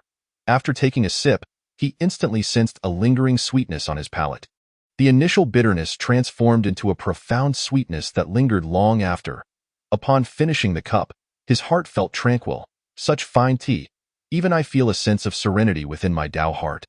Daoist Qingping praised with a smile. Lu Ya chuckled lightly. If you enjoy it, I would be pleased to gift you some tea leaves when you depart. That would be wonderful, and I thank you. Daoist friend, Qingping replied. After the tea was consumed, it was time to discuss serious matters. Daoist Qingping spoke with a smile. In the recent battle across the 4 seas, Daoist friends set up numerous formidable formations, each interchanging with exquisite precision. I have come today to discuss the intricacies of formations with you. Might you have a moment to spare? Indeed. The incarnation of Tongtian Jiao Master, disguised as Daoist Qingping, had come precisely to engage Lu Ya in a discussion on formations. The Tongtian Jiao Master had long studied Lu Ya's formations within the Grand Hall of Bio Palace, accumulating numerous profound insights. The more he delved into Lu Ya's formations, the greater his curiosity grew regarding the true extent of Lu Ya's prowess in this domain. After much contemplation, the Tongtian Jiao Master resolved to assume the guise of Daoist Qingping, accompanied by 3 disciples, to engage Lu Ya in discourse within the 10,000 Great Mountains. What concern does the Tongtian Jiao master have with me? Luya mused, his expression brightening at the prospect of discussing formations with such an esteemed expert. I excel in alchemy, while Yuanshu Tianzuan specializes in artifact forging, and the Tongtian Jiao master is unparalleled in the art of formation. Since his ascension to sainthood, it would not be an exaggeration to declare him the foremost authority in formations across the primordial realm. Luya reflected. Seeing Lu Ya's willingness to engage, Daoist Qingping chuckled softly. Very well, let us begin with the 8 Gates Golden Lock formation. Daoist Qingping then proceeded to elucidate his understanding of the 8 Gates Golden Lock formation, detailing the positional changes and methods to breach the formation. As he spoke, golden lotuses erupted from the ground, accompanied by celestial melodies and radiant hues, a myriad of auspicious signs manifesting. Bai Zhe, seated nearby, marveled at the spectacle of the golden lotuses, exclaiming internally, as the sage expounds, the golden lotuses arise, and the grandeur of his presence is indeed that of the Tongtian Jiao master. At the moment the Tongtian Jiao master began his discourse, a familiar voice echoed within Lu Ya's mind. Ding! Listening to the Tongtian sage's teachings grants a buffer bonus. Formation comprehension speed 1000, law comprehension speed 1000, and magical power cultivation speed 1000. As the system notification faded, an abundance of golden lotuses surged towards Luya, invigorating his consciousness and bringing a refreshing chill to his mind, greatly enhancing his understanding of the laws and accelerating his cultivation of magical power. Such was the might of a sage's teachings. Bai Zhe and the 3 Shaos, too, did not miss this opportunity, captivated by the Tongtian Jiao master's discourse. Daoist Qingping spoke for a full century, gradually delving deeper into the subject, layer by layer. When he finally concluded, Luya and the others awakened from their reverie. After absorbing Daoist Qingping's insights, Luya smiled gently, saying, Your mastery of formations far exceeds my own, esteemed Daoist friend. I dare not present my humble understanding. He then briefly touched upon the core of the formation. This formation consists of 8 gates, arranged based on the celestial trajectories of the stars. When activated, the life gate opens, and when the formation closes, the 8 gates operate in unison. The celestial trajectories are nearly unfathomable, allowing for countless variations of the 8 gates, rendering them inscrutable. Once one enters the formation, they risk being ensnared by its intricate mechanisms. However, it is often the most perilous places that offer the greatest safety. The ordinary would assume the life gate is the entrance to the formation. Little do they know, if one were to attack the life gate upon entry, they could disrupt the entire configuration of the 8 gates. Daoist Qingping's eyes sparkled with newfound understanding as he contemplated Lu Ya's words. Nearby, Yun Xiao, gifted with the highest aptitude for formation, pondered, to breach the life gate first. Who would consider attacking the life gate upon entry? Breaking the life gate would sever one's own escape route. Yet it was precisely this mindset that had led the millions of dragon warriors to their downfall, clinging to the hope of fleeing through the life gate without contemplating the possibility of dismantling it. The notion of breaking the life gate and then retreating to the scenic gate for defense was akin to embracing danger to achieve safety. Daoist Qingping's eyes glimmered with inspiration, radiating a ripple of Daoist resonance. I have only ever thought of how to intricately use formations against formations, to conquer one formation with another. I never considered the strategy of embracing danger to attain safety. Observing the 4 individuals, Lu Ya's own eyes sparkled with insight as he spoke solemnly. The essence of my formation lies in the principle of no destruction, no establishment. Destruction leads to establishment. Upon hearing the phrase no destruction, no establishment, destruction leads to establishment, Daoist Qingping's spirit trembled involuntarily, his gaze momentarily fixated, as if grasping something profound, yet it slipped away, elusive and ethereal. When Daoist Qingping looked back at Luya, admiration radiated from his eyes. Among the second-generation disciples of the Tao, none could surpass Lu Ya's comprehension. Alas, if Luya were not a prince of the demon clan, I would gladly take him as my disciple, Daoist Qingping mused inwardly with a soft chuckle. Gradually rising to his feet, Daoist Qingping remarked, Well then, this discussion has yielded great insights for me. I thank you, Daoist friend. We must take our leave now. Luya and Bai Zhe also rose, smiling. Listening to your teachings for a century has been tremendously beneficial. Your understanding of the Tao far surpasses ours. Daoist Qingping tossed a jade talisman to Luya with a light laugh, saying, Take this talisman as a memento. When you visit the island someday, we shall discuss the Tao once more.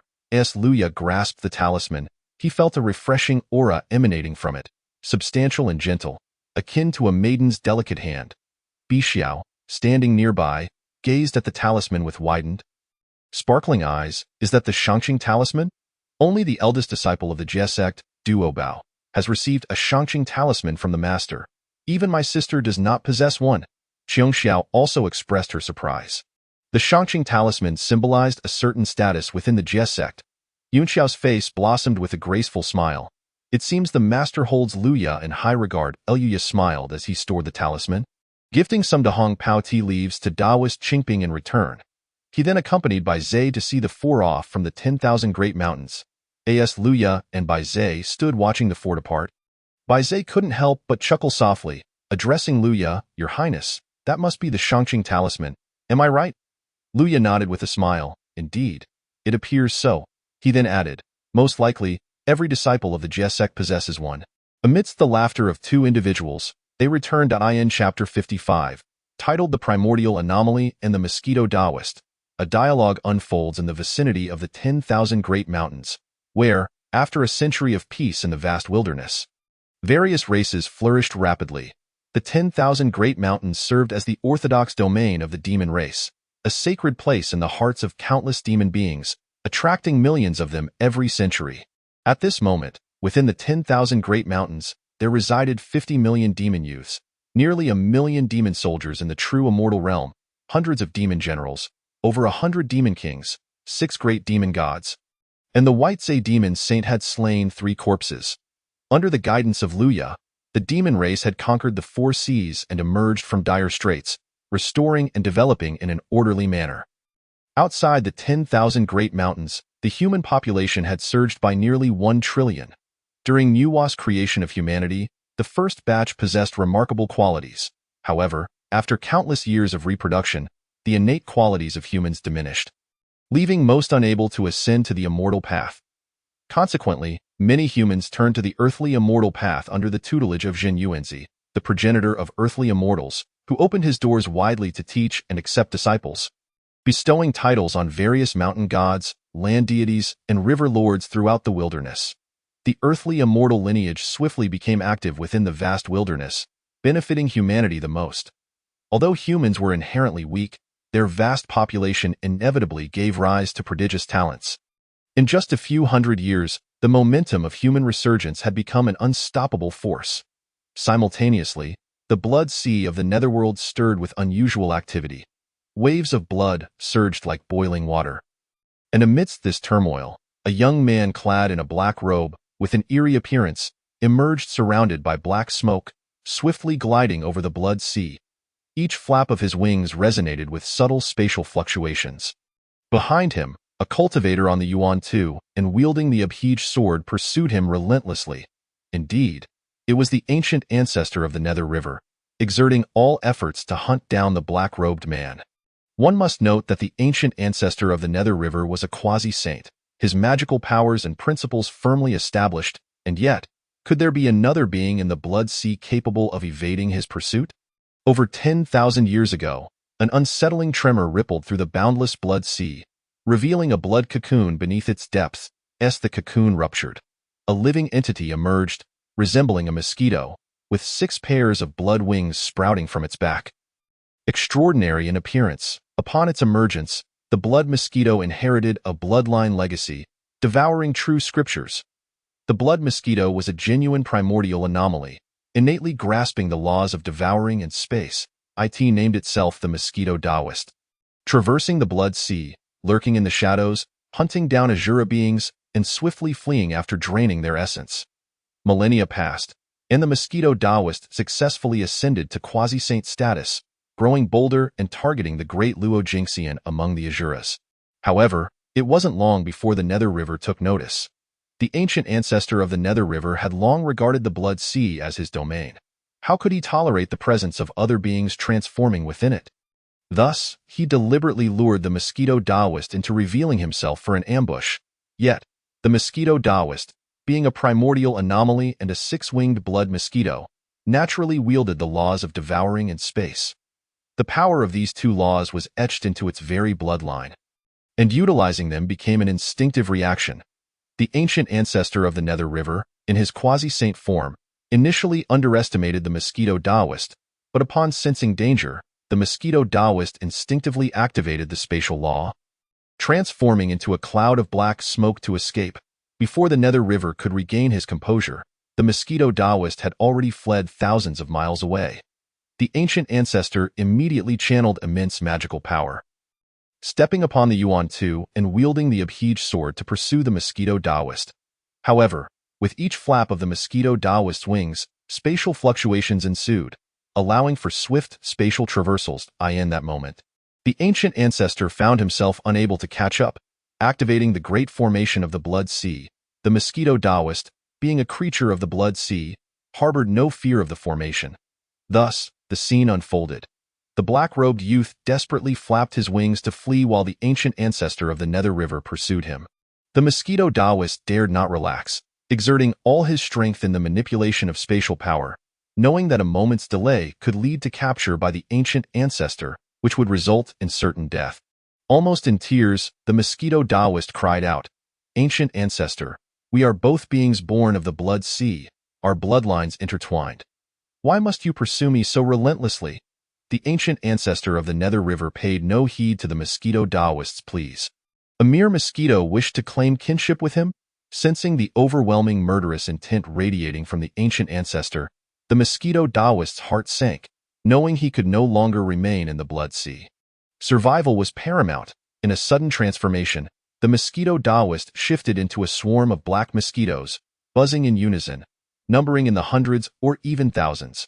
Previously a quasi-saint in a single form, he now became a multitude of black mosquitoes, each possessing the strength of a tiny golden immortal. This swarm moved with greater speed and unpredictability, fleeing towards the edges of the Blood Sea. The ancient ancestor of the Nether River, channeling immense magical power, continued to pursue the mosquito Taoist. The mosquito Taoist dared not venture towards the desolate lands of the vast wilderness, instead seeking refuge in the 10,000 Great Mountains. After evading for a century, he found himself near the 10,000 Great Mountains. In the council hall of the demon race within the 10,000 Great Mountains, Luya sat in meditation upon a mat, having already severed 2 corpses, yet still requiring a stroke of fortune to eliminate the final one. At that moment, a familiar voice resonated in Luya's mind. Ding, task triggered. The Blood Sea cannot accommodate 2 masters. The mosquito Taoist has emerged, and the ancient ancestor of the Nether River is in pursuit, nearing the 10,000 Great Mountains. Host must subdue the mosquito Taoist. Task reward: permanent increase of 1,000 times in comprehension of spatial laws, and a 12-grade pure world White Lotus. Hearing the system's voice, Luya slowly opened his eyes, a smile gracing his lips. The mosquito Taoist? In the next instant, Luya appeared at the outskirts of the 10,000 Great Mountains. At that moment, within the dense forests and marshes surrounding the 10,000 Great Mountains, a swarm of black mosquitoes stirred ripples of space as they flew at breakneck speed to escape. Suddenly, blood waves surged from all directions, forming a prison that sealed off all retreat routes for the mosquito Taoist. In a flash of black smoke, the swarm transformed back into the black-robed man, who, seeing no avenue of escape, hastily pleaded, "Ancient ancestor, spare me. I am willing to serve you as a subordinate, vanquishing all foes in the vast wilderness." The ancient ancestor of the Nether River remained unmoved. Declaring impossible, he summoned the 12 flames of karma, which slowly emerged, releasing boundless karmic fire aimed at the mosquito Taoist. As the karmic fire made contact with the mosquito Taoist, it sizzled, releasing plumes of black smoke as the mosquito Taoist's cries of anguish echoed endlessly. Within mere moments, the mosquito Taoist was reduced to a swarm of black mosquitoes, all perishing under the karmic flames, leaving nothing but void. Upon witnessing the demise of the mosquito Taoist, the ancient ancestor of the Nether River stored away his spiritual treasure. Casting a glance towards the distance where Luya stood, at this moment, Luya stood atop a rock, a faint smile upon his lips, observing the ancient ancestor of the Nether River annihilating the mosquito Taoist. This was the territory of the 10,000 Great Mountains. The commotion caused by the ancient ancestor's pursuit of the mosquito Taoist was considerable, and Lu Ya's appearance to investigate was entirely natural. The ancient ancestor nodded at Luya, signaling that his task was complete, and Luya responded casually. The ancient ancestor transformed into a streak of bloodlight, returning to the blood sea of the netherworld. Luya surveyed the forest and marshland, a slight smile curling upon his lips. After a considerable pause, he spoke with amusement. Come out, no need to hide. In chapter 56, the mosquito Taoist will never be a slave. Unless provided for, the surroundings of the 10,000 great mountains remained eerily silent. The mosquito Taoist had indeed been utterly consumed by the ancient ancestors' relentless karmic flames. Under the boundless fire, nothing could survive, and the ancient ancestor, being a quasi-saint bound by powerful forces, how could a mere mosquito Taoist hope to endure? Yet, at this moment, Luya audibly called out, asking the mosquito Taoist not to hide. Standing upon the rock, his gaze swept across the entire expanse of the forest and marshland. The divine sense of a quasi-saint searched thoroughly, yet no trace was found. Even the ancient ancestor believed the mosquito Taoist to be dead. How could Luya discern otherwise? However, Luya was aware that in the future, the mosquito Taoist would shine brilliantly in the battle for the canonization. Initially, he would consume the turtle spirit mother among the 4 great saint mothers of the, then slay the attendant of the Zhuanti, and finally, he would fly to the west, suppressing the fortunes of the Western teachings, and causing the 12-grade Golden Lotus to descend to the 9th grade. Ultimately, he would escape unscathed. The decline of the 12-grade Golden Lotus, once a supreme innate spiritual treasure, to an upper-grade one, would leave the Western teachings bereft of fortune. Despite the anger radiating from Zhuanti, he could not locate the mosquito Taoist. This demonstrated the mosquito Taoist's remarkable ability to elude capture. Thus, Luya was certain that the mosquito Taoist had left a backup plan and had not perished. Observing the silence, Luya's smile deepened, and he conjured a golden wheel in his hand, declaring, "This is the golden wheel of the golden crow. If you do not reveal yourself, I shall cast this wheel forth to inform the ancient ancestor of the Nether River that you are not dead but hiding in this area. Should the ancient ancestor learn of your survival, I believe he will return immediately." Having spoken, Luya remained still, watching silently. After a prolonged silence, with no response, he sighed. "I have given you a chance. Since you choose otherwise, let the ancient ancestor of the Nether River come." Luya spoke without hesitation and immediately threw the golden wheel in his hand, directing it towards the blood Esieda. As soon as the golden wheel was cast, a plume of black smoke erupted from the jungle swamp, and a tiny black mosquito darted out of the mire, fleeing into the distance. The swarm of black mosquitoes that had just been incinerated by the river of Hades indeed belonged to the mosquito Taoist. The mosquito Taoist, having evaded for quite some time, was well aware of his inability to contend with the river of Hades. Thus, among the hundreds and thousands of black mosquitoes, he secretly allowed one to escape and hide in the mire, employing his bloodline inheritance to conceal his aura and consciousness. Just like the river of Hades, every black mosquito was the essence of the mosquito Taoist. As long as one survived, so did he. Although an individual black mosquito was merely at the Tai Golden Immortal level, with its formidable innate talents, it would not take long for it to cultivate back to its former state. Hence, when the mosquito Taoist fled, he intentionally feigned vulnerability, allowing himself to be captured and burned to death by the river of Hades.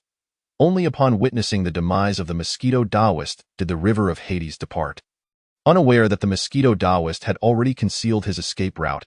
However, he never anticipated that after the river of Hades left, another Taoist remained behind, and, judging by the aura, was at least a second corpse quasi-saint. The mosquito Taoist, known for his cunning nature and countless betrayals, was naturally exceedingly cautious.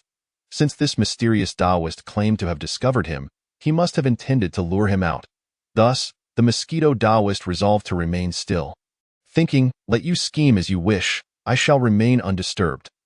Nonetheless, upon hearing the mention of the golden crow golden wheel, the mosquito Taoist felt a tinge of anxiety. As a being of the blood sea, he harbored a profound fear of the river of Hades. If the river of Hades were to return, would there be any hope for his survival? Gritting his teeth, the mosquito Taoist burst forth from the mire, utilizing the power of spatial laws to escape rapidly. Standing on a distant rock, Luya had already spread his consciousness throughout the area.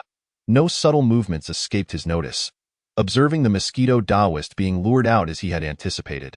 A smile crept onto Lu Ya's lips as he sealed the space. Having comprehended the power of the laws to a second degree, Lu Ya was capable of employing certain spatial divine abilities. As soon as the mosquito Taoist revealed himself, Lu Ya promptly sealed the space. The mosquito Taoist, with his 6 wings vibrating, generated ripples of spatial fluctuations, managing to traverse through space. Without hesitation, Lu Ya's golden crow golden wheel had already formed a cage of solar true fire in the void. Awaiting the mosquito Taoist's arrival, as the solar true fire cage descended, it immediately ensnared the mosquito Taoist within. The mosquito Taoist, in his black mosquito form, attempted to collide against the walls of the cage in a bid for escape. Yet this was a cage forged from solar true fire. His futile struggles were akin to a moth drawn to the flame. After several desperate attempts, he found himself battered and bruised, realizing escape was impossible.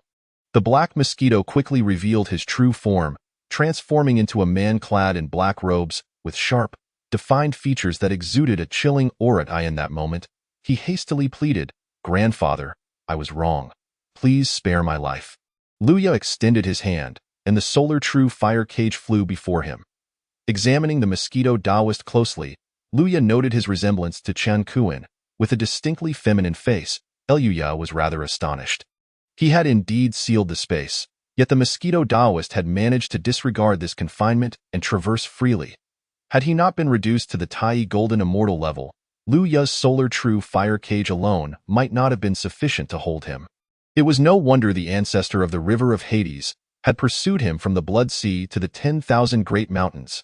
Lu Ya gazed intently at the mosquito Taoist within the cage. Contemplating how to deal with him, trapped within the cage, the mosquito Taoist lamented his plight, thinking he had narrowly escaped one danger only to fall into another. Why must my life be so miserable? He mused, especially upon seeing the unfriendly gaze of Lu Ya, which sent shivers down his spine. After much deliberation, Lu Ya finally spoke, "Here's the deal. You shall serve me as a servant, and I will spare your life." That he added, "I am named Lu Ya. First, take an oath to the great Tao." Upon hearing Lu Ya's words, the mosquito Taoist's expression darkened considerably. How could I, the mosquito Taoist, ever become a servant to another? He resolutely declared, "I refuse to be enslaved. Ah, please, no burning, no burning. I beg for mercy." As the mosquito Taoist hesitated, the solar true fire cage began to constrict, scorching him with its flames. At his current Tai Golden Immortal level, he was no match for the solar true fire. In a desperate bid for survival, the mosquito Taoist's demeanor shifted to one of utmost reverence. "Be the great Tao. I, the mosquito Taoist, hereby swear that I will serve Lu Ya as a servant, laboring tirelessly without complaint, with no thought of rebellion. Should I violate this oath, my primordial spirit shall surely self-destruct, turning to ashes. May the great Tao witness." Once the mosquito Taoist completed his oath, a faint, ethereal thread appeared in Lu Ya's heart. He realized he could control the mosquito Taoist's primordial spirit through this thread. With just a thought, the mosquito Taoist would meet his demise. After all, as a servant, if the master wished for your death, then death it must be. Although the mosquito Taoist was cunning and treacherous, he dared not play tricks in this dire situation. He had never ventured outside the Blood Sea since his inception. How could he resign himself to such a humiliating death? Seeing the mosquito Taoist accept his servitude, Lu Ya casually retracted the solar true fire cage. The mosquito Taoist approached with a new, obsequious demeanor, addressing Lu Ya as master.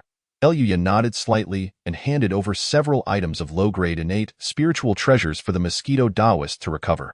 Upon seeing the spiritual treasures, the mosquito Taoist's eyes widened in astonishment. These are indeed innate spiritual treasures. Instantly, black smoke enveloped him, devouring the treasures in a frenzy. Before long, the mosquito Taoist's injuries were fully healed, and his magical power had returned to the pinnacle of the Tai Golden Immortal level. When he next regarded Lu Ya, his eyes were filled with respect, and he internally mused, "The mosquito Taoist shall never be a mere servant, unless the provisions are sufficient." Chapter 57. The 12th-ranked Pure World White Lotus. The era of human prosperity. The allure of several low-grade innate spiritual treasures was undeniable. While dwelling in the Blood Sea, the mosquito Taoist had only engaged in ambushes against the Azura people. He had never encountered innate spiritual treasures before. Thus, upon sighting them, his eyes sparkled with excitement. Black smoke swirled around him, enveloping the innate spiritual treasures as he reveled in devouring their essence. His cultivation steadily ascending.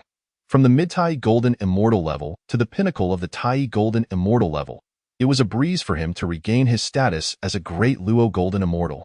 After consuming 5 low-grade innate spiritual treasures, the Mosquito Taoist restored his cultivation to the mid-grade Luo Golden Immortal realm. As he was originally at the quasi-saint level, the loss of a significant number of black mosquitoes had merely diminished his magical power to the Tai Golden Immortal level. Now, he only needed to accumulate his magical power to return to his former peak. Eluya observed the Mosquito Taoist's continual rise in cultivation, marveling inwardly at the prowess of the Hongmeng. The 6-winged blood mosquito. Had the Mosquito Taoist cultivation been at the great Luo Golden Immortal level earlier, Luya would have truly hesitated to claim he could capture him so easily. Ding dong. The successful subjugation of the Mosquito Taoist has been achieved. Task reward. Permanent 1000 increase in comprehension speed of spatial laws. 12th ranked Pure World White Lotus. As the system's voice echoed, Luya immediately felt a refreshing sensation in his sea of consciousness. Witnessing a dramatic enhancement in his comprehension speed of spatial laws, a 10-fold increase in cultivation comprehension. Subsequently, Luya communicated with his divine consciousness with Qingyun. Within Qingyun, a 12th-ranked lotus flower floated, slowly rotating, exuding an unparalleled aura of sanctity. The transformative green lotus had split into 3. The red flower transformed into the dragon-headed staff in Laozi's hand. The white lotus became the 3 treasures Rui in the hands of Yuanshi. And the green lotus leaves formed the Qingping sword held by Tongtian. These 3 treasures, born of the nurturing of the heavenly Tao, were the Taoist treasures of the 3 purities, all of which were exceptional innate spiritual treasures. Possessing unmatched power, the Annihilation Black Lotus lay in the hands of the demon ancestor Luo who, sitting imperiously upon the Black Lotus, impervious to all, it absorbed the violent and destructive aura, showcasing its unparalleled might. After Luo Hu's defeat, the Black Lotus vanished without a trace. The 12th-ranked Merit Golden Lotus rested in the hands of the duo from the west, used to suppress the fortune of the great teachings. The Karma Fire Red Lotus resided with the River of Hades, seated upon the Lotus platform, invulnerable, capable of burning boundless karma into karmic fire, serving both offensive and defensive purposes. Now, the emergence of the Pure World White Lotus had fallen into Luya's hands. The 12th-ranked Pure World White Lotus, an exceptional innate spiritual treasure, was a sacred object capable of purifying all malevolent states in the world, truly deserving of its appellation of Pure World. The Pure World White Lotus boasted unparalleled defense, not only possessing purifying effects but also an additional benefit that delighted Luya. Within the 12th-ranked Pure World White Lotus lay a self-contained space, which could gradually absorb the essence of the sun, moon, and the myriad stars from the vast wilderness. The amalgamation of the sun, moon, and star essences would result in the premier healing sacred medicine of the Hongmeng, the 3-light divine water. Sunlight divine water refines blood, essence, and flesh. Moonlight divine water corrodes the primordial spirit and soul. Starlight divine water dissolves the true spirit's thoughts. However, once the golden sunlight divine water, silver moonlight divine water, and purple starlight divine water coalesced into one, it would become the foremost healing sacred medicine, capable of dispelling all toxins, overcoming all so-called incurable poisons. It could heal all wounds and ailments, even restoring flesh to bone and reviving the dead. Within the internal space of the 12th-ranked Pure World White Lotus, some 3-light divine water had already begun to cultivate, albeit in a modest quantity, roughly the size of an ordinary gourd. Yet, this amount was sufficient to elicit envy from the saints. Even in the hands of the later compassionate Taoist, it was merely a few drops of the divine water bestowed by the primordial Supreme Being.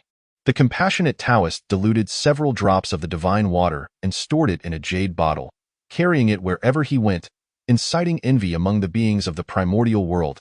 Yet now, Luya possessed an entire gourd of it, and the internal space of the 12th-ranked Pure World White Lotus was continuously absorbing the essence of the 3 lights, forming the divine water. The rate of formation was approximately 1 drop per year, which would amount to 10,000 drops over 10 millennia. This speed could only be described as terrifying. Luya was quite pleased as he stepped out of the celebration cloud and addressed the nearby mosquito Taoist. Let us depart. Where to? Back to the 10,000 great mountains. Luya's gaze turned towards the distant expanse of the primordial realm. He knew that the dawn of the next era was not far off. And what he needed to do was to continuously accumulate strength. Luya and the mosquito Taoist set off towards the 10,000 great mountains. Upon arriving, the mosquito Taoist was astonished to discover that his master was actually the prince of the demon clan, the sole heir of the previous heavenly emperor. It seemed that being a servant to the prince of the demon clan, who might one day become the emperor, was not shameful at all. Time flowed gently in the primordial realm. 5,000 years passed. The calamity between the witch and demon clans concluded, and the four seas were once again subdued by the demon clan, ushering in a period of peace and stability across the vast land. In these 5,000 years, the primordial continent exhibited a flourishing scene of development, heralding the arrival of an era of great prosperity for the human clan. Suddenly, it felt as though an overwhelming pressure descended upon the world. A force several times more potent than that of the saints, the Zhixiao Palace convened. The sound of the Tao's resonance was deafening. Countless mighty beings of the primordial realm awakened from their meditative states, all directing their gazes towards the chaotic direction.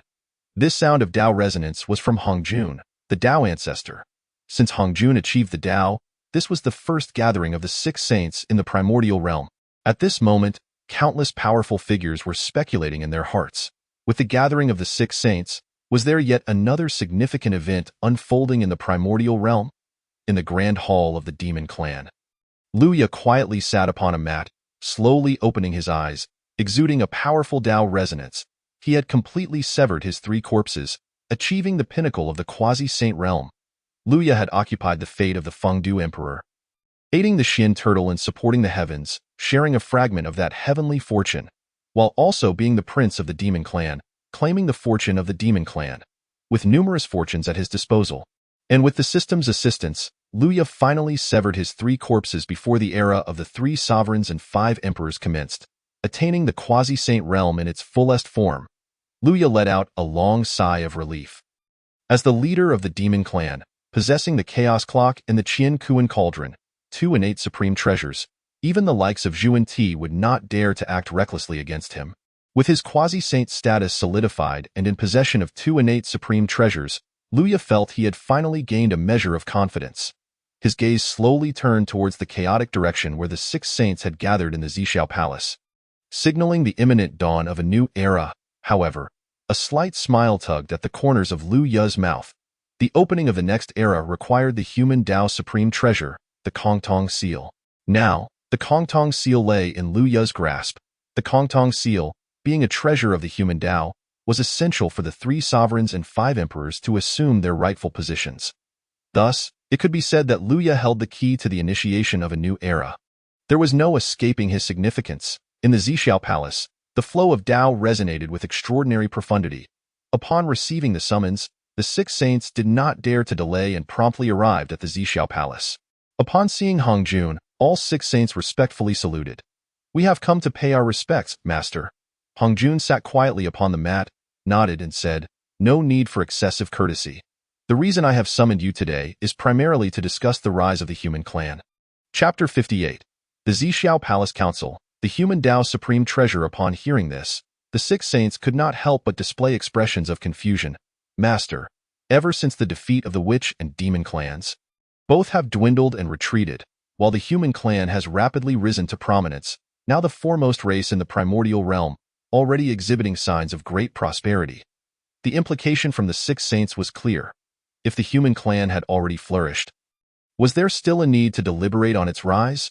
Hongjun, upon hearing the words of the six saints, shook his head. The rise of the human clan, as the protagonist of heaven and earth, is still far from sufficient. It requires the establishment of the three sovereigns and five emperors to suppress the fate of the human clan. Only when the three sovereigns and five emperors have achieved completeness can we truly speak of the flourishing of the human clan. Hongjun's words were unequivocal. The human clan could not yet be considered prosperous. Only with the establishment of the three sovereigns and five emperors could the human clan achieve true greatness. The six saints exchanged glances, and it was clear to them that the establishment of the three sovereigns and five emperors was the great trend of the heavenly Tao. Moreover, to establish the 3 sovereigns and 5 emperors, it was essential to have their teachers to guide the human sovereign. The rise of the human clan required considerable merit in education and enlightenment. If they could have their disciples serve as the teachers of the 3 sovereigns and 5 emperors, not only could they accrue the merit of being the human sovereign's instructor, but they could also spread their teachings widely among the human clan, seizing more of the fortune. As this thought crossed their minds, the 5 saints began to scheme, particularly the duo from the West, who were already ablaze with ambition. The West was already exceedingly barren, but if they could leverage the establishment of the 3 sovereigns and 5 emperors to gain an advantage among the human clan, intervening in Eastern affairs and disseminating Western teachings in the East, would that not be splendid? With this thought in mind, Zhu and Ti immediately spoke up. My fellow brothers, you have all labored greatly. I from the West am willing to send disciples to instruct the 3 sovereigns and 5 emperors. The primordial supreme being, disdainful of the Western sects, promptly interjected. This is an Eastern matter. It does not concern the West. Jia Yin's expression turned to one of worry and distress. This is incorrect. All of the primordial realm was opened up by the Pangu great god. There is no division of East and West. Seeing Jia Yin speak, Tong Tian also chimed in, Brother Jia Yin, your words are misguided. Once the primordial realm was opened, it was already divided into the directions of East, West, South, North, and Center. The 3 sovereigns and 5 emperors pertain to our Eastern matters. The West should refrain from meddling. Laozi nodded in agreement. What you said is indeed correct. Enhua, aware of the impending arrival of the era of the 3 sovereigns and 5 emperors, felt a tremor in her heart and had no time to compete with the 5 saints over the teachers for the 3 sovereigns and 5 emperors. Enhua knew that her brother's opportunity lay here, in the position of the heavenly sovereign among the human clan.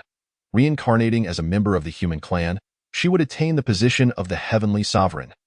Listening to the 5 saints argue, Hongjun finally spoke up. You may deliberate among yourselves, but to establish the 3 sovereigns and 5 emperors, the human Tao supreme treasure is still required. With that, Hongjuan's figure began to fade. The 5 saints stood there in shock. What? To establish the 3 sovereigns and 5 emperors, we still need the human Tao supreme treasure. What is the human Tao supreme treasure? Upon hearing the term, the 6 saints immediately joined forces to calculate. After a thorough analysis, they realized the human Tao supreme treasure was the Kongtong seal, and at this moment, the Kongtong seal was actually in Lu Ya's possession. The 5 saints could not help but feel a sense of disbelief. They had bickered for so long, only to find their efforts were in vain. Whoever held the human Tao supreme treasure would possess the authority to speak and decide. Laozi knew that the human Tao supreme treasure belonged to Lu Ya, and thus fell silent, his expression becoming calm and inscrutable, lost in thought. The primordial supreme being's face darkened. Lu Ya was merely a creature with fur and horns. What merit or virtue did he possess to hold the human Tao supreme treasure? Tong Tian revealed a strange smile. Since their last encounter, Lu Ya had left a very favorable impression on him. Especially the phrase, one must break before one can establish, which often lingered in Tong Tian's mind. Jia Yin and Zhu Ti were equally astonished. It was that Lu Ya? This child's fortune was indeed profound. Enhua began to understand. The human Tao supreme treasure had always been with Lu Ya. Perhaps he was already aware of its efficacy, which is why he had previously mentioned Fuxi's reattainment of the Tao. The Zixiao Palace fell into silence, the 6 saints exchanging glances, momentarily at a loss for words. Finally, Laozi slowly opened his eyes and turned to Enhua, saying, Lu Ya is the leader of the demon clan. It is best for you, Sister Enhua, to summon him to the Zixiao Palace for discussion. Upon hearing that the eldest brother wished to bring a creature with fur and horns into the council, the primordial supreme being's displeasure deepened. However, Tong Tian and the duo from the West were indifferent. After all, Lu Ya possessed the Kongtong seal, and there was no escaping that fact. Enhua nodded in agreement with Laozi's words and promptly issued a decree. In the grand hall of the demon clan within the 10,000 Great Mountains, Lu Ya received Enhua's decree, a faint smile gracing his lips, with his quasi-saint level powers fully mobilized. Lu Ya performed the Golden Crow transformation technique, transforming into a streak of golden light, soaring towards the chaotic Zixiao Palace. This moment, beneath the ginseng fruit tree in Wuzhuang Temple, Zhen Yuanzi and Hong Yun sat quietly on their mats, engaging in a discussion of the Tao. Suddenly, they noticed a golden streak of light streaking across the sky of the primordial realm. This golden light was a unique divine ability of the Golden Crow clan. The Golden Crow transformation technique. Jin Yuanzi and Hong Yun gazed at the golden streak, their eyes brightening. It was beginning. Hong Yun's soul trembled involuntarily. The opportunity Luya spoke of was approaching. As Luya arrived before the Zixiao Palace and beheld its plaque. Adorned with 3 profound and mysterious Dao patterns, he marveled at the depth of the Dao's resonance. This was Lu Ya's first visit to the Zixiao Palace, the most enigmatic place within the primordial realm. Lu Ya chuckled softly and entered the palace. The 6 saints remained silent, awaiting Lu Ya's arrival. Upon seeing the 6 saints, Lu Ya smiled and greeted them. Lu Ya pays his respects to the 3 clear saints, the Western saints and Lady Inhua. The 6 saints nodded in acknowledgement. The primordial supreme being spoke indifferently, "Leave the Kongtong seal behind, and you may take your leave." Observing the primordial supreme being's demeanor, Lu Ya couldn't help but chuckle internally. Indeed, he was the primordial supreme being, who surely looked down upon his status as a 3-legged bird. Undeterred by the primordial supreme being, Lu Ya replied with a smile. "I was summoned here by Lady Inhua. Are you truly asking me to depart, Holy One? I can leave, but the Kongtong seal shall not be relinquished." Lu Ya spoke as he prepared to leave. "Impudent!" Yuan Shi Tianzun scolded loudly. Indeed, Lu Ya was of a wild nature, lacking in decorum and failing to respect the sages. With Yuan Shi Tianzun's thunderous reprimand, the pressure of the saints bore down on Lu Ya. Tong Tianjiao Zhu furrowed his brow slightly, feeling it was unfair to burden a junior like this, yet he hesitated to speak out in deference to Yuan Shi Tianzun. Perceiving the immense pressure from Yuan Shi Tianzun, Lu Ya smiled gently, surrounded by the radiance of the sun and moon, resisting the oppressive force. Secretly, he communicated with the 12-grade pure white lotus within the auspicious clouds, releasing purifying energy to alleviate the adverse conditions and relieve the pressure enveloping him. With Yuan Shi's weight upon him, Lu Ya continued towards the entrance of the Purple Clouds Palace. Seeing this, Yuan Shi Tianzun's anger flared further, and he prepared to intensify his pressure. Yuan, standing nearby, coldly remarked, "Brother Yuan Shi, do you truly think the demon race is without its champions? Though Di Jun, Tai Yi, and Fuxi have perished, I am still here." Upon her words, an overwhelming aura of creation surged forth. Shielding Lu Ya. Chapter 59. The Masters of the 3 Sovereigns and 5 Emperors. Fuxi enters the cycle of rebirth, and Yua's exquisite features subtly displayed her fury. She was not one to engage in disputes, and this was the first time her anger had been evident. Furthermore, Lu Ya was the sovereign of the demon race, bearing their fate. How could Yuan Shi Tianzun so casually oppress him? Jie Yin and Zhu Ti, standing aside, wore smiles, appearing indifferent to the matter at hand. Zhu Ti could not help but chuckle inwardly at Yuan Shi Tianzun's actions. The more imposing he was, the more Lu Ya would lean towards our Western teachings. Lao Zi, noticing new while protecting Lu Ya, and with outsiders from the West present, spoke up to mediate. "Junior brother, since Lu Ya has arrived, let us discuss matters together." "Hmph." Yuan Shi Tianzun snorted coldly and fell silent. Lu Ya halted his steps, a slight smile gracing his lips as he turned around. Lao Zi observed Lu Ya's return and spoke. "For the human race to flourish, we must establish the 3 sovereigns and 5 emperors. Let us now deliberate on the allocation of their masters." As Lao Zi's words echoed, the other 5 saints remained silent, choosing not to speak.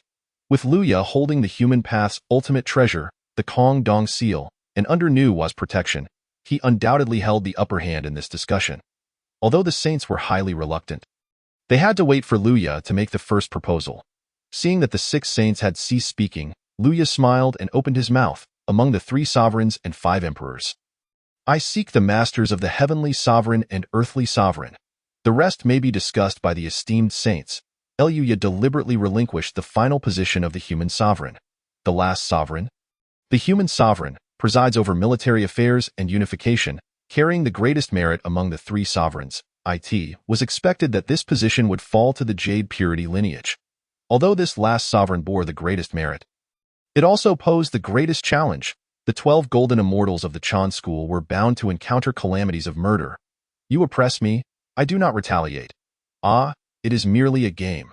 Lao Zi listened to Lu Ya's words, his expression as calm as a deep well. With only one disciple in Xuandu, securing one sovereign's position was sufficient for him. The two saints from the west, knowing Lu Ye possessed the ultimate treasure, the Kong Dong seal, refrained from provoking him further. Tong Tian Jiaozhu nodded, choosing not to voice any objections. Seeing that the saints remained silent, Yuan Shi Tianzun's countenance darkened, making it awkward for him to press the issue further. Zhu Ti, noticing Lu Ye had presented his conditions, immediately spoke up. In the west, we have a disciple named Yao Fo, who possesses great willpower, profound insight, and exceptional talent. He could serve as the master of the human sovereign. Hearing this, Jane nodded, acknowledging that Yao Fo could indeed take on the role. Yuan Shi Tianzun sneered, our eastern human race is intelligent and agile. Why should we resort to your western side paths? The matter of the human sovereign should be left untouched by the west. After stating this, Yuan Shi Tianzun remained silent. Although he desired the final human sovereign position, he could not speak out before his elder brother. Lao Zi nodded and said, the masters of the three sovereigns must be filled by those from the east. Tong Tian Jiaozhu agreed. What the elder brother says is indeed true. Thus, once again, the three purities joined forces to suppress the West, and Yuan maintained neutrality, and unsurprisingly, the West had no opportunity regarding the masters of the three sovereigns. Yuan nodded and spoke. The masters of the three sovereigns and 5 emperors shall be determined by you. I shall not participate, but I demand the position of the heavenly sovereign, allowing my brother Fu Shi's remnants to enter the cycle of rebirth and attain the path of the heavenly sovereign. The 5 saints contemplated Nu Wa's request to exclude the 5 emperors master for Fu Shi's reincarnation, and after a moment, they all nodded in agreement, as the creator of the human race and its revered matron. Her influence was immense. It was not unreasonable to grant her a position now that she had declared her non-participation in the dispute over the imperial masters. At this moment, it was unwise to further antagonize Nu Wa. Lao Zi nodded and said, Fu Shi shall enter the cycle of rebirth, and in the future, he will belong solely to the human race, not the demon race. Under Lu Ye's leadership, the demon race had already begun to show signs of revival. Upon Fu Shi's reincarnation and ascension, he must not return to the demon race. Nu Wa had anticipated this and nodded. Then it shall be as you say. Once Nu Wa's matter was settled, Lao Zi spoke, I have only one disciple in Xuandu, and being outnumbered, I shall claim the first imperial position. Upon finishing, Lao Zi closed himself off in contemplation, choosing not to engage further in the division of positions. At this point, with Lao Zi and Nu Wa withdrawing from the discussion, the West was left without a chance, leaving only Yuan Shi Tianzun and Tong Tian Jiaozhu to allocate the position of the human sovereign. Tong Tian hesitated for a moment and said, I have many disciples in the Jie sect, and my 4 chief disciples possess commendable skills. They could serve as the masters of the human sovereign. Yuan Shi Tianzun, upon hearing this, furrowed his brow and replied, although you have many disciples, most are of a wild and unruly nature, focusing solely on power without cultivating virtue. How could they possibly serve as the masters of the human sovereign? I fear they would lead the human sovereign astray. On the other hand, my disciples, the 12 golden immortals, each possess profound fortune and would be suitable as masters of the human sovereign. Hearing his elder brother speak ill of the Jie sect, Tong Tian's expression darkened, and he was about to argue, but Lao Zi interjected, enough, let us decide as the second brother has suggested. We shall proceed as such, at this moment, with outsiders from the West present. Lao Zi did not wish for further conflict between the second and third brothers, which would only provide amusement for the West. Tong Tian Jiaozhu, seeing how his elder brother supported Yuan Shi, felt a flicker of resentment in his heart, but refrained from voicing it, knowing there were outsiders present. Then I shall claim the second emperor among the 5 emperors, alongside the 5th emperor. Tong Tian declared. Immediately, Jie and Zhu Ti chimed in. The remaining 3 and 4 emperors shall be entrusted to us from the West. With 2 saints from the West, it was only fair for them to take 2 of the imperial masters. And the 3 purities did not raise any objections.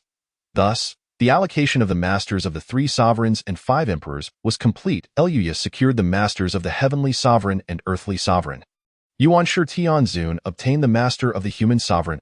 Lao Zi claimed the first imperial master, while Tong Tian Jiaozhu took the 2nd and 5th. The 2 from the West acquired the 3rd and 4th imperial masters. Once the allocation was finalized, all eyes turned to Lu Ye. With a gentle smile, Lu Ye produced the Kong Dong seal, imbued with the essence of the human path. a true treasure of the human race. As Luya unveiled the Kong Dong seal, a soft stream of power flowed into it, and he proclaimed, "From this day forth, the era of the 3 sovereigns and 5 emperors officially commences." The Kong Dong seal is a key, unlocking the era of the 3 sovereigns and 5 emperors. With a resonant hum, the primordial realm trembled, and the 6 saints understood that the era of the 3 sovereigns and 5 emperors had truly begun. Once the matters of the Purple Cloud's palace were concluded, the 6 saints and Luya returned to their respective sanctums, awaiting the emergence of the human sovereign. On this day, Luya and Nu arrived together at the underworld. At the site of the 6 paths of reincarnation, the master of the 6 paths of reincarnation is Ho-Tu, and the current overseer is the Emperor of Fengdu, Luya's self-proclaimed corpse. Fu Shi's remnants slowly emerged from the yellow gourd, gazing at the radiant barrier of the 6 paths of reincarnation, and a light smile formed on his lips. "I, Fu Shi, have traversed the primordial realm for countless eons. Yet today, I cannot escape the remnants of my soul entering the cycle of rebirth. Ha ha, it is fate, it is destiny. Sister, Xiao Shi, I shall now enter the cycle of rebirth. When I return, we shall meet again." After Fu Shi spoke, he crossed into the luminous barrier, entering the 6 paths of reincarnation. Inua watched her brother enter the cycle, her eyes revealing deep concern. "Brother, take care, and return swiftly." Luya, standing beside her, chuckled lightly. "Your Highness need not worry. Since the Emperor has entered the cycle of rebirth, I shall dispatch disciples to the mountains immediately, and when the day comes, we shall find the Emperor and guide him well to ensure his swift liberation." Nuwa nodded. "Yes, I entrust this matter to Xiao Shi." Chapter 60. Hong Yun enters the cycle of rebirth. Xianyi receives the mandate to teach the heavenly sovereign. Opening explanation. The 3 sovereigns of heaven, earth, and man have the titles of heavenly sovereign, earthly sovereign, and human sovereign, yet they can also be collectively referred to as the human sovereign. Similarly, the 5 emperors are a form of title and can also be collectively referred to as the human sovereign. Upon Nuwa's departure, Luya produced a red-skinned gourd, the dispersing soul gourd. Hong Yun's remnants gradually manifested. Seeing Hong Yun appear, Luya smiled faintly. "Dao friend Hong Yun, it is time to enter the cycle of rebirth." Hong Yun gazed at the luminous barrier of the 6 paths of reincarnation, his eyes filled with determination. "Thank you, Dao friend Luya. When I return from the trials, I shall surely assist you." With that, Hong Yun walked towards the 6 paths of reincarnation. Luya's smile widened slightly as he casually waved, sending a wisp of literary energy, a previous reward, towards Hong Yun, which attached to his remnants. With the wisp of literary energy, Hong Yun's remnants entered the 6 paths of reincarnation, reincarnating. Luya observed Hong Yun's successful entry into the cycle of rebirth, a faint smile upon his lips. They have all entered the cycle. While plans are made by man, the outcome lies with the heavens. We shall watch in quiet anticipation. Luya turned around and gazed into the depths of the netherworld. In the profound depths of the netherworld, boundless twilight and the aura of death floated, creating an atmosphere that was both deep and desolate. Luya understood that deep within the netherworld lay the Hall of Tranquility, the sacred ground of the Earth Mother. After the Earth Mother underwent reincarnation, she was rewarded by the Great Tao, giving birth to the primordial spirit and successfully attaining the status of a saint of the Great Tao, a saint beneath the Great Tao. Not governed by the heavenly Tao of the primordial era, and not at the level of the Great Tao. The Earth Mother was indeed the ruler of the netherworld, yet the day-to-day management was entirely entrusted to the Emperor of Fengdu, who did not intervene in the affairs of the netherworld. Luya's gaze penetrated further into the depths of the netherworld as he murmured, "The witch demon great array resulted in mutual devastation. Was it the fault of the demon clan? Was it the fault of the witch clan? Not at all. They are merely victims of the great calamity. The Earth Mother, having undergone reincarnation, merely wished to preserve the witch clan." Luya turned away, intending to depart from the netherworld, as the twilight and the aura of death dissipated. A voice emerged from within, expressing gratitude. "Thank you." The Earth Mother was aware of Luya's selfless efforts in establishing the netherworld system, which absorbed countless members of the witch clan into the netherworld for employment, while simultaneously the 10,000 mountains gathered numerous members of the witch clan. This undoubtedly offered a glimmer of hope to the witch clan, which found itself in dire straits. Thus, the Earth Mother expressed her thanks to Luya. Luya nodded. his eyes reflecting a moment of hesitation before he transformed into a streak of light and departed from the netherworld. In a sense, Liu Ye's selfless entry into the netherworld was a calculated move against the Earth Mother. He wished to meet her and converse, but certainly not at this moment in the 10,000 mountains. The assembly hall of the demon clan. Liu Ye sat high upon the throne of the demon emperor. The familiar voice of the system chimed. Ding dong, the era of the 3 sovereigns and 5 emperors has commenced. Dispatching disciples to serve as the teacher of the human emperor. Task reward. 1,000 strands of demon clan fortune. The legitimacy of the demon clan has been altered to 65, and a portion of the source of the chaos demon god. Hearing the well-known system voice, a smile crept onto Liu Ye's lips as he summoned Xianyi. Dressed in a simple blue Taoist robe, Xianyi approached the hall and bowed in respect. After over 10,000 years of refinement, Xianyi had reached the pinnacle of the great Luo Golden Immortal Realm, and he possessed the merit of supporting the heavens. Furthermore, his merit continued to accumulate daily. It could be said that Xianyi was a walking treasury of merit, needing no active cultivation. Merely resting would see his power surge. Xianyi harbored 2 aspirations. One was to roam freely throughout the primordial era, unbound and able to depart or linger at will. The other was to lounge in the sun without a care. Fueled by these aspirations, Xianyi had fully released himself after the great battle of the 4 seas. Living without constraints, without the need for rigorous training, his magical prowess soared, which meant Liu Ye had no need for excessive guidance or worry. Observing Xianyi below, who had already attained the great Luo Golden Immortal Realm, Liu Ye smiled gently and said, "Today, I summon you for an important task." Xianyi, feeling a touch of laziness, tentatively inquired, "Isn't junior brother Liu Er also quite idle?" "Enough of this nonsense," Liu Ye chided playfully. Xianyi immediately straightened, adopting a serious demeanor as he replied, "Yes, please command me, master. I shall diligently obey your orders." Liu Ye shook his head with a faint smile and continued, "Now is the time for the rise of the human race. Thus, the 3 sovereigns and 5 emperors must emerge. However, the emergence of the 3 sovereigns and 5 emperors necessitates the teacher of the human emperor, as well as the teachers of the heavenly emperor and earth emperor, which shall fall to my demon clan. Today, I summon you to be the teacher of the heavenly emperor." The teacher of the heavenly emperor? Xianyi mused. Having interacted with many humans during his travels through the primordial era, he naturally recognized the burgeoning momentum of the human race, especially since his master had previously stated that the human race would inevitably become the protagonists of the heavenly realm. Indeed, seek out the heavenly emperor and assist him well. Once he attains the Tao, you too may achieve enlightenment.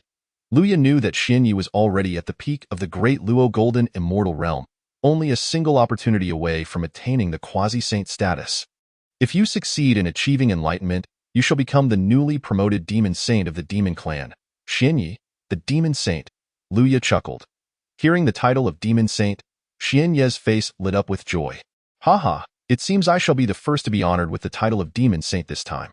Previously, the 6 great demon gods, Gongbao, Shi Tuo, Zhongying, and Shao Tian, were all at the late stage of the great Luo Golden Immortal Realm, while Xianyi and Liu Er had risen to the pinnacle of the great Luo Golden Immortal Realm. The 6 great demon gods privately coveted the title of demon saint, for only by advancing to the quasi-saint status could one be conferred with the title of demon saint. Being the teacher of the human emperor was indeed an opportunity, yet Gongbao, Shi Tuo, and the other great demon gods lacked the necessary cultivation level. Thus, Liu Ye intended for Xianyi and Liu Er to emerge from seclusion for this task, thereby adding 2 new demon saints to the demon clan. Seeing his master place such importance on him, Xianyi immediately declared earnestly, "Rest assured, master, I will not disappoint your expectations." However, where exactly is the heavenly emperor at present? Xianyi pondered, for with billions of humans, finding the heavenly emperor seemed akin to searching for a needle in a haystack. Liu Ye shook his head. "I too know not the whereabouts of the heavenly emperor. That is for you to discover. Master, are there any distinguishing features when the human emperor emerges?" Xianyi inquired further. Liu Ye contemplated for a moment before responding. "When the human emperor emerges, he will be surrounded by a natural purple aura." "Is there a deadline?" Xianyi pressed on. "Yes, if the human emperor is unable to ascend within the specified time frame, the backlash of karmic retribution will likely result in your demise, and you may also implicate your master." Xianyi swallowed hard and replied solemnly, Rest assured, Master. Well then, go forth. If you encounter any difficulties while guiding the human emperor, return to me immediately, Luya instructed. Yes, I shall depart at once. With that, Xianyi transformed into a streak of icy blue light and soared beyond the 10,000 mountains.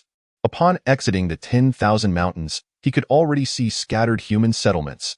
Yet, with billions of humans, locating the heavenly emperor amidst such a vast sea of people was indeed a daunting task. Xianyi contemplated that since his master had sent him forth to guide the human emperor, it was likely that the heavenly emperor had yet to be born. He needed to focus his attention on newborns. The emergence of the heavenly emperor would undoubtedly be accompanied by significant phenomena, and he must remain vigilant to the movements of various human tribes. Chapter 61. Xianyi roams the primordial era. The Huasu clan of Zhu Mountain in the 10,000 mountains, the demon god Xianyi traversed the primordial era, immediately drawing the attention of the six saints. Whether Fuxi had reincarnated or not was unknown to the six saints. With Luya dispatching Xianyi as the teacher of the heavenly emperor, the six saints turned their focus onto him. As the teacher of the heavenly emperor, it was expected that the heavenly Tao would make arrangements. Meanwhile, on Shouyang Mountain, the three purities sat together on their mats, discussing the Tao. This was the first time the three purities had convened since their separation. Seeing that Luya had sent forth an armored being to teach the heavenly emperor, Yuan Shi Tianzun's expression darkened further. Humph! Another one clad in scales and armor, with low magical prowess and shallow blessings. How can such a being instruct the heavenly emperor effectively? Tong Tian Jiaozhu, sitting nearby, disagreed with Yuan Shi Tianzun's sentiment. Senior brother, Xian Ye's true form is that of the Xian turtle, the North Sea Xian turtle in his past life, who willingly transformed into a pillar to support the heavens. How can you claim he possesses shallow blessings? In fact, I fear none among your 12 golden immortals can compare to his merit and power. Yuan Shi Tianzun's face grew even more sullen at Tong Tian Jiaozhu's words. Are you implying that none of my disciples can measure up to this armored creature? Tong Tian Jiaozhu retorted. Xianyi has reached the pinnacle of the great Luo golden immortal realm, endowed with countless merits that support the heavens. Even among my own disciples, I doubt anyone could rival him. The truth of the matter was undeniable. Xian Ye's profound magical prowess and deep blessings made him an excellent choice for guiding the heavenly emperor. Yuan Shi Tianzun's expression grew gloomier as Lao Zi, witnessing the escalating argument, intervened. Whether it succeeds or fails, we shall see based on his performance. Second brother, third brother, cease your quarrel. As the two brothers fell silent. Their expressions remained sour, for the dispute had touched upon the tenets of their teachings. Yuan Shi Tianzun, puzzled, turned to Lao Zi and asked, Elder brother, as the leader of the human sect, overseeing a significant portion of the human race's fortune, are you unable to undertake the establishment of the heavenly emperor? Is it merely a matter of being usurped by that Luya? Tong Tian Jiaozhu shared the curiosity, pondering the significance of the Kongtong seal, which held the title of the supreme treasure of humanity, and how it wielded such immense power. Upon hearing Yuan Shi's inquiry, Lao Zi shook his head. Although I hold the title of leader of the human race and oversee a significant portion of their fortune, I am unable to establish the heavenly emperor. Even Nuwa, the holy mother of humanity, cannot accomplish this task. Tong Tian Jiaozhu pressed on. Is it solely the Kongtong seal? Lao Zi nodded. The Kongtong seal is intricately connected to the human race. I cannot ascertain its specific purpose, but only with the Kongtong seal can the heavenly emperor be established. Luya, having fought for the human race across the 4 seas, subsequently traveled through the ancestral lands of humanity. Meeting with the 3 ancestors of humanity, likely in pursuit of this seal, Lao Zi speculated. Originally, the Kongtong seal may have resided with the 3 ancestors of humanity. Liu Ye's military campaigns to rescue humanity and his repeated visits to them strongly suggested he had obtained the Kongtong seal from their hands. Lao Zi felt a twinge of doubt. If the Kongtong seal were indeed in the possession of the 3 ancestors of humanity, how was it that he remained unaware? In the tranquil realm of the 3 clears, one observes in silence. I in the west, atop Mount Sumeru, Zhuanti gazes as Xianyi traverses the vastness of the primordial world, a glimmer of brilliance igniting in his eyes. This child, Xianyi, is indeed remarkable, rich in fortune, endowed with a profound destiny and bearing immense merits that could uphold the heavens. At this moment, a thought arises in Zhuanti's mind. If Luya were to enter the West, Would not the myriad demons and deities under his command also become disciples of the Western teachings? It would be a most advantageous arrangement. Seeing his junior brother plotting once more, Jia-in chuckles softly and continues to observe Xianyi. Meanwhile, in the Nuwa Palace, Nuwa's attention is unwaveringly fixed upon Xianyi. With Fuxi reincarnating, it is Nuwa who harbors the deepest concerns. As the years drift by, a century passes with serene grace. During this time, Xianyi wanders through numerous human tribes, encountering countless souls, yet he has yet to behold the one worthy of the Emperor's purple aura. However, he does witness the emergence of many talented individuals among the human race, each possessing extraordinary gifts and gaining renown in their respective regions. Upon hearing of the birth of an emperor, Xianyi hastens to the scene, anticipating that this might be the very figure he has been seeking. Yet, upon his arrival, he discovers that while the infant is indeed a prodigy of the human race, radiating exceptional talent, there is an absence of the expected purple aura. Undeterred, Xianyi continues his quest across the human tribes in search of the emperor, but ultimately, he finds nothing. In the interim, he returns to the 10,000 Great Mountains multiple times to consult with Luya, who, unable to divine the whereabouts of the emperor, advises him that perhaps the emperor has yet to be born and that the opportune moment has not arrived. He cautions Xianyi against impatience and encourages him to await quietly. With his teacher's guidance, Xianyi finds tranquility and resumes his explorations of the primordial human realm. This time, he adopts a leisurely pace, savoring the breathtaking vistas of the wilderness. Eventually, wearied from his travels, he selects an unnamed mountain and constructs a few simple dwellings using bamboo and timber. Imitating the layout of the 10,000 Great Mountains, he carves out several meandering streams, where the waters converge, bubbling forth, attracting an array of flowers, insects, birds, and beasts, creating a scene of exquisite harmony. Xianyi settles in this place, spending his days in quiet meditation by the stream, basking in the warm sunlight and in the evenings, absorbing the silvery moonlight and the energies of the starry sky. In his leisure, he engages in discussions of the Tao with the surrounding flora and fauna, the extent of his learning dependent solely on his own capabilities. Thus, several years pass in this manner. Beneath the unnamed mountain lies a human tribe known as Fengyang, within which resides a young woman born on the shores of Huashu Mountain, hence referred to as Huashu. At the tender age of 18, Huashu possesses striking beauty and a kind heart, earning her the affection of her fellow tribesmen. Not far from the Fengyang tribe lies a valley known as Thunder Marsh, inhabited by the thunder god. The sound of thunder emanates from its depths, and the people of Fengyang both revere and fear it, designating Thunder Marsh as a forbidden zone, forbidding entry under penalty of punishment. In her youthful exuberance, Huashu, filled with curiosity about the forbidden land, one day, while the tribesmen are out gathering and hunting, stealthily slips into Thunder Marsh. Upon the banks of the marsh, she discovers a massive footprint. Intrigued, she rushes toward it, eager to uncover its secrets. Upon reaching the footprint, she surveys her surroundings but finds nothing, leaving her somewhat disheartened. Just then, a flash of purple energy darts past, quickening her heart for a moment before all goes still. Huashu continues to explore the Thunder Marsh for a while longer, finding nothing of interest before returning to her tribe. However, upon her return to the Fengyang tribe, it is not long before Huashu's belly begins to swell day by day. Chapter 62. The Thunder God of Thunder Marsh, the remnants of the Qilin clan. As Huashu's belly grows, it naturally draws the attention of the tribe's elders. After an examination, they arrive at a startling conclusion. Huashu is pregnant. This revelation sends shockwaves through the entire tribe. Having just come of age and not yet married, how could she possibly bear a child? Under the chief's persistent questioning, Huashu realizes something is amiss with her body, frequently feeling fatigued and having not menstruated for quite some time. She can no longer conceal the truth and reveals her venture into Thunder Marsh. Upon hearing of Huashu's transgression, the chief is furious. Thunder Marsh has been a forbidden ground for the Fengyang tribe since time immemorial. Even the chief is not permitted entry. How dare a woman secretly trespass into such a sacred space? The tribe, witnessing Huashu's peculiar condition, is engulfed in fear, believing it to be the thunder god's punishment.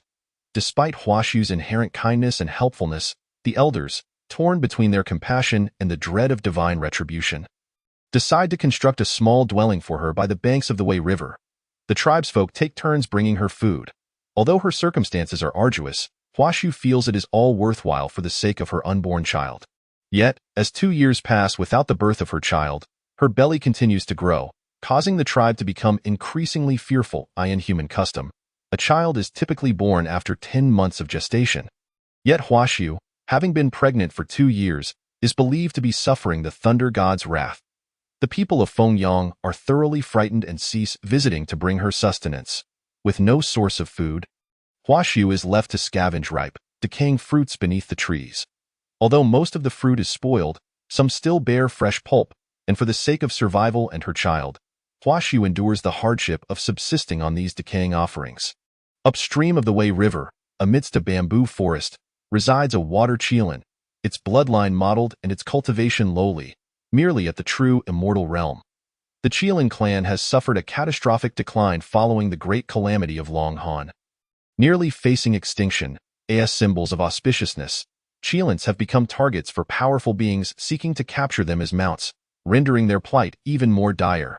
This water Qilin, with its mottled bloodline and feeble powers, dares only to roam near the Wei River, avoiding the outside world. One day, as it approaches the riverbank, it spots a pregnant woman, stretching on her tiptoes, desperately trying to reach for fruit.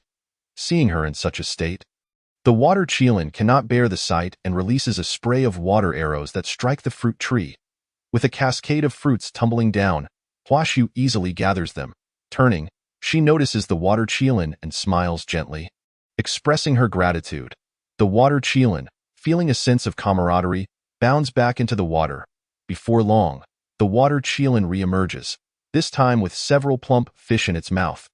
Understanding that a human woman in her condition cannot survive solely on fruit, the water Qilin takes it upon itself to catch nourishing fish to provide for Huashu. Seeing the water Qilin return with the fish, a crescent-shaped smile graces Huashu's face as she softly utters her thanks. From that moment on, Huashu and the water Qilin forge a bond of friendship.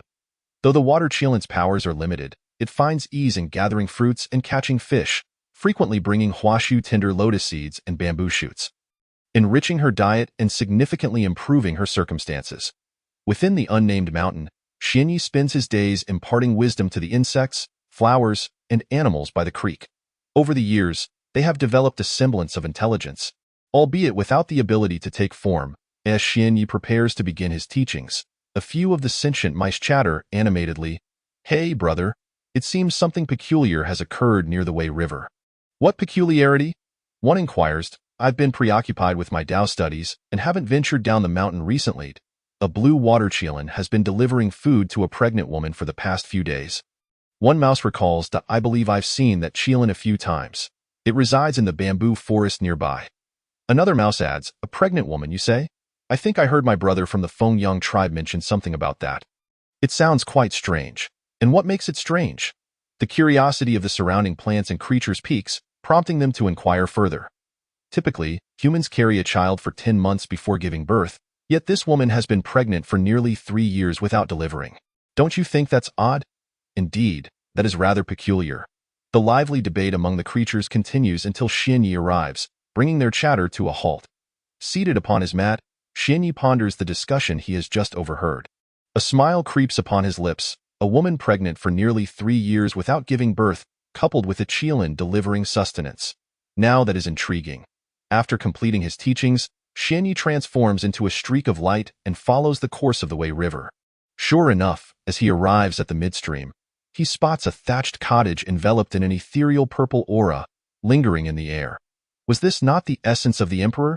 Xianyi cannot help but laugh heartily, exclaiming, "Ah, what fortune! I have searched for the emperor tirelessly, and here he is, right beneath my nose." Just beside the cottage, the water Qilin, engaged in light-hearted conversation with Huashu, suddenly senses a gaze upon it from afar.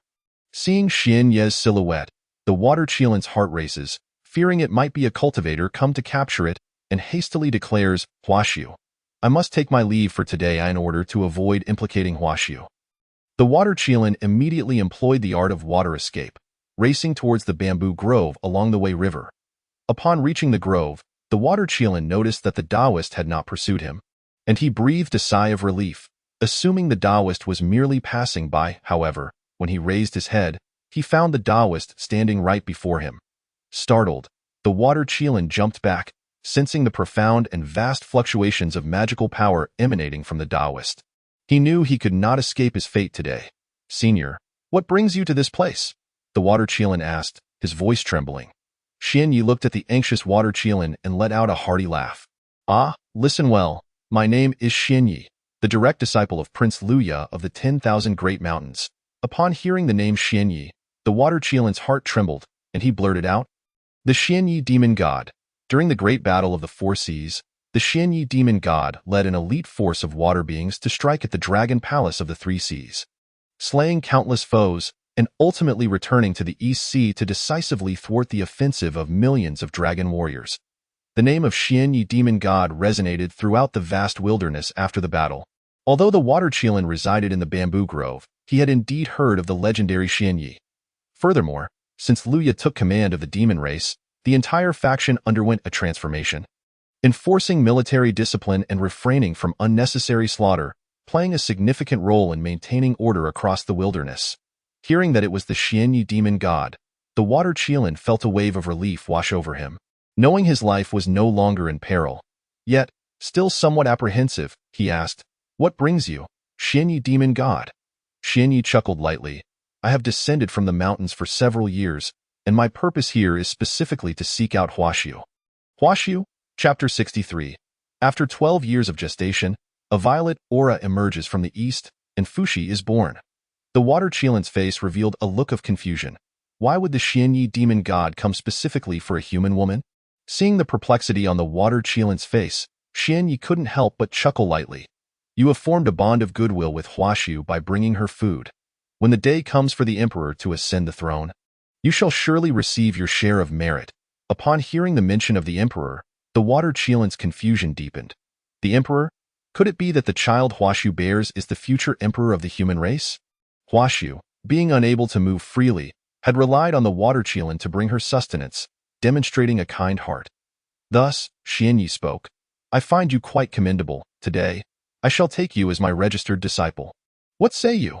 Xianyi's mission was to instruct the future human sovereign, and since the sovereign had yet to take a master, it would be inappropriate to accept the water Qilin as a personal disciple outright. Thus, he first designated him as a registered disciple. Upon hearing that the Xianyi demon god wished to take him as a disciple, the water Qilin's eyes sparkled with delight. Every cultivator in the wilderness aspired to have a Qilin as a steed, and the Qilin race had fallen into decline. Living in the mountains, he often felt anxious, fearing discovery by cultivators who might capture him as a mount. Yet, the Xianyi demon god was offering to accept him as a disciple. A registered disciple was still a disciple. It is known that only those of the great Luo golden immortal status are conferred the title of demon god, and Xianyi was the direct disciple of Prince Luya. What a tremendous backing!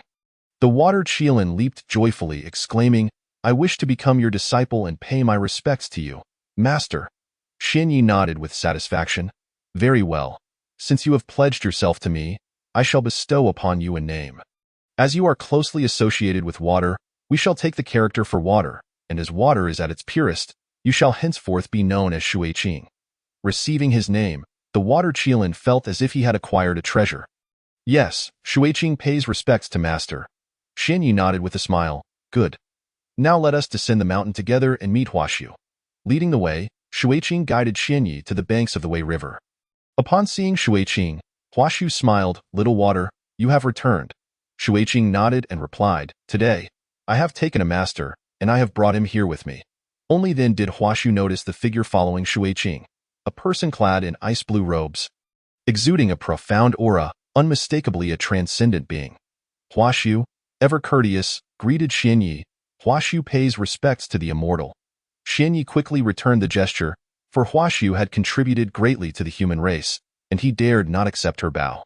"I am but a humble disciple of Prince Luya of the 10,000 Great Mountains, Xianyi." "The immortal is the Xianyi demon god from the great battle of the Four Seas?" Huaxiu inquired, having heard tales from the elders of her clan. During that tumultuous time, the dragon clan perpetrated atrocities against the human race, while the myriad clans of the wilderness turned a blind eye. Only Prince Luya led an army of demons to confront them. The Xianyi demon god struck at the dragon palace of the Three Seas, defeating countless dragon warriors, and his name spread far and wide. Xianyi acknowledged Huashu's recognition with a nod. Indeed, that is correct. Understanding the great favor the Xianyi demon god had bestowed upon humanity, Huashu grew even more enthusiastic. Xianyi demon god, please, come in. Today, we shall ensure you are well entertained. The human race is indeed known for its simplicity, kindness, and hospitality. Yet Xianyi shook his head with a smile, getting straight to the point. I come at the behest of my master and bear a heavy responsibility. The child you carry within you is destined to become a great sage of the human race. My purpose for descending is to instruct the child within your womb. Upon hearing Xianyi's words, tears of joy streamed down Huashu's face. For years, countless clansmen had claimed she was suffering divine punishment from the thunder god, daring not to approach her, leaving her feeling wronged. Little did she know that the child she carried was to be a great sage of the human race. Seeing Huashu's excitement, Xianyi waved his hand, releasing a stream of water spirit energy to soothe her. Take good care of yourself, Huashu. Once the child is born, I shall return to take him as my disciple. Having said this, he waved his hand again. In an instant, a violet aura enveloped the heavens, colorful clouds floated down, and celestial music resonated, heralding auspicious signs. Shuiqing, assuming his Qilin form, danced amongst the colorful clouds, embodying an aura of good fortune.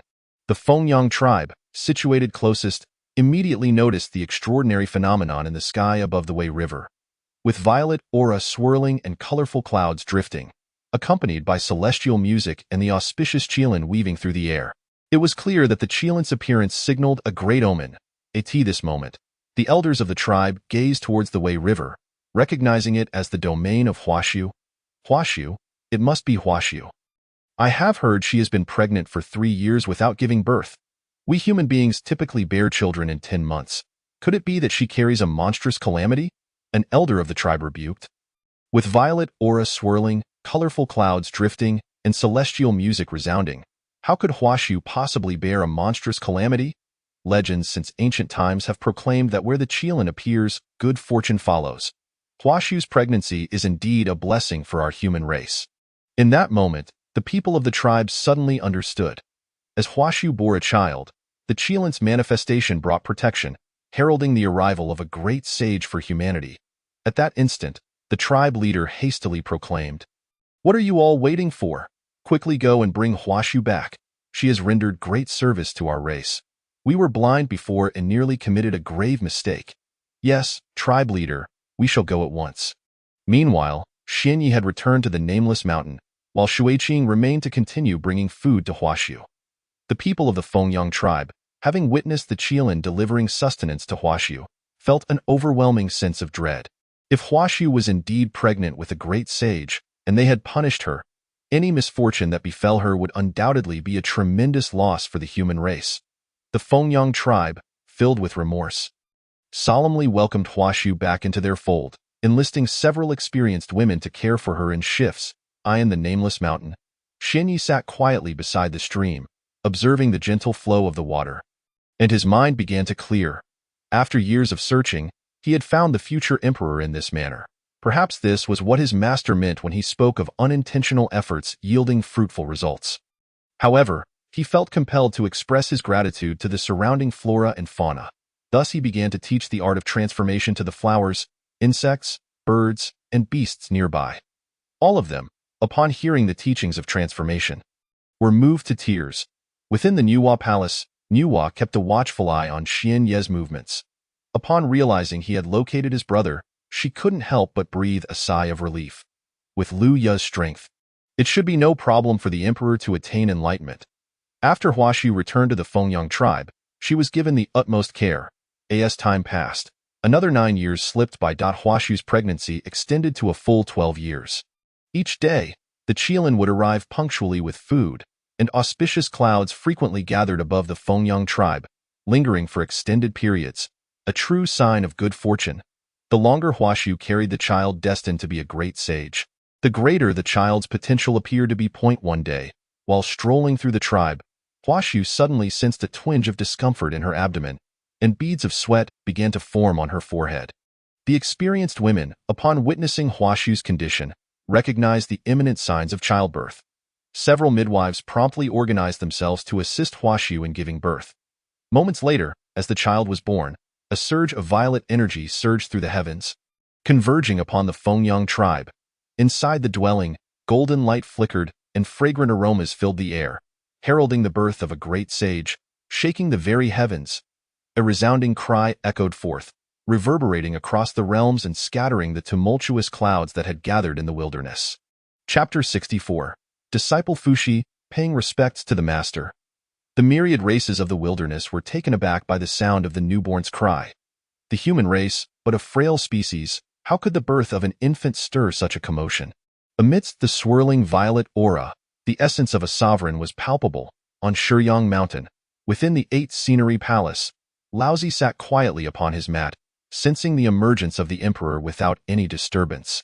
Continuing his meditation on the Yellow Court in the Western Realm, within Mount Shumi, the sage of the West, Puti, sensed the baby's cry that resonated with the souls of countless beings in the wilderness. And he spoke, "The human race is born with an innate Tao body. The tides of fate have returned, and they are the rightful heirs of heaven and earth." In the palace of Nuwa, the goddess listened to the cries of an infant, a joyful smile gracing her face. Her brother had been born, Iti the nameless mountain. Xianyi sat in tranquil contemplation, imparting teachings to the flowers, insects, birds, and beasts, aware of the cries that heralded the birth of the heavenly emperor. Thus, Xianyi ceased his discourse and addressed the surrounding flora and fauna, saying, "The teachings of transformation and cultivation shall end here. Return and diligently cultivate yourselves. This method is sufficient for you to attain the golden immortal stage. Should the opportunity for transformation arise in the future, venture to the 10,000 great mountains."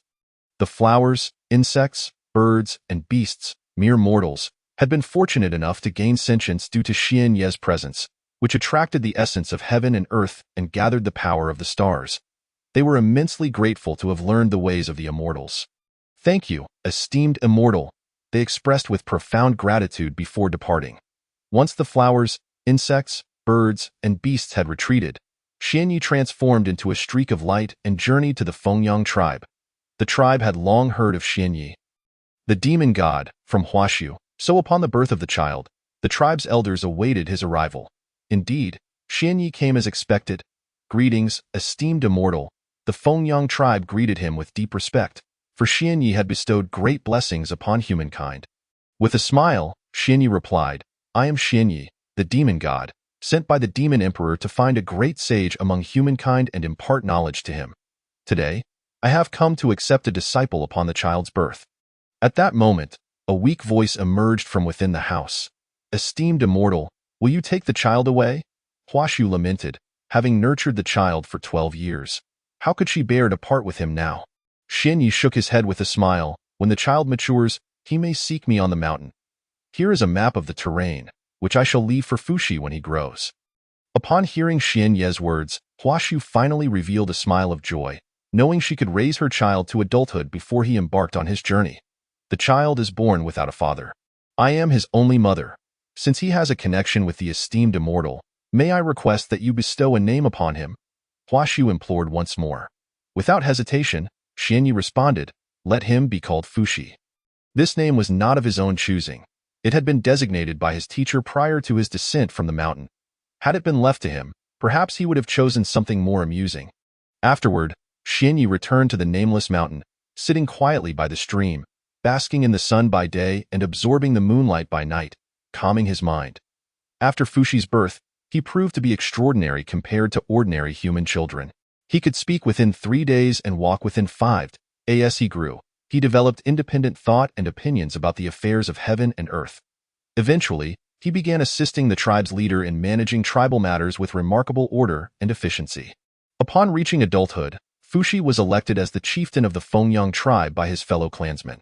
On the day of Fuxi's coming of age, Huashu summoned him and earnestly instructed, "My child, even before your birth, an esteemed immortal accepted you as a disciple. He resides on the nameless mountain, 100 miles from the Fengyang tribe.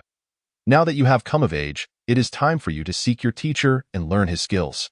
Upon hearing his mother's words, Fuxi entrusted the tribe's affairs to the elder chieftain and, armed with the terrain map gifted by his mother, set off toward the nameless mountain.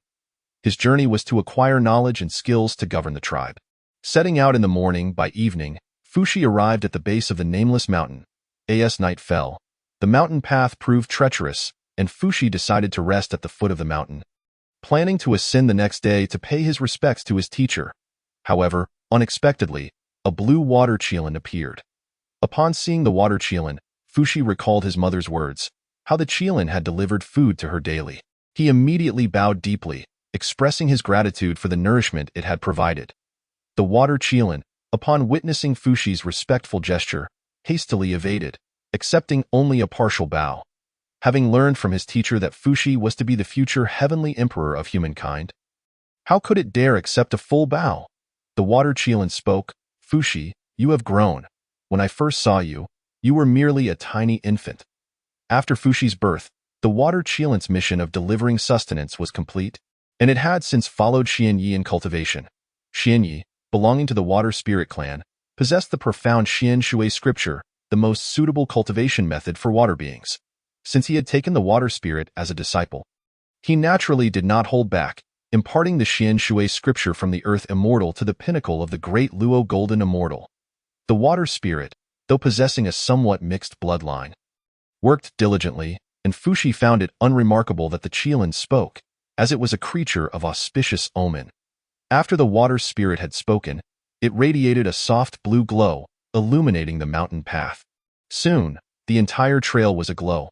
Fushi, your teacher awaits you on the mountain. Follow me, the water chelan said with a smile. Yes, thank you, senior brother. For leading the way, Fushi expressed his gratitude. The water chelan, enveloped in a luminous blue aura, illuminated the path as it walked ahead, with Fushi following closely behind. As they traversed the mountain path, Fushi lost track of the distance they had traveled, only aware that the blue light around the chelan was dimming. Looking up at the sky, he noticed the starlight had also grown faint. The horizon began to blush with dawn, and Fushi then realized that, in a fleeting moment, he had walked the entire night, and day was about to break. After walking several dozen miles, the water chelan's light completely faded. At that moment, the night receded, and the red sun rose, casting the first rays of dawn that pierced through a thatched cottage, shimmering upon the surface of several small streams. By the stream's edge, Xianyi sat quietly, feeling the gently rising sun and the mist that enveloped the air. A faint smile graced his lips as he murmured, with the sun rising, the path is illuminated. The river flows forth, cascading into the vast ocean. Fushi stood at a distance, listening to Xianyi's recitation, and suddenly, he felt a resonating thunder in his mind. With the sun rising, the path is illuminated. Does this not reflect the current state of humankind, akin to the sun's ascent? The rise of the human race is assured, and its path is bright. Countless billions of humans in the wilderness flow like rivers, unceasing and boundless, merely awaiting an opportunity. Fushi's eyes regained their brightness, filled with determination. He hurried to the stream's edge and bowed deeply to Xianyi, proclaiming, Disciple Fushi, pays respect to my teacher. Chapter 65. Fushi governs the realm sitting by the stream. Xianyi observed Fushi's respectful demeanor and humility, nodding in acknowledgement. You have fulfilled the rights of a disciple. I shall now impart to you the path of cultivation. Yes, thank you, teacher, Fushi earnestly replied. As spring turned to autumn, a year swiftly passed. Xianyi imparted the most common cultivation methods within the wilderness to Fushi. However, Fushi, destined to be the human emperor, had gathered purple qi within, showcasing exceptional talent. Despite the methods being ordinary, Fushi ascended to the immortal realm within a year. After attaining the immortal path, Fushi ceased his pursuit of magical power, instead focusing on learning to govern the human tribes, mastering political affairs, and enhancing productivity. Fortunately, prior to his descent from the 10,000 Great Mountains, Xianyi had thoroughly prepared with his teacher, Luya, mastering the art of governance and methods to enhance human productivity. Fushi closely followed Xianyi, diligently absorbing Luya's teachings on royal governance and the means to improve human productivity. Thus, another year passed, and Fushi had studied on the mountain for 2 years. Seeing that Fushi had acquired substantial knowledge, Xianyi spoke, After 2 years, you have learned much. It is time for you to descend the mountain and apply what you have learned in practice. Should you encounter insurmountable challenges, return to seek me.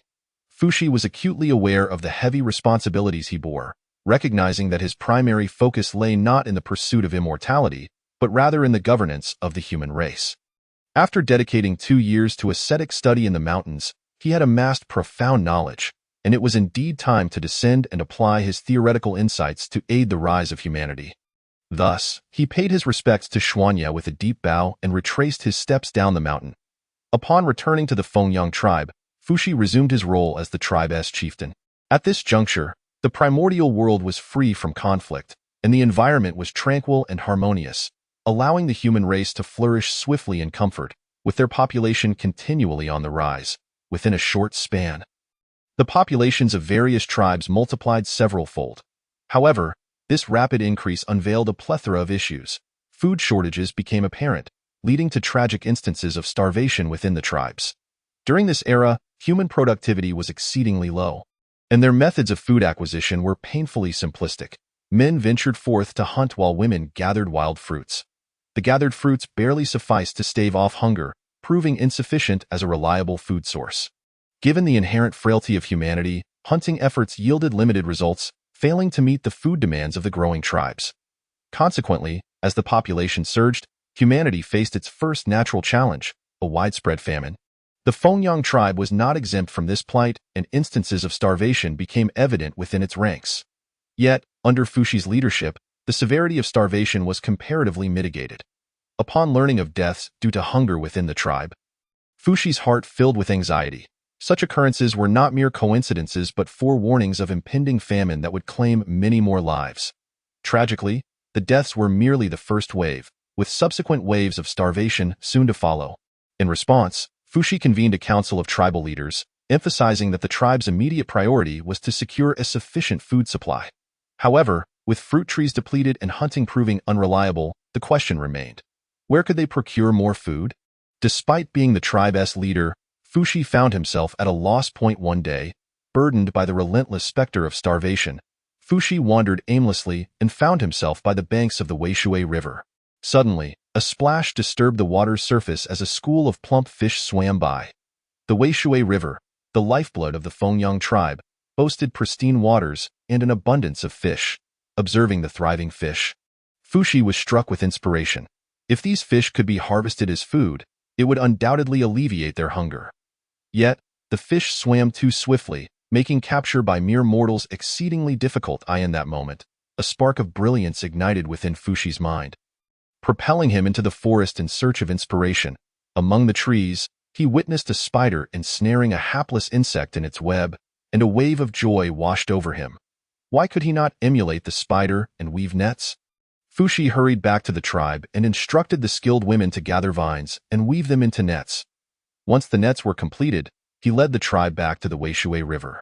With a single cast, the nets ensnared the plump fish, and the people of the Fengyang tribe erupted in joyous laughter, their food woes seemingly resolved. Fuxi, elated, named the nets fishing nets. The Weishui River was vast, teeming with fish, sustaining thousands or even millions of Fengyang tribespeople would pose no challenge.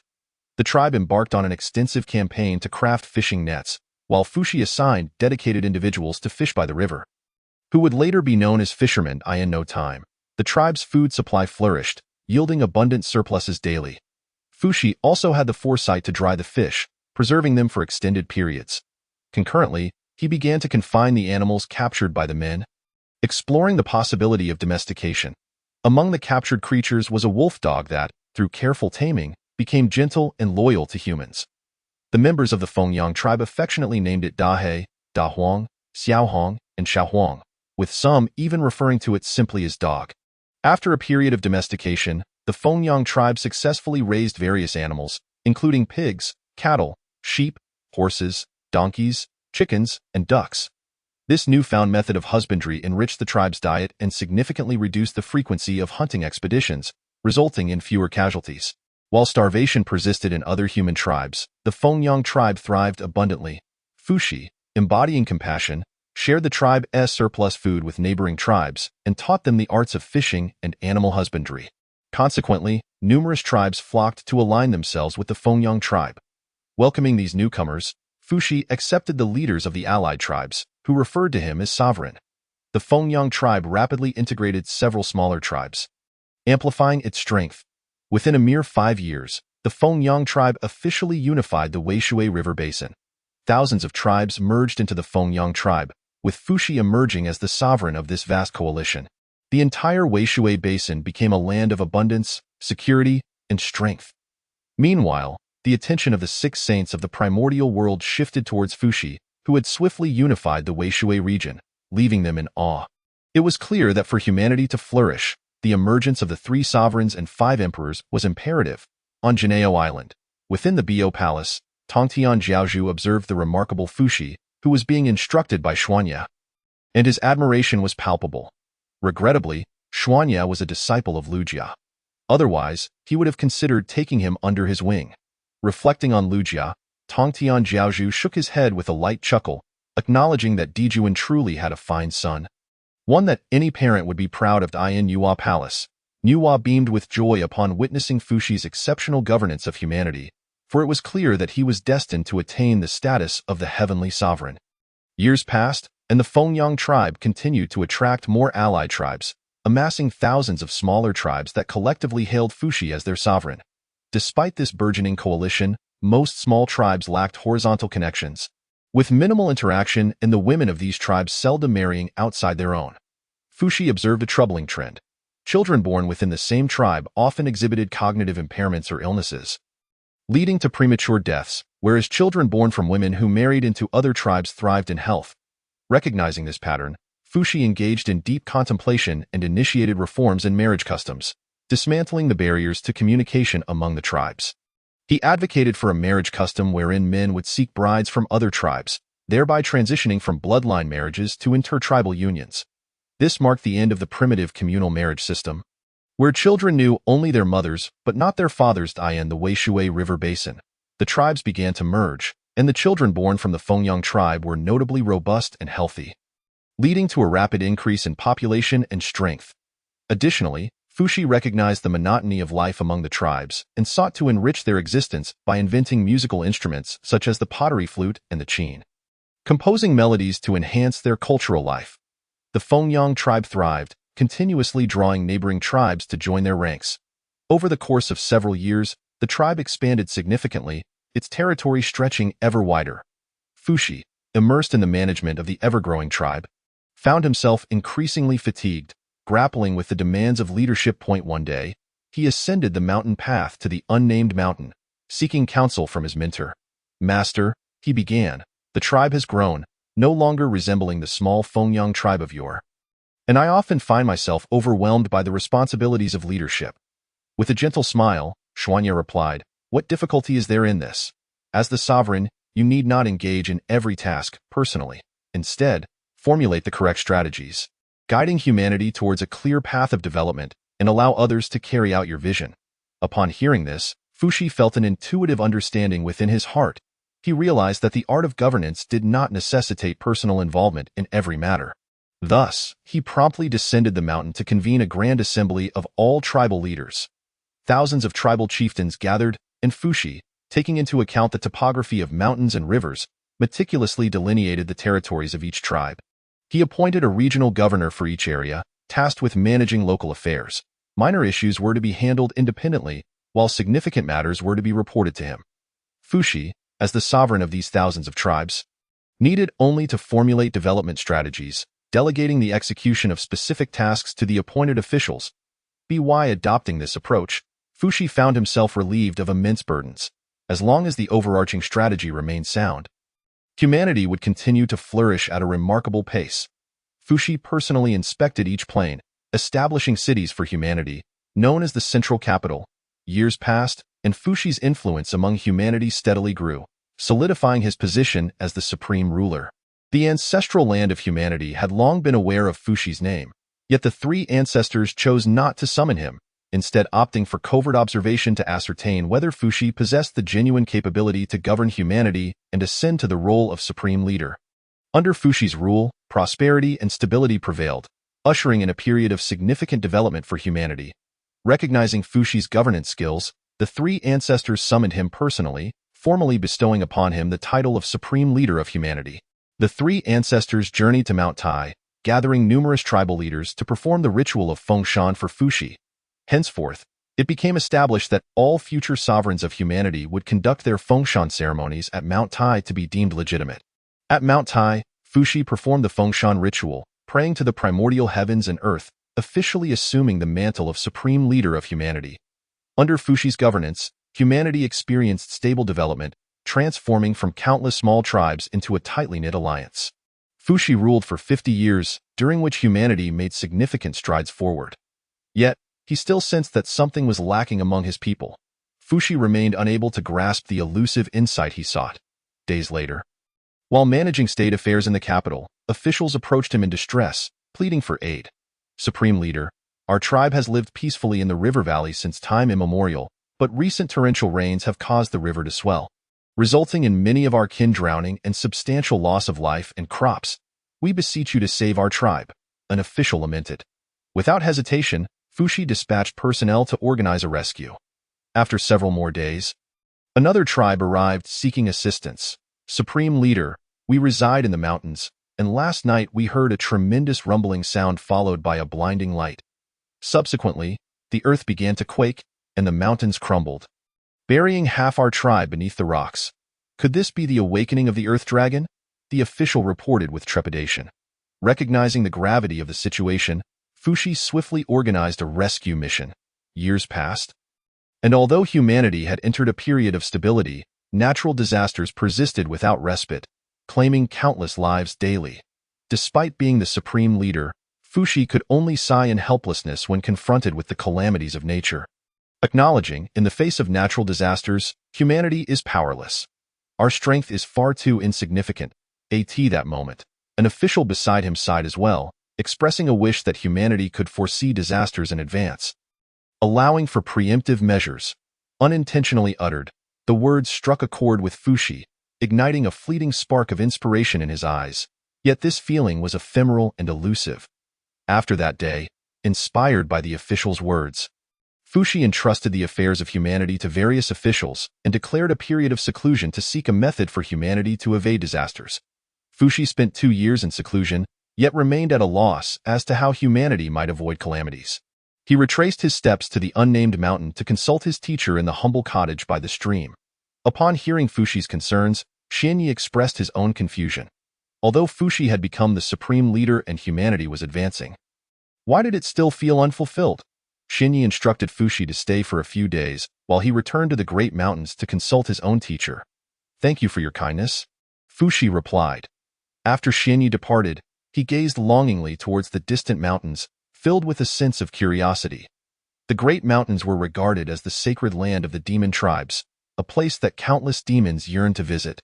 Where their leader, Luya, resided, in the depths of the great mountains, within the demon council hall, Xianyi greeted Luya. Teacher, Fuxi has now become the supreme leader of humanity, and they are making great strides forward. Why has he not yet achieved complete fulfillment? Xianyi inquired, puzzled. Luya, hearing the question, smiled lightly. Fuxi's mission remains unfinished. Thus, he cannot attain his ultimate enlightenment. Xianyi's confusion deepened. What mission does Fuxi still have? Luya replied with a gentle smile. Patience. I shall personally intervene in the matters to come. For now, return and let Fuxi continue as usual. Though Xianyi remained perplexed by his teacher's words, he nodded in agreement. Once Xianyi departed, Luya rose slowly, his gaze fixed upon the northern expanse. That moment, Bai Zhe entered, observing the prince's demeanor and inquired, Are you planning to take action now? Your Highness? Luya nodded solemnly. Fuxi requires the river diagram and the Luo book. I must pay a visit to Kuanpeng. Indeed, Fuxi needs the river diagram and the Luo book to fulfill his final mission. Bai Zhe remarked with a smile. Shall I accompany you, Your Highness? Luya shook his head with a gentle smile. I have already attained the 3 corpses' true sainthood and possess numerous divine treasures. Kuanpeng, in seclusion, poses no threat to me. Bai Zhe, remain in the great mountains. I shall go meet Kuanping alone. Yes, Your Highness. Although Bai Zhe had achieved the 3 corpses' true sainthood before Luya, he understood that he was no match for the prince. Luya approached the North Sea, where Kuanping resided. In the demon master's palace, Kuanpeng sat quietly on a mat, suddenly opening his eyes with a shadowy expression. What brings Prince Luya to the North Sea? Luya, noticing Kuanpeng's dark demeanor, smiled lightly, unfazed. Kuanpeng, It has been a long time since we last met, hasn't it? Since our parting at the heavenly court, it must have been nearly 10,000 years. Kuanping replied with a bizarre grin. Indeed, it has been quite some time. Kuanping remained silent, pondering Lu Ya's arrival, suspecting it was not for a benevolent purpose, likely to reclaim the river diagram in the Luo book Lu Ya, observing Kuanpeng's reticence. Smiled again. Since the calamity of the witch and demon war, it has been over 20,000 years. The demon tribe suffered a devastating defeat, but they have gradually regained some vitality since then. I come today to invite you back to the demon tribe. Ha ha ha. Kuanpeng couldn't help but emit a series of strange laughs upon hearing Lu Ya's words. As one of the 3,000 guests of the Purple Cloud Palace. He had traversed the primordial world for countless eons. Lu Ya's invitation seemed far too trivial. Everyone knew that during the Witch-Demon War, Kuanpeng had taken the river diagram in the Luo book back to the North Sea. The demon tribe's defeat was something Kuanpeng could not escape responsibility for. Even the deaths of Emperor Jun and Tai Yi were partially attributed to him, as the son of Emperor Jun. It was absurd for Lu Ya to invite him back to the demon tribe. In a wonder, Kuanpeng laughed heartily. Kuanpeng's eyes became sharp, and his expression darkened. Prince, it would be wise to refrain from such talk. What is your true purpose for coming here? Lu Ya had only feigned that earlier statement to gauge Kuanpeng's attitude. It appeared that Kuanpeng still harbored some reservations.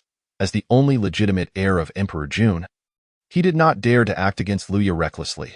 With a slight smile, Lu Ya continued, I indeed have two purposes for my visit today. Point 1 is to invite you back to the demon tribe.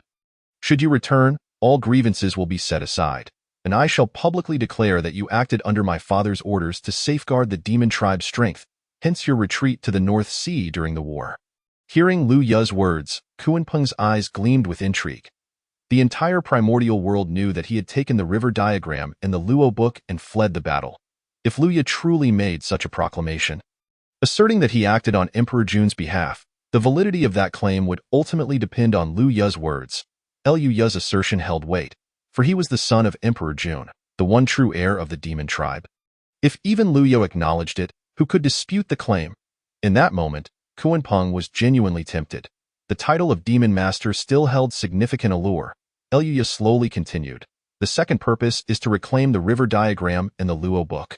Kuanpeng's expression shifted sharply at the mention of the river diagram in the Luo book, his eyes narrowing dangerously, and a surge of killing intent enveloped him. So, Prince Lu Ya, you have come to the North Sea to reclaim the river diagram in the Luo book. The aura of the Kuanpeng's three corpses, the quasi-saint, surged abruptly, with a murderous intent locking onto Lu Ya. The Hichu and Luo Shu, regarded as innate spiritual treasures, possessed the ability to deduce the mysteries of the changes in the celestial bodies. They had long been coveted by Kuanpeng, and there was no reason to return them. Even if he had a reputation for fleeing without a fight in the Honghuang, what of it? Who would dare to openly declare, I am the ancestor Kuanpeng? As a quasi-saint of the three corpses, wielding a supreme treasure and occupying the northern abyss, living leisurely as an ancestor, who would dare to challenge him? Lu Ya's lips curled slightly. The power of the three corpses quasi-saint slowly stirring. The sun and moon essence wheel flew out, circling around Lu Ya, radiating treasure light, exuding boundless might. Observing the imposing aura of the three corpses quasi-saint surrounding Lu Ya. Along with the sun and moon essence wheel, Kuanpeng's lips revealed a shadowy smile, cackling indeed, as expected of the son of Emperor Jun, to have so swiftly severed the three corpses. Today, let this ancestor witness what abilities you, the prince, truly possess. As Kuanpeng's words fell, he spread his wings and soared, an endless torrent of the northern abyss waters crashing down upon Lu Ya. Standing firm, Lu Ya showed no fear, a faint smile gracing his lips as he softly declared, True fire of the sun, burn mountains and boil seas. Suddenly, a blazing sun flame burst forth behind Lu Ya, meeting the boundless northern abyss waters. Sizzle! Instantly, thick white smoke billowed up, as countless northern abyss waters were evaporated. In this initial skirmish, neither side gained the upper hand. At this moment, the northern abyss of Honghuang had become the focal point of attention. The six saints of Honghuang, the blood sea of the underworld, Zenyuanzi of Wuzhuang Temple, and the heavenly courts Haotian, all fixated on the northern abyss, observing the duel between these two in the mountains of Shiyang. Laozi sat calmly on his mat, his expression tranquil as a deep well. As if he had anticipated Lu Ya's slaying of the three corpses Long Ageo, Ian Kunlun Mountain, the Jade Void Palace, Yuancher Tianzuan watched the battle with cold disdain, remarking, these two, clad in fur and horns, truly lack decorum, especially Kuanping. Though Lu Ya too bears a similar appearance, at least he is the prince of the demon race, the heir of the demon lineage. Yet Kuanping, a demon master, dares to strike against a prince? Such a breach of etiquette! On Golden Ao Island, within the Azure Pool Palace, Tongtian Jiao Master gazed at the aura surrounding Lu Ya, marveling, how swift to sever the three corpses in such a manner. It appears the demon race is poised to rise again under this child's leadership. In the west, at Mount Shumi, Jane and Juenti also observed, exclaiming, what a remarkable Lu Ya! In the blood sea of the underworld. The ancestor of the underworld sat upon a 12-petal karmic fire-red lotus, a strange smile gracing his lips. When I first saw Lu Ya, he was merely a great Luo golden immortal. How intriguing!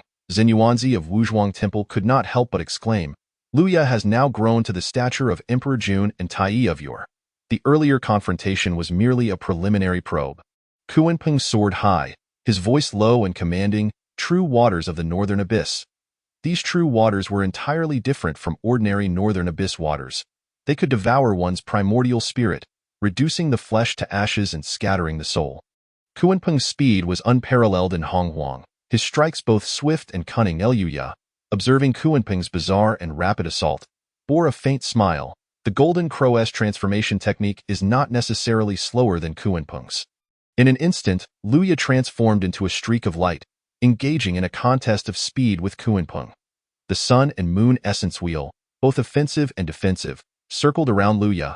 Kuanping, lacking a powerful offensive treasure, found himself unable to gain the upper hand against Lu Ya.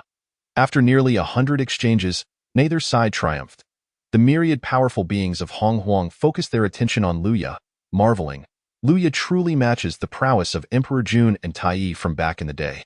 Chapter 68. The chaos bell emerges, its sound resounding, heaven and earth turn pale. Just as Lu Ya and Kuanping's battle reached a lull, a familiar system notification echoed in his mind. Ding dong, mission activated. Engage Kuanping in battle and emerge victorious, thereby elevating the name of the demon race's prince. Mission reward: 1,000 strands of demon race fortune. The chaos bell becomes a treasured artifact of the demon race, cannot be seized by the saints. Hearing the system's voice, Lu Ya smiled faintly. Excellent. Today I shall elevate the name of the demon race's prince. Suddenly, Lu Ya transformed into a golden crow enveloped in golden sunlight. At this moment, a magnificent spectacle formed above the North Sea. Kuanping transformed into his true form, towering tens of thousands of feet high, while Lu Ya's fiery golden crow form matched him in stature. Golden Crow and Kuanping, like colossal titans, swiftly traversed the void of the northern abyss.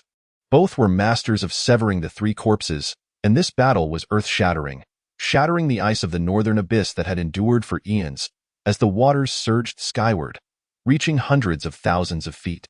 The Emperor Golden Crow breathed forth fierce flames of the sun, while Kuanping unleashed the true waters of the northern abyss, locked in a standoff. The boundless flames of the sun intertwined with the icy true waters of the northern abyss, neither side yielding. This clash sent shockwaves through countless beings in Honghuang. It became evident that this was the confrontation of the most formidable powers in the world. How astonishing! The demon race's prince, Lu Ya, had become so powerful that he could contend against the ancient demon master Kuanping in a standstill. In the skies above the northern abyss, both Lu Ya and Kuanping, having transformed into their true forms, found themselves unable to prevail over one another. Thus reverting to their Tao bodies, Lu Ya summoned the sun and moon essence wheel, releasing the fierce energy of the sun and the killing intent of the moon. Intertwining and surging towards Kuanping. Kuanping's sharp eyes narrowed, fully aware of the formidable might of the sun and moon essence wheel, and immediately summoned the Hichu and Luo Shu for defense. Boom, buzz! The two treasures collided, unleashing a powerful storm of magical energy, stirring the northern abyss waters into towering waves. After a brief pause in their clash, Kuanping's sharp gaze remained fixed on Lu Ya, a shadowy smile playing on his lips. The prince's years of arduous cultivation have indeed borne fruit, but to defeat me, Kuanping, will not be so easy. Kunpeng's implication was clear. Both were at the level of 3 corpses quasi-saints, each possessing protective treasures, and neither could overcome the other. Continuing the fight would yield no results. Thus, it would be wise for them to retreat. Eluya stood firm in the void, gazing at Kunpeng before him, a faint smile gracing his lips. The Demon Master's magical realm was profound. He was truly a top-tier powerhouse. However, today, I am determined to obtain the Hichu and Luo Shu. It seems I must impose upon the Demon Master Kunpeng. Today, Luya shall utilize Kunpeng as a stepping stone to proclaim the name of the demon race in Honghuang.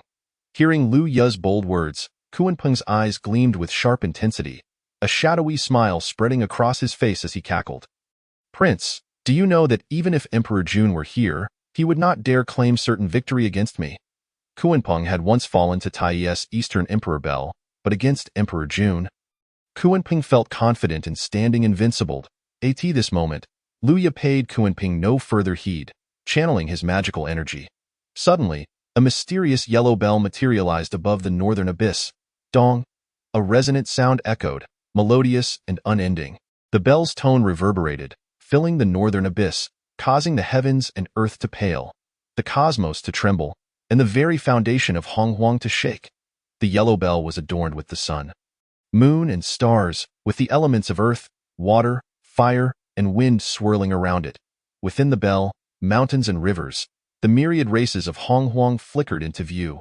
Kunpeng, first hearing the familiar resonant sound, then gazing upon the mysterious yellow bell, felt his pupils constrict in disbelief. At this moment, the 6 saints of Honghuang exclaimed in unison, "The Chaos Bell? How is this possible?"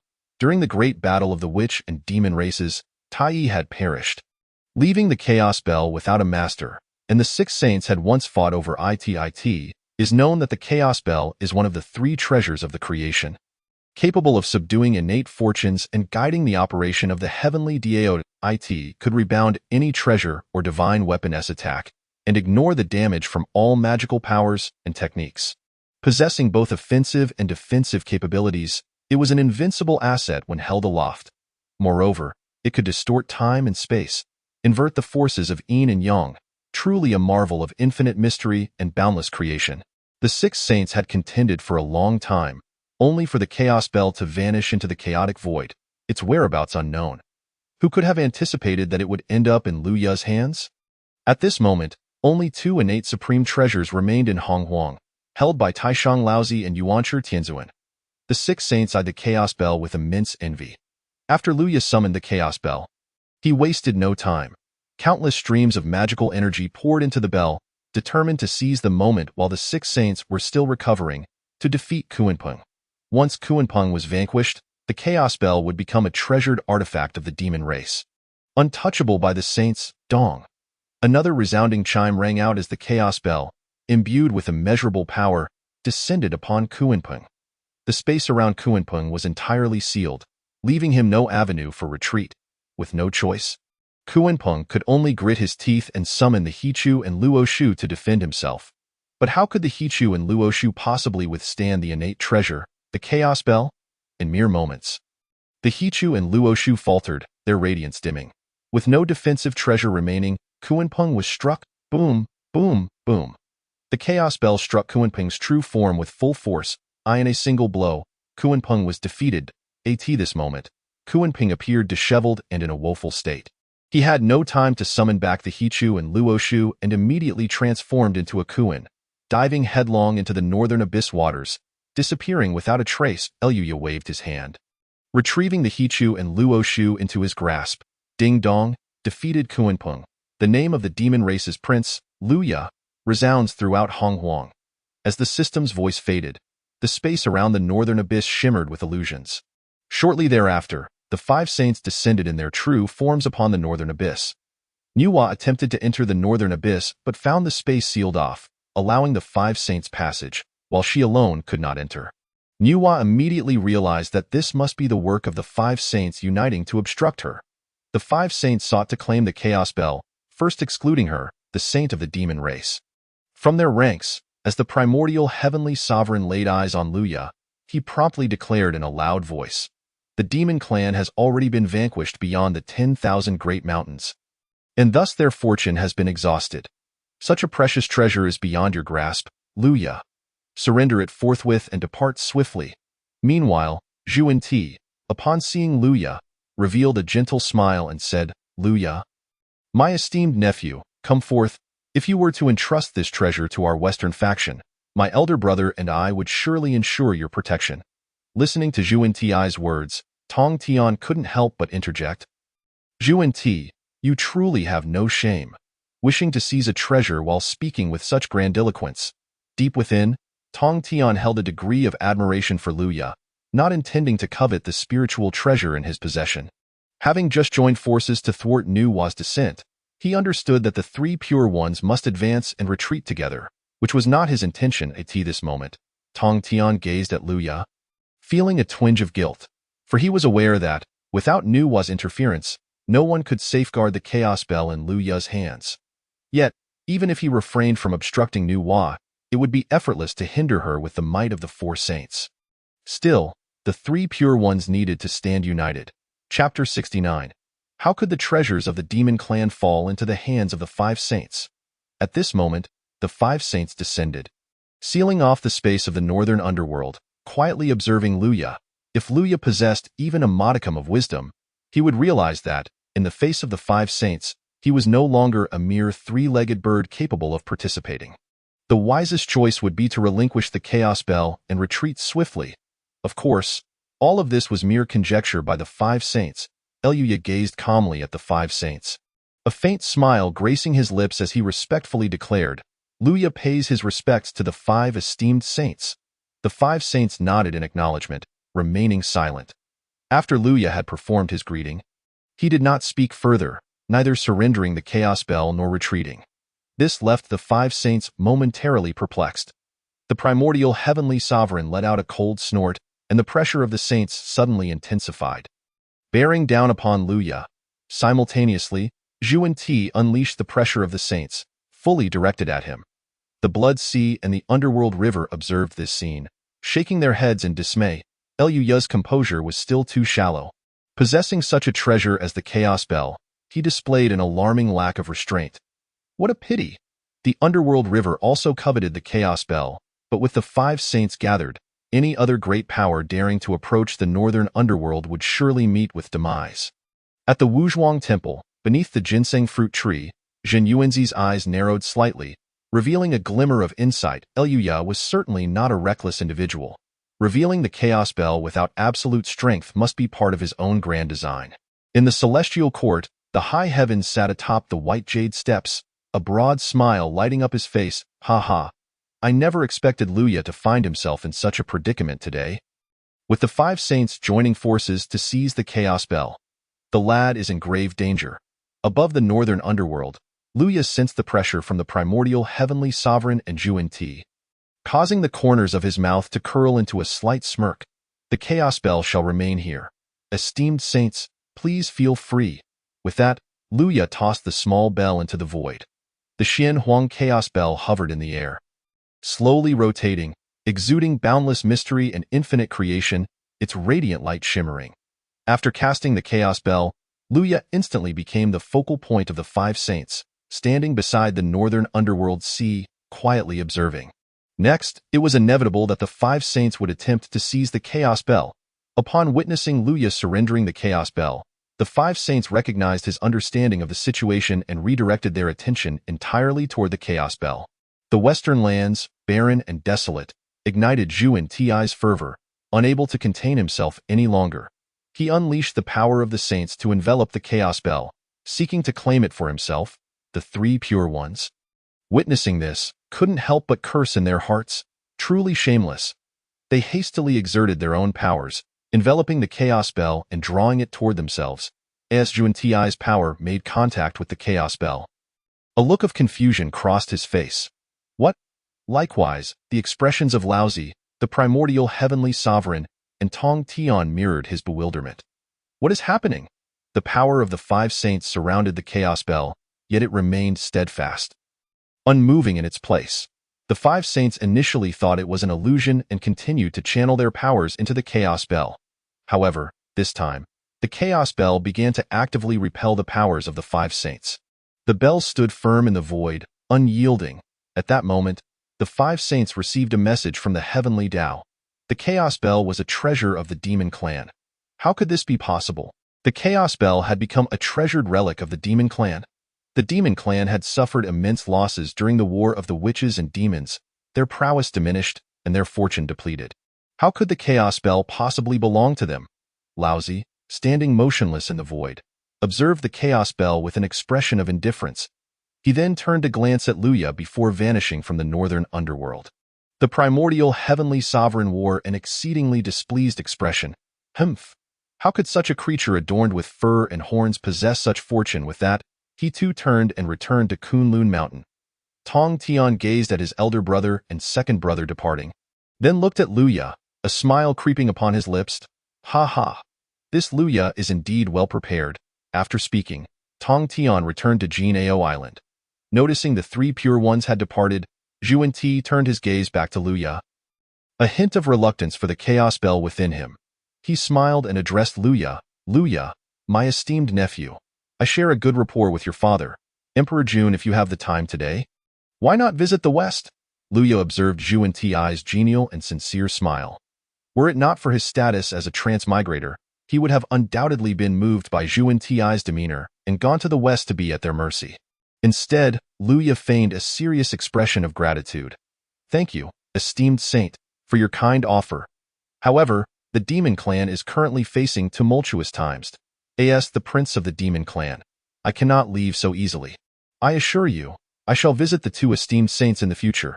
Zhuan Ti nodded in agreement, replying, Very well, Luya, my esteemed nephew. You may take your leave. He had no real expectation that Luya would accompany him at this moment. His intent was merely to leave a favorable impression for future recruitment. Unbeknownst to Zhuan Ti, however, Luya was a transmigrator, already well aware of Zhuan Ti's nature. Luya stowed away the Chaos Bell and performed the Golden Crow transformation technique. Soaring toward the central land of the Hongwang, Luya departed with the Chaos Bell. The great powers of the Hongwang were left momentarily dumbfounded. What just happened? The five saints descending together was precisely to contend for the Chaos Bell.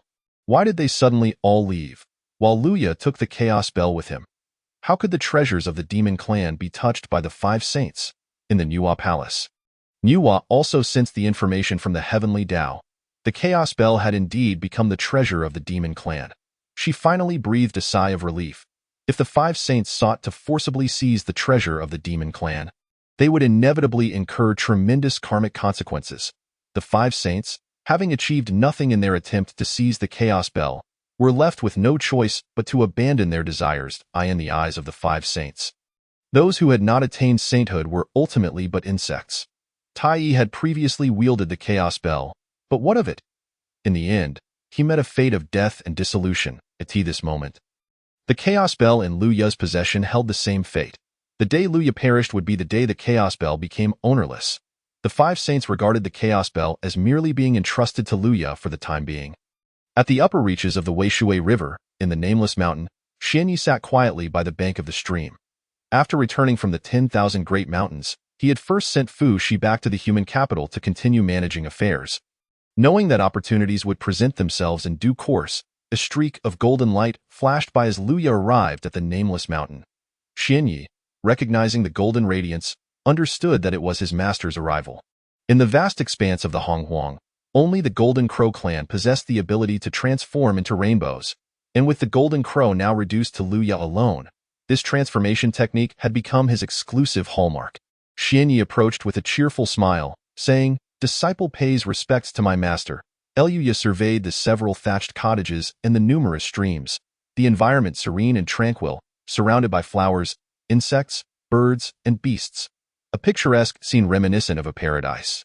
Most significantly, Xianyi was seated at the water's edge, enveloped in mist, basked in warm sunlight. Luya couldn't help but chuckle and shake his head. If anyone knew how to enjoy life, it was undoubtedly Xianyi. My master is too modest. While I indulge, I have not forgotten my cultivation. Xianyi promptly replied with earnestness. This was indeed true. Xianyi possessed the merit of supporting the heavens, and his progress was unceasing. Rising in rank without the need for arduous training, something others could only envy. Unstable realms? That was simply non-existent. Xian Ye's true form in a past life was the innate being Xian Gui. With profound roots and an unshakable foundation. Chapter 70. My fate is mine to command, not dictated by heaven. Fuxi interprets the 8 trigrams. Luya chuckled lightly, finding Xian Yi to be the disciple he had to worry about the least.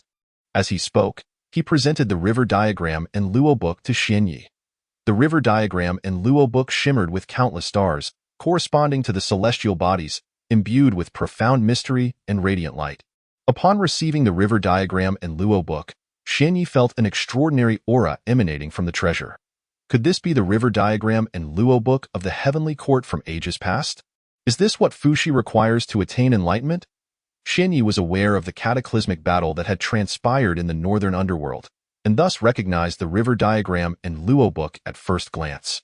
Luya nodded affirmatively, stating, "Indeed, this is the river diagram and Luo book, essential for Fuxi's path to enlightenment. Find an opportunity to lend it to him." "Understood, Master." Luya nodded and transformed into a streak of flowing light, not heading towards the 10,000 great mountains, but rather flying towards the ancestral land of the human race. Upon hearing Xian Ye's command, Fuxi returned to the capital to continue managing the affairs of the human race. On that day, an official reported that a strange creature had appeared in the mother river, known as the Wei River. Having grown up by the banks of the Wei River, Fuxi had never encountered any creature there. So he immediately went to investigate. Indeed, a creature had emerged from the Wei River, something that was neither dragon nor horse, wandering over the water's surface as if it were on solid ground. As Fuxi approached the riverbank, the creature surprisingly came forward to stand before him. Remaining still, Fuxi observed closely and discovered that the creature's back radiated a treasure-like glow, the spiritual treasure. Upon sensing Fuxi soared into his consciousness, it was the river diagram and Luo book. Although Fuxi had never seen this spiritual treasure, it felt remarkably familiar to him, with his consciousness revealing that it was named the river diagram and Luo book. The treasure emitted a soft light, with intricate patterns reflecting the trajectories of the celestial bodies. 1 represented the lower position, 2 the upper, 3 the left, 4 the right, 5 the center. As Fuxi beheld the profound patterns, his eyes sparkled with realization, and a familiar sensation arose within him. Ha ha ha, this is precisely what I require.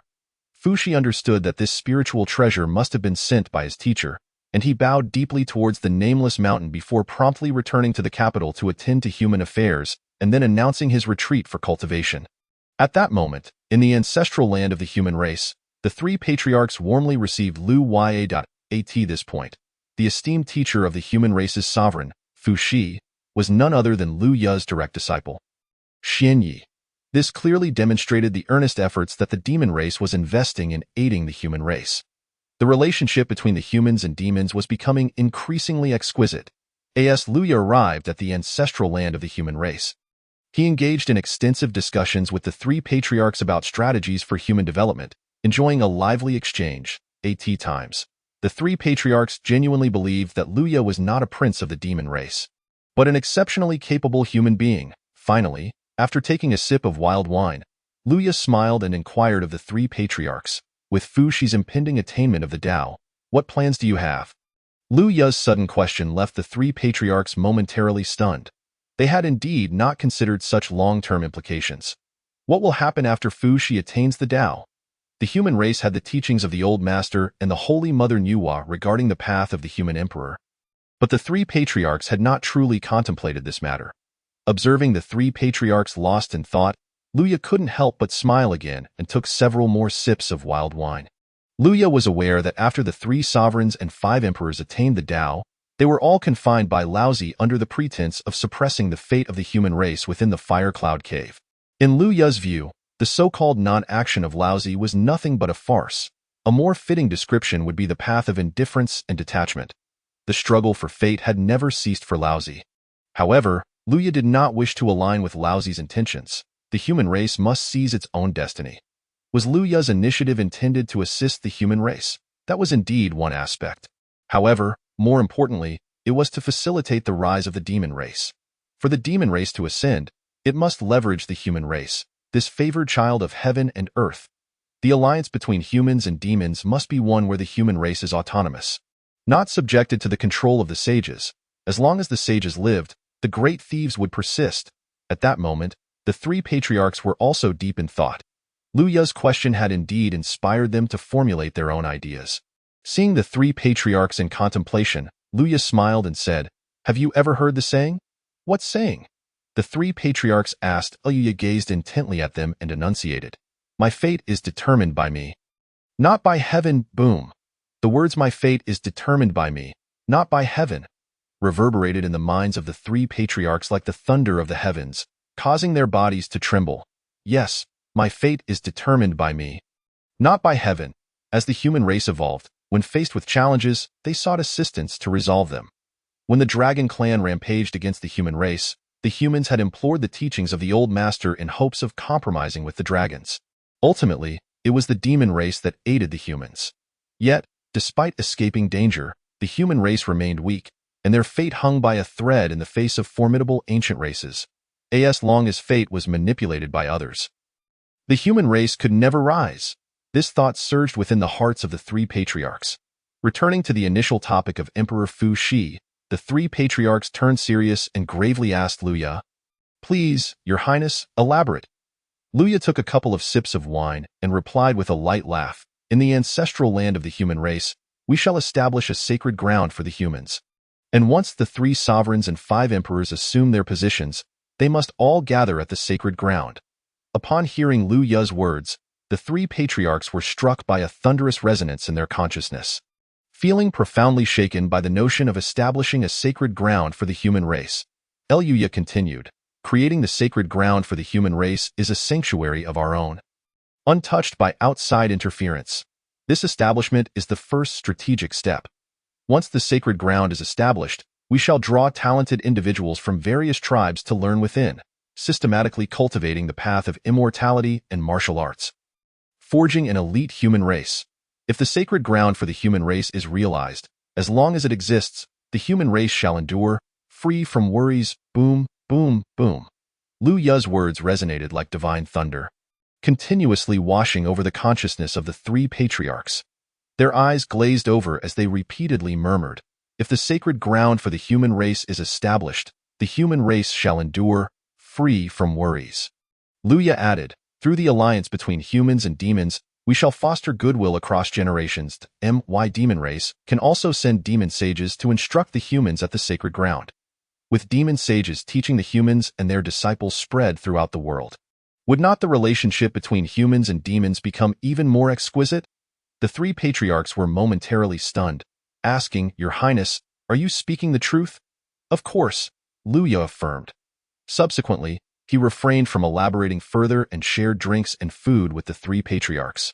Enjoying a jovial conversation in the capital of the human race, a decade had passed since Fu Shi entered seclusion. Fu Shi had thoroughly comprehended the river diagram and Luo book, slowly opening his eyes, which sparkled with brilliance. The patterns within comprised 5 central pieces, surrounded by 8, with 12 in the inner circle and 24 in the outer circle, embodying the interplay of yin and yang and the transformations of the celestial bodies. Fu Shi sketched out 8 distinct patterns, which constituted the 8 trigrams: Qian, Kan, Jin, Jian, Sun, Li, Kuren, and Dui. The innate 8 trigrams corresponded to the 8 directions of heaven and earth, calculating the numbers of the celestial bodies, enabling the deduction of the laws governing the development of the universe. Suddenly, Fu Shi laughed heartily, proclaiming, "I am Fu Shi of the human race. After a decade of seclusion, I have finally created the innate 8 trigrams for the human race, elucidating the laws of evolution for all things in heaven and earth and the order of human relationships, guiding toward fortune and averting calamity. Henceforth, the human race shall be free from worry." Fu Shi's voice resonated like heavenly thunder, echoing throughout the vast wilderness. Countless members of the human race, upon hearing the sovereign's voice, expressed their immense joy, exclaiming, "The human race shall face no further worries." With the 8 trigrams established by Fu Shi, the human race could now utilize them for divination, guiding them toward fortune and shielding them from disasters, no longer threatened by calamities. After creating the 8 trigrams, Fu Shi felt that his duty as the sovereign of the human race had been fulfilled and that it was time to identify his successor.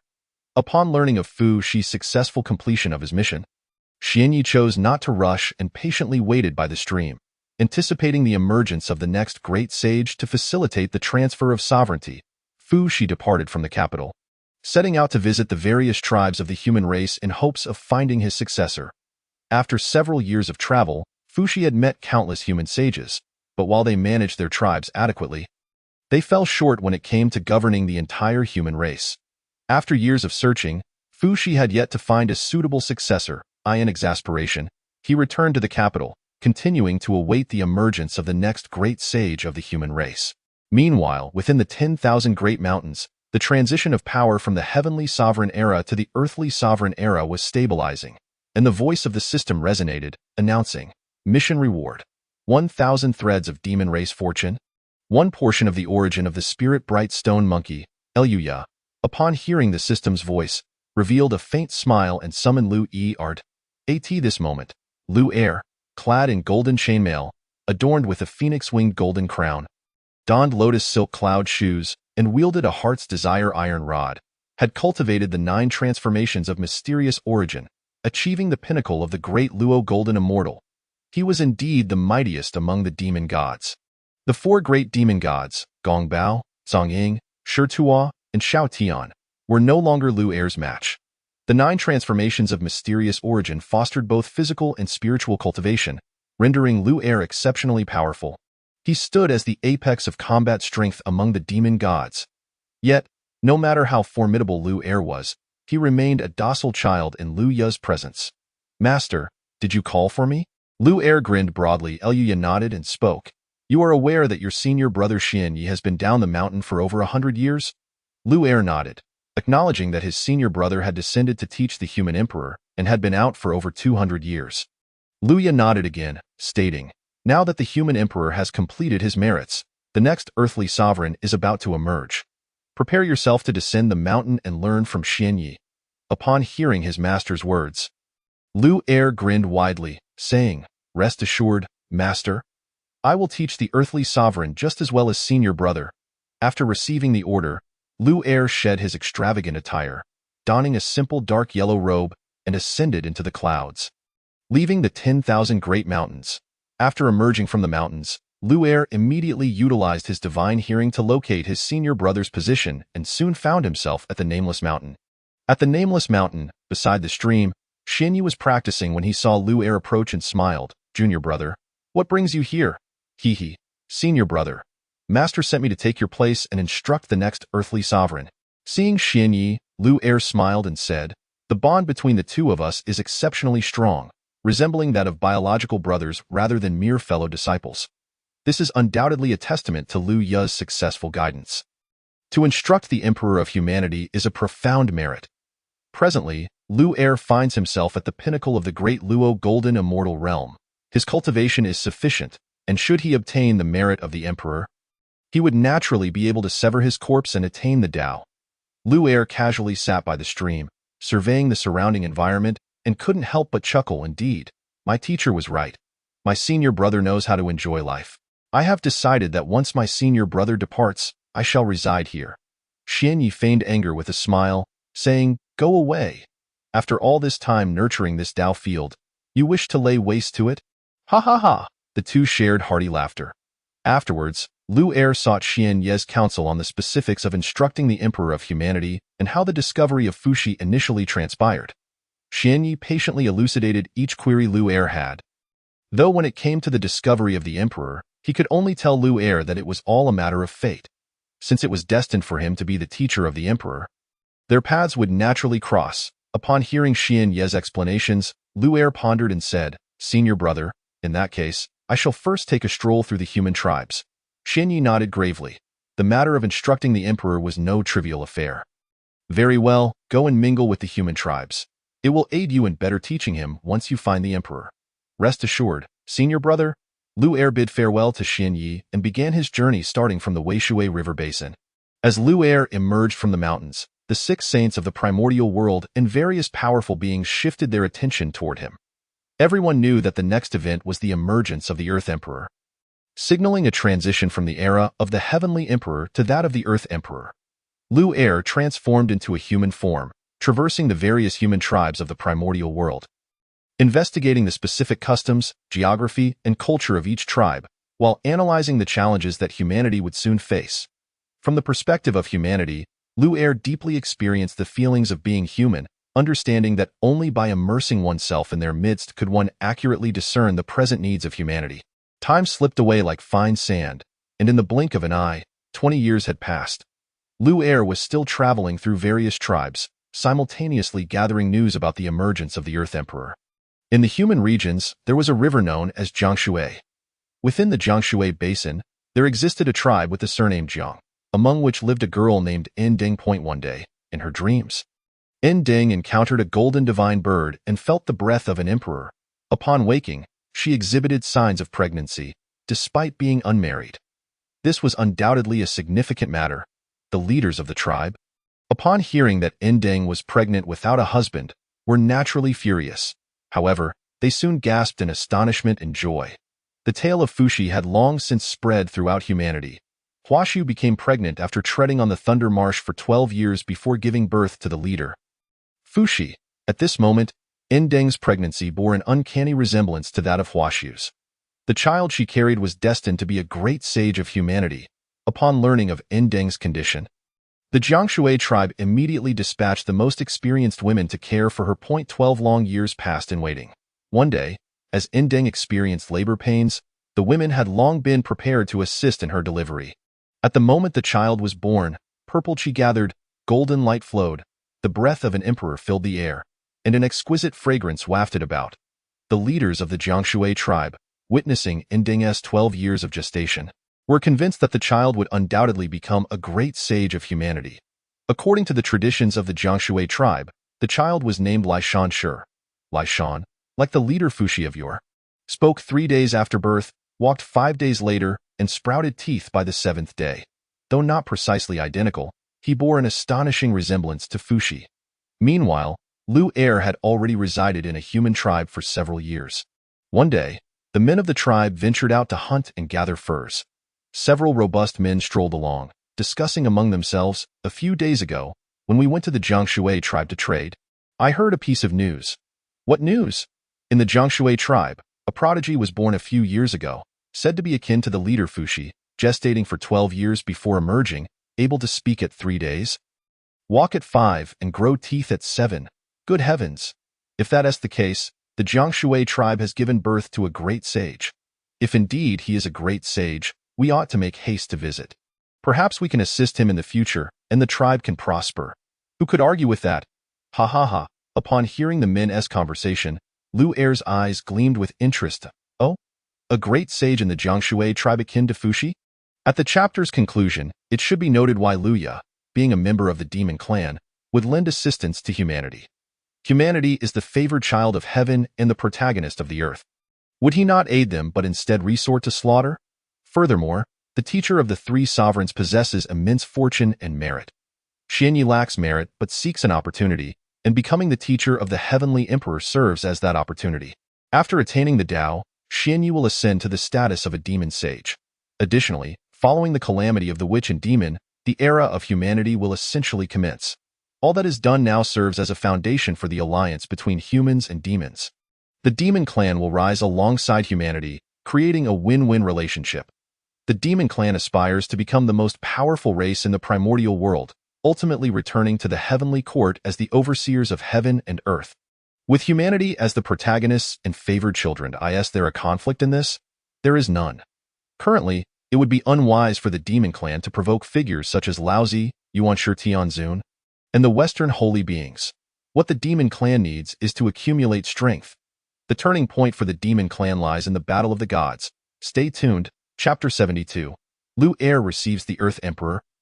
The 5-colored Divine Valley. Upon hearing of the great sage's emergence in the Jiangshui tribe, Lu Er made his way there. By the banks of the Jiangshui River, a child sat quietly by the shore, watching the adults fishing, his eyes gleaming as if engaged in profound contemplation. Lu Er, from a distance, discerned that this child was unlike others. He was precocious, possessing innate wisdom. Lu Er smiled broadly, then transformed into the guise of an elderly man. Feigning a frail condition as he passed by the Jiangshui River, as expected, Upon seeing the old man, the child hurriedly approached to support him, noticing the old man's pale countenance and feeble state. The child quickly produced a piece of dried fish from his pocket. "Grandfather, please eat something first," the child said, showing his respect for the elderly. The old man feigned concern, saying, "If I eat your food, what will you have?" "Not to worry. The tribe will distribute more in the evening," the child replied with a smile, urging the old man to eat the dried fish to regain his strength. Lu'er, in his guise as the old man, smiled as he consumed the fish, appreciating the child's politeness and respect. After finishing the fish, the old man's complexion appeared to regain some color. The old man and the child began to chat. "Child, what is your name and what are you watching?" the old man inquired with a smile. "Grandfather, my name is Lishan, and I am watching my elders fish," Lishan replied earnestly. "Oh, what is there to see in fishing? Once you are grown, you can fish too," the old man continued to smile and ask.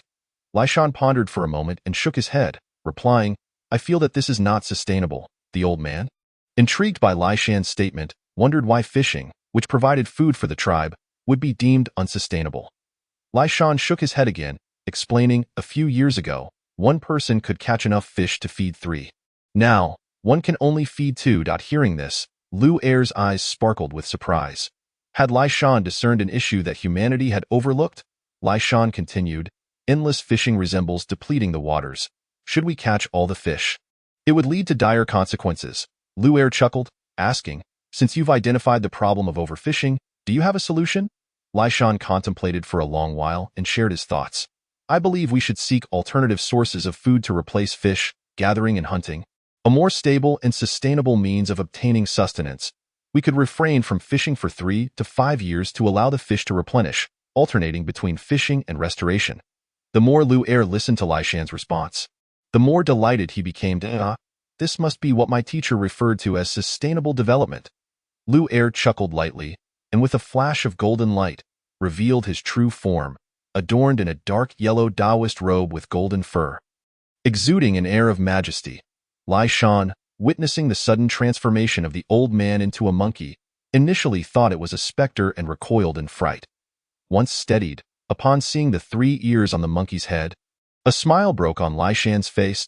Six-eared demon god. In the great battle of the 4 seas, the six-eared demon god had challenged the million-strong dragon clan, wielding a solid black iron staff, inspiring fear in the elite of the 4 seas and gaining renown throughout the primordial world. Naturally, Lishan had heard tales of the six-eared demon god from the elders of the tribe. It was said that the six-eared demon god was named so because he possessed 6 ears. Seeing that Lishan was unfazed upon recognizing him, Lu'er felt a sense of satisfaction and smiled. "I am the six-eared demon god of the demon clan. You, young one, are quite remarkable. Would you be willing to take me as your master? I shall teach you the ways of cultivation, though young." Lishan had often heard from the tribe's elders about the great abilities possessed by the various demon gods. Without hesitation, he immediately bowed and said, "Disciple Lishan, respectfully greets my teacher." "Ha. Very well, today I shall accept you as my disciple." The six-eared demon god, having paid homage to the Earth Emperor and the god of agriculture, Shunnong, did not take Lishan with him. Like his senior brother, he chose to reside within the human tribe, imparting knowledge to Lishan among his kin. When the leader of the Jiangshui tribe returned, he was overjoyed to hear that the six-eared demon god had taken on Lishan as his disciple. During the great battle of the 4 seas, the six-eared demon saint stood as an indomitable force, repelling the elite of the dragon tribe with unparalleled might, earning him the awe of the primordial realm. The six-eared demon saint taking on Lishan as a disciple was indeed a momentous occasion. In the depths of the 10,000 mountains, the six-eared demon, usually jovial and carefree, assumed a more serious demeanor as he embraced his role as a mentor. With earnestness, he taught the Earth Emperor Lishan, leaving no room for negligence. The Lishan clan was destined to be the Earth Emperor, blessed with exceptional aptitude and insight. Upon reaching maturity, he too attained the path of immortality. Subsequently, Lishan began to learn methods of governance and ways to enhance productivity. When Lishan officially came of age, it was only natural that he became the leader of Jiangshui. The human population expanded anew. The food sourced from gathering, hunting, and fishing proved insufficient. Lishan actively sought alternative food sources, but the few he found were all of poor taste and, if consumed in excess, caused ailments among the humans, rendering them unsuitable for long-term sustenance. With no other options, Liu Shan sought the assistance of his mentor. Upon hearing Liu Shan's predicament, the six-eared demon god chuckled softly, recalling his travels through the primordial realm where he discovered a five-colored divine valley, which he was currently cultivating in the celestial fields of the 10,000 mountains. "I shall return to retrieve the five-colored divine valley," he declared. "Yes, I would be most grateful, master," Liu Shan responded with delight, patiently awaiting his mentor's return. After the six-eared demon god fetched the five-colored divine valley, he returned to the Jiangshui tribe and entrusted it to his disciple, Liu Shan. As Liu Shan inhaled the fragrant aroma emanating from the divine valley, his heart trembled with excitement. This was precisely what he had been searching for. He promptly planted the five-colored divine valley in the fertile soil. Once sown, the divine valley erupted in a dazzling display of colors, remarkably splitting into five distinct crops: rice, millet, foxtail millet, wheat, and legumes. These five varieties matured swiftly, their grains plump and heavy, adorning the branches in abundance. Liu Shan, witnessing this bountiful sight, was filled with joy as he harvested the grains. He then gathered stones, crushed the grains, and placed them in a clay pot with water to cook. Within moments, the delightful aroma of cooked food wafted through the air. The initial taste was somewhat bitter and unpalatable, yet it revealed a sweetness upon reflection. Most importantly, after consuming a bowl of the porridge, he felt a satisfying fullness. This is precisely the agricultural produce the human race requires. These five crops may be referred to as the five grains. Liu Shan exclaimed, cradling the five grains in his hands, his heart brimming with strength. With these grains, the humans would no longer face hunger. Liu Shan replanted the seeds with care, nurturing them diligently. The Jiangshui region, blessed with abundant rainfall and fertile soil, proved highly conducive for crop growth. Even during the trial planting, he reaped an incredible harvest, yielding countless seeds. As Liu Shan surveyed the Jiangshui region, he identified suitable locations for cultivating the five grains and distributed the seeds among the tribe's people, encouraging them to plant and tend to the crops together in anticipation of the harvest season. Chapter 73. The era of agriculture begins, and Fuxi achieves enlightenment through meticulous cultivation and attentive care. The harvest season arrived, and the five crops yielded a tremendous bounty. The entire Jiangshui region rejoiced in the fruits of their labor. Is it truly so? Can we eat all this? Grains? Can they really serve as food? Indeed, the leader said that by crushing the crops with stones and cooking them in a clay pot, they become a delightful porridge that is quite tasty. Consequently, the people eagerly used clay pots to cook the five grains, discovering the surprisingly delicious flavor that satisfied their hunger. The yield from the five grains far exceeded that of gathering, hunting, or fishing, and posed no danger. Simply planting them in fertile land sufficed. Joy enveloped the Jiangshui tribe. With food in hand, their confidence soared. With sustenance secured, the Jiangshui tribe flourished. The following year, they expanded their planting area, ushering in an even greater harvest, ensuring that they would never again lack for food. Thus, the Jiangshui tribe promoted the cultivation of the five grains, leading the human race and bringing an end to the age of hunting and gathering, as they stepped boldly into the agricultural era. With the five grains sown and meticulously tended, the Jiangshui tribe experienced consecutive years of abundant harvests, never again witnessing the specter of famine, and growing ever more prosperous and powerful. As the Jiangshui tribe grew in strength, the other human tribes faced increasingly dire circumstances. With rising populations, the inadequacies of hunting and gathering became apparent, leading to a resurgence of famine and death among the tribes. During this time, the Jiangshui tribe, witnessing the plight of their brother tribes, extended a helping hand, teaching them the ways of agriculture. Many of these allied tribes, after adopting farming practices, also enjoyed bountiful harvests, gradually alleviating their issues with food and becoming increasingly affluent. With the ongoing consolidation of agricultural lands, numerous smaller tribes in the Jiangshui region naturally merged into the Jiangshui tribes. In just a few short years, no other small tribes remained. They had all integrated into Jiangshui, leaving only their surnames behind. The presence of common folk within the Jiangshui tribe signified the amalgamation of hundreds of tribes, and the term common folk gradually ascended to prominence within human society. The Jiangshui region collectively stepped into the agricultural era, leaving the myriad tribes of the primordial realm far behind. Upon the announcement of agricultural cultivation, the entire human race was taken aback. Could agriculture truly provide sustenance and prosperity for the human race? Fuxi, attending to state affairs in the capital, heard of Liu Shan from the Jiangshui tribe. Under Liu Shan's governance, the entire Jiangshui region thrived, which brought great joy to Fuxi. Was Liu Shan destined to be the next human emperor? Fuxi entrusted his state affairs to his subordinates and immediately journeyed to the Jiangshui region to personally assess whether Liu Shan was fit to become the next leader. Disguised, Fuxi traversed the Jiangshui region, witnessing well-tended fields and neatly arranged homes where children and elders reveled in joy, a veritable paradise. Seeing this, Fuxi's heart swelled with happiness. Ha ha! Liu Shan truly possesses remarkable talent. Fuxi then formally visited Liu Shan. Upon learning that the esteemed leader Fuxi had arrived in Jiangshui, Liu Shan promptly gathered his followers to welcome him. The esteemed leader Fuxi, I humbly greet you. Fuxi, observing Liu Shan's extraordinary demeanor, smiled and said, Dear brother, there is no need for excessive formalities. Your governance has led the human race to prosperity, which is a great joy for all. Liu Shan, ever humble, replied, It is but a modest achievement. Your praise is unwarranted. Fuxi, noting Liu Shan's humility and composure, engaged him in a discussion on governance among the human race.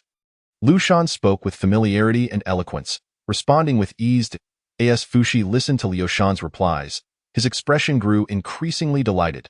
Ha ha, my dear brother, you possess great talent and are fit to take on the mantle of leadership. Guiding the human race, I wish to abdicate the position of leader to you. Upon hearing Fuxi's intention to pass on the leadership, Liu Shan was immediately filled with trepidation, humbly declining, I have achieved but little. How could I deserve the title of leader of the human race? Fuxi's expression turned grave as he asserted, Dear brother, do not shy away from this responsibility. As I survey the human race, I see countless souls perishing from hunger, while your Jiangshui region not only lacks famine but thrives abundantly. This is your merit. The journey of the human race has been fraught with hardship. Can you bear to witness more of our kin perish? Fuxi's words resonated with sincerity and urgency. Liu Shan, with the well-being of the people in his heart, could not bear the thought of witnessing more of his fellow beings succumb to starvation. He nodded in agreement, silently vowing to strive for the revitalization of the human race. Liu Shan entrusted all matters of the Jiangshui tribe to his deputy, made the necessary preparations, and immediately followed Fuxi towards the human capital. Upon arriving in the human capital, Fuxi appointed Liu Shan as his deputy, entrusting all significant affairs to him, allowing him to familiarize himself with the intricacies of human governance. After serving as a deputy for 2 years, Liu Shan became fully acquainted with the matters concerning the human race. Fuxi sensed the moment had come for him to fulfill his mission. He announced to all tribes, I, Fuxi, have served as the leader of the human race for over 100 years. Today, I have found a great sage in Liu Shan of Jiangshui, who has the capability to lead our people towards prosperity and will succeed me as the leader of the human race. Following Fuxi's proclamation, he and Liu Shan journeyed to Mount Tai to prepare for the grand ceremony of abdication. The abdication of Fuxi's leadership to Liu Shan would take place, and the leaders of the major tribes would join in the ceremonial rites. At this moment, the 6 saints of the primordial realm comprehended the significance of Fuxi's actions. He was fulfilling his great purpose. Enhua's face radiated joy, knowing her brother would soon transcend his trials. The 6 saints descended upon Mount Tai, and celestial phenomena unfolded. Purple chi flowed from the east, and fragrant aromas filled the air. Countless powerful beings in the primordial realm shifted their attention to Mount Tai. However, after the 6 saints arrived, there was a notable stillness, and the grand ceremony was delayed. Most leaders of the various tribes had gathered. Why was the ceremony not commencing? I suspect we must wait for the Supreme Master to announce the beginning, as he is the leader of the human sect. Indeed, it is also possible that Lady Enhua will announce the commencement. As Taiji Laozi listened to the discussions, his expression remained placid, yet the tranquility of his heart was disturbed by ripples. For the ceremony of crowning the human emperor required a treasure of the human realm, one that was not in his possession, but in the hands of Luin. Suddenly, a golden rainbow flashed across the heavens. The Golden Crow's rainbow technique, it was Lord Luin. Luya held the Kongtong seal in his grasp. Today, during the grand ceremony of Fengshan, only with the Kongtong seal could Luya exercise his authority of conferral. The 6 saints were merely spectators, clad in a robe of deep black gold. A subtle smile graced Lu Ye's lips as his gaze swept over Mount Tai. The grand ceremony of Fengshan begins.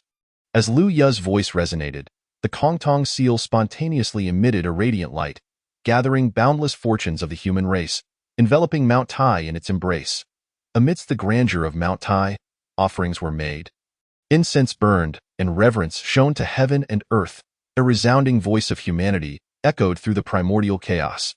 For over 100 years, Fuxi had served as the sovereign, diligently governing during his tenure, guiding the human race in fishing and hunting to supplement their sustenance, reforming marriage to uphold the order of humanity, inventing musical instruments to enrich lives, and delineating territories to enhance management efficiency, all while employing the innate 8 trigrams to assist humanity in seeking fortune and avoiding calamity.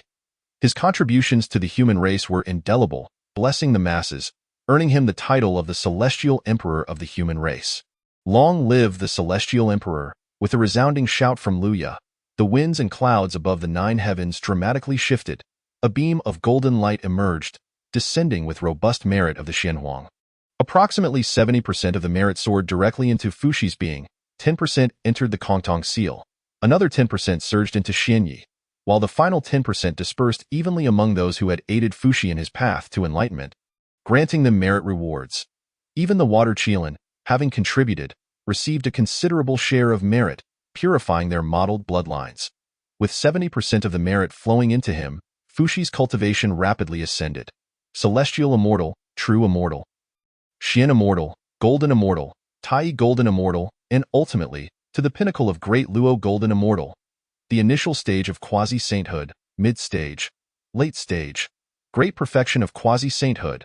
Through the merits of the Celestial Emperor, Fuxi's cultivation directly elevated to the great perfection of quasi-sainthood. Although the position of the Celestial Emperor could not compare to the boundless and indestructible status of a saint, it remained immensely esteemed. As long as humanity endured, the Celestial Emperor would not perish through the ages.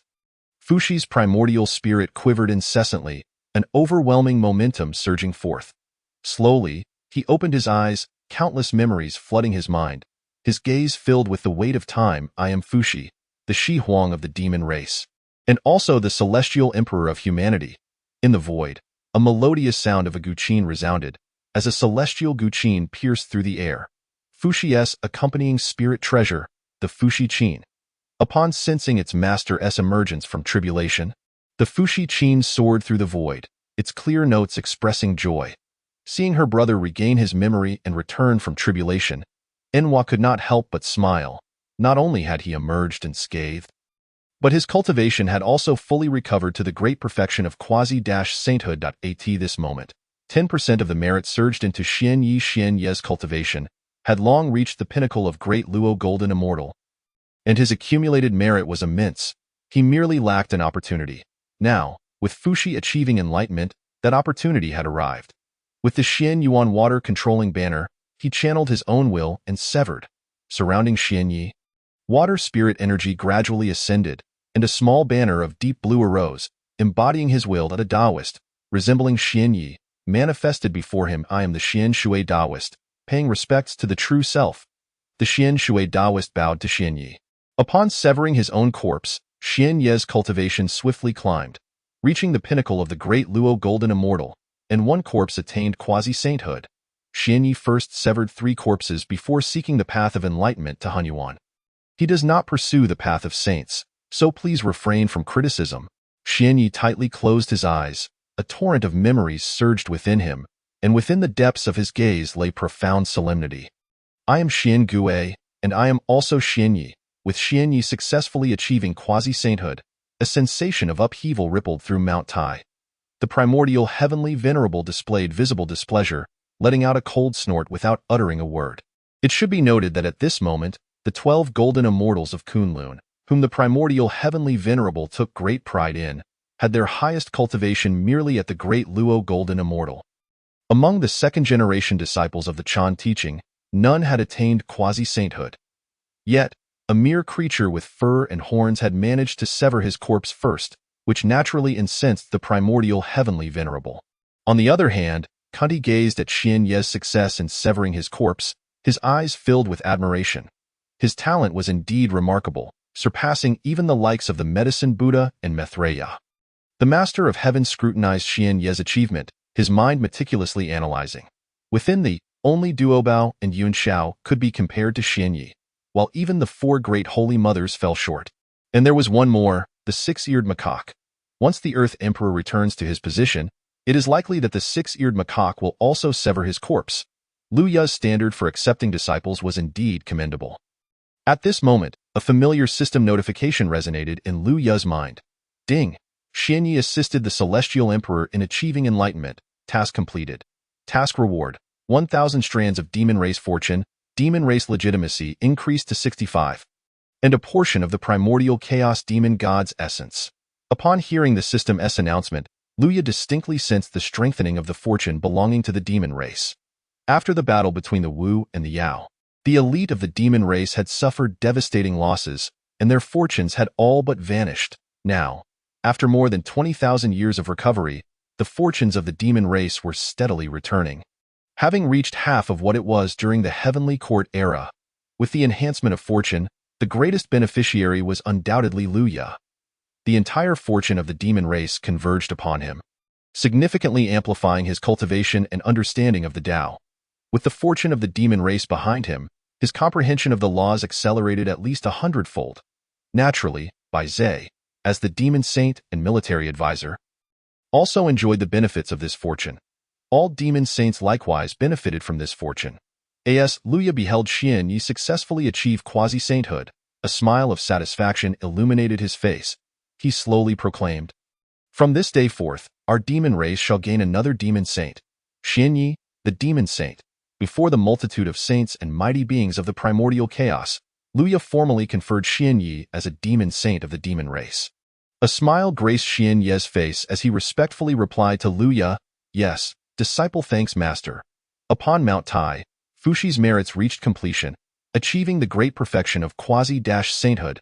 At this moment, Laozi, with an air of tranquility, gently spoke, "Since Taoist Fushi has attained the position of Celestial Emperor of Humanity, it would be inappropriate for him to remain in the primordial chaos.